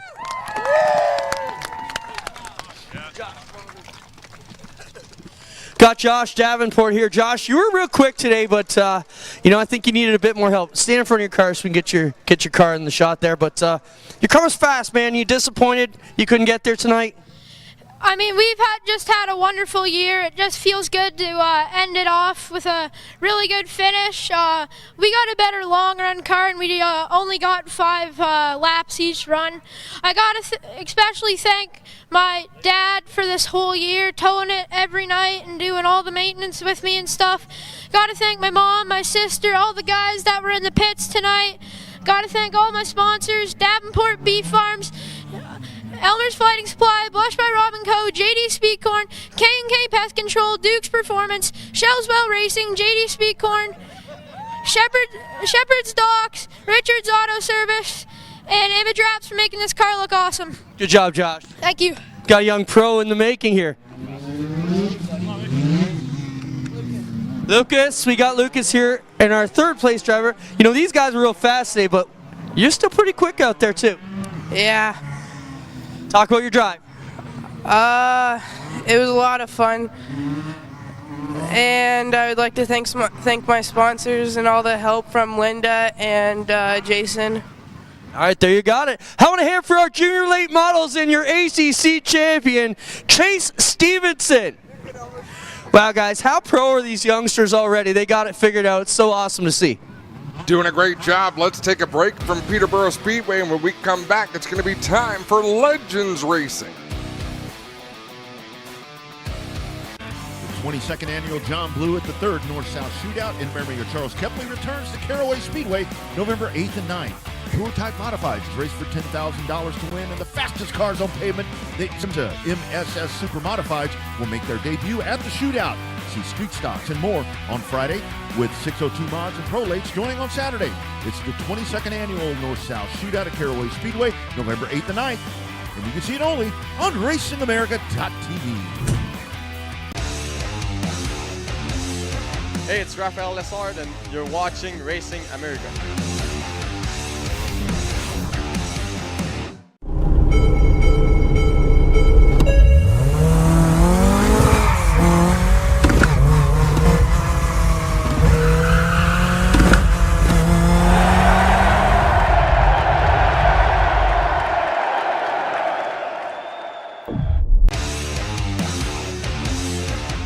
Ray Evernham, and you're watching Racing America.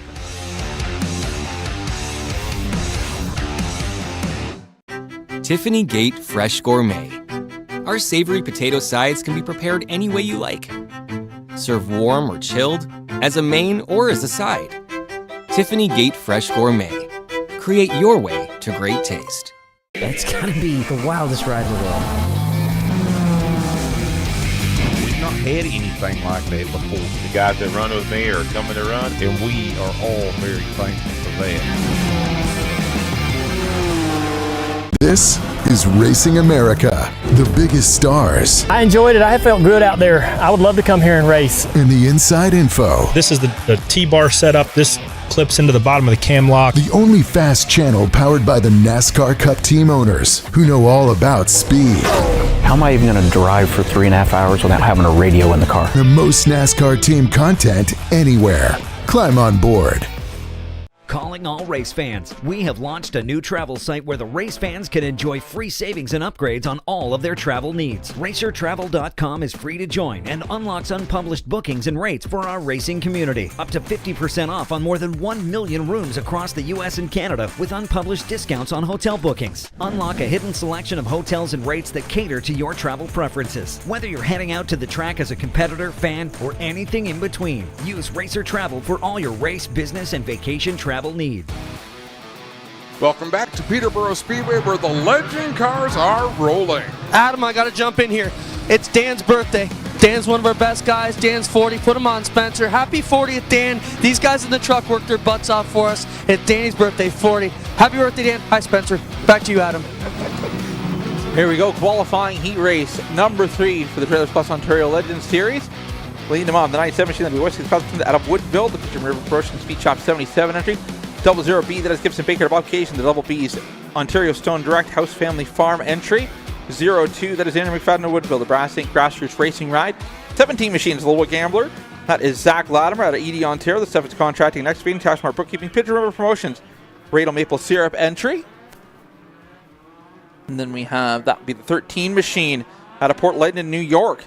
The Ward Racing, Herring Log Home Restoration, Suneric Renewable Energies, TJK, Rock Bottom Well Drilling, Markham's Automotive, SNS Spray Foam Installation Ride of Landon Herring. Then we have the 31, that'll be Jade Franklin out of Coldwater, the 2-speed motor, JF Enterprises, Latimer Sealing Service, Imadraft Downstate, Lindia Berry, former Frosttoberfest Pro Late Model winner. 79 machine, multi-time series champion out of Omimi, Pigeon River Promotions, Epic Racer, Amsoil, Canada, aboard the 79 machine of Adam Cuthbertson. Then it'll be the 12X machine to his outside of Josh Willian out of Petawawa. Have the 21 machine, current points leader looking to clinch the championship, the B&G Towing Curvy Durham Fight Series ride. That is Mitch Wright. 07 machine is Jeff McKibben Lindsay, the next level excavating Kawartha the vinyl ride. And making up your last row here, that'll be the 9. Ruthless Robbie Sykes out of Barrie, the Simcoe County Auto Brownlee Automotive Paul Sadler Motors ride, and his outside, that'll be the 47 of Josh Milween out of Peterborough. Floor Coverings International Peterborough Speedway Pace Truck hits pit road. Heat race number 3 for the Trailers Plus Ontario Legend Series getting underway. Cuthbert gets the jump in the 97 machine. He'll go to the top spot. McFadden looking to follow through down on the bottom. Here comes Jade Franklin after issues in the first round of qualifying, looking to follow McFadden through down on the bottom. The 00B at Gibson Baker rolling the high side of the racetrack has McFadden all sorts of sideways off of turn number 4. Franklin has to get on the binders to give some room there down the front straightaway. Andrew McFadden finds himself in the 3rd position. Now he's got some contention as he's on the outside lane. He's going to forfeit a few spots in 3 and 4. Thought about sliding in line, but the 79 machine of Adam Cuthbertson was there before you get back to the bottom. Still trapped up on the high side is the 02 machine of Andrew McFadden. Here comes Mitch Wright. Wright looking to clinch a points championship here this weekend. Came into this weekend with an 85-point advantage. Just needs to get through qualifying races and into tomorrow's feature to clinch the championship. Franklin now through to 2nd, getting past Gibson Baker in the 00B machine. But the 97 of Wesley Cuthbertson has set sail out in front. 4 laps in, 4 to go as cross flags in the air that time by. Mitch Wright all over the back bumper. The 79 of Adam Cuthbertson trying to find a way around on that inside lane. Contact made in 1 and 2. Mitch Wright knocking on the rear Nerf bar. That 79 machine trying to find a way past. Not able to do so that time through 1 and 2 as they run up on the back of the 00B of Gibson Baker. Jade Franklin unable to close the gap right now to the 97 machine. Laps winding down. Popsicle 6 in the air. 2 laps to go for the 97 of Wes Cuthbertson, this time by. Bird's eye view of that battle. It's a 3-car battle for that spot as they're bumper to bumper. Here they come down the backstretch. Gibson Baker up the hill, a little off at turn number 2. That's all the daylight. Adam Cuthbertson needed. That's going to open the door. Mitch Wright going to follow through as well. White flag in the air. Battle has been set. There is now Cuthbertson under on defense from Mitch Wright. Final time into 3 off of 4. Wes Cuthbertson going to pick up the heat win. Jade Franklin going to come home in second. Adam Cuthbertson going to come home third. Mitch Wright fourth. And Gibson Baker will round out the top 5.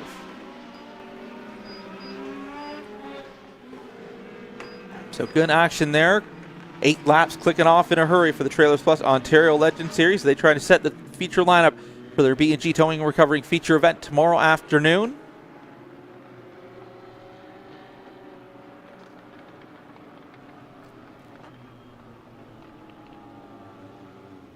Do those cars look fast or what? After the junior late models being out there, and the junior late models are fairly quick, but these Legends cars look lightning fast out there. Able to get through the ends of the suspension and higher horsepower motor. These Legend cars put down some fast laps here at Peterborough Speedway, but right now down in Victory Lane, the Pigeon River Promotion Speed Shop 77 ride. Put your hands together. Your heat winner, Wes Cuthbertson.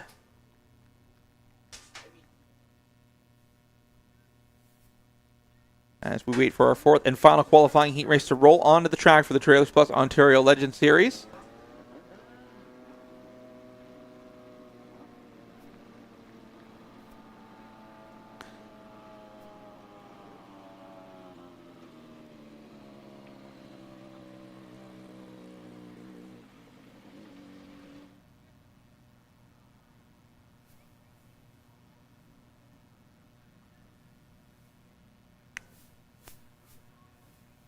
The Legends pulling out onto the racetrack here any second. Wait for it to come up for the outside field. Again, the traffic jam. Legends coming and going, but it's starting to see cars moving, I believe. As here we go, 37 machine. Then is Nathan Killens can lead the field to green. The driver at Aylmer, Ontario. The White Motorsports Inc., Boston Pizza, Elegant Tirecraft, Impressions Printing entry. Then it'll be the 34 machine of Dawson Drimming out of Peterborough. Comes in this weekend second in points. The Trailers Plus Gully Bridge, KOD Disposal, Central Line Hydrovac, Floor Coverings International, Peterborough Speedway entry.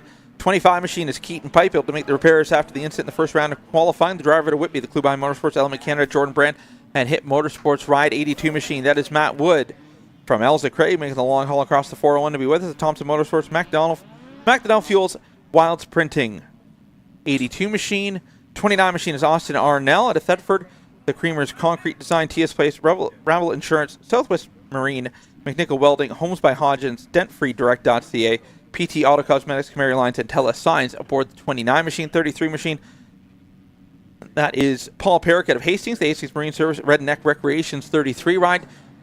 Then it'll be the 78 machine of Matt Boyes, former Sunset Speedway Bone Stock Track Champion out of Caledon, the Green Tractors, Brampton, DSI Heavy Equipment, CDP Diesel, and Auto and Silverwell Landscaping aboard the 78 machine. Feature winner already this year for the Great Lakes Legends Series. Then we have the number 20 machine, that is Cole McFadden of Woodville, the Brassing, Timberfell, Grassroots Racing, Anderson Trucking, Green Tractors, Brampton, Wilds Printing Ride, 04 machine at Alma, Ontario, the Jim Bowen Reacts, BRX Mortgages, Protect Sprinklers, Moonlighting, Outdoor Lighting of Todd Tolton aboard the 04. 90 machine picked up the win in the first round of qualifying at a Cold Water. Latimer Sealing Service, Creature Designs, ICI Heavy Haulage, Pigeon River Trading Company, Tax Smart Bookkeeping, Market Done Contracting, and Trailers Plus is Jordan Latimer. 31 machine is No Break, Jake Spencer Walt. The Dunlop Billiards, Heidi's RV Superstore, B&B Towing, 705 Racing, 2-speed motorsports, Rustic Edge designed by Joe, Redline Signs, Valley Roofing, GD Coats Used Cars, Superstore, Big Ryan and Sons Towing, Epic Racer, SSG Gloves, and Brownlee Automotive. For No Break, Jake Spencer Walt, the former Sunset Speedway Junior Late Model Track Champion, and rounding out the field, that would be the 88 machine of Caleb Dreaming, the Trailers Plus Gully Bridge, KOD Disposal, Centerline Hydrovac, and Floor Coverings International entry. That is your lineup for your 4th and final qualifying heat race for the Trailers Plus Ontario Legends Series. Set the feature lineup for their B&G Towing and Recovery feature event tomorrow afternoon. 8 laps on the scoreboard to settle this one here, night number 2 at the 31st Annual APC Auto Parts Center's Autumn Colors Classic. Amazing to see that 25 machine of Keaton Pipe. They were under that car working on the wheel well the entire night. having the ability to qualify for this heat is amazing to see as the lights are out on the floor covering's international pace truck, and we'll turn them loose next time by. Looking for another great Canadian RV green flag to close out our final qualifying heat race for the Trailers Plus Ontario Legend Series. Nathan Killens on the inside and Dawson Drimmy on the outside.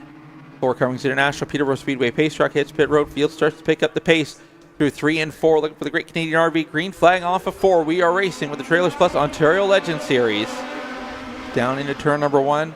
Drimmy able to get the jump in the 34 machine. He'll go to the top spot. Keaton Pipe into the rear nerf bar of the 37 to Killens. Killens up the hill. Matt Wood to the outside. Killens falling back fast in a hurry. Driver splitting him high and low as he gets all the way to the tail of the field safely. Keaton Pipe up to the 2nd spot. Osternow runs in 3rd. Matt Boyce 4th. Here comes Latimer and up to the 5th spot. Just like that, Pipe up the hill. Arnell going to go to the bottom. Boyce going to follow through. Pipe now getting freight train up on the high side. Everyone going to the bottom. Finally gets a break. Keaton Pipe able to get down low, but he will fall back to the 5th spot. Everyone chasing the 34. Dawson Drimmy right now, who is out in front. Arnell to 2nd. Boyce in 3rd. Latimer picked up the win in the 1st round of qualifying. Runs in the 4th spot. Keaton Pipe just let that inside lane opened up, allowing the train to pass him on that inside lane as there's no rubber on that outside groove. He had to fall into line. McFadden on the move now just outside the top 5. He'll go to the inside of Paul Perrick. The driver at Hastings going to fall back. Battle for position. Latimer now to the inside of Matt Boyce, looking to take over the 3rd spot in the running order.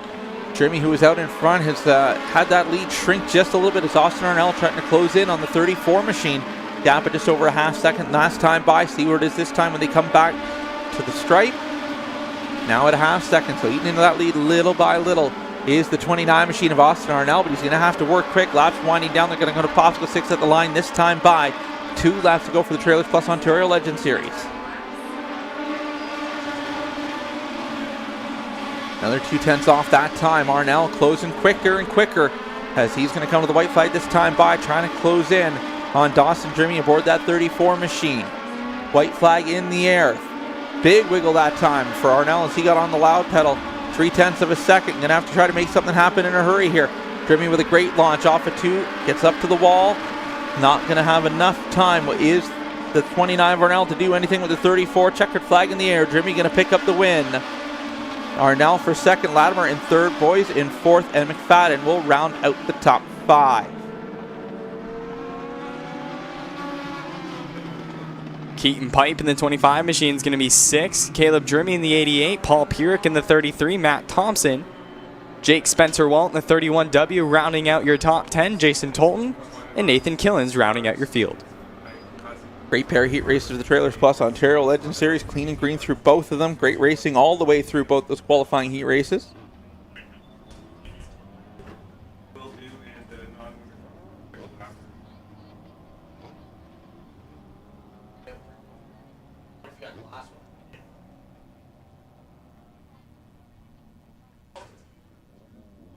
I believe next up will be the B main for the Bone Stocks, is my understanding.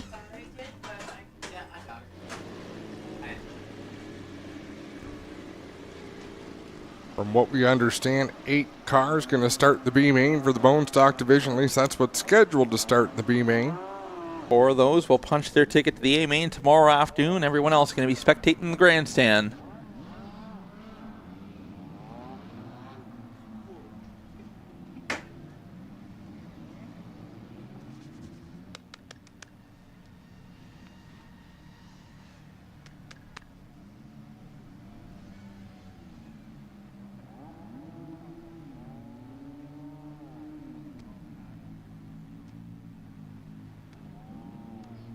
One legend car needing to push off the racetrack.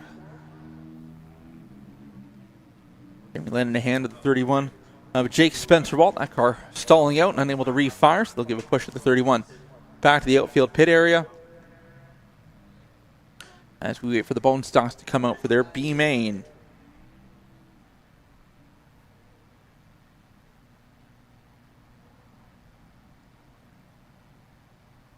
No real surprises in this one, so the 22F for Jordan Williams is a bit of a surprise. I thought he had qualified better. But, that'll do. So post-race attack after one of the heat races. Found something on the 22F they did not like, and unfortunately, Going to send them to the B main. So leading them off, 99 machine out of Durham. The Strike Energy Systems used to be Motorsports Nunes Auto Recycling Midwest Crane and Rigging. That is Austin Hunt.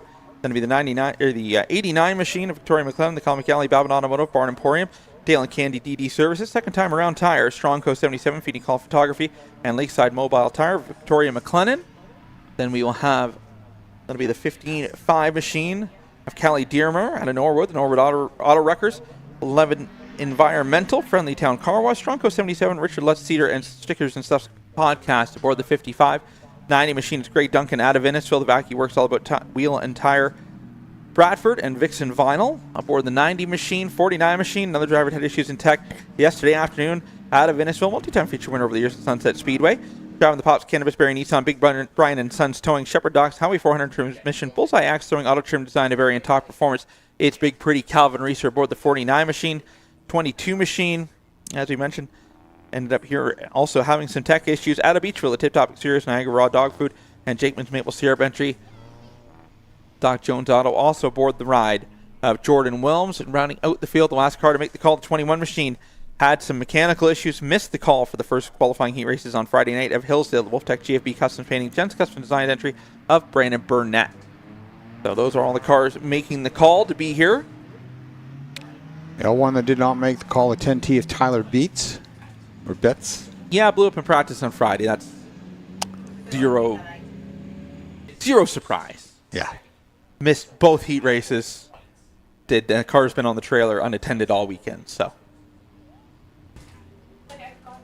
all right. Dart heating and air conditioning caution lights extinguished around the racetrack as we get set to go with our final race of the night. I believe this will be the Bone Stock B main.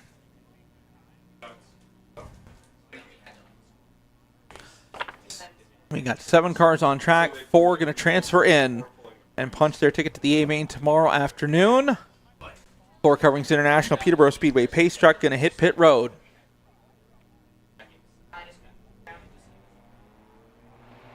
Coming to the Great Canadian RV green flag off of turn number 4. We are racing with the Bone Stock B main. Just like that. McClellan going to get the jump on the high side. She'll jump to the early lead. Jordan Williams on the move in the 22F machine. Looking for room to work. Going to make it 3 wide. Down into turn number 3. Greg Duncan up in the extreme high rent district.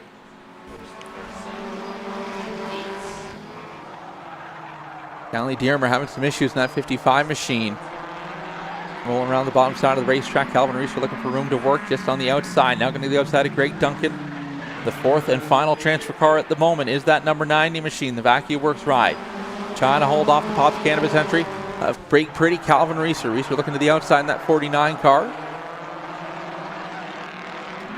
Duncan slides up the hill. That's going to open the door down the bottom for the 49 machine.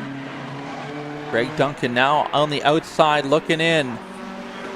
Not going to be able to punch his ticket from the 5th spot. Going to need to do one better. Wilms out in front. Victoria McLennan runs 2nd. Austin Hunt in 3rd. And Reeser, your 4 transfer cars as we run at the moment.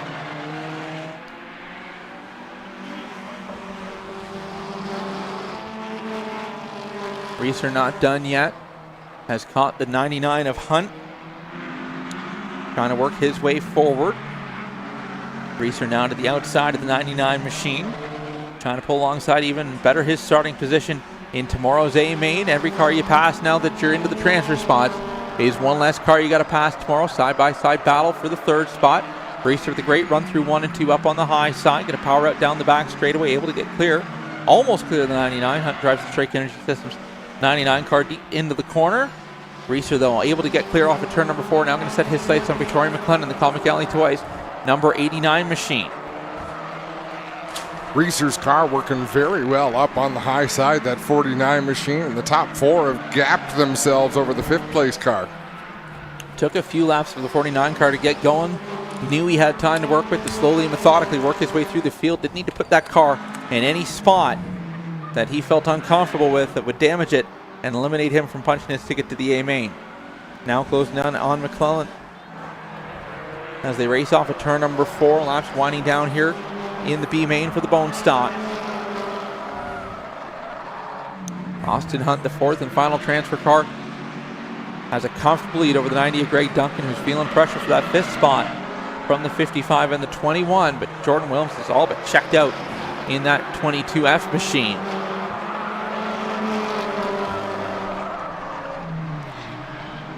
Cross flags in the air this time by 10 laps in, 10 to go in our 20-lap Bone Stock B main. Reeser has caught the 89 now, just working the high side, just trying to feel out where that car's comfortable. Knows he doesn't really need to make the pass, doesn't have to panic. McClellan going to open up the bottom though, and the 49 going to take advantage, drive to the bottom side of the racetrack into turn number 3. McClellan now back to 3rd, but still in a safe spot, and going to punch her ticket to the A main tomorrow afternoon. She keeps running where she is.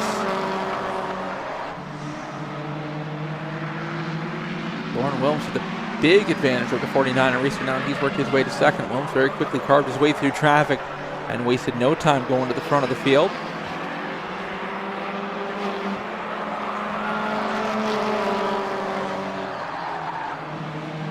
Laps winding down here at this point in time. It's just a matter of making sure you keep your car in the right direction if you're in a transfer spot, and keep yourself out of trouble. Maybe don't abuse it, or maybe try to abuse it and see what you can figure out your car needs for adjustments for tomorrow afternoon. Williams piling that car into the corner, driving all sorts of slideways through 3 and 4.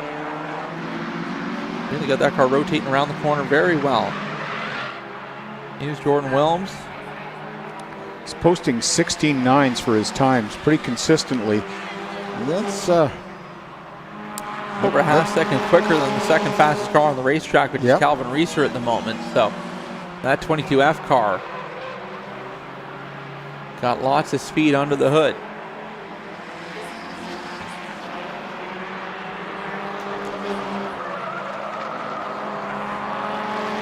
So at this point in time, the 22F machine coming to the tail of the field, looking to put some cars a lap down, much like we did the mini stock B main. The 3 cars run at the tail of the field, the ones just outside of the top 4 transfer spots. Williams going to have to be careful as they are battling for position. Just ahead of him, he's got Brandon Burnett. Burnett to the bottom side of the racetrack. 22 going to go to the high side. Callie Dearmer will be next in the 55 machine.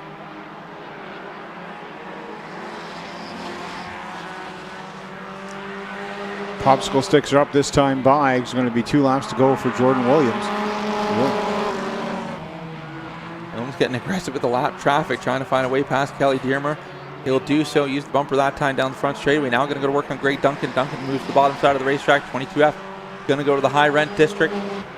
He'll come to the white flag this time by. One more trip around the park for the 22F machine.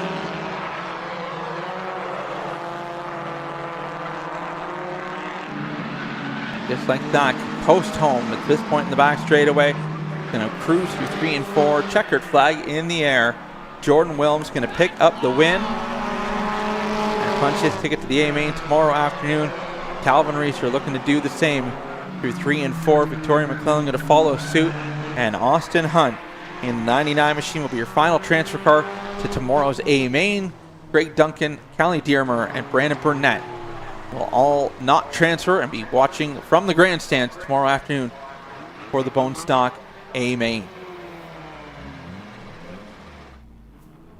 Jordan Williams heading down to Dart Heating and Air Conditioning Victory Lane as the winner of the B main Autumn Colors Classic in the Bone Stocks.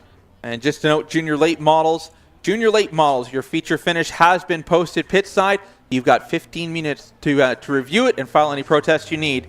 Junior late models, your feature finish has been posted in the pits.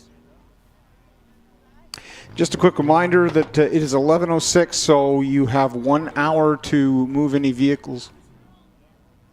11 o'clock. You have 1 hour. You have till midnight to move any vehicles out of the backfield pits or the infield pits. If you want to use your car tonight to go someplace, you want to move it out into the either the overflow parking or the main parking area so you can leave when you want to leave later on tonight. So you have till midnight to move out. Clinton Jeffrey is down in Victory Lane with Jordan Williams, our B main winner. Well, Jordan, you picked up the B main. Compared to punching your ticket tomorrow's big race, it's got to be a big thing for you. Yeah, it's we cheated in the first heat, so we had to run the V main. But apparently it's not any slower with the VVT unplugged, so we should be all right. Right on. How do you feel about tomorrow? With this crappy starting position, it's going to be a lot of work, but I think we should be all right to fight for the top spots. All right, well, you're in, man. Congrats. Awesome. Thank you. There you have your B main winner here for the mini stocks, guys. Well, that does it for all the qualifying. Tomorrow it's going to be feature events. Breakfast is served at 8:30. Pre-race festivities at 12:15. I believe the first green flag tomorrow afternoon is 12:30 p.m. for the 31st annual Autumn Colors Classic. On behalf of Brendan Doherty, Charlie Toner, Ben Hodges, and Clinton Jeffrey, I'm Adam Ross saying so long from Peterborough Speedway.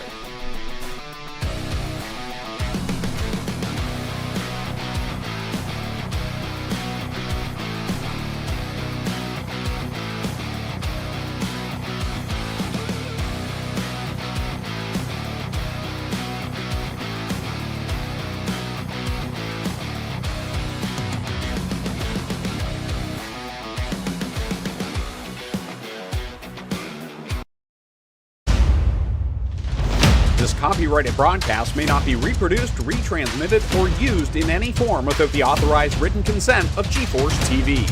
GeForce TV would like to thank you for your support and for watching today's broadcast.